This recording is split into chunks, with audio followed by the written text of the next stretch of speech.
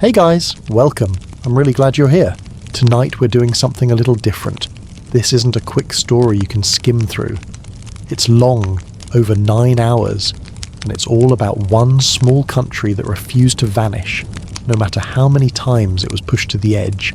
Vietnam, a place invaded for centuries, colonized, divided, burned to the ground, and yet somehow never broken. We'll walk through every major war this country has lived through, from ancient legends and uprisings to foreign invasions and modern revolutions. The pace won't be rushed. There won't be dramatic twists or shouting. Just a steady, quiet unfolding of what really happened and how people kept going through it all. Before we get started, if this kind of storytelling speaks to you, feel free to like the video and subscribe. No pressure at all, only if it genuinely feels right to you. And I'd love it if you told me in the comments, where are you listening from? And what time is it where you are? There's always something special to see people tuning in from all over the world. Some lying in bed, some sipping warm tea, just letting the night settle around them. Just one quick note before we begin. Your screen will gradually fade to black. That's completely intentional. Blue light from screens can confuse your brain. It tells your body that it's still daytime. It blocks melatonin, the hormone that helps you relax and fall asleep. So we're easing that light away to help your mind settle and your body let go. So now, if you can turn off the lights, maybe switch on a fan, that gentle humming in the background really does help. Get comfortable, take a breath. And together, let's begin this journey into the long, haunted, and unshakable history of Vietnam. Let's begin. Vietnam's story is one of a deep and ancient culture. Archaeologists tell us this land has been inhabited since the Old Stone Age, some 11,000 to 23,000 years ago, in that distant past. The first Vietnamese people lived as hunter-gatherers in a tropical ecosystem, a world rich with plants and animals. Over time, their tools evolved. Stone gave way to metal. The development of wet rice cultivation led to the rise of the Bronze and Iron Age civilizations, most notably the Jong-son culture in the northern delta, around 800 BC. As labour became more productive, surplus food created the concept of private property. From there, primitive society slowly transformed into one with class structures, and eventually, a state. Modern science has shown that humans evolved from hominids over tens or even hundreds of thousands of years, but every nation, every people, wants a more noble origin story, and so, myths and legends are born. Around the world, these tales often tell of humanity's creation by gods. In Greek mythology, Prometheus crafted man from clay. In Chinese mythology, the goddess Nhua moulded people from mud. And in Vietnamese tradition, history begins with a story of dragons and fairies. Legend says the first ancestor of our people was Kin Duong Vuong. He became king around the year 2879 B and C, and his kingdom was called Zich Quy. His territory was vast, stretching from the Yangtze River in the north to Champa in the south, from the East Sea to Bathuk in the west. Kin Duong Vuong married the daughter of the dragon god of Dongting Lake, and she bore him a son, Sung Lam. Sung Lam took the throne and the title Lac Long Quan, the dragon lord of Lac. He then married Ao Ko, the daughter of a northern king, who gave birth to a sack containing 100 eggs. From these eggs hatched 100 sons. One day, Lac Long Quan said to Ao Ko, "I am of the dragon race. You're of the fairy race. Water and fire cannot live together in harmony." They decided to separate. 50 children followed their mother to the mountains. 50 followed their father to the sea. They divided the lands among them to rule, and they became the ancestors of the Bach Viet tribes. The eldest son, who followed his mother to the land of Phong Chau, now Viet Tri, Phu Tho, was honoured as the king. He was called Hung Vuong, and he named his country Vân Lang. The Hung king divided the country into 15 regions, placing his brothers in charge. Civil officials were known as Lac Hao, and military leaders as Lac Tuong. The king's sons were called Quan Lang, his daughters, Mi Nguyen. Life was simple. People lived in wooden stilt houses. They wove mats from grass and made clothes from tree bark, on normal days. Men were bare-chested and wore loincloths. While kings and officials wore an additional two-piece garment, women wore skirts for production. They grew wet rice and domesticated livestock. Their tools included plowshares and bronze utensils. Their weapons were axes. They travelled by boat. Their spiritual life included customs like tattooing, teeth blackening, and betel nut chewing. They worshipped their ancestors and the forces of nature, mountain gods, river gods, wind gods. During festivals, they wore feathered headdresses, played horns, beat drums, danced, and held boat races. Much of what we know about this Hongbang period comes from legends. While their accuracy is uncertain, passed down through generations by word of mouth, they reveal aspects of the cultural and political life of the time. The legend of the square and round cakes, Ban Chung and Ban Giai, hints at the politics. The Hung kings held public contests to find a successor in agriculture. It shows that the ancient Vietnamese had developed wet rice farming and animal husbandry. Philosophically, the cakes symbolised a cosmology, the square, green earth and the round, white sky, the legend of Son Tin, the mountain spirit, and Tui Tin, the water spirit, speaks to the natural disasters the ancient Vietnamese faced. Their desire for the water spirit to lose reflects a time when the tropical forests in the Midlands and mountains were still intact. There, people could easily fight off wild animals, even hunt them. But in the lowlands, travel was difficult. The rainy season brought floods. Water monsters hid in the unpredictable rivers. Conquering the rivers and the plains was a harder, later struggle. The legend also shows how important figures, those who helped the people fight nature, were deified. Yet these gods still had human emotions, marrying the daughters of the Hung kings. The practice of offering rare and precious tributes as a measure of value was already common. The legend of the heavenly king of Pujong describes an invasion by the Un tribe during the reign of the 6th Hung king. It shows the spirit and strength of the Vietnamese people in their fight to defend their land. Other legends, like that of Mayan Tiem, describe the exploration of the southern lands and the discovery of a new fruit, the watermelon. The story of the betel nut and the areca palm explains the custom of chewing betel. It is said that one Hung king had a daughter of exceptional beauty named Min Wong. The king of the neighbouring U Viet people, Thuc Vuong, heard of her and sent envoys to ask for her hand. The Hung king wanted to agree, but his official, Lac Hao, advised him. Thuc only wants to take our country. Marriage is just an excuse. Denied. The furious Thuc king commanded his descendants to destroy Vân Lang.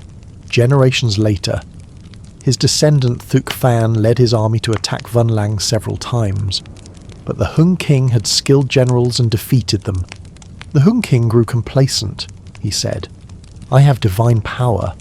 Why should I fear the Thuc?" He indulged in feasts and neglected military affairs.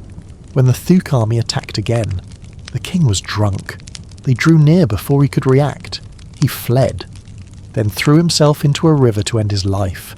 His generals surrendered, and so, in 257 B.C., the country of Vân Lang was lost.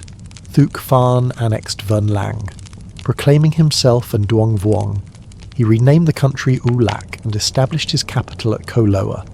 He quickly stabilised the army and sought out talented men. The former chieftains of Vân Lang kept their positions. The state apparatus of U Lac was not much different, but the king's authority was stronger, his rule tighter. During this time in China, Qin Shi Huang had unified the country after the Warring States period. He then sought to conquer the Bach Viet tribes to the south. The Qin dynasty mobilised 500,000 soldiers in 5 armies. In 218 B.C., the Qin general Zhou Thu reached the lands of the Western O, killed their chieftain, and advanced into Lac Viet, and Duong Vuong led the people in resistance, wherever the Qin army went. The people of U Lac practiced scorched earth tactics after years of fighting. The Qin army faced severe food shortages. Only when they were exhausted did the U Lac army attack. Whether advancing or retreating, the Qin were ambushed. Thuc Phan's forces launched surprise raids with crossbows. Zhou Thu, regretting not seizing his chance earlier, was killed in battle without their commander. The Qin army fell into chaos and fled back north. The historian Sima Qian described their plight. They were stuck in useless land, unable to advance or retreat. Men wore armour. Women had to transport supplies. Life was unbearable. People hanged themselves on the roadside trees. The dead lay everywhere after this victory. Thuc Phaen's fame spread. To strengthen his defences, he had his soldiers and people build the Koloa citadel, a fortress equipped with formidable weapons. He ordered his generals to train tens of thousands of soldiers in archery, often supervising them himself. The crossbows of Ulak became legendary, said to be invincible. Rivaling the cavalry of the Xian, the magic crossbow became the nation's ultimate weapon. Legend says Nduang Vuong tried to build the citadel many times, but it kept collapsing. Then, a golden turtle spirit appeared and crawled in circles at the base of the wall. The king ordered the wall built along the turtle's tracks, and it stood firm. The golden turtle then gave the king one of its claws, telling him, "Keep this claw to make a trigger for your crossbow. In times of war, a single shot can kill 1,000 enemy soldiers." Around 278 BC, the Qin dynasty in China was weakening. Feudal lords rose up, carving out territories in Nanhai Commandery. The governor fell ill and passed power to his deputy, Trio Jia. Trio Jia used the opportunity to kill all the Qin officials in the region, raise an army, and seize neighbouring commanderies. He declared himself king of Nam Viet, officially breaking away from the Qin. To expand his territory, Trio Jia attacked Ulak, according to legend. He tried many times but failed. Seeing that military force was not working, he sued for peace and sent his son, Trong Thui, as an envoy during his stay. Trong Thui met Mi Chao and Nduang Vuong's beautiful daughter. They fell in love. Seeing this, the king was pleased and married his daughter to Trong Thui. Later, Trong Thui coaxed Mi Chao into showing him the magic crossbow.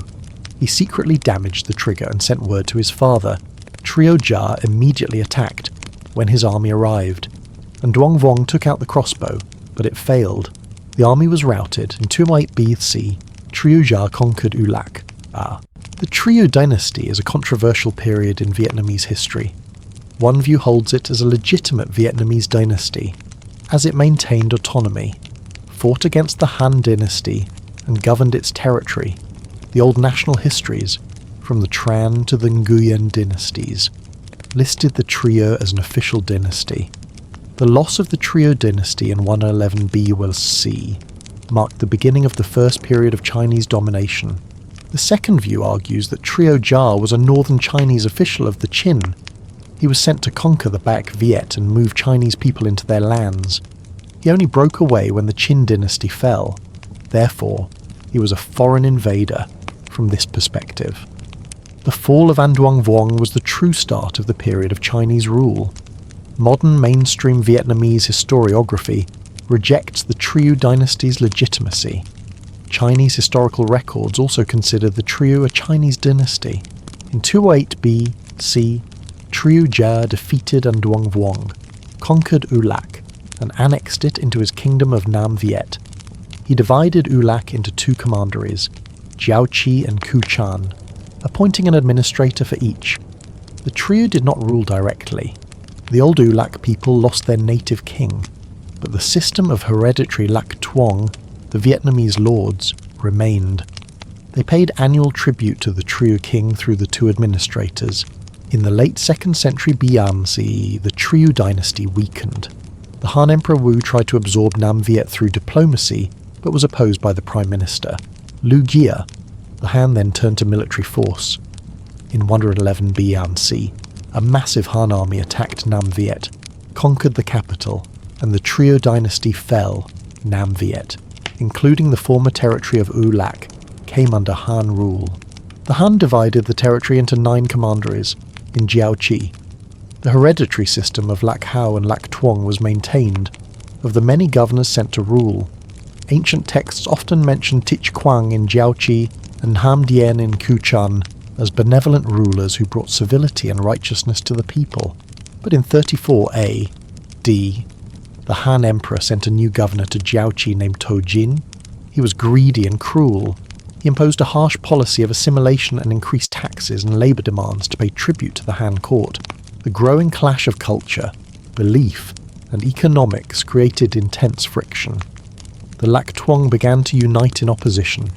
Among them were Trung Trak from Mi Lin and her husband, Thi Sac from Chu Dien. Trung Trak and her sister, Trung Ni, were strong-willed women who refused to be bound by the laws Tojin imposed. The two families joined forces to resist Han rule, gathering support from many other local leaders. Faced with this rising opposition, Tojin had Tisash killed, hoping to crush the rebellion before it began. But the death of her husband only strengthened Trung Trak's resolve. In the year 39, Trung Trak and Trung Ni gathered their generals for an oath-swearing ceremony. Before her troops, Trung Trak declared, "First, I will avenge my country. Second, I will restore the line of Hung. Third, I will avenge the wrong done to my husband. Fourth, I will see this work through to the end." In February of the year 40, the Trung sisters officially launched their rebellion. Their army first attacked the Han administration in Mi Lin, then captured the ancient citadel of Ko Loa. From there, they swept across the rivers to attack the Han headquarters at Lui Lao. The uprising spread like wildfire. Han officials, unable to react, fled north. Tojin panicked. He shaved his head and beard, disguised himself among the chaotic crowd, and abandoned his official seal to escape. He was later brought to justice by the Han. The rebellion was met with widespread support. After Lui Lu fell, other citadels quickly surrendered. The uprising spread to the commanderies of Kuchan, Nat Nam, and Hop Pho. The sisters captured 65 cities in the Lin Nam region. With victory secured, Trung Trak took the throne, calling herself Trung Vuong, the Trung Queen. She established her capital at Mei Lin. Trung Ni was named co-ruler. Their victory ended the first period of Chinese domination. They ruled for 3 years. It was a short reign, spent preparing for the inevitable Han counterattack. They largely maintained the previous administrative system, but with Vietnamese in charge, Trung Vuong granted a 2-year tax exemption to the people. The laws were not yet written down. Historians believe they governed by restoring the customary laws of their ancestors. In the year 42, the Han court ordered a massive invasion. The veteran general Ma Yuan was put in command of a 20,000-strong army, which advanced by land and sea. The Trung sisters led their army to meet the Han forces at Lung Bak. The battle was fierce. The Han soldiers, unaccustomed to the southern climate, suffered heavy losses, but after a long fight, the sisters' army, less equipped and experienced, could not hold out against Ma Yuan's elite troops. In April of 43, the Vietnamese army was defeated.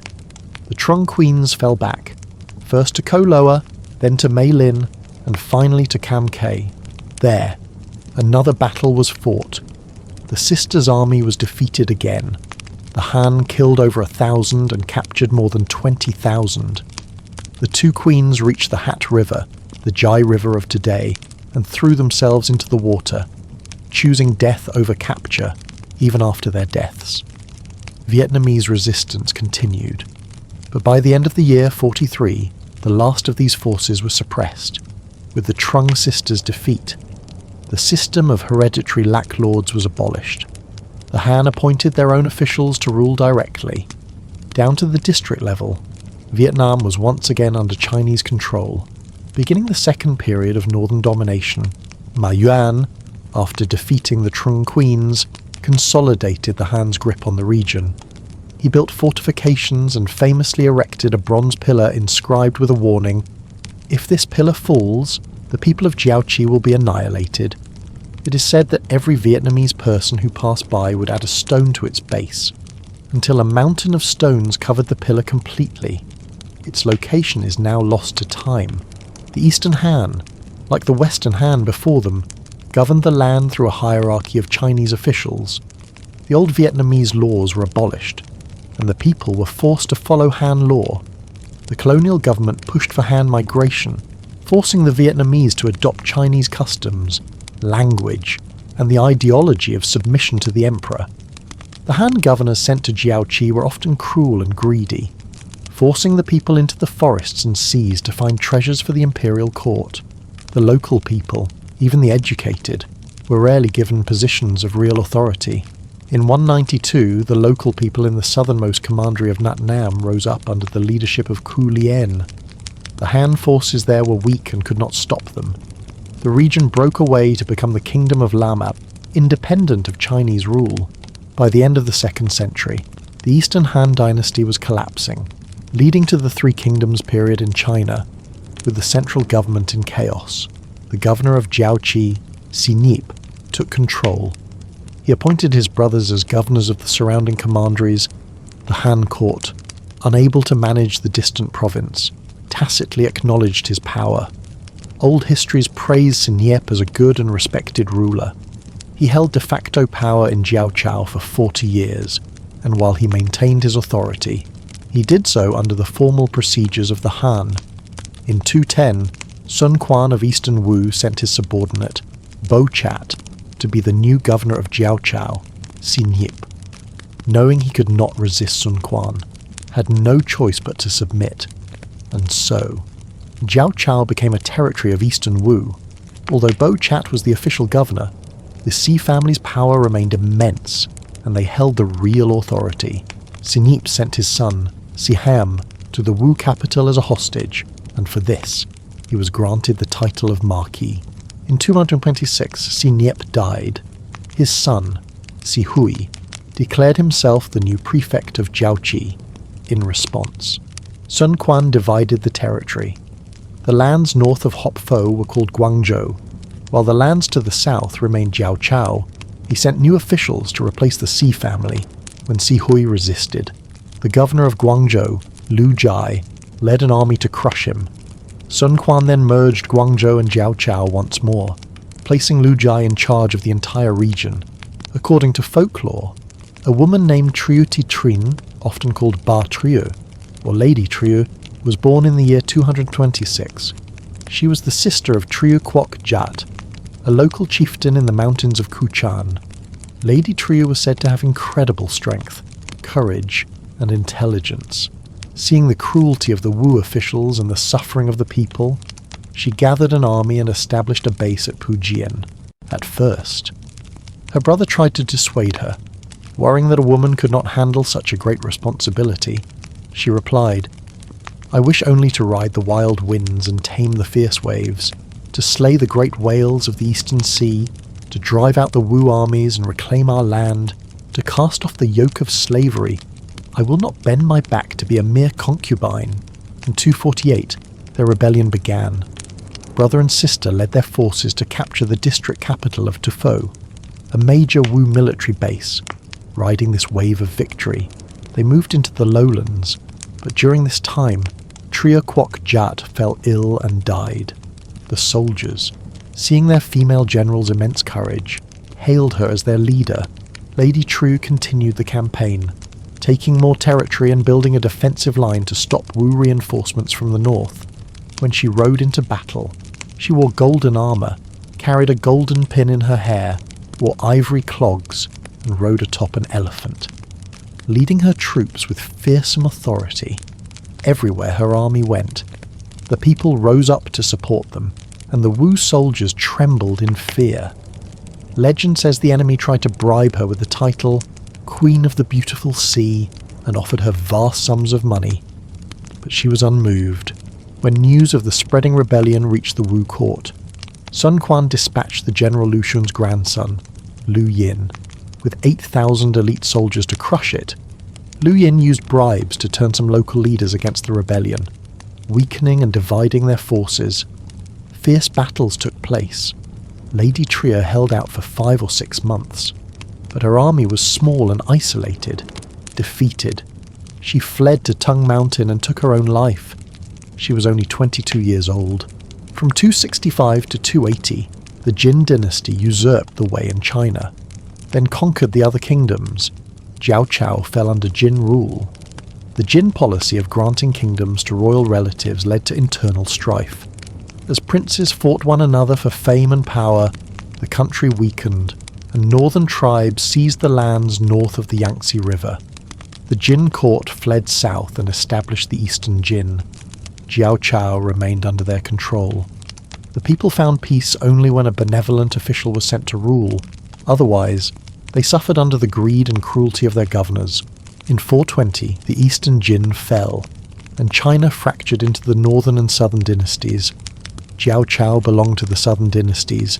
During the Liang dynasty, a governor named Xiaozi was sent to Jiao Chao. He was a brutal man, and the people despised him. At this time, a man named Li Bi, from a family of local chiefs, was serving as a military supervisor, seeing Xiaozi's tyranny. Li Bi began to gather heroes and talented men for a rebellion. As his power grew, Xiaozi tried to bribe him to save his own skin, then fled. Li Bi took the capital, Longbien. In late 542, the Liang Emperor sent an army to crush him. The commanders, citing the miasma of spring, wanted to wait until autumn, but they were urged on by other officials. Li Bi met them proactively at Hop Fo and dealt them a devastating defeat. 6 or 7 out of every 10 Liang soldiers were killed. The commanders were forced to commit suicide the following year. The king of Lamap to the south tried to take advantage of the chaos, but Li Bi sent his veteran general Pam Tu to drive them back.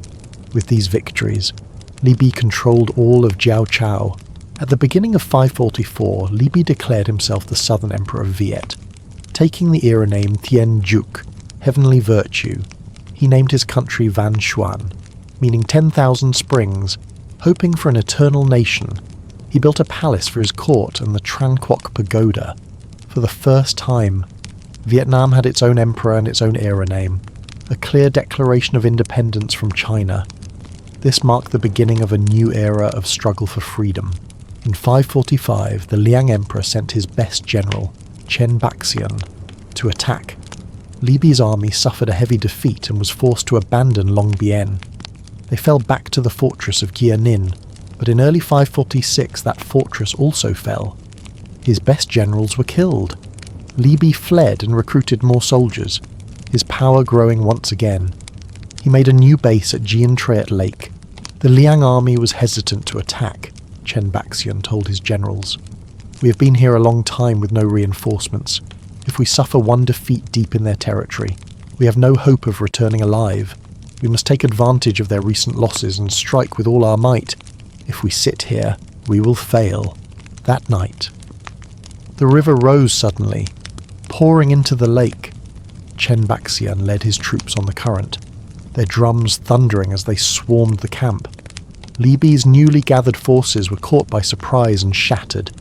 He handed command of the army over to his general, Tria Quang Phuc, and retreated into a remote grotto to regroup. Tria Quang Phuc fought Chen Baxian to a standstill, but Chen's army was large, and he was a brilliant commander, realizing he could not win by force. Tria Quang Phuc retreated into the Da Trak swamp.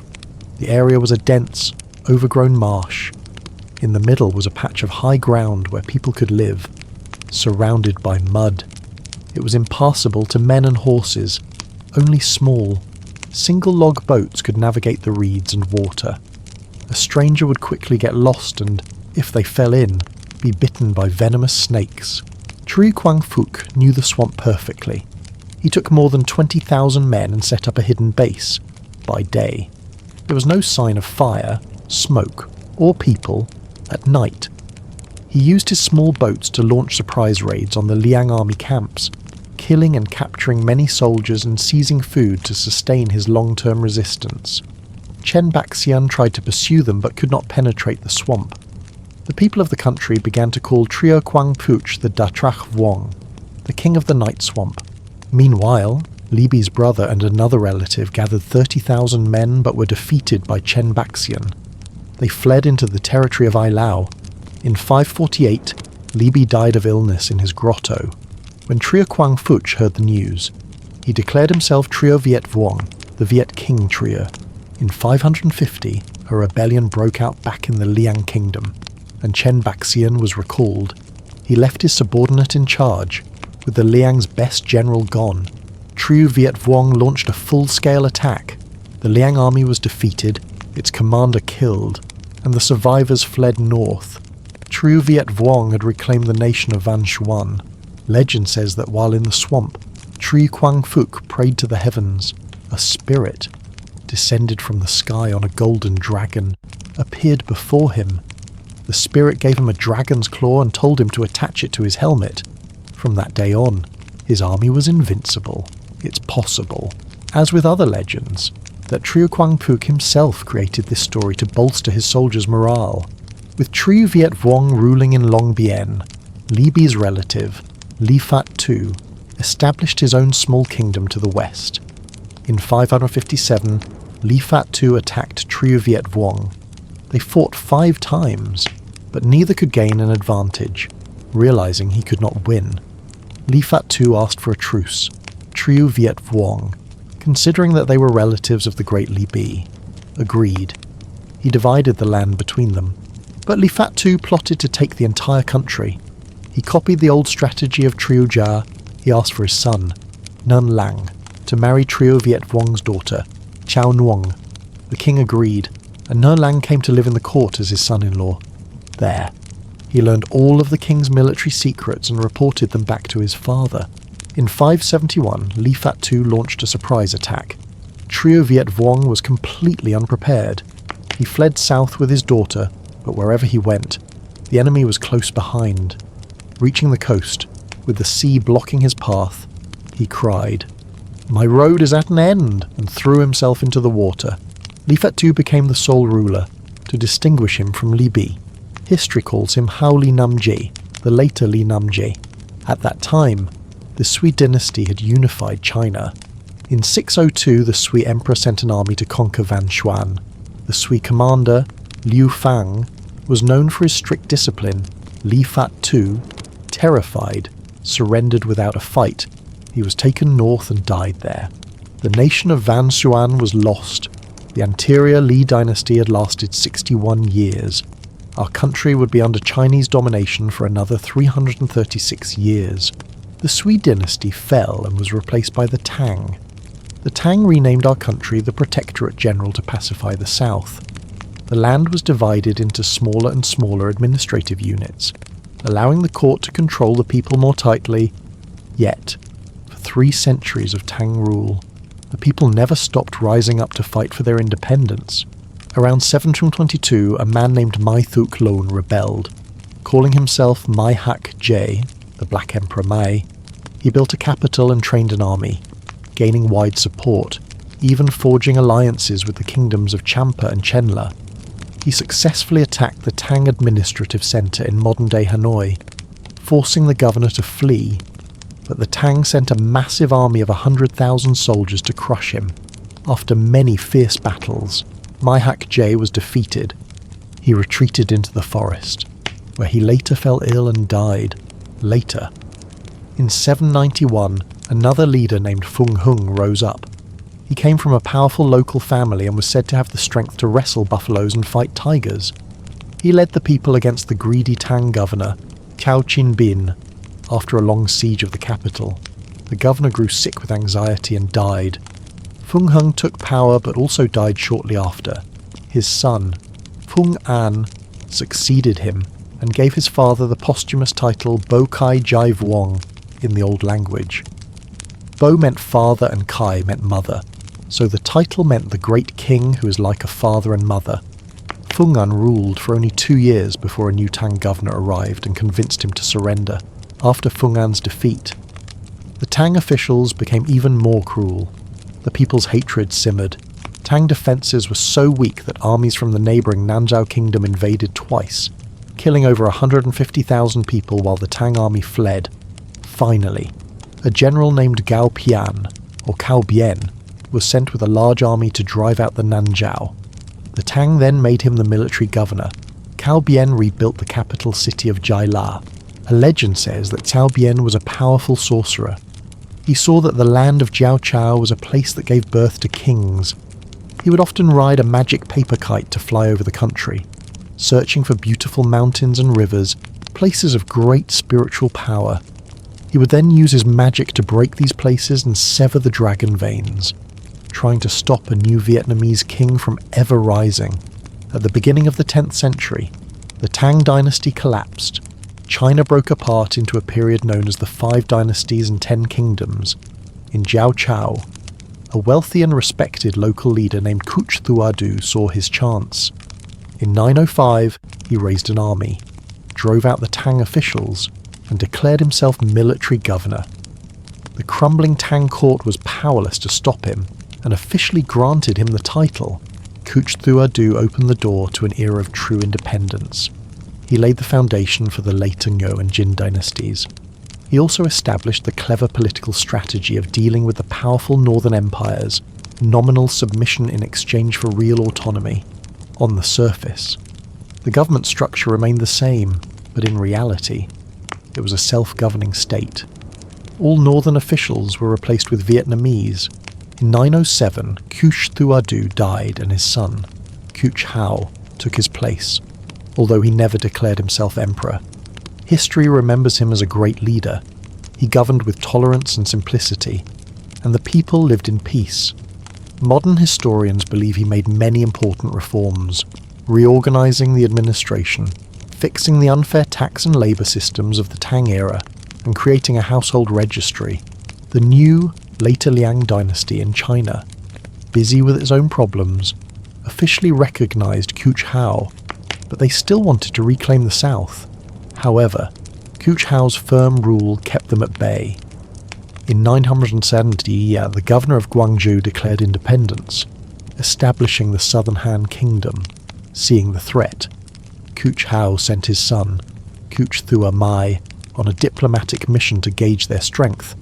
Thanks to this soft diplomacy, the Southern Han left them in peace. When Cuch Hao died at the end of 917, his son Cuch Thua Mai succeeded him. But Cuch Thua Mai made disastrous mistakes. Internally, he abandoned his father's popular policies of leniency, imposing heavy labour on the people and losing their support. Externally, he made a fatal miscalculation. He decided to ally with the distant later Liang dynasty while antagonising his immediate neighbour, the Southern Han. He openly called the Southern Han a pseudo-court. In 923, the later Liang dynasty was destroyed by another state, the Southern Han king. Long angered by Cuch Thua Mai's insults, now saw his chance. In 930, he sent an army to invade. Without the support of his own people, and with his foreign ally gone, Cuch Thua Mai was easily defeated. He was captured and taken to the Southern Han capital. The era of the Cuch family was over. Chinese histories record that the Southern Han king sought to humiliate him, asking, "You used to call me a pseudo-court. Now you are my prisoner." And so, Cuch Thua Mai was captured. His hands were bound. He was forced to surrender and live out his days in exile in the lands of the Southern Han. Though his own contribution was minor, future generations remembered the efforts of his father and grandfather, honouring him as the last of the Nguyen Lords. Their family had ruled for 3 generations, a total of 26 years. After capturing Cuch Thua Mai, the Southern Han king appointed Li Tian as the new governor of Jiao Chao, but a man named Duangjin Nge, a former general under the Cuch family from Aichao, plotted his revenge. In 931 he adopted 3,000 sons, training them as an elite force and gathering heroes to his cause. He rallied them with a call for justice. The governor, Li Tian, grew fearful and sent an urgent message to the Southern Han court. That same year, Duangjin Nge besieged Li Tian's citadel. The Southern Han sent General Tran Bao with a relief force, but by the time they arrived, the citadel had already fallen. Li Tian had fled back to his homeland. Tran Bao laid siege to the city, but Duangjin Nge led his forces out, fought, and killed him. Duangjin Nge took control of the region and declared himself the Tin Hai Army's governor-general. Among his followers was a man named Qiu Kong Tien. He had been a powerful chief in his own right, and joined Duangjin Nge's rebellion against the Southern Han. When Duangjin Nge became the de facto ruler, he entrusted Qiu Kong Tien with the defense of Fengchao. In 937, that trust was broken. Tien assassinated Duong Jingge, seized power, and declared himself the new governor-general. This betrayal outraged officials across the land. They refused to submit to him. One of these officials was Quyen. He was not only a general under Duong Jingge, but also his son-in-law. When Quyen heard of the assassination, he gathered his forces to punish the usurper. Terrified, Tien sent emissaries to the southern Han, begging for their help. The southern Han king, Liu Yan, saw his chance. He decided to invade for a second time. He sent his own son, the Prince Liu Huangthao, ahead with a naval fleet, while he himself would follow with the main army. But before the southern Han could arrive, Quyen had already captured and executed Tien. Huangthao's fleet sailed into the mouth of the Bach River, facing this threat. Quyen gathered his commanders. "Huangthao is just a foolish child," he told them. "He leads an army that is exhausted from a long journey.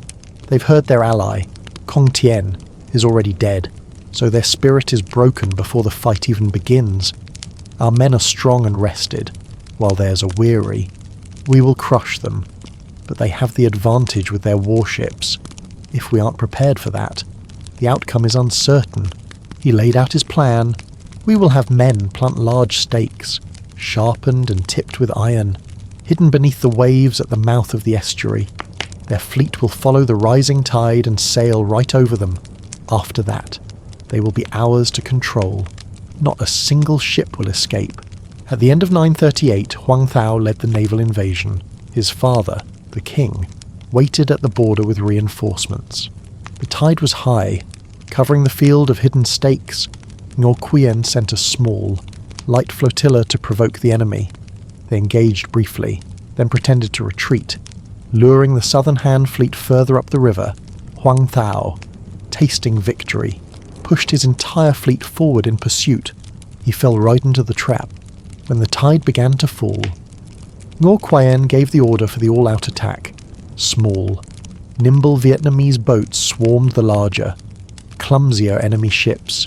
From both banks of the river, archers rained down arrows. The southern Han fleet panicked and tried to flee back to the sea. But now, the tide was low. The iron-tipped stakes were exposed. Their large warships were impaled, one by one, breaking apart on the spikes. The enemy soldiers were either killed in the fighting, drowned in the river, or captured. Liu Huangthao himself was killed in the chaos. The entire battle was decided in the span of a single tide. A massive, arrogant invasion force was annihilated at the mouth of the river before a single soldier had set foot on shore. The southern Han king, waiting at the border, heard the news of his son's death and the fleet's destruction. Stunned and heartbroken, he gathered his remaining troops and retreated. The victory at the Bach River in 938 was a monumental turning point. It officially ended more than 1,000 years of northern domination and ushered in an era of true independence for the Vietnamese people. It was the final, decisive victory in a long, brutal struggle for freedom. In 939, Quyen ascended to the throne, calling himself King Ngo. He established the new dynasty and set his capital at Ko Loa. Throughout the 1,000-year occupation, Chinese dynasties had relentlessly tried to assimilate the Vietnamese people, to turn Vietnam into just another province of China. The people suffered under heavy taxes and the rule of greedy, cruel governors, sparking numerous rebellions. There were brief moments of independence, lasting a few years, but the country was small, its people few, and internal divisions often led to failure. A few Chinese administrators ruled with integrity, but they were the exception. During this time, Chinese culture flowed into the country. Many Chinese immigrants settled, married Vietnamese women, and gradually integrated into society. Their descendants became Vietnamese. The end of the occupation opened a new chapter. In 939, after killing the traitor Tien and crushing the southern Han invaders, Quyen established his court at Ko Loa. He made Lady Duong his queen and established the ranks and rituals of a royal government. The kingdom was smaller now, consisting of 8 provinces instead of the 12 under the previous administration. His direct power was concentrated in the northern Midlands and Red River Delta, while the Highlands remained autonomous regions ruled by local chieftains who only had to pay tribute. Loyal commanders and local lords were granted titles and land. Quyen ruled for 5 years. He died in 944 at the age of 46. His brother-in-law, Duong Tam Ka, seized the throne for himself. Quyen's eldest son, Ngap, fled and hid with a powerful local family. Duong Tam Ka sent troops to capture him 3 times but failed, so he took the younger son, Vern, and adopted him, perhaps with the intention of one day returning power to the Ngo family. But under Duong Tam Ka's rule, the country began to fracture. Warlords rose up, refusing to submit. The land fell into chaos. In 950, Duong Tam Ka sent the young Ngo Vern on a military campaign. But halfway there, Vern convinced his generals to turn back and overthrow his uncle. He didn't kill Duong Tam Ka, but stripped him of his power. Ngo Vern then took the title of king and sent for his older brother, Ngap, to return and rule with him. They reigned together as the later Ngo kings. But even with the rightful heirs back on the throne, the warlords did not submit. One of these defiant figures was Jinbo Lin. From the mountainous region of Hoa Lu, his father had been a general under Duong Jin Nge as a child. Jinbo Lin was a natural leader, organising the other shepherd boys into mock armies, using reeds for flags. When the 2 Ngo kings took power in 951, Jinbo Lin, secure in his mountain fortress, refused to bow to them. The kings wanted to attack, so Jinbo Lin sent his own son, Jin Lien, to the capital as a hostage to forestall the campaign. But the kings were insulted that Jinbo Lin himself did not come to pay tribute. They arrested Jin Lien and marched on Holu anyway. The battle raged for over a month with no clear winner. Frustrated, the kings had Jin Lien tied to the top of a tall pole and sent a message to his father: "Surrender, or your son dies." Jinbo Lin was enraged. "A true man seeks to build his own destiny," he shouted. "He does not act like a sentimental woman, weeping over a child." He then ordered a dozen of his best archers to aim at his own son. The 2 kings were shocked. "We held his son hostage to make him surrender," they said, "but he is so ruthless. What good is his son to him?" They spared Jin Lien and withdrew their army. After this, the older brother, Ngo Gap, became increasingly tyrannical, sidelining his younger brother, but 3 years later, in 954, he died, leaving Ngo Vern to rule alone. Rebellions continued. Ngo Vern fought to hold the kingdom together, but in 965 he was killed in battle by a crossbow bolt. The country shattered.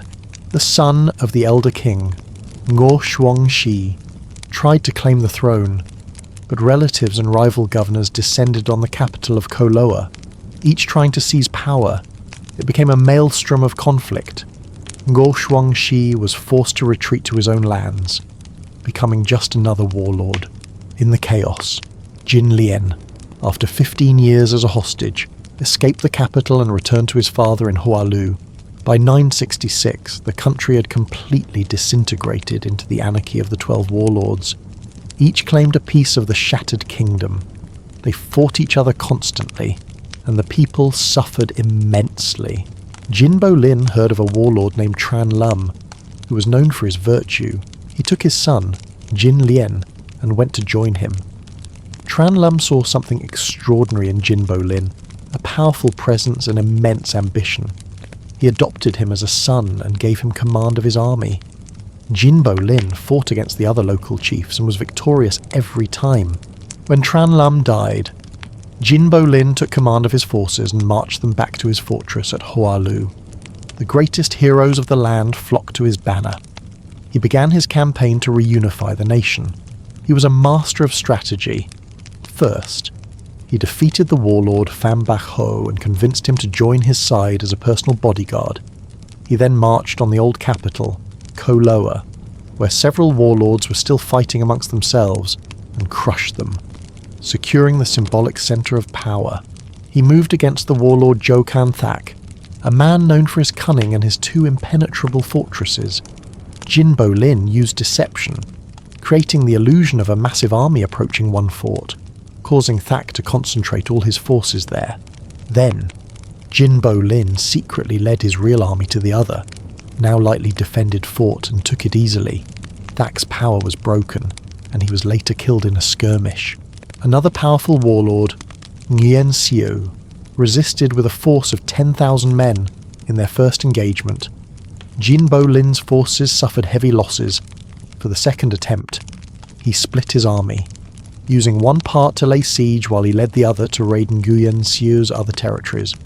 Forcing the warlord to stretch his forces thin, Nguyen Lords tried to move part of his army across a river to link up with allies, but a sudden storm sank his boats. Seizing the moment, Jinbo Lin sent infiltrators into the enemy camp. When the main attack began, the infiltrators set fires from within, causing mass panic and a swift collapse. One by one, he defeated them. Some were killed in battle, some fled, only to be cut down by local rivals. He chased them from the mountains of the north to the coasts of the south. He used a shrewd combination of military force and political maneuvering. When his own forces were weak, he made alliances. When he was strong, he offered clemency to the descendants of the Nyo kings to win the hearts of the people. Within a few years, Jinbo Lin had defeated or subdued all 11 other warlords. He was hailed as the ever-victorious king. His victory was a triumph for the idea of a unified nation, an expression of the people's desire for independence and an end to chaos. His timing was critical. Soon after he unified the country, the powerful Song dynasty in China conquered the southern Han. Bringing their empire right to the Vietnamese border, had the country remained fractured, it would have surely been swallowed once more by the north. In 968, the wars were over. Jinbo Lin ascended the throne, taking the title of Emperor Jin Tian Huang. He named his country Jai Ko Viet and established his capital not in the old centre of Ko Lower, but in his rugged, defensible mountain fortress of Hua Lu. He built a palace, established a court, and organised a government. He named his loyal generals to high positions. In 970 he established the reign title Thai Bin, meaning Great Peace, and ordered the minting of the very first coins in Vietnamese history. To govern a nation just emerging from anarchy, he used harsh laws. A large cauldron was placed in the palace courtyard, and tigers were kept in cages nearby. He decreed that anyone who broke the law would be thrown into the boiling cauldron or fed to the tigers. Fear bred obedience. He organised a national army of nearly 1 million men, based on a system of universal military service tied to agriculture, soldiers in war, farmers in peace.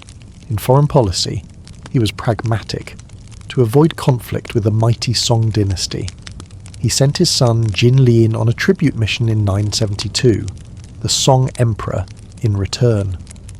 Formally recognised Jin Tian Huang as a vassal king, this established a clever diplomatic precedent that would last for centuries. Vietnamese rulers would be emperors within their own borders, but accept the title of king when dealing with China to maintain peace, while others before him had claimed the title of emperor. Their reigns were short-lived, and the country had not yet truly broken free. Historians agree that Jin Tian Huang was the first emperor of a truly independent and unified Vietnamese state, but his end was tragic. He made a fatal mistake. He bypassed his eldest son, Jin Lin, the son who had fought by his side through all the wars, and named his youngest son, Hang Lang, as crown prince. Jin Lin was consumed by rage and had his young brother assassinated. In 979, a court official named Zhou Teach had a dream that a star fell into his mouth. He took it as a sign that he was destined to be king. One night, he found Emperor Jin Tian Huang drunk and asleep in the palace courtyard. He snuck in and murdered the emperor. Then he killed the prince, Jin Lien, as well. Jin Tian Huang had ruled for 11 years. He was 56 years old. The court executed Zhou Teach for his treason and placed the emperor's only surviving son on the throne. He was a boy of 6 named Jin Tuan, his mother. The Empress Dowager Duong Van Ya ruled as regent. But real power fell into the hands of the army's commander-in-chief, a general named Le Huan. Le Huan began an affair with the Empress Dowager. The old loyal generals of Jinbo Lin, men like Jin Jian and Nguyen Bach, saw this as a grave betrayal. They raised an army to remove him, but Lê Hoan defeated and killed them all. To the north, the Song dynasty heard the news. The great emperor was dead, his heir a mere child. Seeing an opportunity, they amassed a huge army at the border, preparing to invade, facing the threat of foreign invasion. With a child on the throne, the Empress Dowager Duong Van Nga and the remaining court officials made a decision. They ceremonially deposed the boy king and offered the throne to the only man strong enough to defend the nation, General Lê Hoan. He became Emperor Lê Jai Han. The Jin dynasty, after just 2 generations and 12 years, came to an end. The boy, Jin Tuan, would live for another 20 years as a prince in the new court, only to be killed by a stray arrow during a campaign at the age of 27. Jin Tian Huang's legacy was monumental. He had crushed the 12 warlords, unified the country, and became the first true emperor of an independent Vietnam, establishing a centralized monarchy that would define the nation for 1,000 years. The national revival was complete, from the Cooch clan, who only called themselves regional governors, to No Quyen, who declared himself king, and finally to Emperor Jin, who took the highest title. Even though some rulers during the period of northern domination had claimed the title of emperor, they all fell to foreign invaders. It wasn't until the Jin dynasty that a Vietnamese leader truly reached the pinnacle of power and title, affirming the solid standing of a unified, independent nation. This forced the northern courts to officially recognize Vietnam as an independent state in their ceremonial edicts. From Jin Tian Huang onward, the kings no longer called themselves governors or kings, they all claimed the title of emperor. Jin Tian Huang was the emperor who laid the foundation for the first centralized feudal state in Vietnam. For this, he is known as the one who established the legitimate dynastic line in history. Lê Hoan was born in 941. His father was Lê Mich. His mother was Giang Thi. Historical accounts differ on his homeland. Some say Trung Chau in Ninh Binh, others Ai Chau in Thanh Hoa. When he was young, a local official saw his potential and adopted him, raising him as his own son. Growing up, Lê Hoan served under Nam Viet Vuong Jin Lien. He had a free spirit and great ambition. The warlord Jinbo Lin praised him as a man of courage and intellect, certain he would achieve great things, and put him in command of 1,000 soldiers in 968 after suppressing the rebellion of the 12 warlords. Jinbo Lin ascended to the throne as Emperor Jin Tian Huang, naming the country Jaico Viet. Lê Hoan was appointed general of the 10 circuits. In 979, both Emperor Jin Tian Huang and his son Jin Lien were assassinated. The court placed the 6-year-old Jin Toan on the throne as Emperor Jin Pei Jie. Lê Hoan became regent, handling state affairs with the title of vice-king. The high-ranking ministers, Jin Jian, Nguyen Bach and Pham Hap, saw Lê Hoan's growing power and suspected he would harm the young emperor. They raised an army against him, but Lê Hoan defeated and killed them all. Meanwhile, in the north, the Song dynasty had unified China after the chaotic 5 dynasties and 10 kingdoms period. In the 5th month of 980, a Song envoy returned from Jaico Viet and reported on the turmoil. By the 8th month, the commander of Yong Prefecture, Haon Han Bao, sent a letter to the Song emperor. He reported the internal strife in Jaico Viet, arguing it was the perfect time to invade. The Song emperor, Tong Thai Tong, agreed. He ordered immediate preparations for war and issued an edict to punish Jaico Viet. The Song court established a command headquarters for the expedition, with Haon Han Bao as commander-in-chief of both land and naval forces. Their plan was to conquer Jaico Viet and turn it into a province of the Song Empire.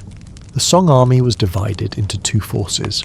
The naval force, led by Haon Han Bao, would advance from the sea through the Bach Jiang estuary and up the Luk Jiao River.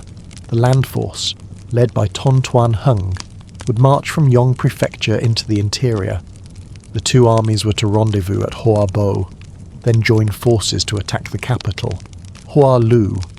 The total Song force numbered around 30 to 40,000 men. Hearing the news of the impending invasion, the Empress Dowager Duong Van Ngan ordered Lê Hoan to select brave warriors for battle. Pham Kyu Luong was made the Grand Commander. As the court debated its strategy, Pham Kyu Luong and his generals, dressed in armour, marched directly into the inner court. He spoke to the assembly. "The law rewards those who punish traitors. Our lord is a child. Even if we give our lives to stop the invaders, who will recognise our sacrifice? It is better to first elevate the general of the 10 circuits to the throne, and then march out to war."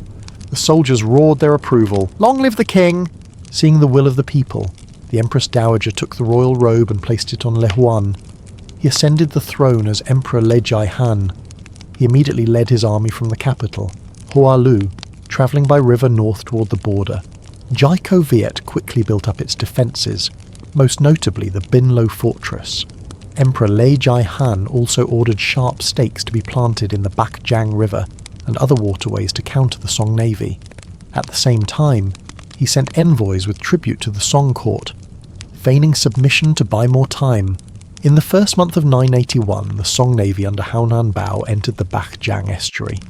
They were immediately met by a fierce, coordinated attack from Jaiko Viet's land and naval forces. The enemy fleet was thrown into confusion, but the Song army was large, and our forces were at a disadvantage. They captured 200 of our warships and killed over 1,000 soldiers, though they suffered losses. Haonan Bao's fleet broke through the stake-filled battlefield and captured the Bach Jang River. They set up their command post there, waiting to coordinate with the land forces.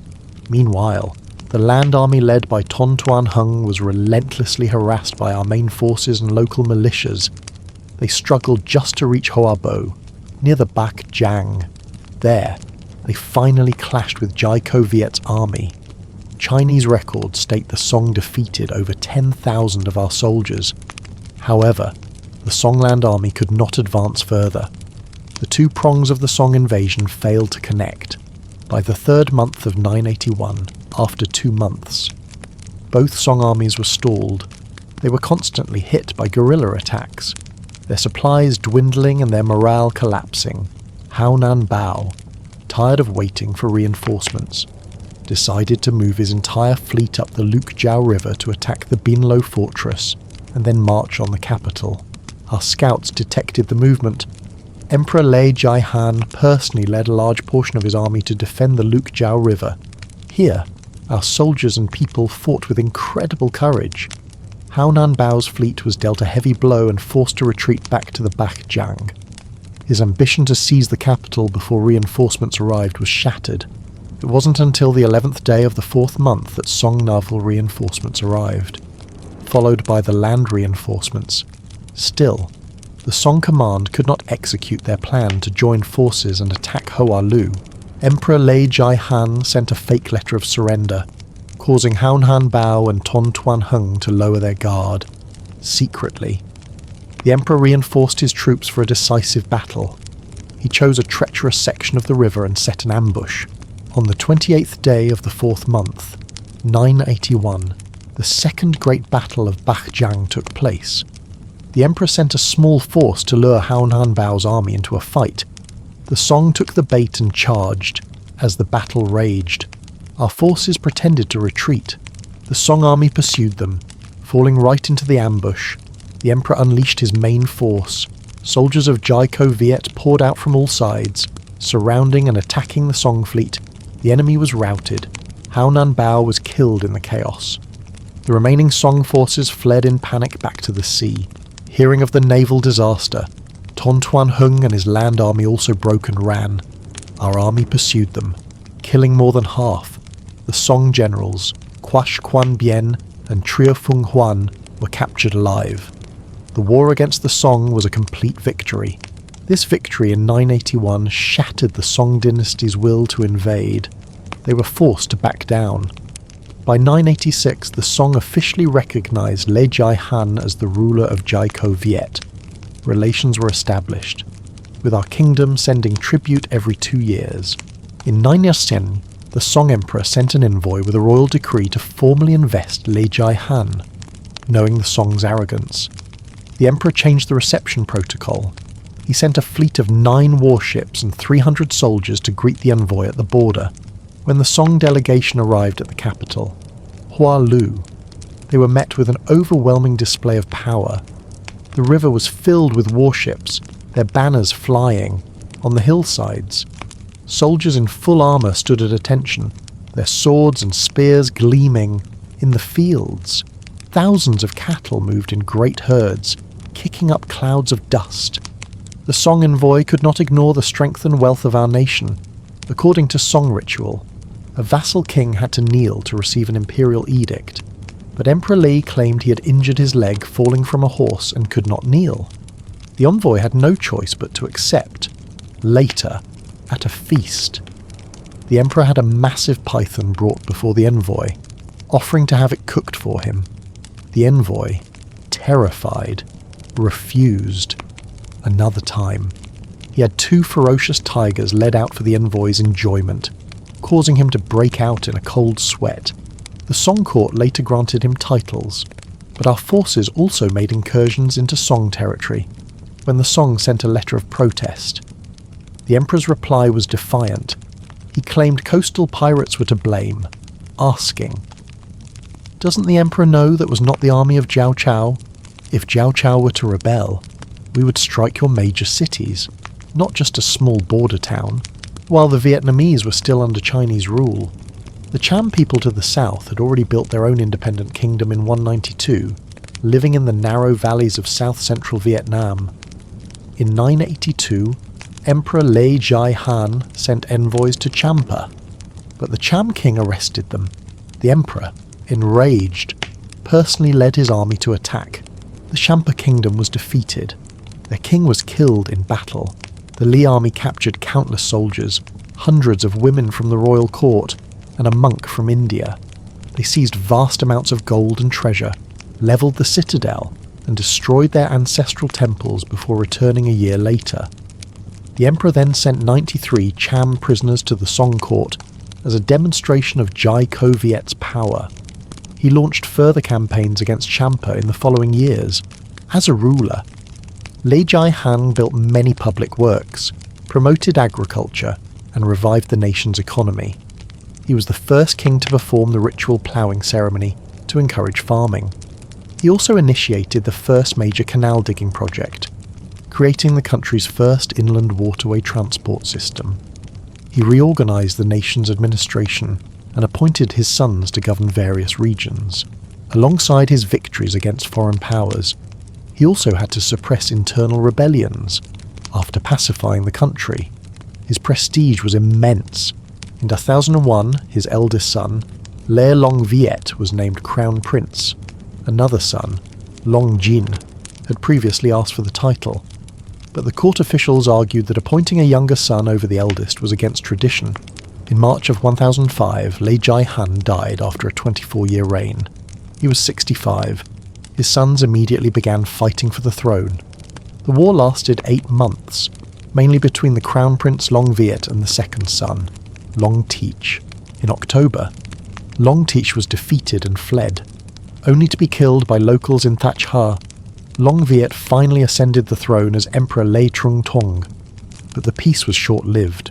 3 days into his reign, his own brother, Lei Long Jin, sent an assassin to climb the palace walls and murder him for the throne.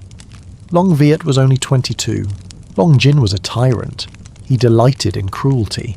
He would place a sugarcane on a monk's head and peel it, accidentally cutting the monk's scalp just to see the blood and laugh. His debauchery led to a disease that left him unable to sit, so he had to lie down to hold court, earning him the name the Reclining Emperor. In 1009, Lei Long Jin died. His own son was just a child. The court officials, seizing the opportunity, enthroned Li Kong Wan, a high-ranking commander, thus founding the Li Dynasty. The early Li Dynasty had lasted for 3 rulers, a total of 29 years.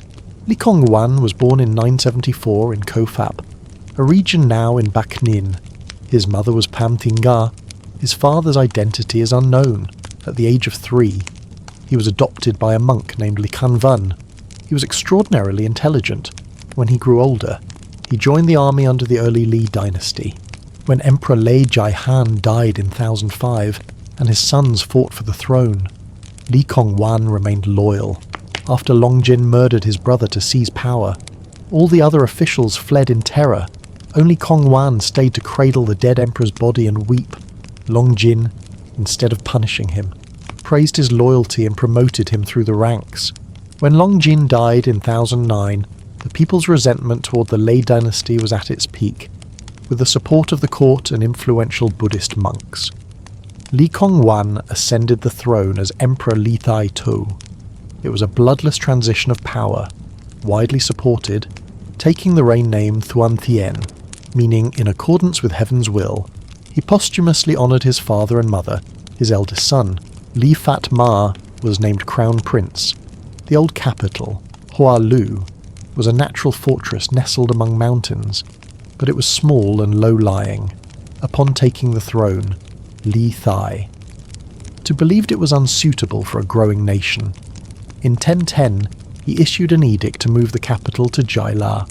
When the royal procession arrived, the emperor saw a golden dragon ascend into the sky and renamed the city Thung Long, Ascending Dragon.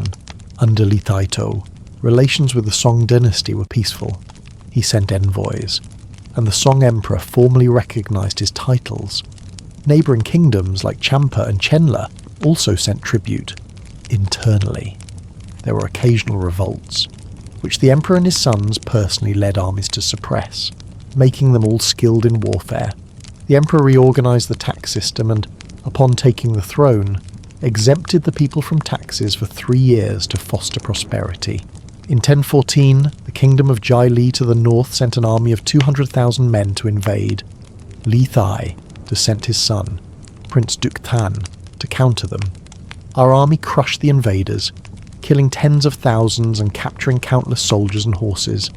Taking advantage of the victory, the Li dynasty annexed the region that is now Hajiang into our territory. In 1028, Li Thai died after a 19-year reign. He was 54, before the funeral rites were even complete.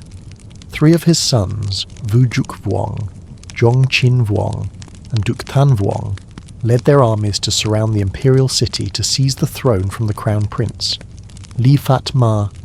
This became known as the Rebellion of the Three Princes.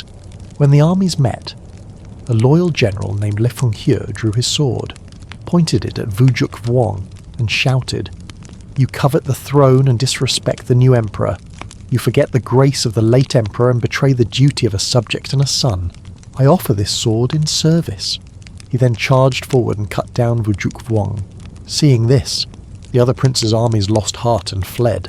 Duc Tan Vuong and Zhongqin Vuong also escaped, after putting down the rebellion. Crown Prince Fat Ma ascended the throne as Emperor Li Tai Tong. He later pardoned his 2 surviving brothers and restored their titles. Because of this rebellion, he established an annual oath-taking ceremony where all officials had to swear loyalty, saying, "As a son, I must be filial. As a minister, I must be loyal. If I am not, may the gods and spirits punish me." Any official who failed to attend was punished severely. Li Tai Tong was a brilliant and capable ruler, skilled in both civil and military arts. The country faced many internal rebellions from powerful regional lords and harassment from neighbouring states like Champa and Ailao. The emperor spent much of his reign on military campaigns. In 1038, a chieftain named Nung Ton Fuch rebelled in Quang Nguyen. He declared himself emperor of his own state, Truong Sin. In 1039, Li Thai Tong personally led an army to crush the rebellion. Phuc and his son were captured and executed. His wife, a Nung, and another son, Nung Tri Cao, escaped. In 1041, Nung Tri Cao and his mother returned and established a new state. The emperor sent forces to capture them. He brought them back to the capital, but, feeling pity after having already killed the father and brother, he pardoned them and even granted Tri Cao a title. In 1048, Nung Tri Cao rebelled again. He was defeated but again pardoned. In 1052, he rebelled a 3rd time, declaring himself Emperor of Jai Nam. He tried to ally with the Song dynasty, but the Song emperor refused. Tri Cao then invaded Song territory, sacking several prefectures and killing over 3,000 Song officials and soldiers. The Song court was thrown into a panic. Li Tai Tong offered to send his own army to help the Song defeat Nung Tri Cao. but a Song general advised his emperor against it. Fearing the Li army would use the opportunity to seize Song land, the Song decided to handle the threat themselves. He went after Nung Chi Chau himself. He even sent a message to Li Tai Tong, telling him he didn't need the Li army's help, but Din Than's campaign stalled. He couldn't win. Finally, he requested to lead the army in person. In early 1053, Din Than attacked and defeated Nung Chi Chau, who was forced to flee. By October, Cao sent an envoy to Dai Viet, begging for help. Li Tai Tong sent troops to support him, but before they could arrive, Cao was defeated again by Din Than. He fled to the kingdom of Dali. The Dai Viet forces withdrew. Dali, not wanting trouble with the Song, captured Nung Chi Chau and beheaded him. They sent his head to the Song court. The Song emperor then executed Chau's entire family, wiping out the Nung lineage. By now, Li Tai Tong had been on the throne for over 15 years. The kingdom of Champa had stopped sending tribute and was causing trouble along the southern border. Seeing this, the emperor prepared his ships and soldiers for an invasion. In 1044, Tai Tong personally led the campaign against Champa. The Cham army formed their lines south of the Nubo River. Li Tai Tong ordered a full-scale assault. The Cham army broke and ran. The Li army captured over 5,000 men and 30 war elephants. The Cham general, Quach Gyadi, was killed in action.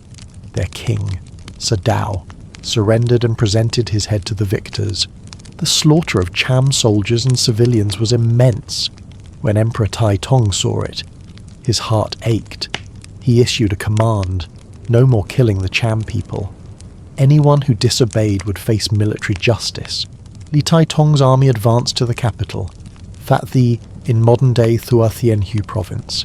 He captured the Cham queen, Mi Yi, along with her court ladies, and brought them back. But Mi Yi refused to submit to a new king. She chose to preserve her honour.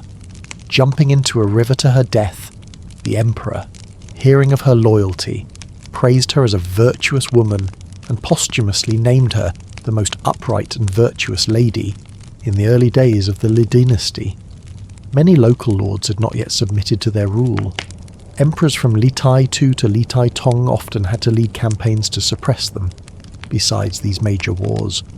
Tai Tong also led campaigns against Ai Chao in 1034 and Ai Lao in 1048, despite the constant warfare. Tai Tong never neglected the governance of his country. He showed himself to be a compassionate emperor in any year of famine or after returning from a war. He would reduce taxes for the people for 2 or 3 years. In February of 1038, he personally went to the Bohai Gate for the royal ploughing ceremony. After praying to the god of agriculture, he took the plough himself. His officials tried to stop him. "Ploughing is for farmers," they said. "Your Majesty, why must you do this?" Tai Tong replied. "If I do not plough the fields myself, what will we use for the sacrificial rice, and how will I set an example for the rest of the kingdom?" After saying this, he pushed the plough 3 times before stopping. Tai Tong also reformed the legal system, defining punishments and interrogation methods. In 1042, he promulgated the Hin Thu, the first formal legal code in Vietnamese history. A year later, he issued a decree forbidding the sale of young men into servitude. Legend says that in 1049 the emperor dreamed of the bodhisattva Quyen, sitting on a lotus throne, who guided him up onto it. He told his court about the dream and ordered the construction of a single limestone pillar, topped with a lotus throne, just as he had seen. This became the Dien Hu Pagoda, its name meaning long-lasting fortune. The structure was modified many times over the centuries and was destroyed by the French in 1954 as they withdrew from Hanoi. The one-pillar pagoda we see today was rebuilt in 1955. In 1054, Lai Tai Tong passed away. He had ruled for 26 years and lived to be 54. His crown prince, Li Nat Ton, ascended the throne. He became Emperor Li Than Tong. Immediately upon taking power, Than Tong changed the name of the country from Dai Co Viet to Dai Viet. This name, Dai Viet, would endure longer than any other in Vietnamese history. For a total of about 724 years, history remembers Li Than Tong as a compassionate emperor. In 1055, He ordered that taxes for all people across the country be cut in half. He also sought to lessen punishments. One of his first acts as emperor was to order the burning of all instruments of torture. The historical records tell of a time he was presiding over a case in the Sian Khan Palace. He pointed to his daughter, Princess Dong Thien, who stood beside him, and said, "My love for the people is like my love for my own child. They are ignorant and sometimes they do wrong and fall into crime. It pains me deeply. From this day forward, all punishments for any crime shall be lightened." Following the example of the two emperors before him, Li Than Tong placed great importance on agriculture. In 1056, he issued a royal edict encouraging farming. He travelled widely to watch the farmers harvest their rice. Whenever a region faced hardship, he would open the national treasury and distribute money, grain, and silk to the poor. In military matters, Than Tong organised the regular army into 8 corps. Each corps had 4 divisions, left, right, front, and rear, making a total of 100 squads, complete with cavalry, archers, and soldiers who operated stone throwers. The troops in the remote mountain regions, called border soldiers, were organised into separate units. His military structure was so advanced that a Song dynasty military official, Tai Dian Khan, adopted it and was praised by the Song emperor for it. Like the Li emperors before him, Than Tong was a devout Buddhist. He built many pagodas and stupas, commissioned golden statues of the Buddha, and had large bronze bells cast. Historians believe his compassion for his people came from a deep understanding of Buddhist principles, not from political calculation. At the same time, he greatly valued Confucian learning. In the autumn of 1070, he ordered the construction of the Temple of Literature and had statues of the Duke of Zhou, Confucius, and their most brilliant disciples erected. Under Li Than Tong, Dai Viet society was relatively stable, though there were some rebellions. The emperor personally led his armies to put them down. Than Tong's secondary wife, the imperial consort Wai Lan, was also famous for her skill in governing. The emperor had children late in life, so he had no crown prince to act as regent when he went on distant campaigns. The fact that the government remained stable was thanks to her. After Nung Chikao's raids into China, the Song court grew suspicious. They believed the Lai dynasty had aided or even encouraged the rebellion. Tensions between the Song and Dai Viet began to rise. The governor of Ung Chau, Tiu Chu, convinced the Song emperor to prepare an attack on Dai Viet. Li Than Tong was aware of the situation, and he chose a soft approach. In 1057, he sent an envoy with a strange beast as tribute to the Song emperor. Claiming it was a Xilin, the Song emperor, on the advice of his minister Sima Guang, refused the gift. Tiu Chu then sent his troops to provoke skirmishes along the border. In 1059, Li Than Tong sent his own forces from the northeast to raid Song territory. The Dai Viet army captured several border posts and killed a Song general, Li Dui Tan, while capturing many soldiers, civilians, and livestock. The Song emperor had to order Tiu Chu to stop causing trouble with Dai Viet before Than Tong would pull his forces back. That same year, some Dai Viet citizens fled into Song territory. Than Tong sent a local commander, Than Tiu Tai, to bring them back. Than Tiu Tai marched his troops into Song lands and clashed with their forces. After the battle, he withdrew, but the Song counterattacked, only to be crushed by the Dai Viet army. In 1060, Than Tong again sent Than Tiu Tai to attack Song territory. He killed the Song commander and 4 of his subordinate officers. The Song forces couldn't resist. From there, the Dai Viet army advanced and attacked the Yongping camp. The Song were defeated again. The Dai Viet army captured the commander and many of his men. The Song emperor sent a high-ranking official to lead a counterattack, but it failed. After these border clashes, the Song court dismissed its more aggressive officials and sent envoys to negotiate with Dai Viet. Li Than Tong treated the Song envoys well, but he firmly refused to return any of the captured people. As for Champa, after being defeated by Li Tai Tong in 1044, they had appeared submissive, sending regular tribute, but secretly. They were training their soldiers and strengthening ties with the Song dynasty. waiting for a chance to take revenge. In 1065, the Cham king stopped sending tribute. Then, in 1068, he sent his army to raid the border. Li Thantong decided it was time to act. In 1069, the emperor prepared 200 warships. With Li Thuong Kiet as the Grand Marshal leading the vanguard, he entrusted the affairs of the court to his consort, Wai Lan, and the Grand Preceptor. Li Thuong Kiet reached the Natli estuary, where the Cham fleet was gathered. A small group of Cham ships sailed out to block them. The Li forces beat them back and continued south, unopposed. Their goal was to march straight to the capital, Phat Thi, and capture the king. The city was protected by mountains on 3 sides. The Lei fleet landed on the eastern coast. A Cham general deployed his troops on the riverbank to block them. The Lai soldiers charged, killing the general and many of his men. Lei Thuong Kiet crossed the river and advanced on the capital. That night, the Cham king heard news of his army's defeat. He fled with his wife and children. The Li army poured into the city. The people surrendered.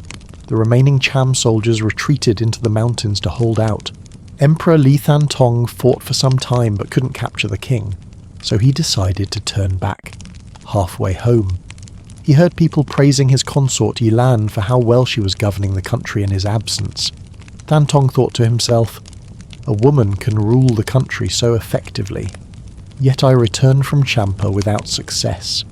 It seems the men are the weak ones." He turned his army around. Li Thuong Kiet pursued the Cham king southward. In June of 1069, he cornered the king on the border of Champa and the Khmer Empire. The Cham king had old enemies there, and with nowhere left to run, he surrendered. It had taken a full month to hunt him down. In May, Emperor Thantong held a feast for his court in the Cham king's palace.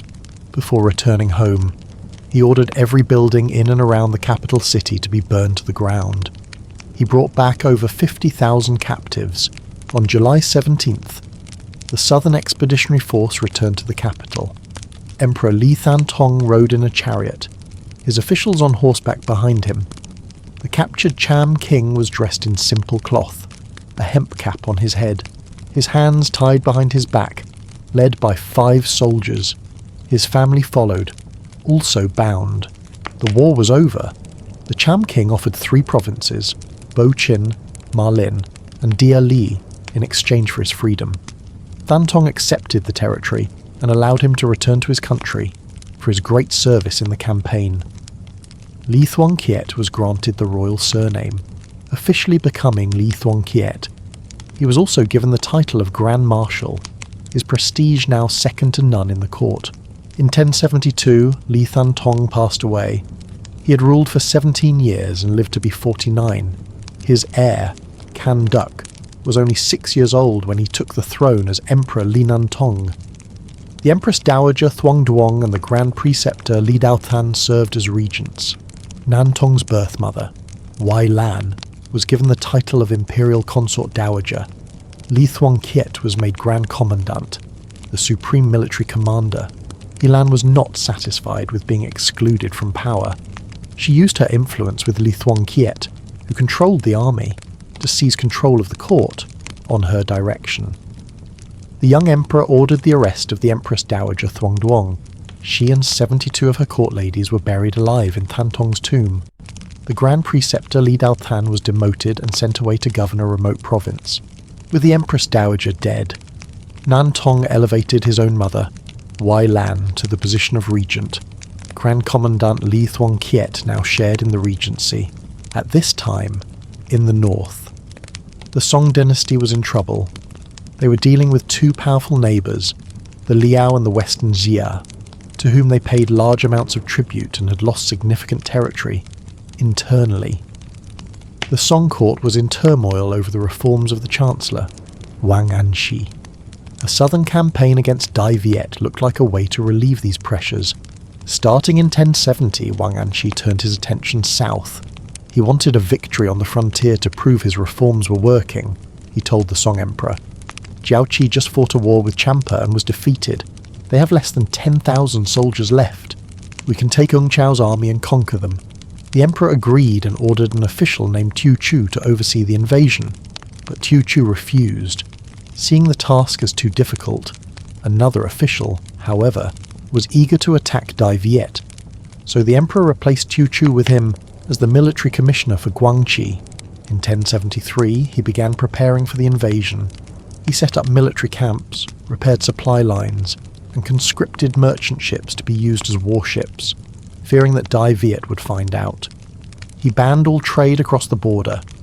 In 1074, a new official took over and continued to build up forces, stockpile supplies, construct warships, and train a navy, like his predecessor. He forbade any Dai Viet people from entering Song territory for trade, fearing they were spies. The Song turned Ung Chau into the main staging ground for their invasion of Dai Viet, placing an experienced general named Tu Giam in command. All these preparations were made in secret. The Song emperor warned his officials. "I hear Jiao Qi has sent many spies to our southern provinces. The commanders must be vigilant. Do not let them discover our plans." But despite the Song's efforts, Dai Viet intelligence learned of their intentions. In 1073, a Song scholar who felt overlooked by his own court secretly sent a message to the Lai dynasty. "China wants to send an army to destroy Jiao Qi," he wrote. "As the art of war teaches, it is better to strike first than to wait for another to attack you. When your Highness's army attacks, I will act as an inside agent." Grand Commandant Li Thuong Kiet argued, "Why wait for the enemy to come to us? It is better to strike first and break their momentum." With the approval of the Empress Dowager and the court, he decided to launch a preemptive strike north, before marching. He moved to heal the old rift with Li Dao Than. He asked the Emperor and Empress Dowager to bring him back to the capital and restore his titles. From then on, Li Dao Than loyally managed the court's affairs, freeing Li Thuong Kiet to focus on the military. By 1073, Dai Viet had massed a large army on the border. Li Thuong Kiet calculated that the Song army would have to invade through Ung Chau by land and through the ports of Qinzhou and Lianzhou by sea. He was determined to destroy these bases first. Dai Viet mobilized over 100,000 troops for this northern campaign, a mix of regular court soldiers and forces from the northern ethnic minority chiefs. The Eastern Army, led by Li Thuong Kiet himself, consisted of both land and sea forces. They advanced from the Mong Kai region, heading for Qinzhou. The Western Army, under the command of Ton Dan, was split into 4 columns, all aimed at Ung Chau. The Western attack was a feint, designed to draw attention away from the main eastern assault. The Song forces defending Ung Chau numbered about 5,000 men. 2,000 were stationed in the city itself, with the other 3,000 spread across 5 camps along the border. Qinzhou and Lianzhou, on the coast, had no more than 500 soldiers combined. Dai Viet had a massive numerical advantage. On October 27, 1075, a Dai Viet general led 700 men to attack and capture a Song border post. News of the attack didn't reach the Song court until December 21st. Following this, the western columns captured several other camps and territories. The Song forces, their attention fixed on the west, were caught off guard in the east. A local in Qinzhou had spotted the advancing army and warned the city's commander, but he didn't believe it. When news arrived that the Eastern Dai Viet army was about to attack, the commander was casually hosting a drinking party. His forces stood no chance. On December 30th, 1075, Qinzhou fell. The commander and his officers were captured and executed. The Dai Viet army took everything of value. Hearing that Qinzhou had fallen, the Song army in Lianzhou tried to mount a defence, but they were also overrun. On January 2nd, 1076, Dai Viet captured Lianzhou. The commanding officials were all killed. Li Thuong Kiet then led his army toward Ung Chau to join forces with the Western army and take the city. As he marched deeper into Song territory, there were no more armies to block his path, but he worried that the local Song population might try to cut off his retreat. So, to justify the invasion, he wrote a proclamation. The proclamation on the punitive expedition against the Song, outlining the Song court's crimes. He had it posted along the roads. When the Song people read it, many were pleased and agreed with its message. The reputation of the Li army spread far and wide. By December 10th, 1075, the first of the western columns had already reached Ung Chau. The other forces that had taken Qinzhou and Lianzhou also converged on the city. It took another 2 weeks for news of these attacks to reach the Song court. The emperor and his officials were stunned. Reports of more lost territories followed, throwing the court into further chaos. The emperor ordered the remaining cities to hold their most defensible positions and move all money, cloth, and food supplies so they wouldn't fall into Dai Viet's hands. On January 18th, 1076, Lai Thuong Kiet's main army arrived at Ung Chau. Tens of thousands of Dai Viet soldiers under Lai Thuong Kiet, Ton Dan, and the other chiefs surrounded the city in several tight rings. The commander, Tu Giam, seeing the strength of the Dai Viet army, adopted a purely defensive strategy, hoping to hold out for reinforcements. He calculated that reinforcements were only a 14-day march away. He had only 2,800 soldiers. The city's nearly 60,000 civilians panicked. Tu Giam distributed all the public funds to the people to boost their morale and declared that anyone who tried to flee would be executed under military law. A Song general was dispatched with a relief force. Hearing how large and powerful the Li army was, he didn't dare march directly to Ung Chau. He took a roundabout route and set up camp to wait and see. The siege of Ung Chau tightened. Tu Giam had a messenger clench a letter in his teeth and make a desperate run through the siege lines to deliver news. The relief force commander was urged by his superiors to move. Reluctantly, he marched his troops to a mountain pass 40 kilometers from the city. Li Thuong Kiet learned that Song reinforcements were coming and sent his own troops to meet them. On January 11th, 1076, the Li army attacked them at the pass. The Song soldiers panicked and fled. The commander of the relief force and his officers were cut down in the battle. Many Song soldiers surrendered, with the relief force destroyed. Li Thuong Kiet returned his focus to the city of Ung Chau. His men used scaling ladders to try and climb the walls. The Song defenders used torches to burn the ladders, keeping the attackers at bay. Li Thuong Kiet then ordered his archers to use poison arrows. Men and horses on the walls died in heaps. The city walls were high and strong. The Lei army attacked for over 40 days without success. Finally, they forced captured Song civilians to carry bags of earth and pile them up against the base of the wall. When the earthen ramp was high enough, the Lai soldiers charged up it and onto the top of the walls. Lai Thuong Kiet followed close behind. On March 1st, 1076, after 42 days of fierce resistance, Ung Chau fell. Tu Giam, the commander, fought to the very last minute, when he was exhausted. He had his entire family commit suicide, and then he set himself on fire. The Song people, following the example of their governor, refused to surrender. The Dai Viet army killed every soldier and civilian in the city. The total was more than 58,000 people, according to Song records. The bodies were piled in 580 mounds, 100 bodies to a mound. Dai Viet lost about 10,000 soldiers. Li Thuong Kiet ordered the city walls and storehouses destroyed. He had stones thrown into the river to block any Song relief efforts. The Li campaign against Qinzhou, Lianzhou, and Ung Chau had been a success. They had killed between 70 and 100,000 Song soldiers and civilians, and had captured thousands more, bringing them back to Dai Viet as slaves, along with vast amounts of treasure, gold, silver, and weapons. And, having achieved his goal of destroying the enemy's logistical bases, Li Thuong Kiet withdrew his army and returned home. Back in November of 1075, after Dai Viet had taken Qinzhou and Lianzhou, the Song emperor had appointed a new supreme commander and a deputy to punish Dai Viet. However, the two couldn't agree on a plan, 8 days after Ung Chau was destroyed.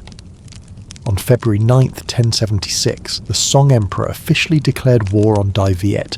His goal, and Wang Anshi's, was not just revenge. It was the same as their original plan, an invasion of Dai Viet territory to boost morale on their northwestern front against the Western Xia, and to project strength toward the Liao kingdom, Wang Anshi told the Song emperor. Once our army has destroyed Jiaoqi, then I will announce to the people of Shanxi that they will have the will to win, and with that victorious spirit, we will swallow the Xia kingdom whole. If we swallow the Xia, who else would dare to trouble China?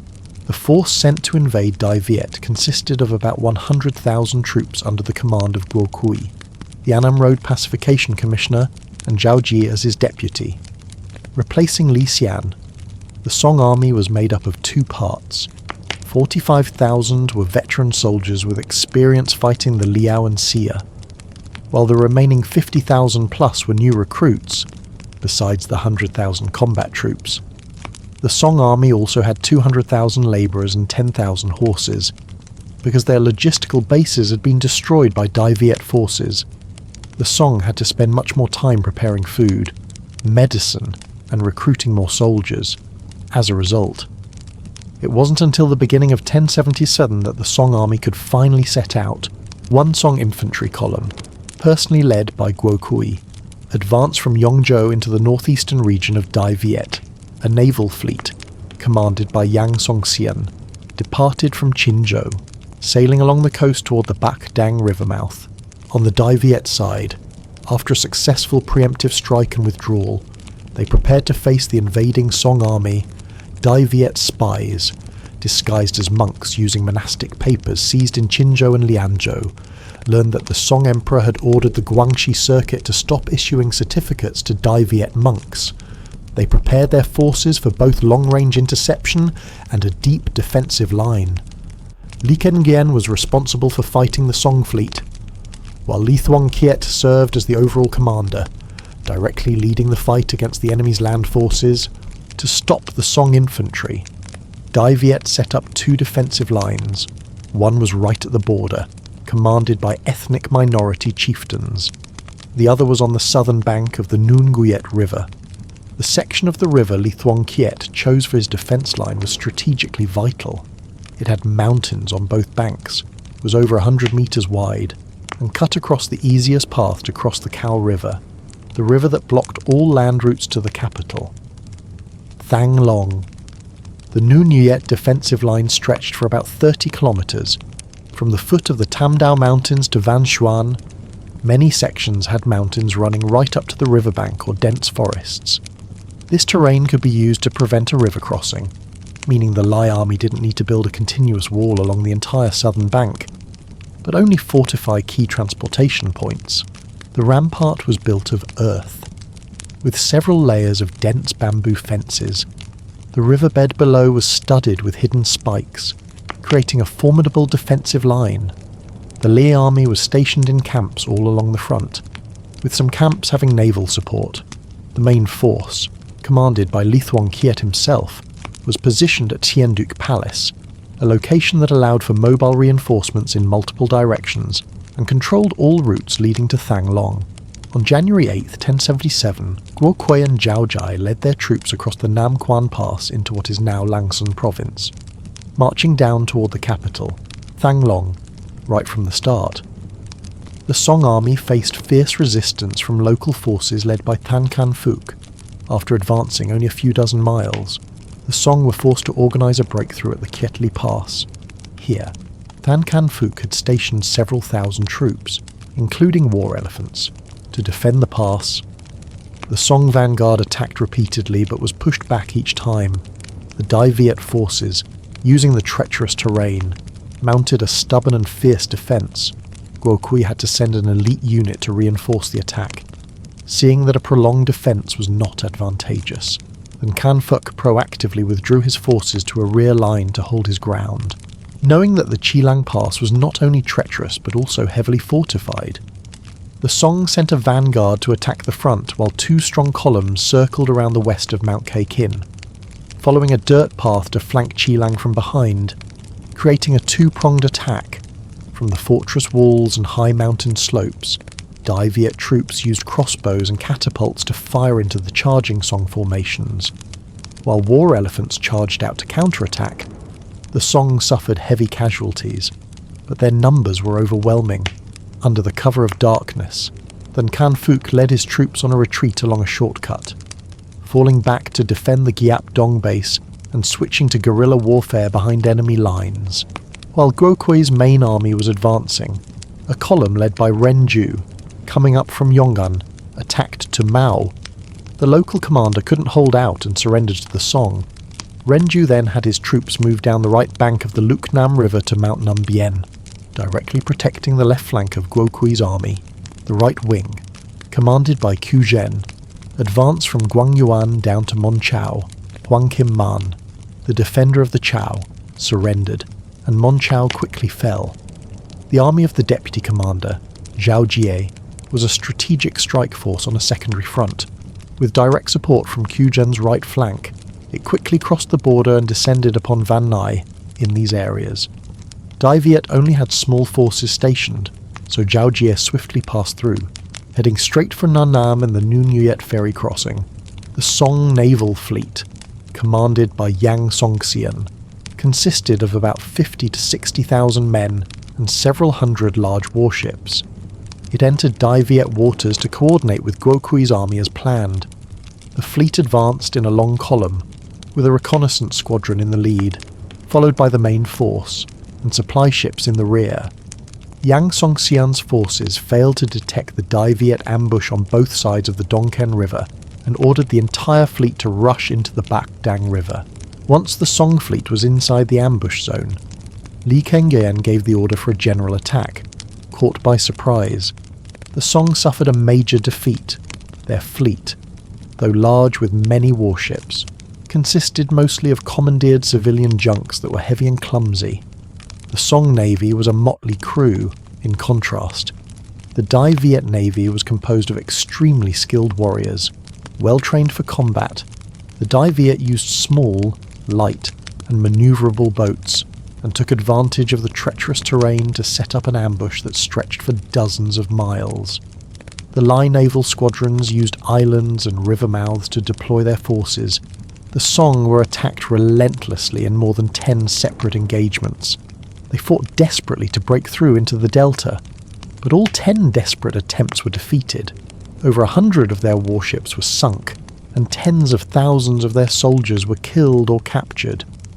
Yang Songxian had to order the remaining ships to flee east to avoid complete annihilation. It took them several days to regroup the remaining ships and retreat to the river mouth, where they set up a naval camp to make a stand. The victory in the Dongken naval battle completely foiled Guo Kui's plan for a coordinated pincer movement, and left Guo Kui and Zhao Jie without the means to get their large army across the river. The Song army under Guo Kui's command advanced to the northern bank of the Nuen Nuet River without much difficulty.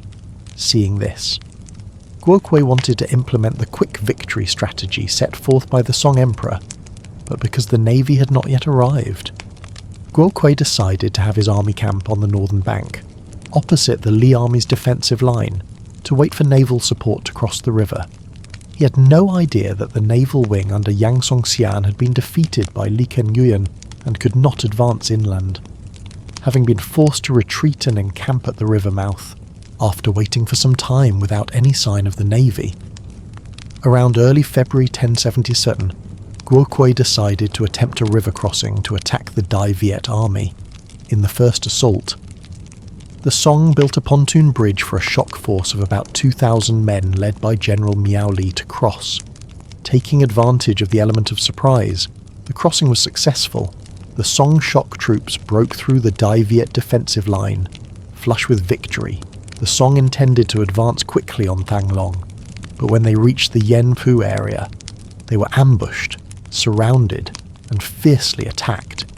Miao Li and his surviving soldiers fled back toward Nuen Nuet, but by the time they got there, the pontoon bridge had been destroyed. The Lai army charged out to meet them, wiping out nearly the entire Song force. After the failure of the first attack, Guo Kui didn't dare attempt another crossing without his navy, but the Song navy was blocked at sea and couldn't advance. This forced Guo Kui to organize a second attack.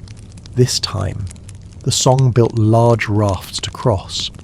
The Song soldiers swarmed onto the southern bank, but they had to hack their way through the bamboo defences while fighting off fierce counterattacks from the Li army. Meanwhile, Song reinforcements trying to cross the river couldn't get over in time, so their lines broke and they suffered heavy losses. The second attack ended in another failure. This made Guo Kui realise that without naval support, he could not cross the river. He was forced to order his troops into a defensive posture, declaring that anyone who spoke of attacking would be executed. The Song's plan for a quick victory had been completely shattered. 2 months after the final attack, the Song army found itself in a stalemate. They grew increasingly tired and demoralised, waiting in vain for a navy that never came. The unfamiliar climate of Dai Viet caused widespread disease, and many soldiers fell ill and died. Still, Guo Kui dared not retreat, as it would be a great humiliation for the Song court, though their strength and morale were waning. The Song army was still numerous, entrenched along a 30-kilometre defensive line on the northern bank of the Nguyen River, holding their ground. Li Thuong Kiet recognised this as the perfect opportunity to counterattack.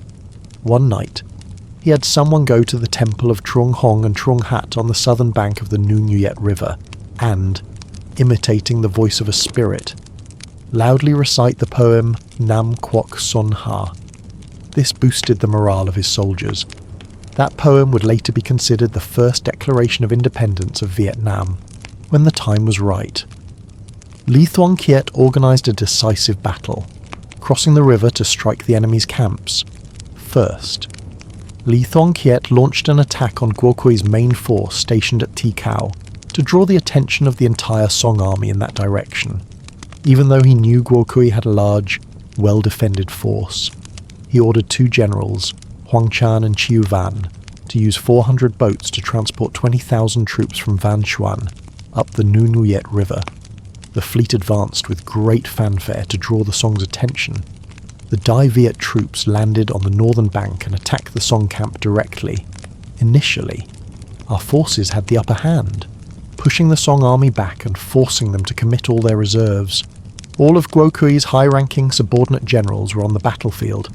After some time, the Song regrouped and counterattacked. The Dai Viet forces had to reboard their boats and retreat. The Song used catapults to fire at them, hitting several boats. In this battle, the Li army suffered heavy losses. The 2 generals, Huang Chan and Chiu Van, along with several thousand soldiers, were killed. However, while the Song's attention was focused on Guo Kui's camp, Li Thuong Kiet personally led the main army in an attack on Zhao Ji's encampment. Zhao Ji was camped on the northern bank of the Nguyen in a relatively wide, open area, arranged in a field formation without walls or ramparts, only a temporary defence. Zhao Ji had about 30 to 40,000 combat troops, but some had been sent to reinforce Guo Kui's besieged camp. Therefore, when Li Thuong Kiet's wing launched a surprise river crossing and attacked, Zhao Ji's army was quickly defeated, suffering almost total casualties, riding the momentum. Li Thuong Kiet continued to lead his troops to attack Guo Kui's eastern flank, throwing the enemy into utter confusion, forcing them to fight on 2 fronts. The 2 Dai Viet attacks put the Song army in a desperate situation. Their defensive posture was shaken, and they faced the possibility of complete defeat if they continued to hold their ground. After achieving military victory at the Nguyen line, Li Thuong Kiet wanted to end the war quickly to restore the people's lives, so he proactively offered peace to the Song army. Emissary Qiu Vanung informed Guo Kui that the Li King would send an envoy to apologise for attacking Jinzhou and Lianzhou, and would resume paying tribute. He also excused the preemptive attack on the Song, blaming it on the instigation of Tu Batuong. Song records state that of the 100,000 troops and 200,000 labourers sent, more than half had died, and the rest were sick. Their food supplies were exhausted. Guo Kui accepted the peace offer but said, "I was unable to destroy the bandits' lair and capture Kanduk to report back to the court. It must be heaven's will. I will risk my own life to save the lives of over 100,000 men." However, 2 northern songwriters, Cheng Yi and Cheng Hao, commented, "Fortunately, the enemy spoke softly, so we seized the opportunity to make peace. If not for the enemy's offer of submission, what could we have done?" In March 1077, Guo Kui withdrew his army, wherever the Song army retreated. Dai Viet forces followed, reclaiming the territory. The history of Song records the withdrawal. Kui wanted to withdraw his army but feared an ambush, so he ordered the troops to march at night. The ranks were disorderly, the situation chaotic, and they trampled each other. After returning home, a count of the soldiers revealed that of the initial 100,000 Song troops, just over 20,000 returned. Of the 10,000 war horses, only 3,000 remained. Less than half of the 200,000 civilian labourers made it back. The cost of the war was calculated by the Song court to be over 5 million taels of gold. Quyen was blamed for delaying his advance and was transferred to Ezu, then demoted to Left Guard General and stationed in the western capital. Zhao was convicted of failing to promptly suppress the rebels and was demoted to a post in Guizhou. In 1078, the Lai court re-established friendly relations with the Song dynasty. The Dai Viet envoy, Dao Tong Nguyen, brought 5 tamed elephants as tribute to the Song emperor and demanded the return of the districts in the Caobang region. The Song court agreed on the condition that the Li army return the Song civilians from Qinzhou, Lianzhou, and Yongzhou who had been captured and taken back as slaves in 1075. Over 1,000 Song civilians had been captured, but the Li army only returned a total of 221 people before sending them back. The Li had them tattooed. Boys aged 15 and up were tattooed on the forehead with the 3 characters Son of Heaven Soldier. Men aged 20 and up were tattooed with Southern Court Subject on their left arm. Women and girls were tattooed with the 2 characters Official Guest to humiliate the Song dynasty. Li Nantong was a wise and enlightened ruler of the Li dynasty. Under his reign, Dai Viet became prosperous and powerful. The reign of Nantong, along with his father Than Tong and grandfather Tai Tong, is considered the most prosperous period of the Lai dynasty. Praised by later generations as the 100 years of prosperity, the reign of Li Nantong saw the development of a formal education and examination system in Dai Viet. In the spring of 1075, the court held the first Tam Truong examination to select men of literary talent to serve the country. This was the first examination in the history of Vietnam's civil service system throughout his reign. Nantong organised many other such competitive exams. In 1076, the king established the Quoc Tu Giam, the first university in Vietnam, and selected learned scholars to teach there, besides promoting education. Li Nantong was also a devout Buddhist. He and the Empress Dowager Lin Han had many pagodas and stupas built throughout the country. The king granted power to the Buddhist clergy, such as appointing them as national preceptors. However, their power was limited to advising the emperor on certain matters. In October 1103, a man from Dien Chau named Li Jiak rebelled. When the matter was reported to the king, Nantong sent Grand Marshal Li Thuong Kiet to suppress the rebellion. Jiak was defeated and fled to Champa. The remaining rebels were pacified. In the same year, the king of Champa, Che Ma, led troops to reclaim the 3 prefectures that Che Ku had previously ceded to the Lai dynasty. Li Thuong Kiet, then over 80 years old, still took command of the army to fight. The Champa army was routed. Che Ma was defeated, fled, and begged to return the 3 prefectures as before. From then on, relations between Dai Viet and Champa gradually returned to normal. Champa sent tribute of gold, silver, precious jewels, and local products every year. The court also regularly maintained face for the Champa envoys, inviting them to ceremonies such as the Buddha bathing festival and pagoda inauguration ceremonies. In 1123, the kingdom of Chenla came to submit and requested to pay regular tribute, just like Champa. 2 years after returning from fighting Champa, Li Thuong Kiet died at the age of 86. He was a man of great military talent, defeating the Song in the north and pacifying Champa in the south. He was truly a great general of our country. King Li Nantong was deeply saddened and composed a song to praise his merits. Li Nantong ruled the country for 56 years, the longest reigning emperor in Vietnamese history. However, he had no son to succeed him, only one princess, at that time. There was a rumour among the people that because Empress Dowager Lin Nan had committed an immoral act by killing Empress Dowager Thuong Duong and 72 of Than Tong's palace maids, this was karmic retribution. The Empress Dowager had many pagodas built to create merit, pray for the souls of the dead, and also pray for a son for Nantong. But things did not go as hoped. By the time the Empress Dowager passed away in October 1117, Nguyen Tong still had no hope for a blood heir. He issued a decree to the royal clan, saying, "I have ruled over the people for a long time but have no son to succeed me. To whom shall I pass the throne of the realm? Therefore, I will raise the sons of the Marquises Sung Hien, Than Khan, Quang Than, and Chiu Than. I will choose the most talented one and make him the crown prince." At that time, the son of Marquis Sung Hien, Li Kung Huang, named Duong Huan, was Nguyen Tong's nephew. He was only 2 years old but was intelligent and quick-witted. Nguyen Tong was very fond of him and made him the crown prince at that time. Another nephew in the royal family whom Nguyen Tong had adopted, Li Duong Kon, feared a struggle for the throne.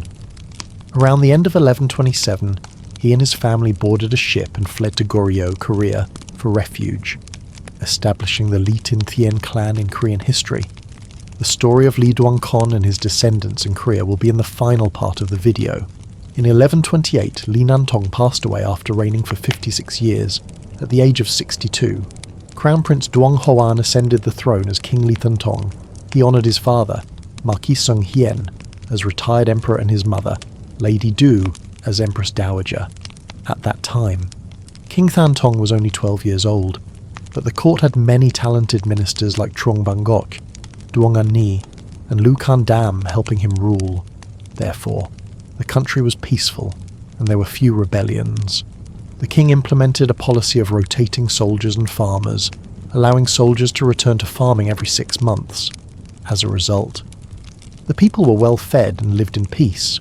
When Than Tong grew up, he was intelligent, magnanimous, attentive to state affairs, and valued talented people.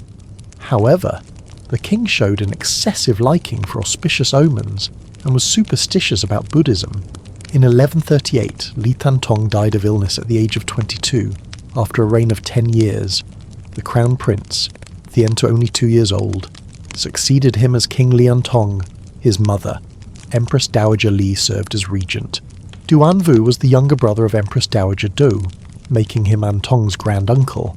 Empress Dowager Li appointed him as Grand Marshal Regent, giving him decisive power over all matters. According to the Dai Viet Su Ki Tuan Thu, Empress Dowager Li had an affair with Do An Vu, which displeased the court officials. An Vu, controlling the army and backed by the Empress Dowager, became arrogant and domineering in court. He would wave his hand and speak loudly, commanding officials by gesturing with his chin. Everyone would glance at each other, but no one dared to say anything. When Emperor An Tong was 14, Do An Vu still relied on Empress Dowager Lei to wield power. Annoyed by the Du clan's power, General Vu Cat Dai and some members of the royal family launched a coup, leading troops to arrest Du An Vu and hand him over to the court for investigation. Empress Dowager Lei was distraught and used gold to bribe Vu Dai and the guards, so Vu Dai did not kill An Vu. An Tong, following the verdict of the officials, issued a decree demoting An Vu to a common field worker, forced to plough public fields. The Empress Dowager tried to think of a way to restore An Vu's position. She held many grand festivals to grant general amnesties, hoping An Vu would be included after being pardoned several times. An Vu was restored to his former position as Grand Marshal Regent and became even more favoured. As a result, he became tyrannical. Du An Vu secretly reported to An Tong. Previously, Vu Dai and his followers brazenly brought the imperial guards into the palace. There is no greater crime than this, if we do not punish them soon. I fear one day a crisis will arise that cannot be foreseen. An Tong saw no other choice and approved the report. Du An Vu immediately sent troops to arrest Vu Dai's faction, executing or exiling those involved. In 1158, Du An Vu died, Empress Dowager. Li handed back power and retired to the inner palace. From then on, An Tong officially took back all authority. He relied on Hien Than and other wise officials like Huang Hia Hien and Li Kong Tin to rule directly. Hien Than helped An Tong fight battles in the east and suppress rebellions in the north. Keeping the country peaceful, he trained the army and selected talented men to be generals, governing the people because of this. Dai Viet maintained the strength and prosperity inherited from previous eras, in 1159 taking advantage of the weakness of the Dali kingdom. King Lian Tong and Tu Hien Than conquered the lands of the Thai ethnic minority chieftains in Yen Bai and Lao Kai, incorporating them into Dai Viet's territory. Prince Li Long Shuang, son of the Empress, his father, as the eldest son, was named Crown Prince. At the time, King Antong deeply favoured a consort named Tu. The official queen, driven by jealousy, conspired with her own son, the Crown Prince Long Shuang. She pushed him to seduce the consort, hoping to frame her, but the plot collapsed. The consort refused the prince's advances and reported everything to the king. Antong was enraged. He issued a decree demoting his own son for the crime of pursuing the royal concubines. Long Shuang was stripped of his title and cast out. In the spring of 1175, the king appointed his sixth son, Li Long Khan, as the new crown prince. He also named To Hien Than as Grand Tutor, granting him the rank of a prince, an unprecedented honour for someone outside the royal bloodline. When the king fell ill, he entrusted the young prince to To Hien Than's care. That August, King Antong died. He had reigned for 37 years and lived to be 39. The new heir, Long Khan, was not even 3 years old. The Dowager Queen Chiao Lin, mother of the disgraced Long Zhuang, saw her chance. She wanted her own son on the throne and tried to bribe To Hien Than's wife with gold and silver. But To Hien Than was immovable. He honoured the late king's will and installed the child Long Khan as the new ruler, King Li Kao Tong, for 4 years. To Hien Than guided the young king and governed the nation. He passed away in 1179. He was known not only as a brilliant strategist who pacified the realm, but also as a deeply loyal minister. Often compared to the legendary Zhuge Liang of China's Three Kingdoms period, as a child, Cao Tong was well behaved, but when he came of age and took power himself, he became consumed by a life of excess, neglecting the affairs of state. The government weakened, laws were ignored, and he bled the country dry to build lavish palaces, forcing his people into labour. Robbery and chaos erupted everywhere. With the government in turmoil and the people resentful, peasant uprisings and rebellions by local lords became common. The decline of the Li dynasty had begun. In 1208, a general named Pham Du gathered a rebel force in Niean, plundering villages. The king sent an official, Pham Bindi, to suppress him. Bindi's forces routed Pham Du, seizing his assets and burning his home in retaliation. Pham Du sent agents to the capital with bribes, falsely accusing Bindi of atrocities and the murder of innocents. Pham Du then returned to the court, playing the victim. King Cao Tong believed the lies. He summoned both men to court. When Bindi arrived in the capital, he was immediately arrested. One of Bindi's officers, Quach Bok, heard the news and marched his army on the imperial citadel to rescue his commander, seeing the chaos. The king had Bindi executed and then fled toward the Quihua River. The crown prince, Sam, escaped to the coastal district of Hai Ap, where he took refuge in the home of a powerful local man named Tran Li. Tran Li was a wealthy fisherman from Tuk Mak village, part of modern-day Namjin, with a large following. When the crown prince arrived, he was struck by the beauty of Tran Li's daughter, Tran Thi Dung, and married her. He granted her father a noble title and appointed her maternal uncle, Tu Trung Tu, as a palace commander. The Tran family and their allies then raised an army and marched on the capital to crush Quach Bok's rebellion, hoping to earn favour with the royal court. By the end of 1209, Quach Bok was defeated, but Tran Li had been killed in the fighting. Tu Trung Tu welcomed King Cao Tong back to the capital. King Li Cao Tong had reigned for 35 years, presiding over the irreversible decline of his own dynasty, a decline fueled by his own indulgence, before he died. He issued a proclamation of remorse, apologising to his people. He is considered the first monarch in Vietnam's feudal history to humble himself and ask for his subjects' forgiveness. However, it was nothing more than a deathbed confession. No real reforms were made, and perhaps by then, The situation was too far gone to be saved.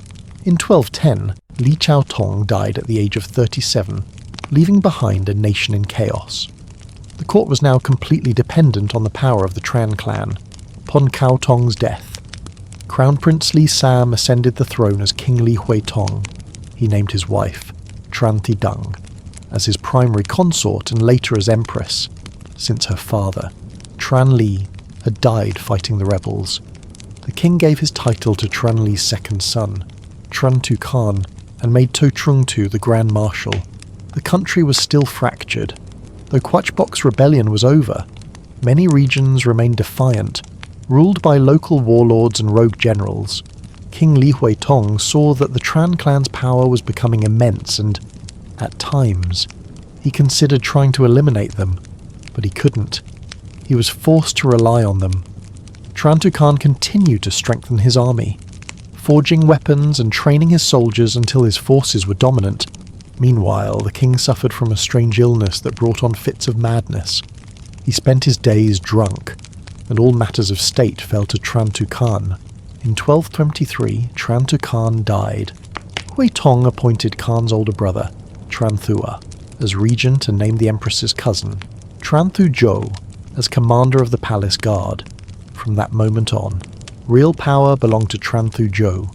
The Tran clan filled every important civil and military position in the court.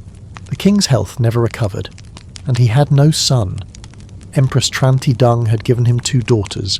The elder, Princess Thuan Thien, was already married to Tran Lu, the eldest son of the regent Tran Thua. The younger daughter, Princess Chiao Tan, was only 7 years old. The king adored her and, in a desperate move, named her his crown prince.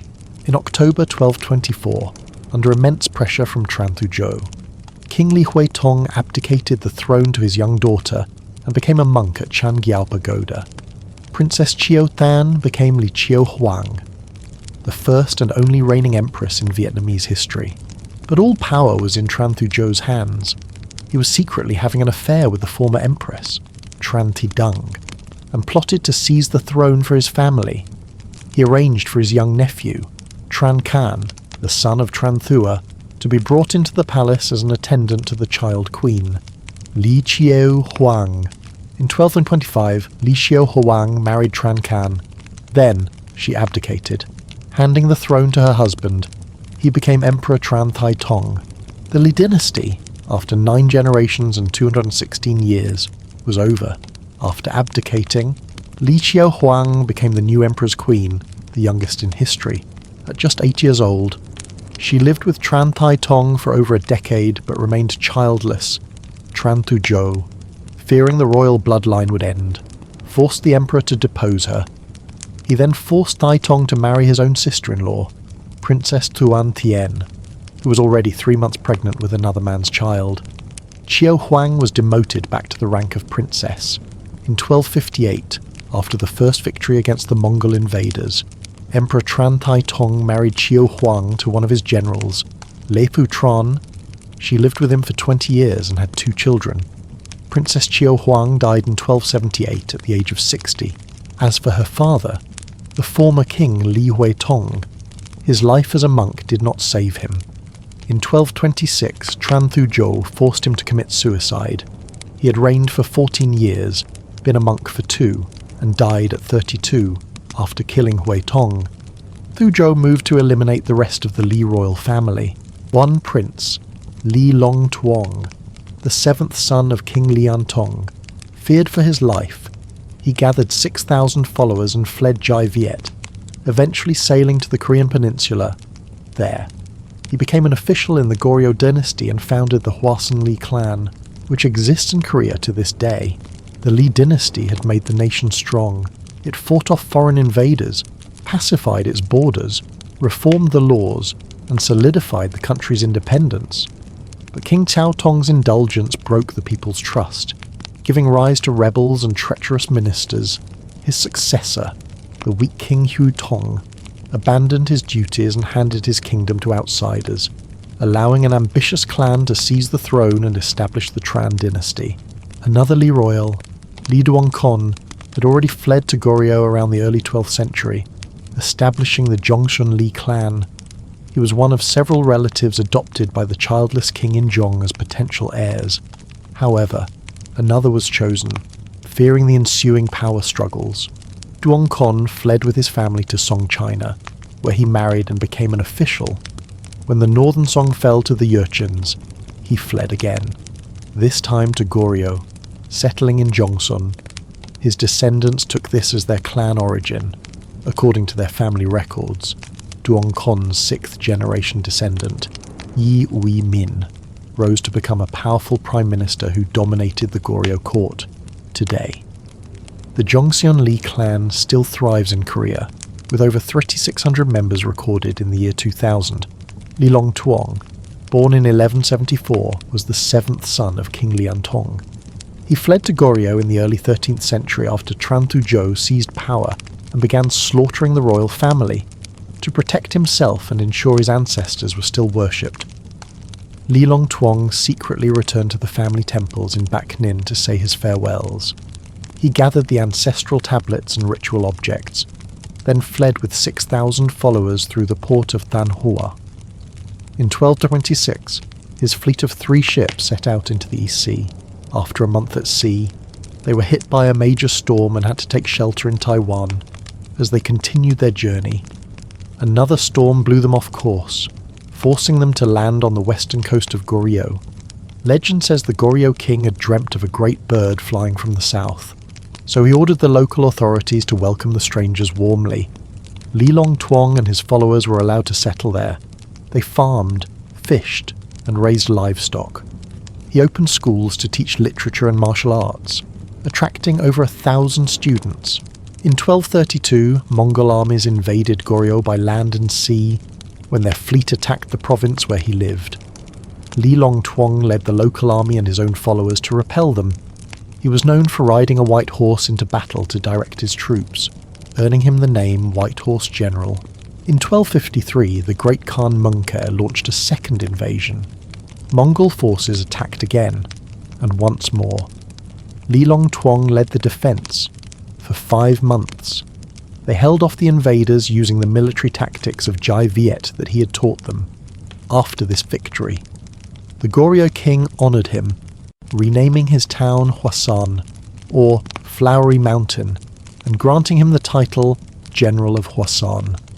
A monument was erected at the site where the Mongols surrendered. When Li Long Tuong died, he was buried at the foot of a nearby mountain.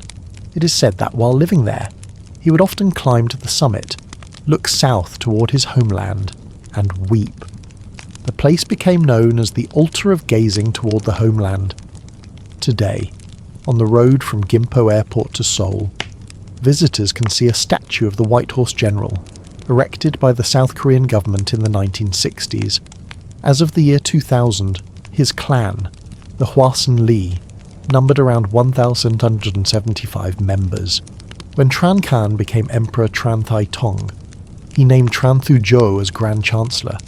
The new emperor was only 8 years old, so all power rested in Thu Zhou's hands. Though uneducated, Thu Zhou was a ruthless and brilliant schemer, determined to secure the Tran Dynasty's foundation at any cost. He would stop at nothing, even though the former king, Li Hui Tong, was already a monk. Thu Zhou saw him as a lingering threat. One day, he found Hu Tong pulling weeds in the temple garden. Thu Zhou approached him and said, "When you pull weeds, you must pull them out by the roots." Hui Tong understood. He dusted off his hands, stood up, and replied, "I understand what you're saying." A few days later, Li Hui Tong hanged himself. Tran Thu Zhou then led the court officials to the temple to weep and mourn before having the body cremated. After eliminating Hu Tong, he moved to destroy the remaining Li nobles. In 1232, he learned that the Li clan was gathering for an ancestral ceremony. He had a deep pit dug and covered with a thatched roof.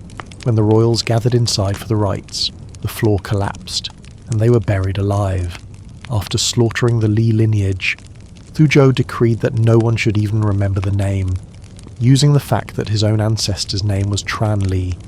He ordered everyone in the country with the surname Li to change it to Nguyen.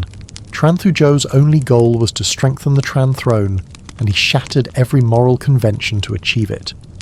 The Dowager Queen. Tran Thi Dung was demoted to a princess and then married off to Tran Thu Zhou himself. They were cousins. His next move was even more shocking. The young Empress Chiao Huang had been married to the emperor for 12 years without producing an heir, even though she was only 19.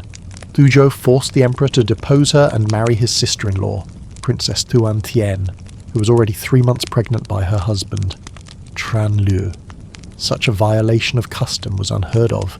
Tran Lu was so incensed by the humiliation that he raised an army in rebellion. The emperor himself couldn't bear it. One night, he fled the palace and escaped to a monastery on Yentu Mountain when Thu Zhou found out. He took the entire court to the mountain to beg the emperor to return. The emperor refused. "I am too young and foolish for this great task," he said. "You should choose someone else, so I do not shame the nation," Thu Zhou pleaded, but the king would not budge. Finally, Thu Zhou turned to the assembled officials and declared, "Wherever the emperor is, that is where the court is." He then ordered them to start building a new palace right there on the mountain. The head monk of the monastery, hearing this, went to the emperor and persuaded him to return to the capital. Reluctantly, Tai Tong went back. Sometime later, Tran Lu, knowing his rebellion was failing, disguised himself as a fisherman and snuck onto the emperor's royal barge, begging for his brother's forgiveness. The two brothers embraced and wept. When Tran Thu Zhou heard, he surrounded the barge with his soldiers, drew his sword, and prepared to execute Tran Lu on the spot. But the emperor shielded his brother with his own body. "He came here to surrender," he cried, furious. Thu Zhou threw his sword into the river. "I am just a hunting dog," he snarled. "How am I supposed to know which of you brothers is right or wrong?" The emperor managed to calm him down and convinced him to withdraw. Only Liu was spared. Everyone else who had joined his rebellion was executed, though brutal to the Li dynasty. Tran Thu Zhou was the great architect of the Tran. He single-handedly managed the affairs of state, helping the young emperor crush internal rebellions and restore order.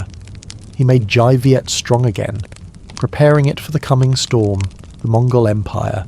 From the time Tran Tai Tong took the throne, the southern kingdom of Champa had sent tribute but continued to raid the borderlands, demanding the return of territory ceded to the Li dynasty. Enraged, the emperor began preparing his army. In 1252, he personally led the campaign to invade Champa. The Champa army was crushed. The Tran captured their queen and many of their people, while the Tran replaced the Li in Jai Viet. The Mongol Empire was consuming the Song dynasty in the north. The Mongols were fierce, nomadic warriors, masters of horseback archery. Their armies were disciplined, elite cavalry units. After Genghis Khan unified the tribes, they conquered a vast empire across Asia and Europe. The third great Khan, Mungke, launched a massive campaign against the southern Song. He sent his brother, Kublai, to conquer the kingdom of Dali. After Dali fell in 1253, Kublai returned north, leaving his general Uryanka Dai to pacify the remaining territories. By 1257, the conquest of Jai Viet became a key part of the Mongol strategy, to encircle and destroy the southern Song. 4 Mongol armies would advance on the Song from different directions. Mungke, Kublai, and another general would lead 3 armies. The 4th, commanded by Uryanka Dai, was to strike the Song from the deep south. After first conquering Jai Viet, Uryanka Dai's army massed on the northern border.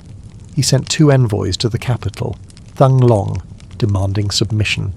Emperor Tran not only refused but had the envoys imprisoned and bound with bamboo ropes. He then issued a national decree, ordering troops to the border under the command of Tran Quoc Tuan and calling for the entire country to prepare for war. Uryanka Dai's force consisted of about 20 to 30,000 Mongol cavalry, supplemented by 20,000 conscripted troops from Dali, for a total of 40 to 50,000 men.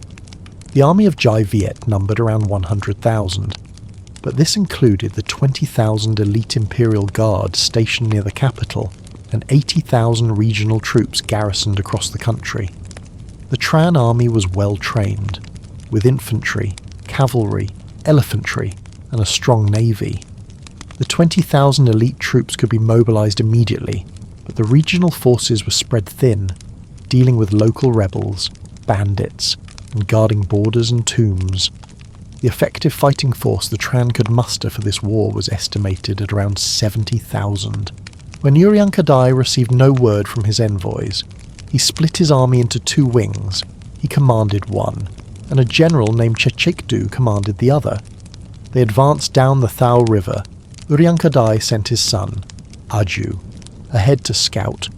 Aju found the Tran army deployed in multiple defensive layers at Binling Nguyen and reported back.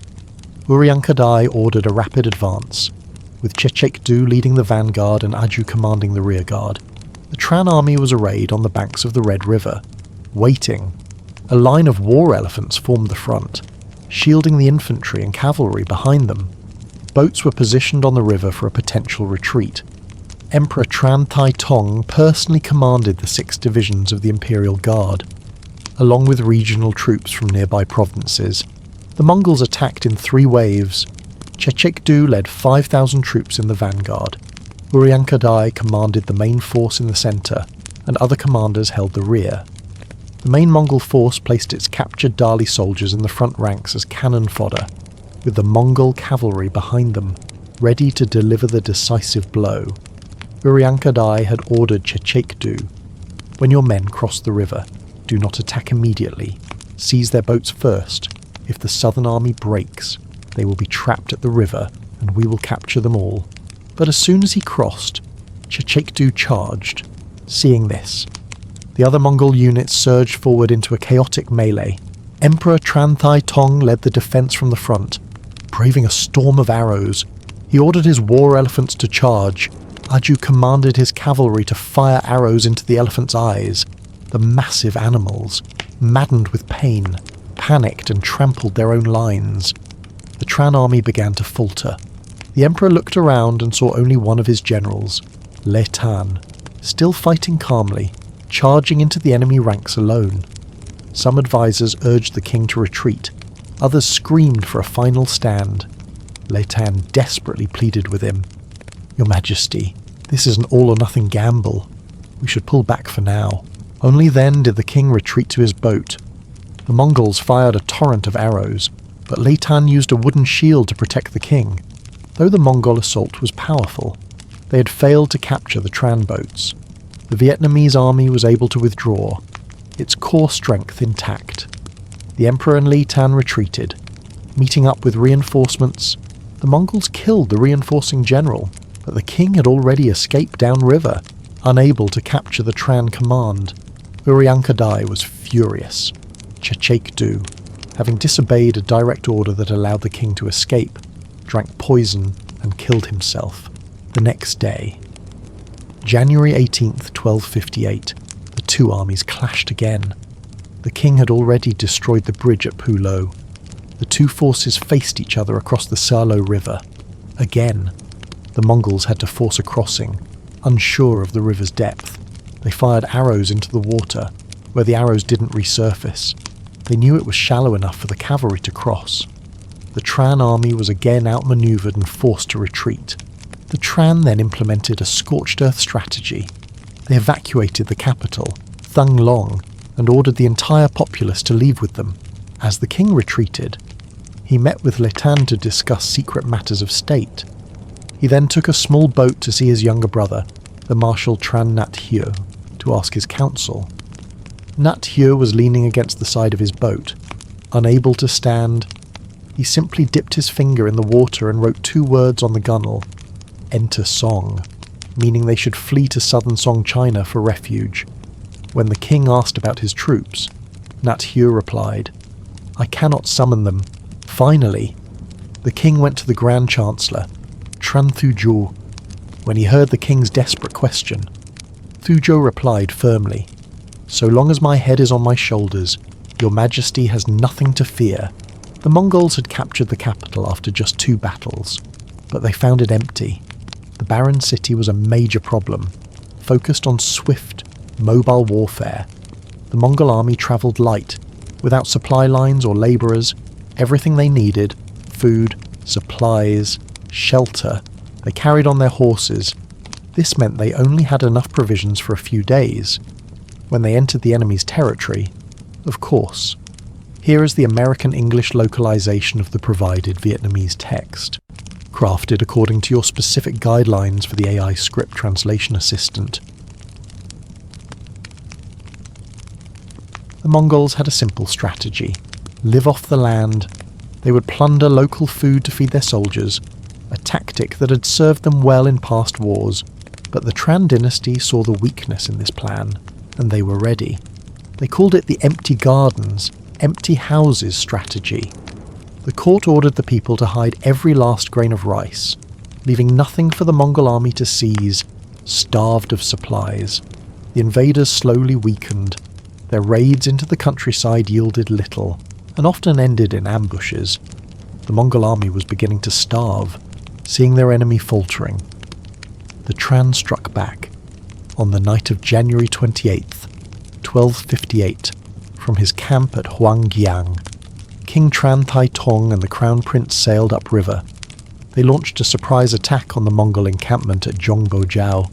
The Mongols, believing the Trinh forces were broken after the first battle, were caught completely off guard. They never stood a chance. It was a total rout. After the disaster at Zhongbojiao, the Mongols couldn't hold the capital, Thang Long, any longer. They fled, a desperate, chaotic retreat straight back to Yunnan, the same way they came. The Mongol army retreated along the Thao River, moving as fast as they could. Their retreat was so sudden it even caught the Trinh court by surprise, before they could position troops for a final strike. But their escape wasn't clean. Near Quy Hoa, they were ambushed by a local Thai leader named Ha Bong. Among his warriors were refugees from the Jaili kingdom, a nation the Mongols had recently destroyed. They fought with a desperate fury, seeking revenge. And the attack stunned the retreating Mongols. Because Ha Bong's force was small, the damage was limited. But fear had set in, fearing pursuit from the main Trinh army. The Mongols ran, not even stopping to plunder the villages. The Vietnamese people mocked them, calling them the Buddha bandits for their pious haste. In 1258, as soon as the defeated Mongol general Uryanka Dai returned to Yunnan, he sent 2 envoys back to demand King Thai Tong's submission. But when the king saw the devastation of his capital, Thang Long, he was filled with the rage of a victor. He ordered the envoys to be bound and sent them away. King Trinh Thai Tong returned to the capital. Life for the people of Jai Viet returned to normal. He honoured his loyal general, Lê Tan, and gave him the Princess Chiêu Tan in marriage. The king told him, "Without you, I would not be here today. Strive hard, so we may share good fortune together in the future." That same year, Thai Tong abdicated, passing the throne to his son, Crown Prince Huang. He stayed on as a retired emperor to guide the new king in the art of governance, and to prevent any future conflicts between the brothers. The court honoured him as Thai Thuong Huang, co-ruling the country. The crown prince ascended the throne as King Tran Than Tong. Than Tong was a kind and generous king. He treated his relatives with great warmth, often saying, "The kingdom is a legacy from our forefathers, meant to be shared among brothers." He would eat at the same table and sleep in the same bed with the royal princes, treating them as close family. Only during official court business was the formal line between king and subject drawn. Than Tong was dedicated to keeping the peace. During his 21-year reign, the kingdom knew no internal rebellion. He even commanded the nobles to gather the poor and displaced to cultivate new lands. Education flourished, giving rise to many great scholars. It was during this time that Lee Van Hu completed the Zai Viet Su Ki, the first national history of our country, though peace reigned within Jai Viet. Relations with the north grew increasingly difficult. The Mongols had finally conquered the Song dynasty, and now they waited for the right moment to invade Jai Viet again.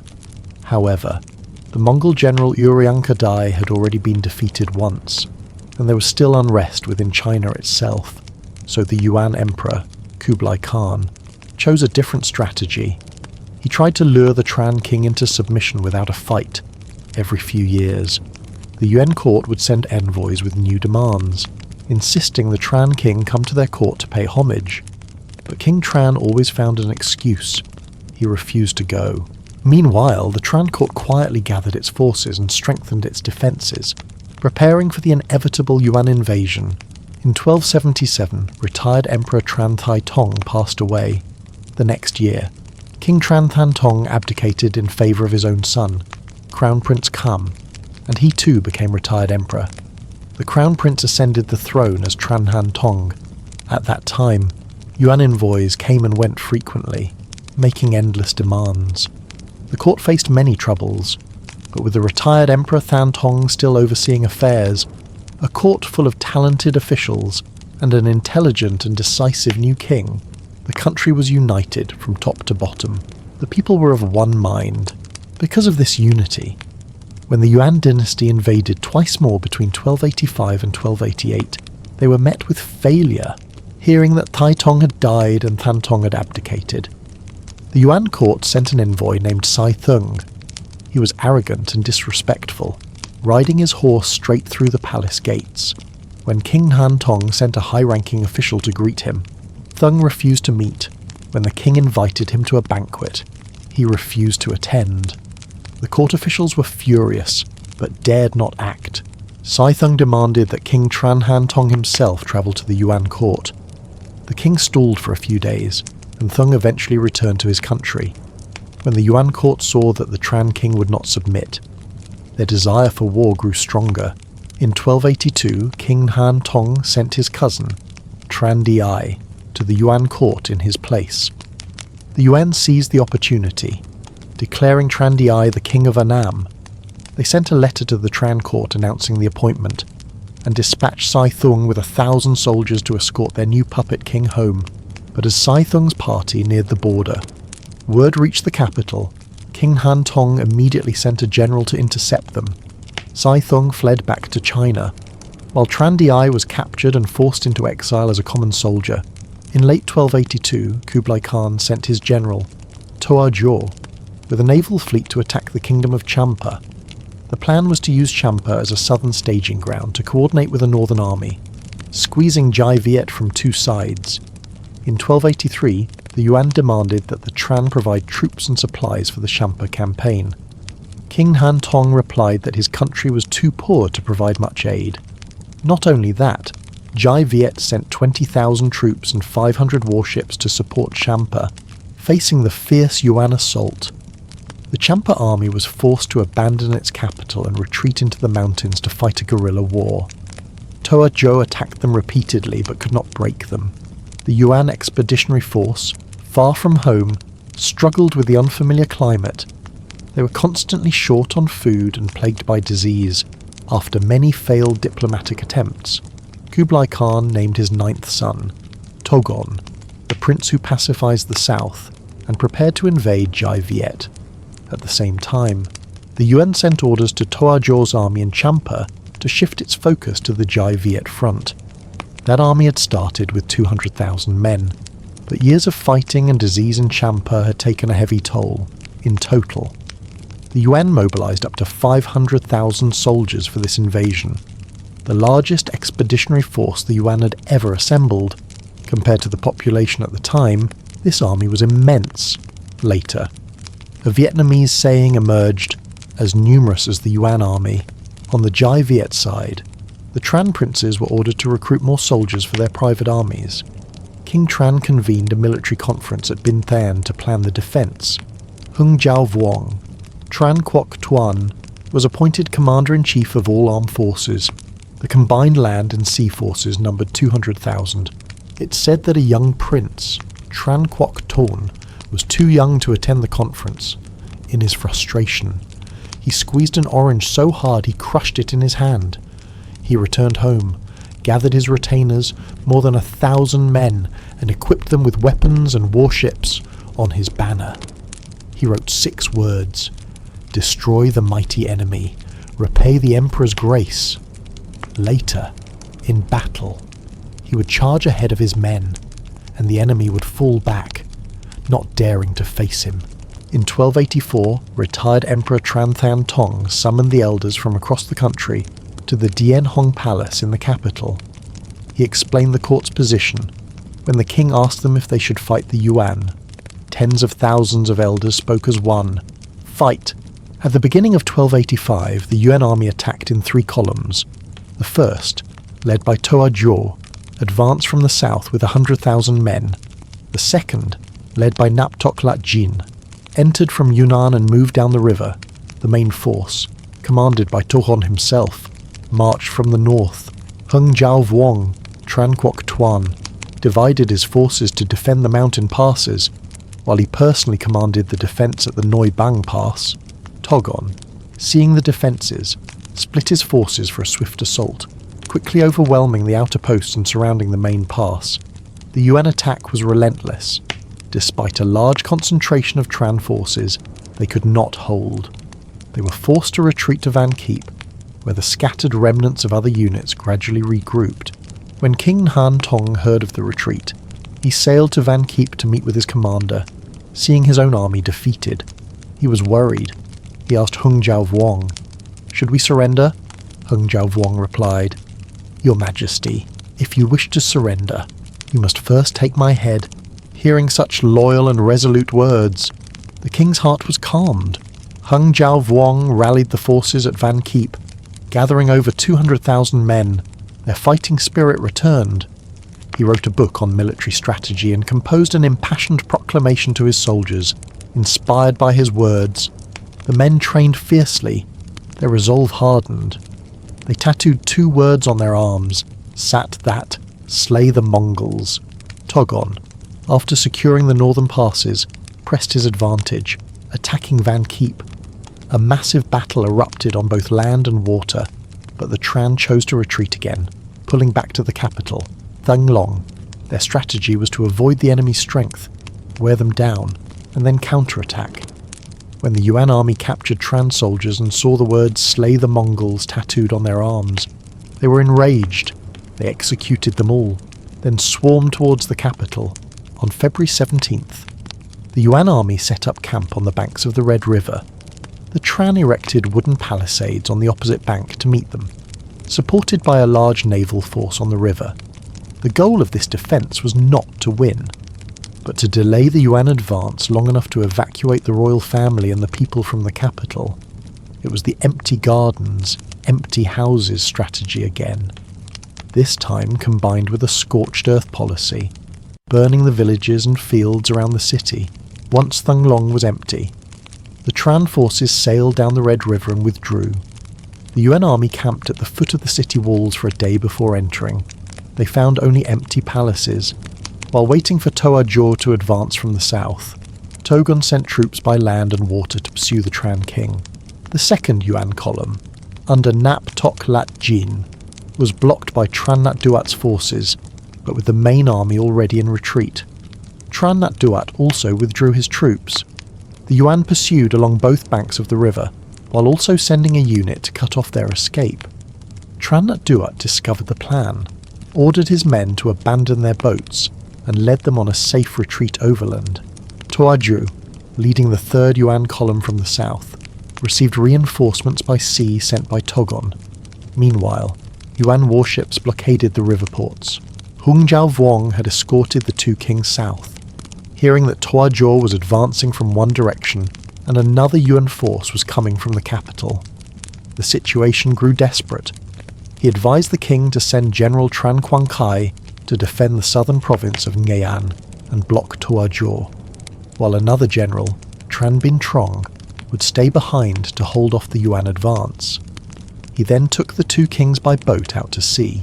Tran Quang Kai reached Nguyen and set up his defences, but the Yuan forces were too strong. He was forced to pull back. The local governor, Tran Quyen, surrendered with his entire family. At Thien Truong, Tran Bin Trong faced the advancing Yuan army. He fought fiercely, but his forces were vastly outnumbered. The Yuan broke his lines. Tran Bin Trong was captured and taken to Toghon. Togon, seeing he was a brave general, tried to win him over. He offered him food and drink, but Bin Trong refused to eat. He asked him about the state of the country, but Bin Trong refused to speak. Finally, Togon asked him, "Would you like to be a king in the northern lands?" Bin Trong roared back, I would rather be a ghost in the south than a king in the north. Seeing that he could not be swayed, Togon had him executed. When the retired emperor the king and Hung Jiao Vuong heard of Tran Bin Trong's sacrifice, they were all deeply moved. The situation was now critical. Hung Jiao Vuong led the two kings by boat along the coast, moving north before turning inland. He sent a general with the royal barge as a decoy toward another inlet. A Yuan commander pursued it, only to find it was a trick. Hung Jiao Vuong then guided the kings ashore, moving overland before taking another boat up the Bachjiang River and into the safety of Tanhua. By now, the Yuan army was everywhere. From the northern provinces to the capital, their garrisons held the land. In the south, To Zhuo and his general O Ma Ni were advancing. The king was terrified. The retired emperor was filled with dread. Some members of the royal family defected to the Yuan. Only Hung Jiao Vuong remained, escorting his kings through the sea, his back against the wall. His forces were exhausted, his situation desperate, but his resolve never wavered. He calmly searched for a way to strike back. He was a true general, a man who could save a nation and whose name would be honoured for 1,000 generations. Toa Zhuo's army occupied Nguyen. Tran Quang Kai had withdrawn. Holding the strategic points, Toa Zhuo couldn't break through, so he and O Ma Ni decided to take their forces by sea to join Togon in the north. When Tran Quang Kai learned of this, he sent an urgent message to the king in Tanhua. The king gathered his court and asked for a plan. Hung Jiao Vuong said, Toa Zhuo has come a long way from Champa. His soldiers are exhausted. Now they are travelling by sea to the north. Their strength is spent. If we send a general to intercept them, we will surely break them. The king agreed. He sent General Tran Nhat Duat and the young prince Tran Quoc Tuan with 50,000 men to meet Toa Zhuo's fleet. In April of 1285, Tran Nhat Duat's forces met Toa Zhuo's warships at Ham Tu. He immediately ordered an attack. The battle was fierce. Among Nhat Duat's men was a former Song Dynasty general who had defected to Jai Viet. He and his men still wore Song uniforms and used Song-style bows. To Zhuo, his troops already weary from the long campaign, saw their banners and panicked. He thought the Song dynasty had been restored and had come to help Jai Viet, the Chinese soldiers in the Tran army, eager for revenge against the Mongols, fought with exceptional bravery.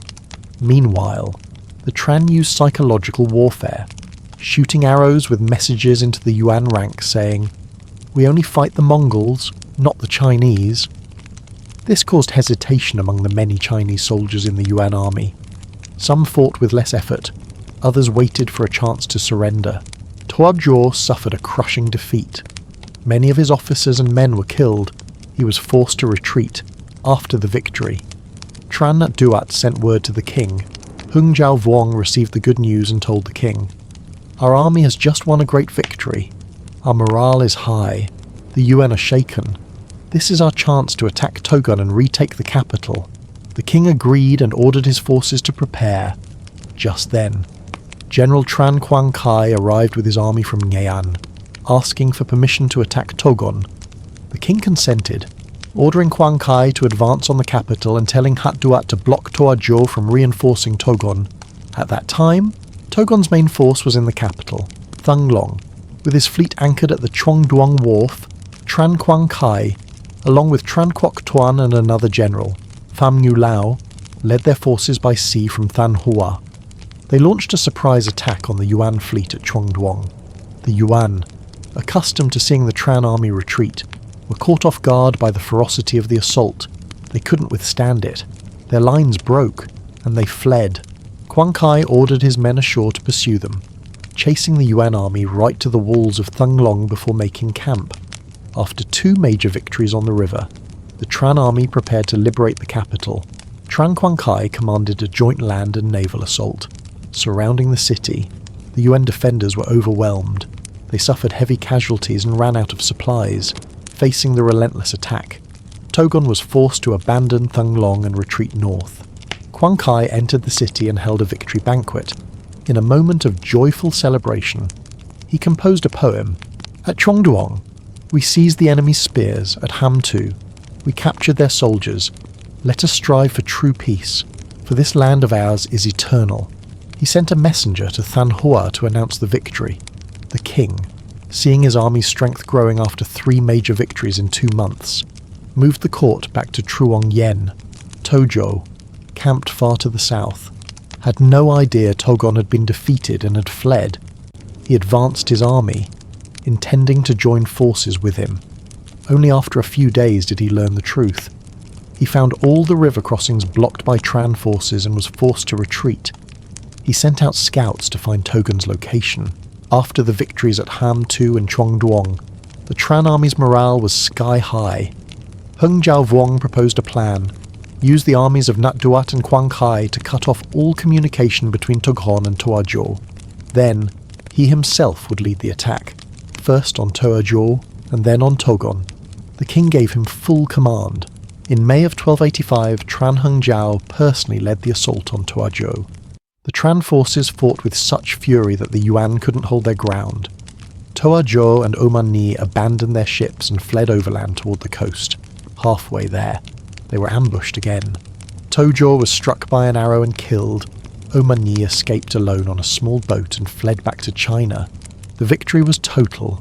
The Tran captured over 30,000 Yuan soldiers and countless ships and weapons. Hung Jiao Vuong held a feast for his troops, then turned north to hunt Togon. Togon, now camped in the north, heard the news. Tojo was dead. Oman Ni had fled. His officers and men lost all heart. It was the middle of a hot summer. The Yuan soldiers, unaccustomed to the climate, were dying from disease. Their food supplies were dwindling. Togon was already planning his retreat. Hung Jiao Vuong knew Togon would have to run. He sent 2 generals with 30,000 men to set up an ambush in a forest along the Van Keep River. He sent his 2 sons with another 30,000 to block the retreat route to China, with the traps set. He led the main army to attack the Yuan head-on. The Yuan army broke and fled. As Togon's main force reached Van Keep, the ambush was sprung. The Yuan army lost half its remaining men. One of its top generals was killed by an arrow. Togon and the survivors struggled onward, but near the border, they were attacked again by Hung Jiao Vuong's sons. The Jai Viet forces fired arrows like rain. Another Yuan general was killed.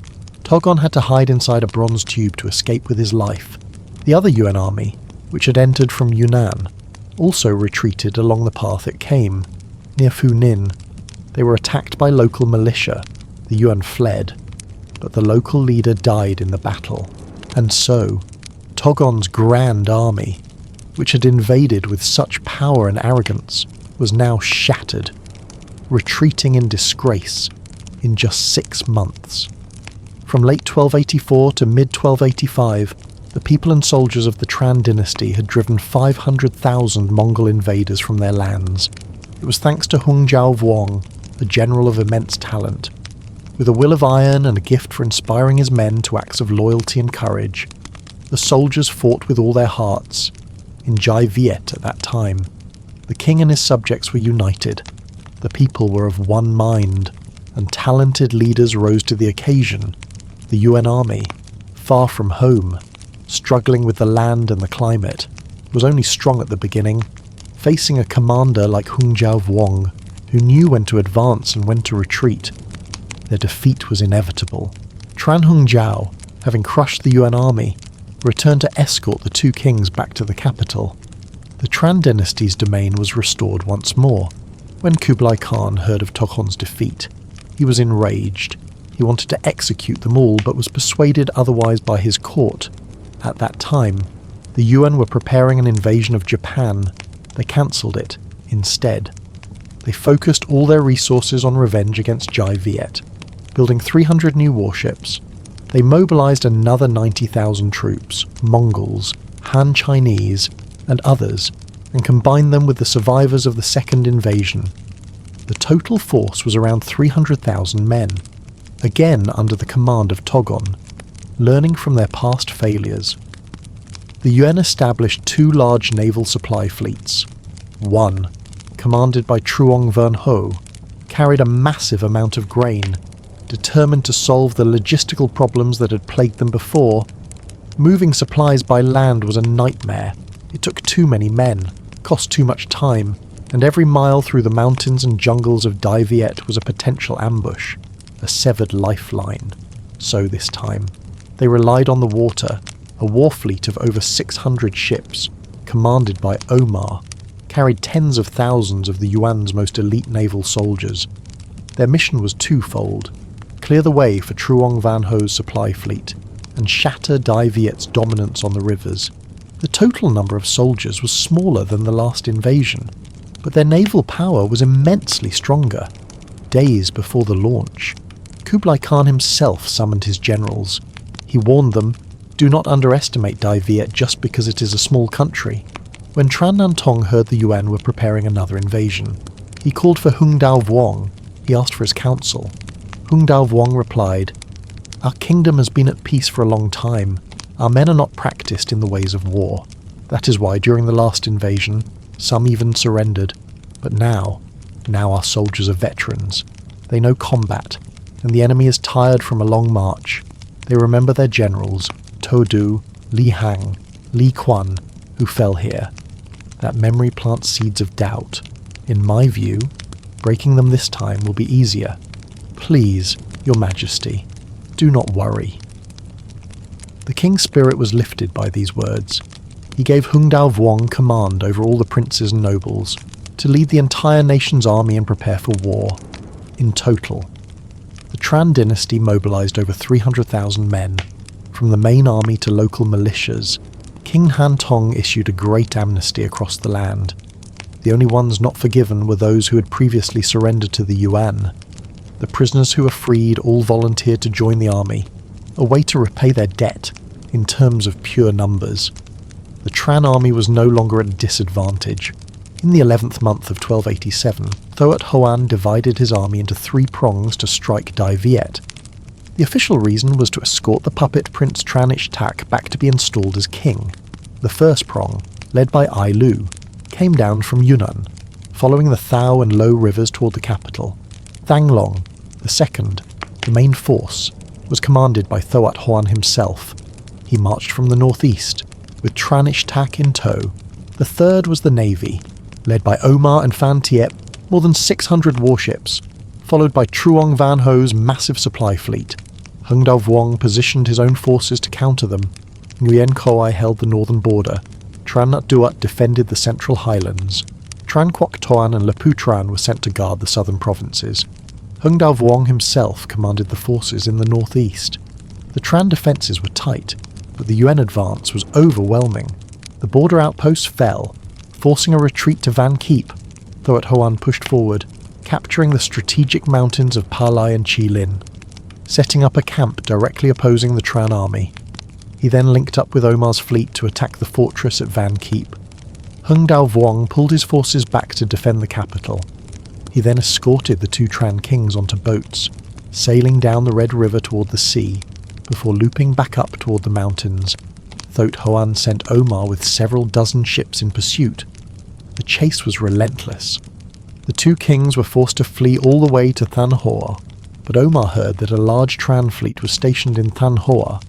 He knew he was outnumbered and turned back as he passed through Tai Bin in a fit of rage. He ordered his men to desecrate the tomb of the first Tran emperor, Tran Tai Tong, in the northwest. Ai Lu's army followed the Thao River at Bach Hak. He was met by the forces of Tran Nhat Duat. They clashed 18 times. Both sides suffered heavy losses. Eventually, Tran Nhat Duat was forced to retreat, and Ai Lu marched unopposed to Thang Long to rendezvous with Thoat Hoan. Thoat Hoan then advanced on the capital. Hung Dao Vuong's army held the walls. They rained arrows down on the Yuan forces. The Yuan attacked again and again, but could not break the defense. Finally, they withdrew back to Van Keep, seeing the enemy retreat. King Nantong escorted the senior emperor back north. Thoat Hoan was now stuck at Van Keep. His supplies were running dangerously low. He ordered Omar to take the fleet to the coast to meet Truong Van Ho's supply ships. But as Omar's fleet reached the Van Don Strait, they were met by the army of Tran Khan Du. A fierce battle erupted. The Tran forces couldn't hold. They broke and fled. The Yuan fleet sailed straight through, out to sea, to meet the supply convoy. When the senior emperor heard of the defeat, he was furious. He sent a messenger to arrest Khandu and bring him back for judgment. Tran Khandu pleaded for a few days' delay, a chance to redeem himself. A few days later, Omar met up with Truong Van Ho's supply fleet. He led the way back inland. Clearing the path, Truong Van Ho followed behind, having already defeated the Tran navy. Omar grew careless. He pushed his warships ahead, leaving a wide gap between his forces and the slow, heavy supply boats behind him. Tran Khandu was waiting in ambush as Truong Van Ho's supply fleet entered the Luk Tui Channel. The Tran boats swarmed out. Without his warship escort, Van Ho was helpless. The Tran soldiers captured everything, all the food, all the weapons. Truong Van Ho himself escaped on a small boat and fled back to his country. When Khandu sent word of his victory, the senior emperor was overjoyed. He pardoned him for the earlier defeat. He told Hung Dao Vuong, "The Yuan depended on those supplies. We have taken everything. They cannot sustain a long fight now. But they don't know that we know. Let the captured soldiers go. Let them return and tell Thoat Huan what happened. Their morale will shatter. Then we can break them easily." Hung Dao Vuong followed the order. He sent the captured Yuan soldiers back, and from that moment on, a deep unease settled over Thoat Huan's army.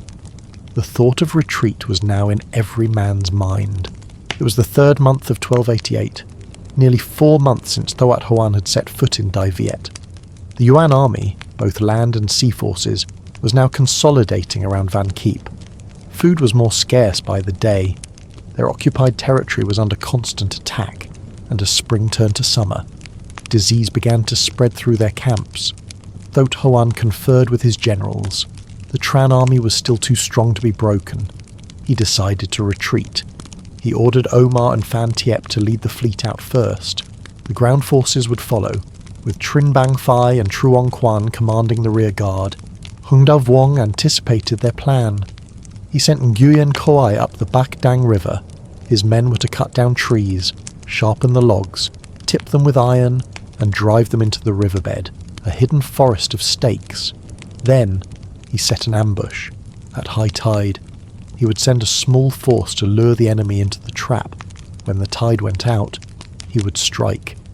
He sent Pham Ngu Lao and Nguyen Chengia with another force to set an ambush for the retreating land army, with everything in place.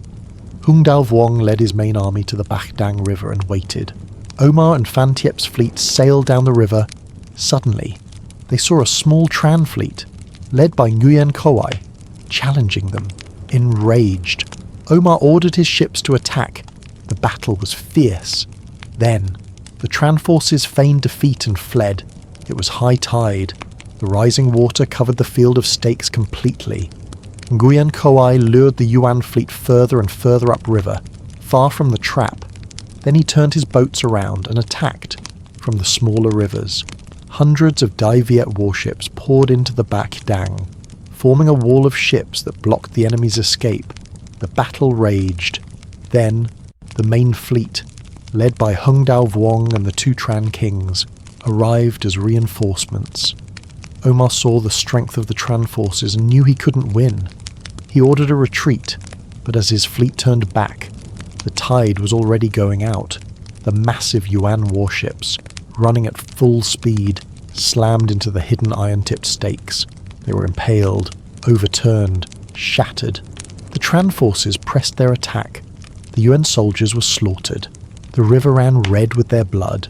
The Yuan generals, Omar, Phan Thiep, Teach Lakon Gok, were all captured alive. In that one battle on the Bach Dang River, more than 400 Yuan warships were captured. The number of prisoners was immense. News of the fleet's destruction reached Thoat Huan quickly. He panicked. He ordered his land army into a desperate retreat, but as they reached the border, they ran straight into Pham Ngu Lao's ambush.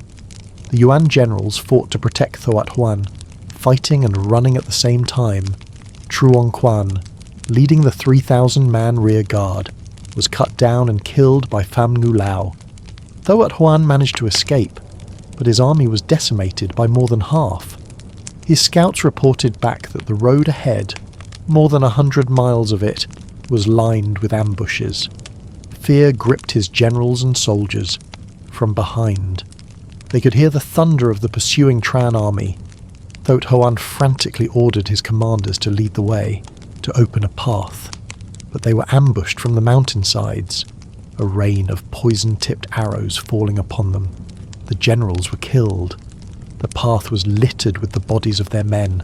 Trinh Bang Phai fought with everything he had to protect Thoth Hoan, finally getting him across the border. The Yuan dynasty had failed in its invasion of Dai Viet 3 times, but the Yuan was still a superpower, and Dai Viet was still a small nation. Endless war, even victorious war, would only bring suffering to the people. And so, in the 10th month of 1288, Tran Han Tong sent emissaries to the Yuan court to sue for peace and offer to resume tribute payments of the captured generals. Phan Thiep died of illness born from fear. The others were sent back to China. Only Omar, who had killed so many and desecrated the royal tombs, was not spared. King Han Tong ordered him taken out to the middle of the sea. His boat scuttled and left to drown. With the Mongol threat gone, the Tran court turned to rewarding the worthy and punishing the guilty. During the retreat, the court had captured documents, letters of surrender from many disloyal nobles. The officials wanted to use these to prosecute them, but the senior emperor, Tran Than Tong, believed there was no point in punishing such petty men. He ordered all the letters burned. Only those who had openly sided with the enemy were punished, with rewards given and punishments meted out. The senior emperor retired. In 1290, Tran Than Tong passed away. He had reigned for 21 years and served as senior emperor for 13. He was 51 years old, back in the Yuan court. Kublai Khan, despite accepting the peace, was still furious. He wanted revenge. He began preparing a new army, new ships, new weapons. But in 1294, as preparations were underway, he fell ill and died. His grandson succeeded him. The new emperor had no personal vendetta against Dai Viet. He saw the repeated failures and the immense cost of the wars. He ordered the invasion cancelled. Only then did the war truly end. In 1293, King Han Tong abdicated the throne to his son, who became Tran An Tong. The new king had a weakness for alcohol. He would sneak out of the palace at night with his guards. Once, a commoner threw a brick that hit him in the head, drawing blood. The senior emperor heard of these things and could only shake his head. One day, the senior emperor returned to the capital from his retirement palace. The entire court came out to welcome him, but Antong was drunk and still asleep. The senior emperor was enraged. He ordered all the officials to return with him the next day to receive his judgment. When Antong awoke and learned what had happened, he was terrified. He rushed out of the palace and found a scholar, Duan Nu Hai, and begged him to write a letter of apology. Together, they travelled through the night. The senior emperor read the letter, then looked at his son. "I have other sons," he said. "Any one of them could take the throne. I am still alive, and you dare to act like this. What will you do when I am gone?" But he forgave him. From that day on, Antong never drank again. In fact, he came to despise anyone who was addicted to alcohol. He appointed the scholar, Duan Nu Hai, to a high position. Antong proved to be a smart and dutiful king. The government was well run. He had many talented officials to help him, scholars like Trung Han Siu and brilliant military men like Pham Ngu Lao. Education flourished. It was a golden age for the Tran dynasty. During his reign, several of the great generals passed away, Tran Quang Khai in 1294, and Hung Dao Vuong in 1300. Hung Dao Vuong was the greatest general in the nation's history. His gong against the Yuan was immeasurable. When he was old and retired, as he lay dying, King Antong visited him. "If the northern invaders come again after you're gone," the king asked, "what should we do?" Hung Dao Vuong answered, "Ease the burden on the people. That is the best way to create deep roots and a strong foundation. It is the greatest strategy for keeping the country safe." The king understood the weight of those words. Not long after, the great general died. Hung Dao Vuong was utterly devoted to his king and country. Though his power was immense, he never overstepped his role as a subject. He was fair and just to everyone. When he died, the entire nation, from the king to the common people, mourned him. Temples were built in his honour all across the land. With the northern border secure, trouble began to brew in the southwest. The kingdom of Ai Lao repeatedly raided the border. King Han Tong had led campaigns against them before, but as soon as the Tran army withdrew, the raids would resume. King An Tong sent Pham Ngu Lao to deal with them. He defeated them in several battles, finally bringing peace to the southern provinces. The kingdom of Champa, to the south, had maintained peaceful relations and paid tribute for years. After his campaigns, the former king, Nan Tong, had become a monk. In 1301, the senior emperor, now a travelling monk, visited Champa. He promised his daughter, Princess Huyen Tran, in marriage to the Champa king, Che Man. A short time later, Che Man sent envoys with gold and silver, and offered 2 entire provinces in exchange for the princess's hand. In 1306, King An Tong agreed. The princess was sent to Champa. The 2 new provinces were absorbed into Dai Viet, but less than a year after the marriage, Che Man died. According to Champa custom, when the king died, his queens were to be burned alive on his funeral pyre. When King An Tong heard this, he sent an official to Champa under the pretense of paying respects, with secret orders to bring the princess home after Che Man's death. His successor did not honour the old treaties, so in 1311 An Tong himself led an army south. He captured the new king and installed his younger brother on the throne. The captured king died shortly after in Dai Viet.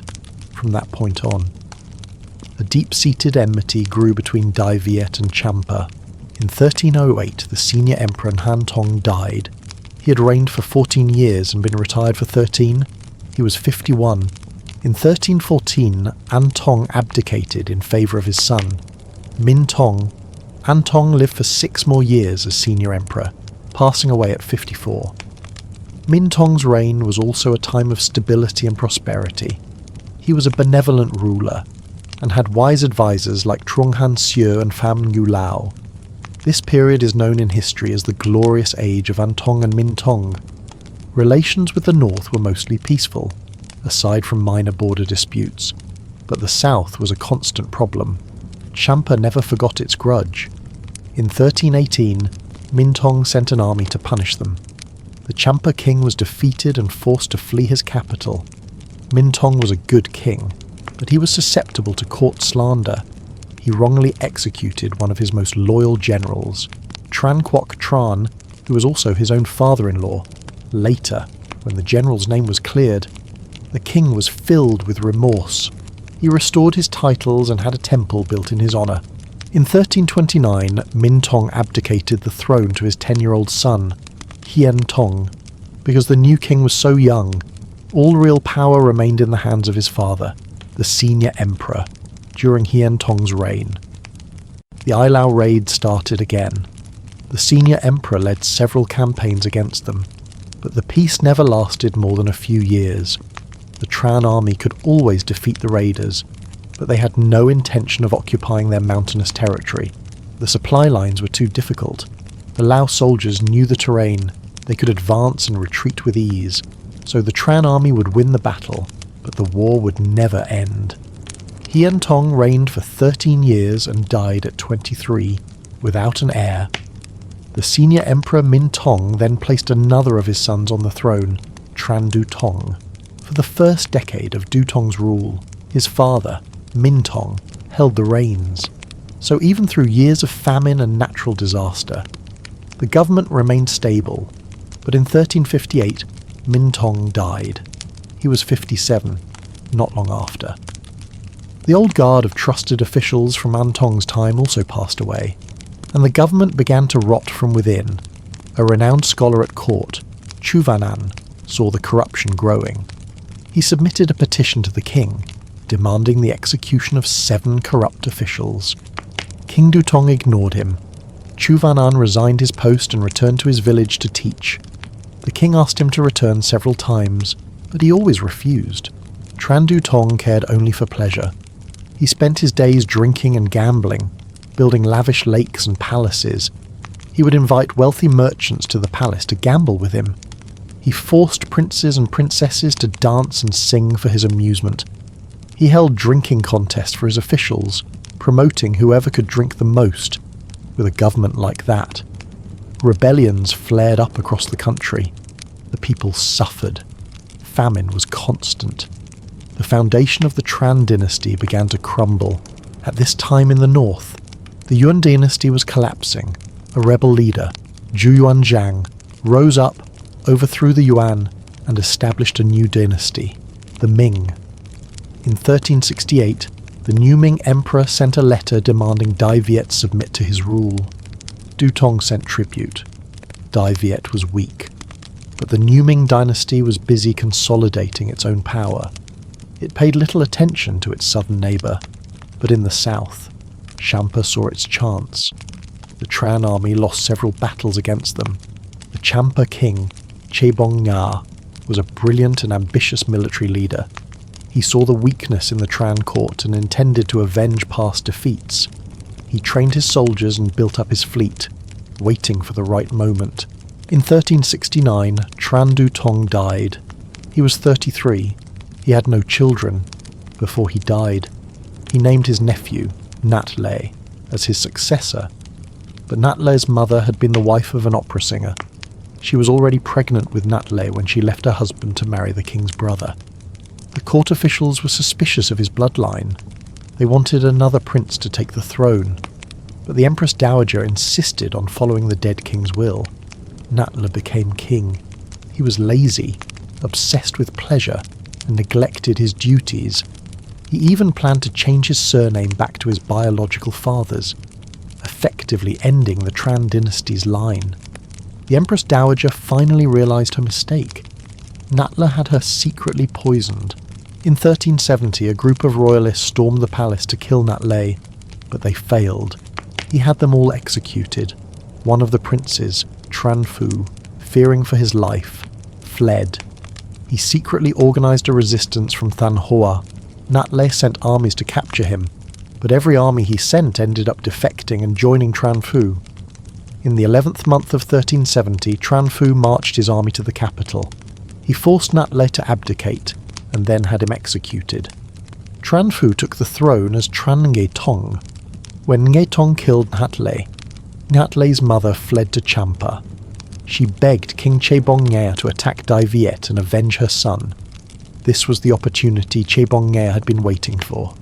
He sailed his fleet up the coast, entered the capital, and burned it to the ground.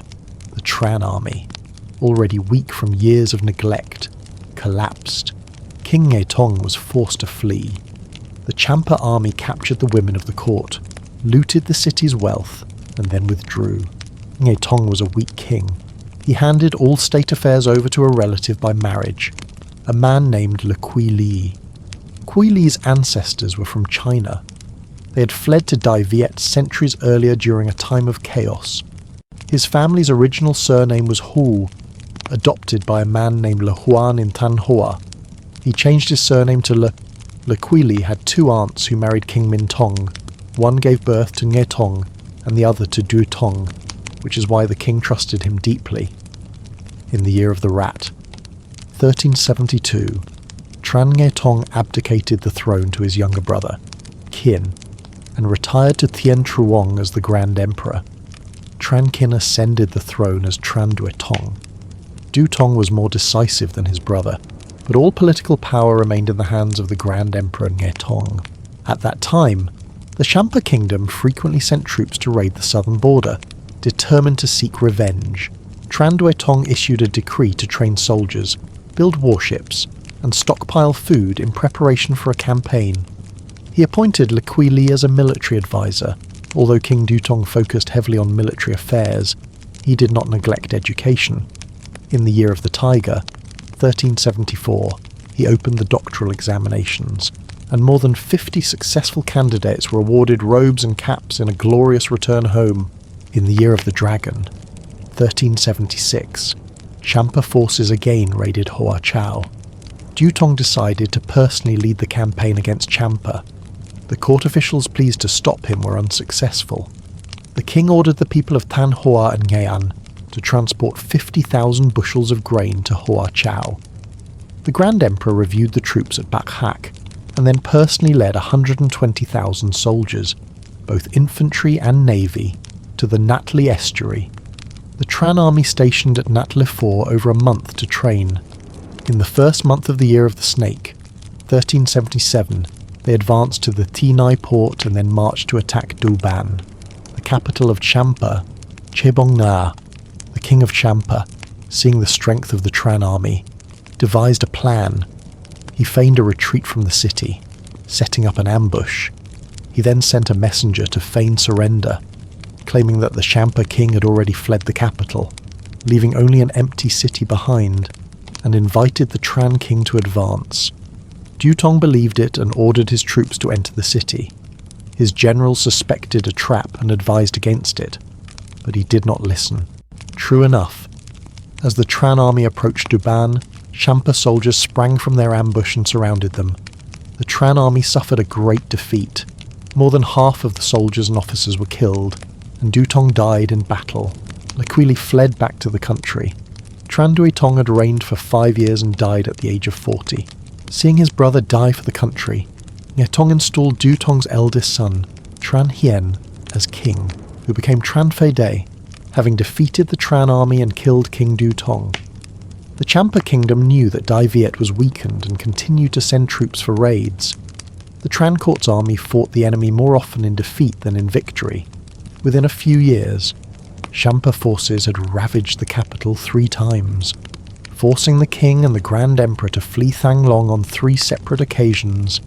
Yet, even after the invaders retreated, they failed to properly reorganize their military, a true shame for the descendants of the Tran dynasty, which had 3 times defeated the mighty Mongol Empire. The domestic situation was also chaotic. The people suffered from famine, heavy taxes, and rampant banditry.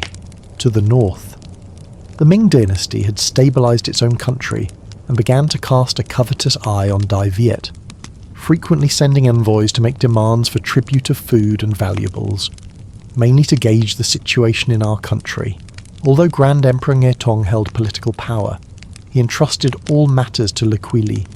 The court was filled with sycophants who only cared for themselves, giving no thought to the nation's perilous fate. Ngetong, blinded and unable to distinguish the loyal from the treacherous, continued to believe that Quili was completely devoted to the Tran house. At that time, Emperor Hien, seeing Laquili's immense power and the Grand Emperor's trust in him, discussed with his officials that if Quili was not eliminated, he would surely become a disaster later on. Unfortunately, the plan was exposed. Quili learned of it and ran to the Grand Emperor, crying and pleading his case. Ngetong listened and issued a decree rebuking Emperor Hien for being young and yet plotting to harm a meritorious official. He was demoted to Minduk Dai Vuong. Ngetong's own son, Chiu Din Vuong, was placed on the throne when the edict was issued. Several generals planned to lead troops into the palace to rescue Emperor Hien, but the king wrote 2 words: "Disarm yourselves," and forbade them from disobeying the Grand Emperor's order. Later, Emperor Hien was strangled to death, and all those who conspired to kill Kwai Lai were also executed. Grand Emperor Ngetong, on Laquili's advice, had killed Emperor Hien and placed his own youngest son, Chiu Din Vuong, on the throne as Tran Thuan Tong. In the court at that time, Quili wielded absolute power, appointing his own relatives and cronies to command the armies to build his faction. Outside, bandits rose up everywhere. In Kwok Owai, a man named Pham Suon rebelled and led his army to attack the capital. The Grand Emperor, Thuan Tong, and the entire court had to flee. Later, General Huang Pung Thi, who was stationed at Huangjiang to defend against the Champa, heard the news, led his troops back, captured Pham Suon, and crushed the rebellion. In October of the Year of the Snake, 1389, Chebong Nga again attacked Than Hoa. Tran Nghe Tong sent Lê Quy with an army to resist. The two sides held each other off for many days. The Champa army set an ambush, then pretended to abandon their camp and retreat. Lê Quy fell for the trick and urged his troops to pursue. Falling right into the trap, the Dai Viet army suffered heavy losses. The commanding general was captured alive, and many other generals died in battle. Quy left Pham Ca Vinh and Nguyen Phuong to hold the line against the enemy, while he fled back to Thang Long to request reinforcements. Tran Nghe Tong refused. Because of this, Quy angrily returned his command. Nguyen Phuong and Pham Ca Vinh, knowing their position was weak, also withdrew their forces. In November 1389, Nghe Tong sent Tran Kat Chan to fight the Yampa army. In 1390, Chebong Nga brought over 100 warships to confront Tran Kat Chan, a minor Champa general, who had committed an offence against Chebong Nga and feared being killed, fled to the Tran side and surrendered. He revealed the location of Chebong Nga's ship to Tran Kat Chan. Kat Chan focused his cannons and fired relentlessly at the royal vessel. Chebong Nga was hit by a cannonball and died. The Tran soldiers charged forward, seeing their king dead. The Champa army broke and fled. This victory ended the war between Chebong Nga and the Tran dynasty. After the battle, the Champa kingdom became weakened and was no longer able to launch a major attack on the northern plains. With the Champa threat quieted, Lê Quy became increasingly arrogant. He would persuade the Grand Emperor to kill anyone who did not submit to him. Princes and royal relatives were all harmed. Yet Grand Emperor Nghe Tong continued to trust Quy with a strange blindness. When court officials submitted memorials stating that Lê Quy had designs on the Tran dynasty's legacy, the Grand Emperor would show them to Quy. As a result, no loyal official dared to speak up anymore. Lê Quy power grew, and his faction expanded daily. Once, Nghe Tong had a painting of the four sages made as a gift for Quy. The painting depicted the Duke of Zhou assisting King Cheng of Zhou, Huo Guang assisting Emperor Zhao of Han, Zhuge Liang assisting the later Shu Han ruler, and Tu Hien Than assisting King Li Cao Tong. The Grand Emperor presented it to Lê Quy and said, "You should assist my son in the same way." On another occasion, Nghe Tong summoned Quy to the palace and said, "You are a relative, so I entrust you with great matters. I see now that the country is weak, and I am old. In the future, if my son can be helped, then help him. If not, then you shall take matters into your own hands." Nghe Tong was echoing the words of Liu Bei to Zhuge Liang, thinking he could win Quy loyalty. Lê Quy wept and swore an oath. "If your humble servant does not devote all my heart and strength to helping the king, may heaven and earth destroy me." In the 12th month of the Year of the Dog, 1394, Tran Nghe Tong passed away. He had been on the throne for 3 years and served as Grand Emperor for 27 years, living to the age of 74.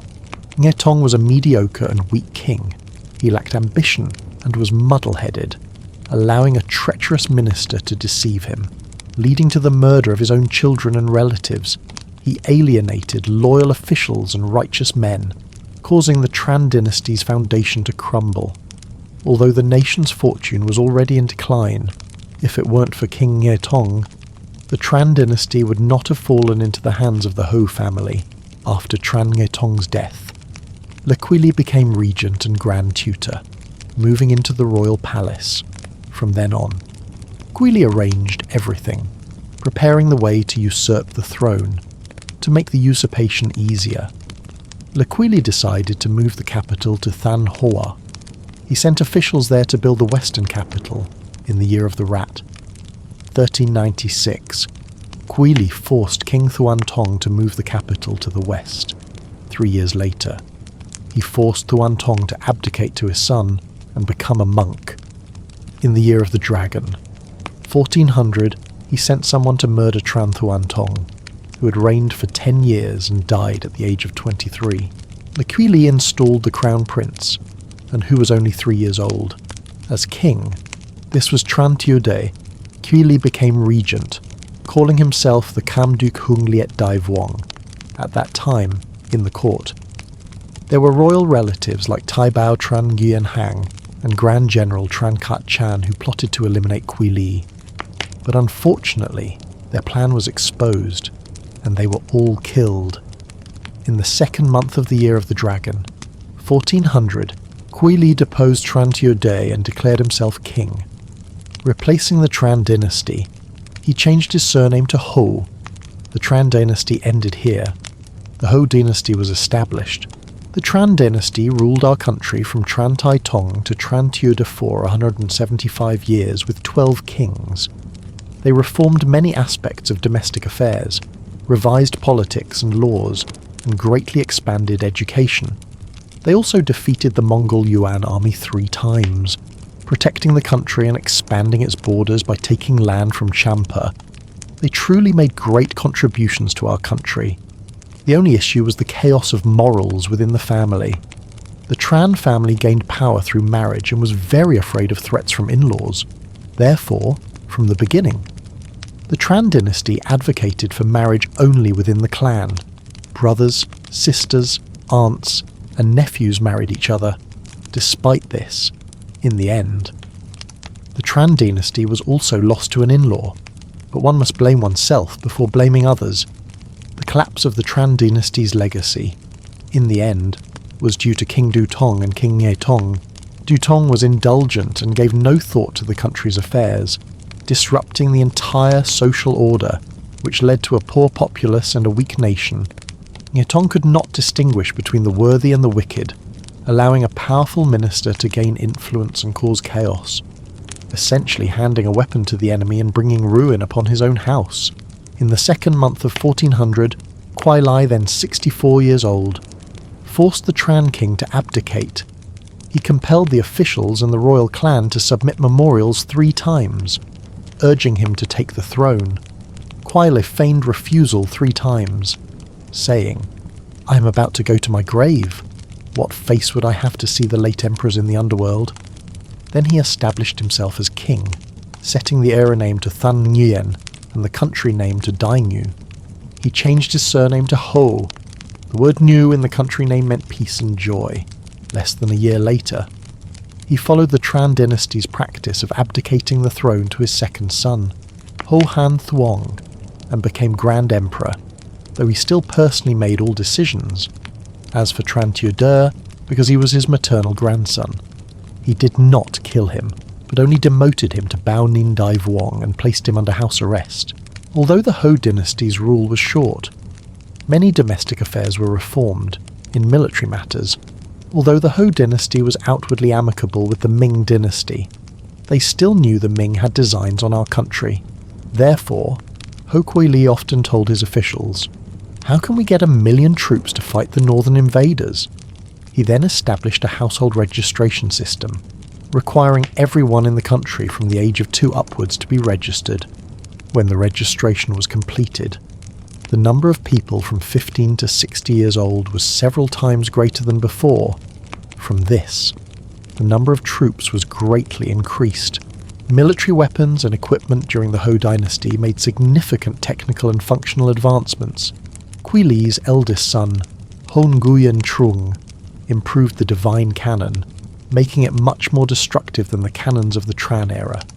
The navy was equipped with larger warships, and many ironclad ships were built to defend against the Ming army. These ships had a deck for ease of combat, while below, 2 men operated a single oar. In addition, the Ho dynasty built systems of defensive lines on land to protect the nation, such as the Taedu Citadel, the Darbang Citadel, and a large-scale defensive system nearly 400 kilometers long, stretching from Mount Tan Vien along the Da and Red rivers to the mouth of the Tai Bin River. One of Ho Quyen's notable reforms was the issuance of paper money. However, the paper money was not used by the people because it was easy to counterfeit and damage. At the same time, the court's overuse of printing paper money to cover budget deficits caused the currency to lose value and inflation to soar. The Ho dynasty enacted a law prohibiting the use of bronze coins. The people then resorted to bartering. The court had to set a value for paper money for exchange and establish laws to punish those who did not use it. This policy further restricted business and trade in society. In 1401, the court established the Thuong Bin Granary, distributing paper money to the provinces and then buying rice at market prices to store in the granary to stabilise the price of rice. But this was ineffective. In addition to these reforms, the Ho dynasty also revised the systems of taxation and criminal law, in education. Besides the traditional exams on classics and history, the Ho dynasty added a mathematics exam. In 1402, a Ho general named Du Man led an army to attack Champa. The Champa king, Badich Lai, was terrified and offered to cede the land of Chiemdong for peace. Quili forced him to cede the land of Koli as well, then divided it into 4 districts, appointed officials to govern, and forced landless people from other areas to move there to cultivate the land. Because when the Champa king ceded the land, he had taken its inhabitants with him back to his country. In 1403, the Ho dynasty wanted to seize more Champa land and sent Do Man with 200,000 troops to attack the capital, Du Ban.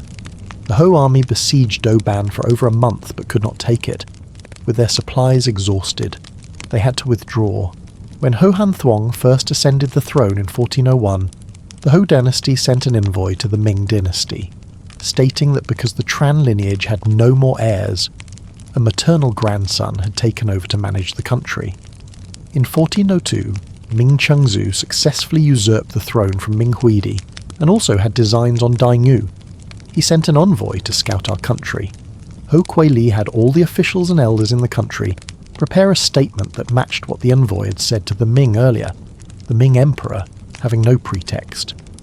Then enfeoffed Hohan Thuong as the king of Annam. In 1404, a man named Tran Thiem Bin fled to the Ming dynasty. Claiming to be the son of King Tran Ngetong, he detailed Ho Kuei Li's usurpation from then on. The Ming dynasty wanted to use the pretext of restoring the Tran, destroying the Ho to invade our country. In April 1406, the Ming sent General Huang Zhong with 5,000 troops to escort Tran Thiem Bin back to the country to be installed as king. Huang Zhong attacked the Lankin Pass. Left Chancellor Hun Nguyen Trung led 2 wings of Daingu's army, both infantry and navy. To counter, the 2 sides clashed. According to the complete annals of Dai Viet, the Daingu army, seeing that the Ming army was smaller, was careless, and was defeated with heavy losses.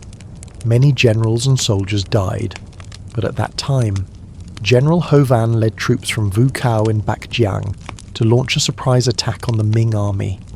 Huang Zhong could not resist and retreated under the cover of night, but was blocked by the Ho army at Chilang Pass. The Ming army had to hand over Tran Thiem Bin and request safe passage back. Hun Nguyen Trung agreed and opened the encirclement for the Ming army to retreat. Tran Thiem Bin was brought back and executed. This greatly angered the Ming dynasty, which became determined to attack the Ho. Initially, Ming Chengzu, Judi, ordered Duke of Cheng, Juneng, to be the generalissimo who pacifies the barbarians, with Zhang Fu and Mu Sheng as his deputies, to coordinate the advance. However, Juneng fell ill and died on the way to Longzhou, now in Guangxi, and command fell to Zhang Fu. In September 1406, the Ming dynasty sent 2 armies to invade Dainyu. The First Army, led by the Right Deputy General of the Pacification, Zhang Fu, and his aide, Chen Shu, attacked through the Palei Pass. The Second Army, led by the Left Deputy General of the Pacification, Mu Sheng, and his aide, Li Bin, attacked through the Pulen Pass. The Ming army quickly passed the border outposts without significant resistance. By November, the 2 armies met at Bach Hak and set up camp on the north bank of the Kai River, extending to Chujiang. Zhang Fu and Mu Sheng, under the banner of restoring the Tran, destroying the Ho, wrote proclamations listing the Ho's crimes and seeking descendants of the Tran to restore to the throne, which they floated down the river. The people of Dainyu saw the proclamations and, already resentful of the Ho dynasty's harsh rule, had no will to resist the enemy. Many generals and soldiers surrendered to the Ming army and were given official titles. The Dainyu army was stationed opposite the Ming camp on the Kai River. Under the command of Left Chancellor Ho Nguyen Trung, The Navy's warships were linked together offshore, while the infantry was stationed on the bank. According to the Ming veritable records, Ho generals who surrendered to the Ming, such as Mak Tui, Dang Nguyen, and Du Dui Trung, informed Jiang Fu of the Ho's plans and defensive positions. Jiang Fu and Mu Sheng, seeing that the riverbanks were all fortified with stakes and impassable, and knowing that the Ho were relying solely on the Darbang citadel for defence, concentrated their attack on this fortress as the decisive step of the campaign. On December 12, 1406, the Ming army launched a night attack on the citadel. Jiang Fu attacked the northwest corner, and Mu Sheng attacked the southeast. Mu Sheng's wing used scaling ladders to climb the city walls. Soldiers were killed, their bodies piling up as high as the wall. But the Ming soldiers did not stop their assault, not daring to halt. The Ho general Nguyen Tongdo ordered his soldiers to break through the wall and lead elephants out to fight. The Ming army used fire arrows to shoot the elephants and covered their horses with paintings of lions to frighten them. The elephants retreated, and the Ming army pursued them into the city. The Dainu army was soundly defeated. The Ho generals Luang Dan Hien and Tai Ba Nach were killed in battle. The Ming army captured the Dabang citadel along with 12 war elephants and countless weapons. The army units along the river all broke and retreated to the middle of the Huangjiang River. In February 1407, Left Chancellor Ho Nguyen Trung advanced his army to the Low River. On February 20th, the two sides clashed on the riverbank. According to the history of Ming, the Ho army had 500 warships, while the Ming army attacked by both land and water. As a result, the Dainu army was defeated, losing 100 warships and 10,000 soldiers, and had to retreat to the Monhai estuary, now in Jiaotui. Nam Din, Ho Kui Li and Ho Han Thuong fled to Tan Hoa. Jiang Fu and Mu Shen advanced to Jiaotui. The two sides set up opposing ramparts and fought day and night. Later, due to the sun, rain, disease, and humid mud, the Ming army could not stay and moved to the Ham-Tu Gate, establishing a heavily fortified camp. Left Chancellor Ho Nguyen Trung also moved to Huangjiang to welcome Ho Kui Li and Ho Han Thuong from Than Hoa. The Ho army at that time, including both infantry and navy, numbered 70,000, reported as 210,000. They then divided into two columns, advancing along both sides of the river, with the navy in the middle. Towards Ham-Tu, the Ming army attacked from both banks. The Ho infantry could not hold. Some fled, some surrendered to the enemy, and some jumped into the river and drowned. The navy managed to escape, but their supply ships were all lost. Ho Kui Li and his son fled to the sea and then back to Than Hoa, after the Ming army occupied the region from Ninh Binh northward. The Ho dynasty only held the lands from Than Hoa southward. Ho Kui Li, defeated, fled south, pursued closely by the Ming army. He intended to use the newly conquered rearguard from Champa to resist. However, the Champa king, Badich Lai, taking advantage of Dainu's defeat by the Ming, also raised an army and marched north, successively reclaiming the lands that had been seized by the Ho in 1402. The Ho army could not resist and had to retreat to Hoa Chau. In April 1407, the Ming army attacked Loijiang. The Ho army disintegrated without a fight. A Ho general named Nguyen Thuk, seeing that the situation was lost, told Kui Lai, "The country is about to be lost. A sovereign cannot let himself be captured. I beseech your majesty to self-immolate." Kui Li, enraged, beheaded Nguyen Thuk and then fled to Tan Binh in June. The Ming army reached Tan Binh. Ho Kui Li and his son, with nowhere left to run, were both captured. As for the officials, some surrendered to the enemy, some were captured, and some jumped into the water and committed suicide. The Ho dynasty's 7-year rule over our country officially came to an end after being captured and taken to China. One theory says that Ho Kui Li and Ho Han Thuong were executed immediately upon arrival in Jinling. Another theory says that the father and son were exiled to serve as soldiers in Guangxi and died a few years later. According to the Ming veritable records, the Ho family was pardoned.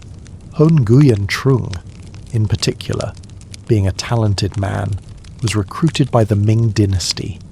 He helped the Ming court improve firearms, build warships, and dig canals. Nguyen Trung was promoted to the position of Minister of Works and died at the age of 73 in Beijing. Looking at Ho Kwai Li's reforms, he was not an ordinary man, but it is a pity that such a talented person, if he had remained loyal to the Tran dynasty, even with the Ming's strength, they would not necessarily have been able to conquer Viet, and he himself would have left a good name for 1,000 autumns, but because of his greed for fame and fortune, the desire to seize power arose, so Ho Kwai Li usurped the Tran throne, and the Ming then had a pretext to invade our country. It was also because of that pretext that the hearts of the people in the country abandoned the Ho and followed the invaders, leading to the father and son, Ho Kwai Lias, being defeated, captured, and taken to suffer humiliation in a foreign land. But that was only a crime that harmed the Ho family alone. As for the crime of losing the country, causing the people to fall into misery and suffering, who would bear that for Kwai Li? Fortunately, a hero named Le Loi later rose up to fight the invaders for 10 years, rescuing the Vietnamese people from the hands of the Ming army. Otherwise, who knows when the painful humiliation of being enslaved would have ended. In 1406, the Ming dynasty used the pretext of restoring the Tran destroying the Ho to send an army to invade the country of Dai Nhu. After capturing Ho Kwai Li and his son, the Ming pretended to put up notices seeking descendants of the Tran to restore to the throne. They then forced the officials and elders to declare that there were no more Tran descendants, and that the land of Viet was originally Jiao Chao, and now they requested that the districts and counties be re-established as before. The Ming used this false pretext to occupy our country, dividing it into 17 prefectures and 5 districts, and sending officials to rule, after arranging everything. Lu Yi and Huang Fu stayed behind to guard Jiaoqi, while Zhang Fu and Mu Sheng led their troops back to China at that time. Although the Ming invaders had occupied the land of Viet, the descendants of the Tran dynasty still wanted to restore their old legacy, and our people did not want to be slaves to the Chinese. Therefore, the later Tran dynasty rose up for a few more years. Earlier, when Zhang Fu put up notices seeking Tran descendants, although on the surface it was to restore them to the throne, in reality, it was to wait and kill them, to pull up the grass by the roots. Therefore, no one dared to come forward. At that time, Jian Din Vuong, named Tran Goi, a son of King Nge Tong, had fled to Yenmo in Ninh Binh to escape the pursuit of the Ming army. He met a local leader named Tran Trio Ko, who brought his people to follow him. Tran Goi then proclaimed himself Emperor Jian Din to continue the Tran dynasty's legacy. Setting the era name to Hung Khan, Emperor Jian Din started a rebellion against the Ming army, but because the later Tran army had just been assembled, when the Ming attacked, they were shattered and had to flee to Nguyen. The governor of Ho Chao, Dang Tat, heard the news, killed the Ming official, and brought his troops to join. Emperor Jian Din appointed Dang Tat as Duke of the State, and together they planned for restoration in Binh Than at that time. Tran Ngyet Ho raised troops to fight the Ming. He was attacked by the Ming, captured, and killed. The rest of his followers all fled to Nguyen to follow King Jian Din. Therefore, Emperor Jian Din's military strength grew. Tran Thuk Jiao and Tran Nat Chiu were both of Tran lineage who had previously surrendered to the Ming, so Zhang Fu had appointed Thuk Jiao to govern Dien Chao and Nat Chiu to govern Heian. Now, King Jian Din led his army, captured and executed these two and more than 600 of their followers. Pham the Cang, also a Vietnamese who had surrendered to the Ming, was appointed by Zhang Fu as the prefect of Tan Binh. In June 1408, Dang Tat led his army to attack and routed the Kang's forces at the Natli estuary, capturing and executing him. At that time, the later Tran controlled all the land from Nguyen inwards. In December 1408, Emperor Jian Din gathered all the troops from Thuan Hoa, Tan Binh Nguyen, Dien Chao, and Than Hoa, and then marched out to attack Dong Do. As the later Tran army reached Truong An in Ninh Binh, officials and heroes from all over came to join in large numbers. Ming officials reported this news to the Ming court, The Ming Emperor then sent Mu Sheng with 40,000 troops from Yunnan to attack, while also dispatching 20,000 naval troops from China to be ready for reinforcement.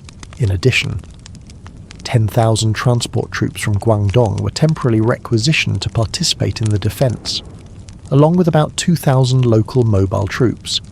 Men were also dispatched to provide timely relief to critical areas. When Moktan reached the Buko landing, he encountered the later Tran army. The two sides clashed fiercely. King Jianjin personally beat the war drum to spur his troops on. The soldiers, each one of them, charged forward with all their might, shattering the Ming army. They cut down the Ming general Lungi on the battlefield and chased Moktan all the way to the Kolong citadel. At that moment, King Jianjin wanted to press his advantage and sweep forward to retake Zhongquan, but Jiang Tat advised against it. The king and his general debated their strategy, but they could not agree. From that point on, discord grew between them. Just then, Ming reinforcements arrived to escort Moktan back to Zhongquan city. Jiang Tat then divided his forces to besiege the citadels in various provinces, sending out calls for soldiers to gather before launching a future assault. King Jianjin was not pleased with Jiang Tat. Listening to slanderous rumours, he had Jiang Tat and his chief strategist Nguyen Chan arrested and executed. This act caused the people's hearts to turn away from him. At that time, Jiang Tat's son, Jiang Dung, and Nguyen Chan's son, Nguyen Can Di, seeing their fathers murdered, abandoned King Jianjin. They took their own troops to Than Ho and found Tran Kui Koang, a grandnephew of Emperor Nge Tong. They elevated him to the throne, and he took the era name Trung Quang. Meanwhile, King Jianjin was in Nu Tien Fortress, fighting against the Ming. Emperor Trung Quang sent a general to launch a surprise attack, capturing Jianjin Jie and bringing him to Nge'an. When Jianjin arrived, Trung Quang greeted him in plain clothes, showing respect. Emperor Trung Quang then honoured Jianjin with the title of Tai Thuong Huang, or retired emperor, and together they plotted the restoration of their forces. After the crushing defeat at Buko, Moktan had to retreat and defend Zhongquan city.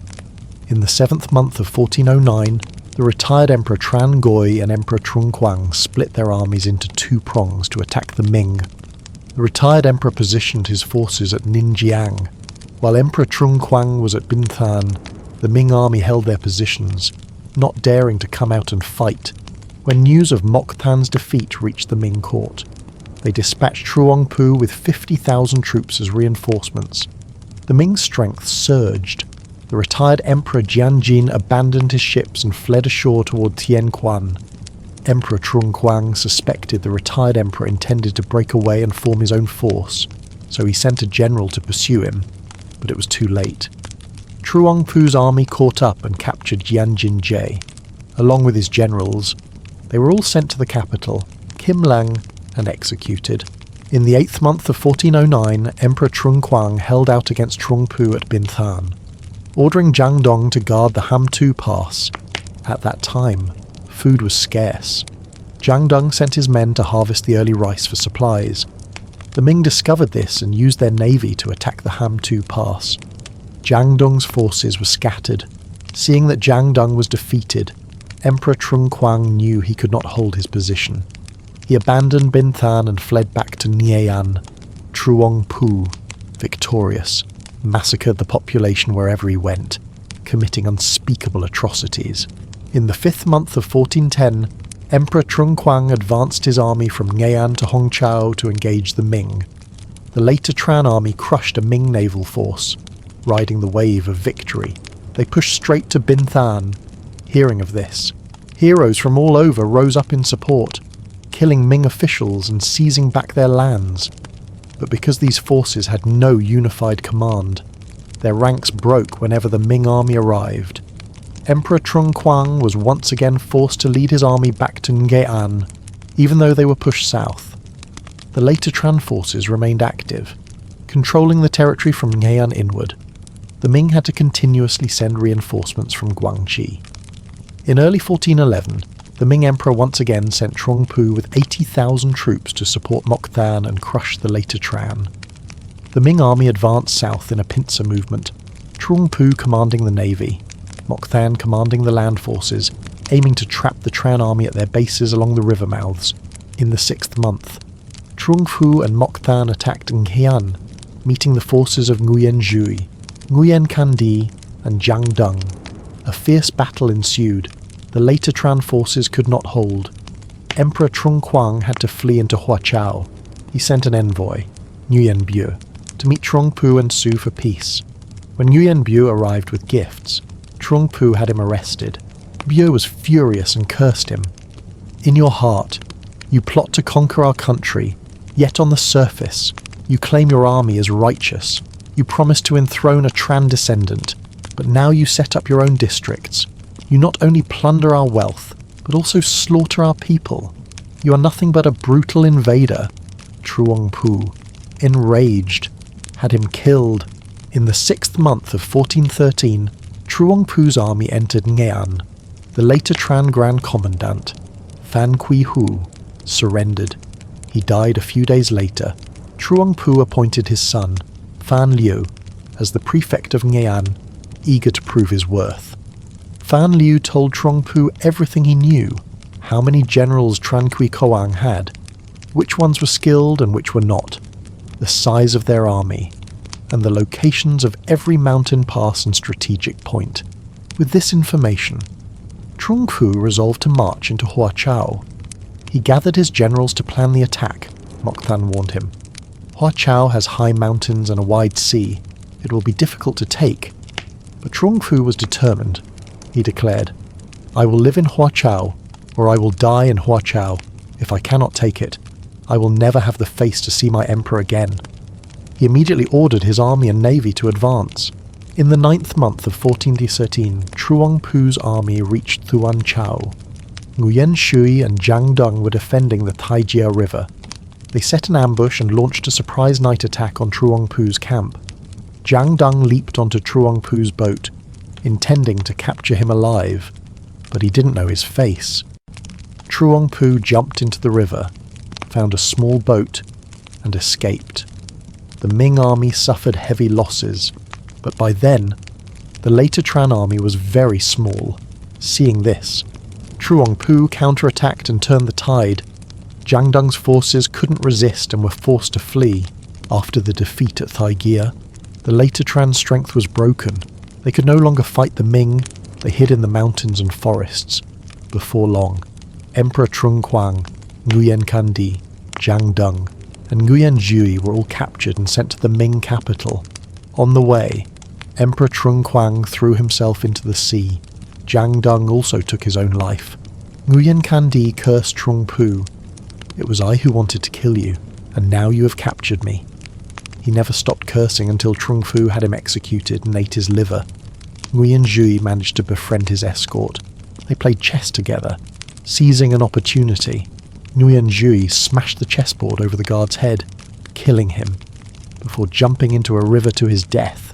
In the end, every last king and courtier of the later Tran chose a heroic death. Not one of them surrendered to the Ming.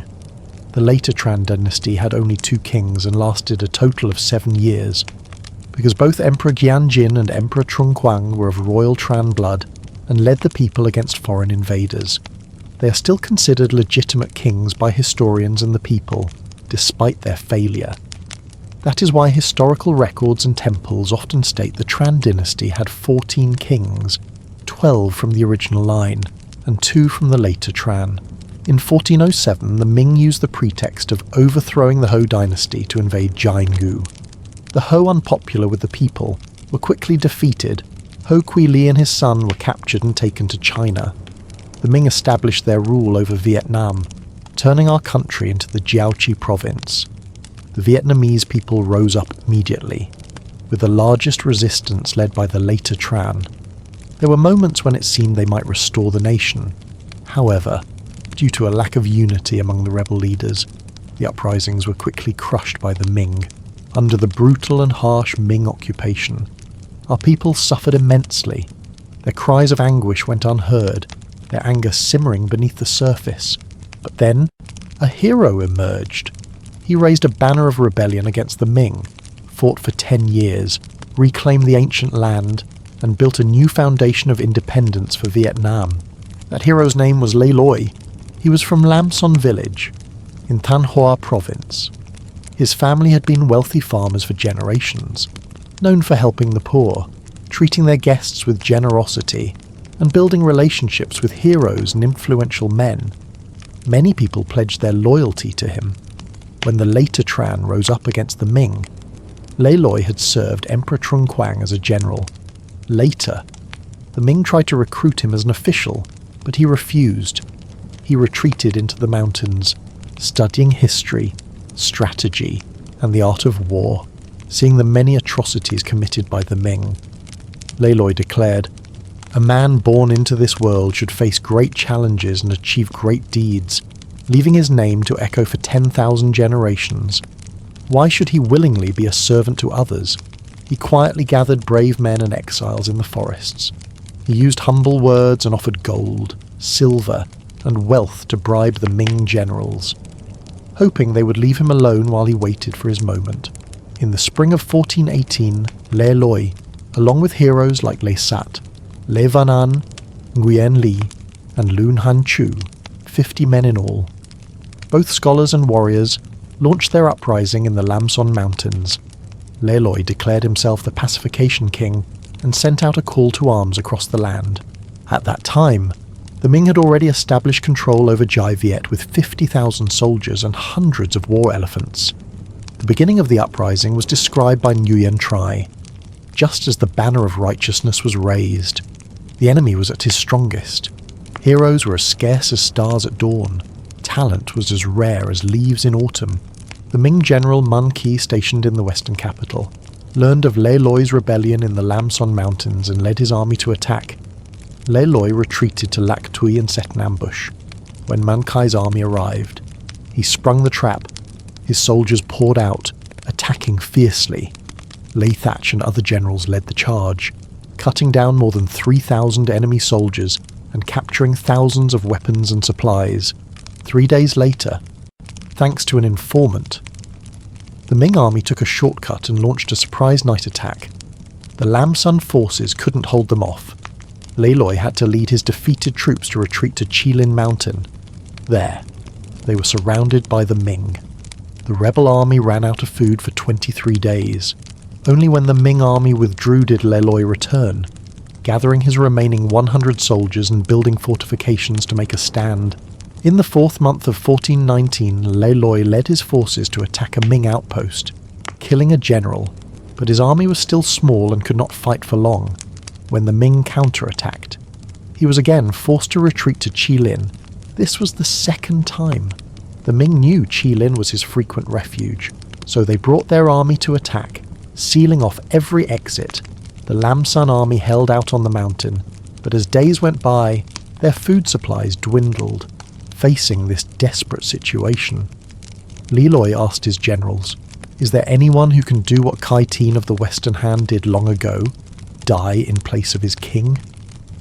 At that moment, a man named Le Lai stepped forward, ready to sacrifice himself for his country. He offered to wear the king's royal robe and ride his war elephant into battle. The Ming army, thinking he was Le Loi, swarmed him, captured him, and killed him. Then they withdrew to the western capital.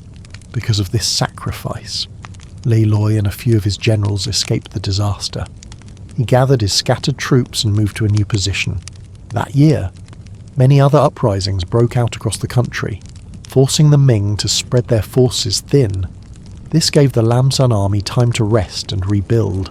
In 1420, Le Loi moved his army to a new village, planning to attack the western capital. A Ming general learned of this and launched an attack, but he was ambushed halfway there by Le Loi's forces and had to flee. The Lam Son army then advanced and took up a position at Loi Jiang. The Ming army was forced to retreat and defend the western capital. While Le Loi was at Loi Jiang, a man named Nguyen Lords came to see him. He presented a book on strategy. Le Loi found it brilliant and appointed him as his chief advisor. In the 11th month of 1421, the Ming general Tran Chi led an army of tens of thousands to attack the Lam Son rebels at Loi Jiang. He also arranged for an allied army from Laos to attack from the other side. Lê Loi gathered his generals and said, "The enemy is numerous, but they are tired from their long march. If we strike them now, we will surely break them." He divided his forces and launched a surprise night raid on the Ming camps. Destroying 4 of them and killing over 1,000 men, Trinh was furious. The next morning, he ordered his entire army to attack. Lê Loi had his troops waiting in ambush. When the Ming army arrived, they poured out and attacked fiercely. Trinh was soundly defeated and had to flee. Just then, 30,000 Laotian troops arrived at the Lam Son camp. Claiming they were there to help fight the Ming, Lê Loi agreed. In the middle of the night, the Laotian army launched a surprise attack. The Lam Son general Lê Thach was struck by an arrow and killed. Lê Loi himself took command, driving back the enemy. He killed 10,000 of their soldiers, captured 14 elephants, and pursued them for 4 days and nights all the way back to their stronghold, before leading his army home. In 1422, the Lam Son army advanced from Loijiang to attack a Ming outpost. The Ming and Laotian armies attacked from both sides. The rebel army suffered heavy losses. Lê Loi had to retreat to Sach Khoi and hold his position. The Ming and Laotian armies, seizing the advantage, surrounded him on all 4 sides. The situation was perilous. Lê Loi told his soldiers, "The enemy surrounds us. There is no escape. This is what the art of war calls a death ground. If we strike fast, we live. If we don't, we die." As he spoke, tears streamed down his face. His soldiers were moved, and they all vied to be the first to die for the cause. The generals charged forward, cutting down a Ming commander and over 1,000 soldiers. The Ming army was routed. The Laotian army broke and fled. After the battle, Lê Loi withdrew his army to Jilin for the 3rd time. By then, food was becoming scarcer by the day. For 2 months, the rebels survived on vegetables and bamboo shoots. They had to slaughter all their elephants and horses for food. Worn out from long campaigns, Lê Loi decided to seek a temporary truce with the Ming. He sent an envoy to negotiate. The Ming officials accepted. In 1423, Lê Loi brought his army back to Lam Son. The Ming generals sent him buffalo, horses, and grain as gifts. Lê Loi sent back gold and silver in return, but later. The Ming suspected Lê Loi's surrender was not sincere, and they imprisoned his envoy. Because of this, he broke off all contact. It was now 1424. More than 6 years had passed since the uprising began. The Lam Son army was still locked in a struggle with the Ming, constantly surrounded and in dire straits. Lê Loi gathered his generals to plan their next move. An officer named Nguyen Lords said, "Nguyen is a strategic place. The land is vast, the population large. We should first take the Tralong citadel, then capture Nguyen to establish a foothold. From there, we can turn back and strike Zhongzhou. If we do this, the realm can be pacified." Lê Loi agreed this was the right plan. He led his army south. On the 20th day of the 10th lunar month, 1424, he attacked and broke through the defences of Jiakang fortress. More than 1,000 Ming soldiers were killed or drowned. The rebels captured a large amount of food and weapons. Later, when a Ming general came with reinforcements, Lê Loi attacked and routed his army. Lê Loi then advanced his army toward Tralong province. As they crossed the Bo Lap mountains, they saw Ming forces in pursuit behind them. As dusk fell, Lê Loi hid his soldiers in the forest to ambush the enemy. When the Ming army reached the mountains, they were hit by a surprise attack. They had no time to resist and their ranks shattered. They lost 2,000 men and 100 horses.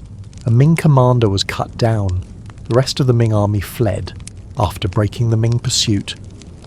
The rebel army continued toward the Tralong citadel. The Ming general followed from behind but didn't dare get close.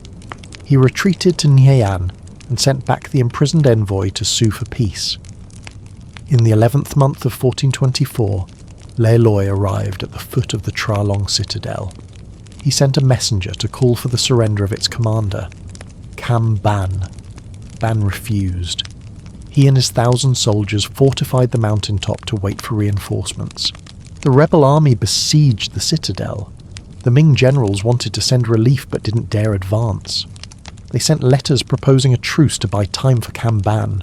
Lê Loi thought, Camban is in danger. They should be rushing to his aid. Their hesitation means they are afraid. I will pretend to agree to a truce and see what happens. If we exchange messages for a week or a month, Camban will surely fall." He wrote a letter, placed it on a raft, and let it float down the river. The letter said he still wanted to negotiate but was being blocked by Camban. He asked for an envoy to be sent to clear the way. The Ming general received the letter and sent an officer to tell Camban to negotiate. Knowing reinforcements weren't coming, Ban surrendered. Leloy took control of the province and gave a clear order. "Camban has surrendered. Do not harm him in any way. Forgive them all. Do not kill a single person." He encouraged the local tribes, rewarded their chiefs, and recruited 5,000 more soldiers. When the Ming heard that Camban had surrendered, they attacked Tralong again but were beaten back by Leloy. From the beginning of the Lam Son Uprising until then, they had fought the Ming many times, with wins and losses, but the Ming officials still looked down on them and didn't report the true situation to the Ming court. At that time, the Ming emperor sent a new minister to oversee affairs in Jiaoqi. The minister saw the strength and reputation of the Lam Son army and hastily sent a report to the emperor. The emperor then issued a decree blaming his generals and ordering them to crush the rebellion immediately. The generals, terrified, advanced with their entire army and navy. Leloy was advancing to attack the Nguyen citadel when he heard the Ming were coming. He sent 1,000 soldiers to guard the river mouth, while he himself led his troops to a strategic spot on the north bank of the Lamjiang River, where he set an ambush. A few days later, the Ming army and navy arrived and made camp downstream. Near dawn, the Ming general led his land forces forward while his ships advanced, both attacking the Lam Son camp. Leloy pretended to retreat, luring the enemy into his ambush. The Ming, unsuspecting, chased after him with their entire force. The Lam Son ambush sprung from all four sides. The Ming army was routed, suffering countless casualties. They had to retreat, build defensive works, and did not dare attack again. Leloy led his army back to their camp. By then, the rebels had less than 10 days of food left. While the Ming had plenty, Leloy knew he couldn't afford a long standoff. He devised a plan for a decisive battle. He ordered his men to burn their own camp and pretend to flee upstream, but in reality, his army secretly took a shortcut, waiting for the enemy to arrive before striking. The Ming, believing the Lam Son army had fled, moved up and occupied their old campsite. The next day, Leloy brought his army to challenge them. The Ming, overconfident, came out with their entire force. Leloy then unleashed his troops, smashing into the enemy formation. His generals took turns leading the charge. The Ming army broke. Countless men were killed. The river was clogged with the bodies of drowned soldiers and overturned boats. The Lam Son army captured a Ming general and over 1,000 troops. They cut down another commander. They pursued the enemy for 3 days and 3 nights, all the way to the foot of the Nguyen citadel. The Ming army had to flee inside and lock the gates. On the 12th day of the 4th lunar month, 1425, Leloy arrived at Nguyen and issued an order to his soldiers. "Our people have suffered under the invaders for too long. Wherever we go, we must not touch the people's property in the slightest." The people were overjoyed. They competed to bring meat and wine to feast the army. Leloy besieged the Nguyen citadel. The Ming stayed inside, not daring to fight, and so the entire territory of Nguyen fell into the hands of the rebel army. In the 4th lunar month of 1425, a Ming admiral sailed from Zhongquan to relieve the Nguyen citadel. Leloy knew the enemy was desperate, waiting day and night for reinforcements. He predicted that when the admiral arrived, the besieged army would surely pour out to attack. He set an ambush on the riverbank outside his own camp. Sure enough, the Ming forces came out to attack the Lam Son camp. Leloy waited until half the enemy had crossed the river, then unleashed his troops. The Ming were defeated again. Over 1,000 were cut down, and many more drowned.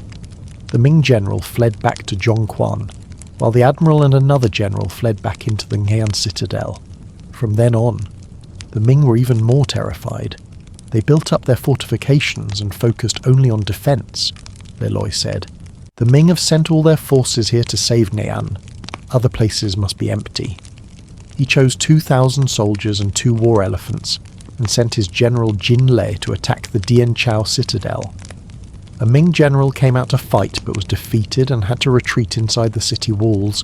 He sent for help from the western capital. The Ming forces there quickly dispatched 300 warships, filled with soldiers and supplies, by sea. Jin Lei set ambushes at the river mouths and destroyed all 300 ships. With his reinforcements lost, the Ming general dared not hold Dien Chao any longer. He abandoned it and fled to the western capital. Lei Loi then sent more generals to support Jin Lei in attacking the western capital. The Ming came out to fight, were defeated again, and retreated into the city. The Lam Son army surrounded them. They didn't harm any of the local people.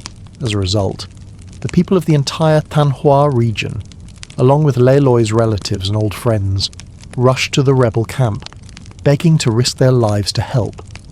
Jin Lei and his fellow general calmed the people and trained their soldiers, planning their attack. At that time, the enemy citadels in Thuan Hoa, Tan Binh, Nge An, and the western capital were all cut off from each other, Lei Loi told his generals. The great commanders of old often avoided the strong points to strike the weak, evading the substantial to attack the empty. In this way, they used half the effort to achieve double the results. He then sent his generals south to attack Tan Binh and Thuan Hoa and rally the people. When the Lam Son army reached Bo Chin, they encountered a Ming force. A general named Tran Nguyen Hun sent his troops into a strategic pass to lay an ambush. When the enemy drew near, another general charged forward with an elephant and his strongest soldiers. Over 1,000 Ming troops were beheaded or drowned. Lei Loi then sent 70 more warships to support the attack. Tran Nguyen Hun's forces had won, and riding that momentum, the Lam Son army pushed forward. They shattered Ming defences across the region. The defeated Ming army had no choice but to retreat inside their city walls and dig in for a siege. By the end of the year, Lei Loi controlled all the land from Thanh Hoa southward. The enemy cities were surrounded. With the people's support, the Ming garrisons were completely cut off. The enemy wasn't entirely defeated, but our strength and reputation grew with each passing day. The people's resolve hardened. Lei Loi knew that his best soldiers were all in Nye An, leaving the northern forts empty and weak. He decided to leave a portion of his army behind to continue the sieges in the south. Then he moved his main force to Loi Jiang in Thanh Hoa. In August of 1426, Lei Loi split his army into 3 wings for the northern campaign. The first wing, under Li Trien and Pham Van Zhao, moved northwest and set up camp at Ninh Kiu. The second, led by Jin Lei and Nguyen Si, advanced to Thanh Giam, just south of the main enemy fortress, Zhong Quan. The third wing, commanded by Lun Han Chu and Bui Bi, pushed into the regions of Kuai Chau and Bac Jiang to block any reinforcements coming from China. Everywhere the Lam Son army went, they maintained strict discipline. They took nothing from the people. Because of this, the populace supported them. On August 12th, Li Trien's forces reached the outskirts of Zhong Quan. The Ming commander, Tran Tri, brought his troops to Ninh Kiu to confront them. Li Trien attacked immediately, shattering the Ming forces and killing over 2,000 men. He then moved his camp to the west bank of the Ninjiang River. Suddenly, word came that 10,000 Ming reinforcements were approaching from Yunnan. Li Trien feared being caught between 2 armies. He sent Pham Van Zhao with 1,000 men to intercept the Yunnan force. On September 20th, the reinforcements, led by Phuong An Lao, walked right into Pham Van Zhao's ambush. 1,000 were killed, and many more drowned while trying to escape. The survivors fled into the fortress of Tam Jiang. With his reinforcements gone and Zhong Quan in peril, Tran Tri sent an urgent message to Nye An, begging for help in Nye An. The Ming commanders Lian and Phuong Chin left a subordinate to hold the city and took their own army by sea to relieve Zhong Quan. Ever since the Lam Son army had entered Nye An, they had known nothing but victory. Their reputation was fearsome. When news reached the Ming court, the emperor dispatched a new commander, Vuong Thong, with 50,000 fresh troops. The old commanders, Tran Tri and Phuong Chin, were stripped of their rank and placed under Vuong Thong's command, ordered to win back their honour. Vuong Thong arrived at Zhongquan and consolidated his forces. Now numbering 100,000 men, he divided them into 3 columns to crush the Lam Son rebellion on the 6th of November. 1426, Vuong Thong's column reached the Red Ferry on the Jai River and began building a bridge. Phuong Chin's column advanced to Sa Joy on the Nui River. Mong Ke's column marched through Nhan Muk village, camping at the Than Uai Bridge. The Ming battle line stretched for dozens of miles, a forest of flags and spears. They believed one battle was all it would take. Li Trien and Zhou Bi hid their war elephants in the fields of Kolum. They sent a small force to lure Macai's troops out. They feigned a retreat, and the Ming army gave chase. When they crossed the Tamla Bridge, the ground turned to muddy swamp. The hidden Lam Son forces rose up. The attack was devastating. The Ming army was trapped in the mud. Over 1,000 were cut down. The pursuit continued all the way to the Nan Muk Bridge, leaving a trail of bodies for miles. More than 500 were captured alive. By pushing to Nan Muk, the Lam Son forces had gotten behind Phuong Chin and Lian's position at Sajoy. They planned a surprise attack on the rear of the enemy camp, but Phuong Chin and Lian, seeing the disaster that had befallen Macai, had already retreated to Zhongquan.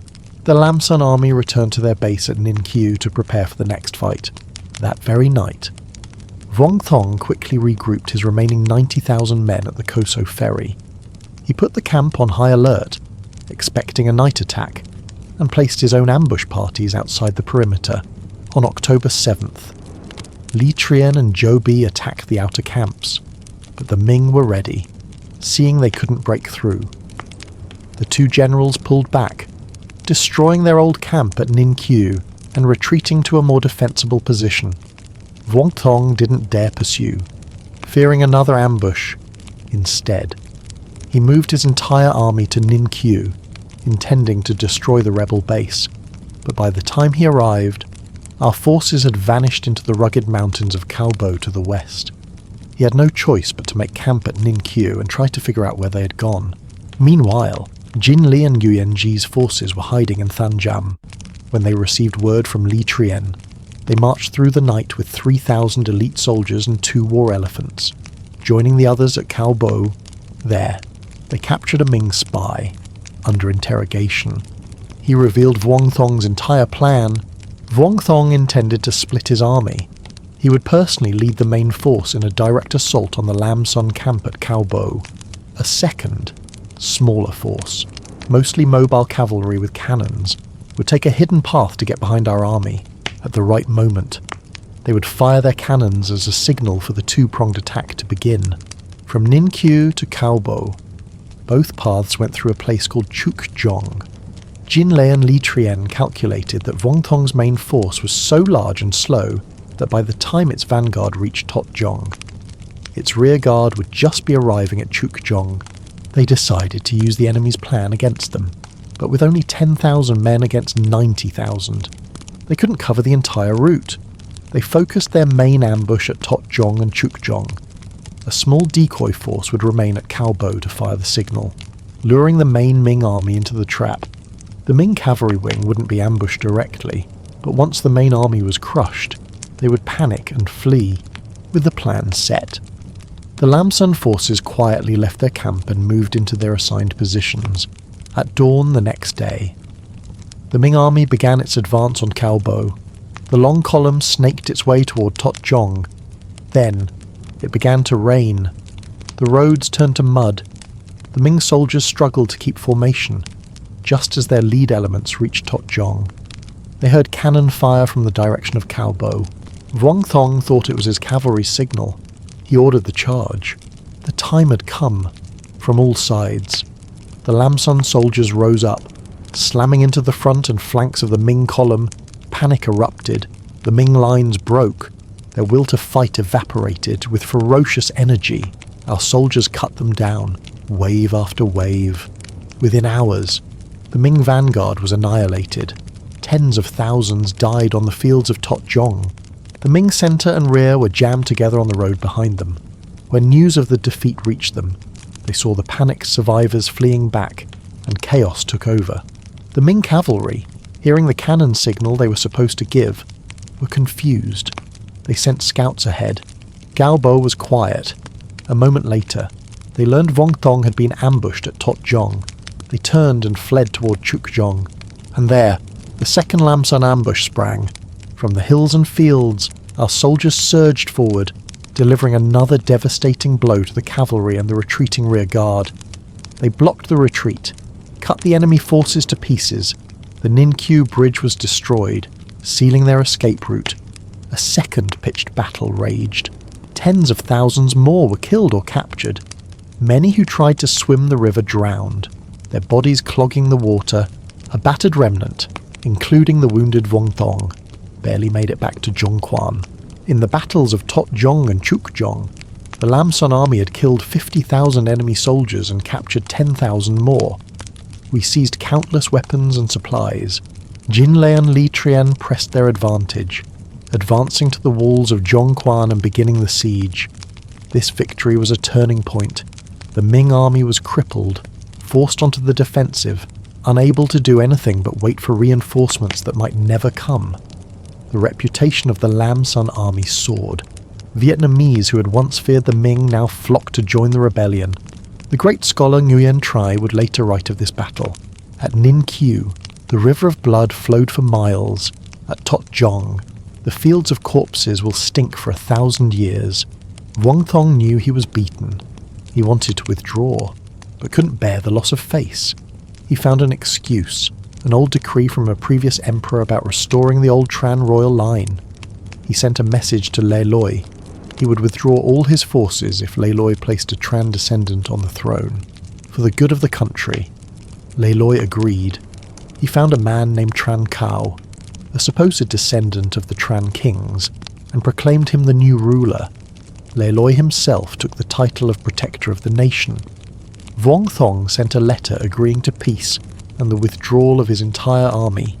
A date was set, but the Vietnamese collaborators who had sided with the Ming were terrified. If the Ming army left, they would be killed. They warned Vong Thong of old battles where retreating armies had been ambushed and annihilated. Vong Thong listened, publicly. He spoke of peace, secretly. He ordered his men to dig new trenches and sent a messenger to China, begging for reinforcements. Le Loi's men captured the messenger. He was furious. The peace was off. He ordered his generals to capture the remaining Ming fortresses in the north. One by one, they fell.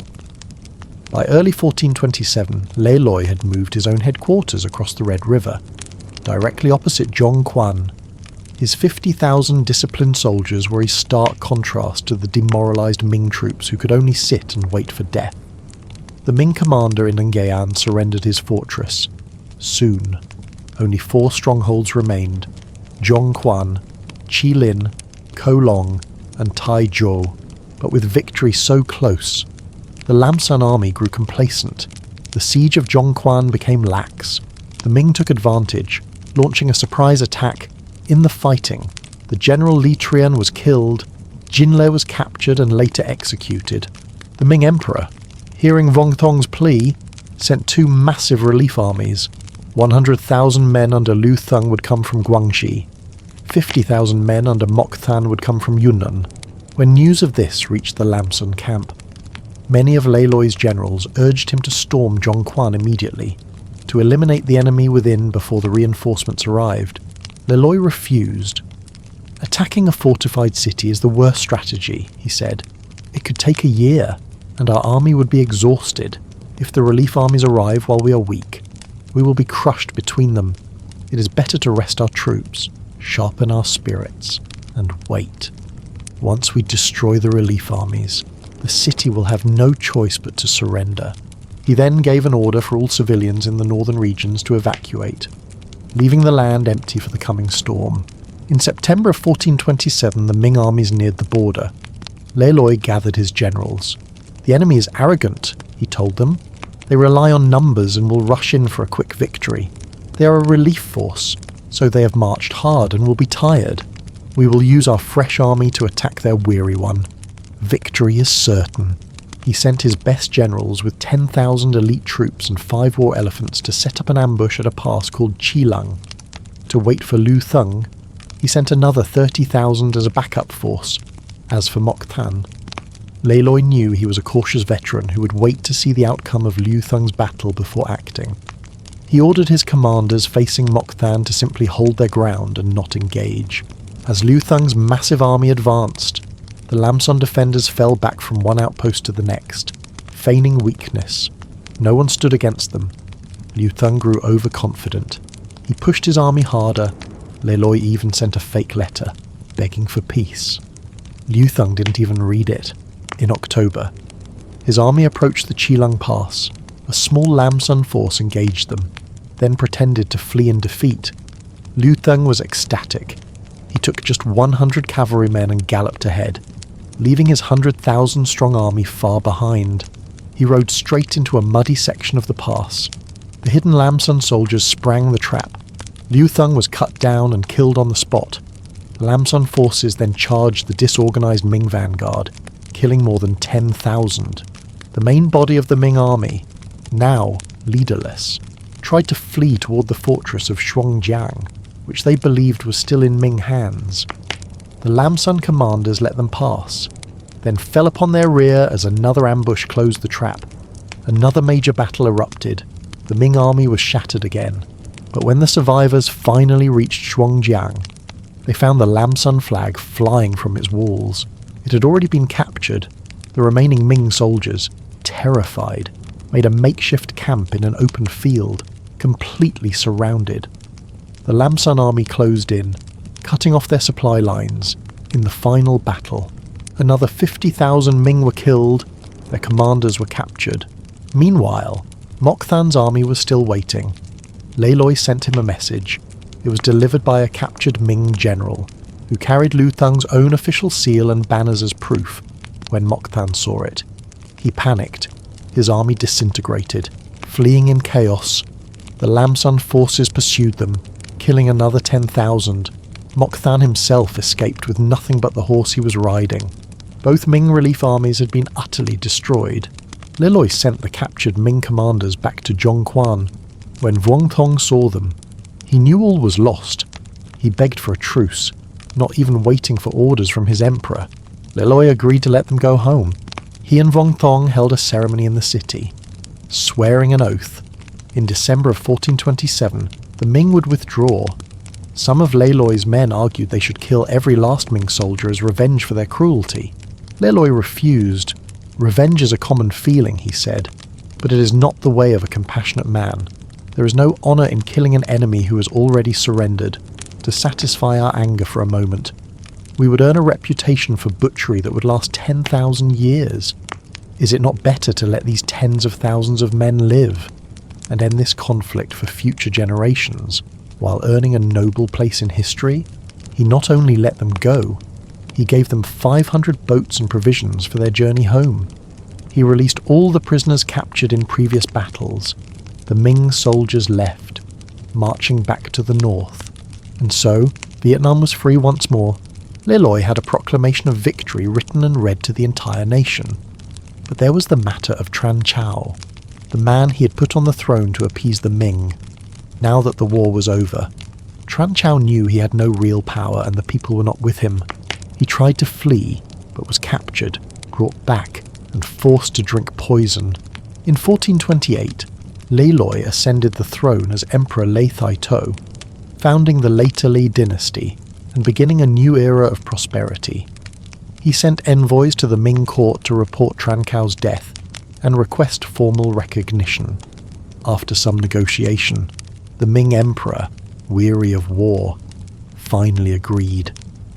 Recognizing Lê Thai Tu as the rightful ruler, peace was established, but it came with a price, a formal tribute every 3 years, which included 2 golden statues of men. To represent the 2 Ming generals killed at Chilang, it was a humiliating price, but a necessary one. As a small nation bordering a massive, expansionist empire, Vietnam had to accept a subordinate status in name to secure true independence in practice. It was a clever diplomacy that would allow the nation to survive for centuries as emperor. Lê Thai, to rewarded his loyal followers, he established new schools and held examinations to find talented men to serve the country.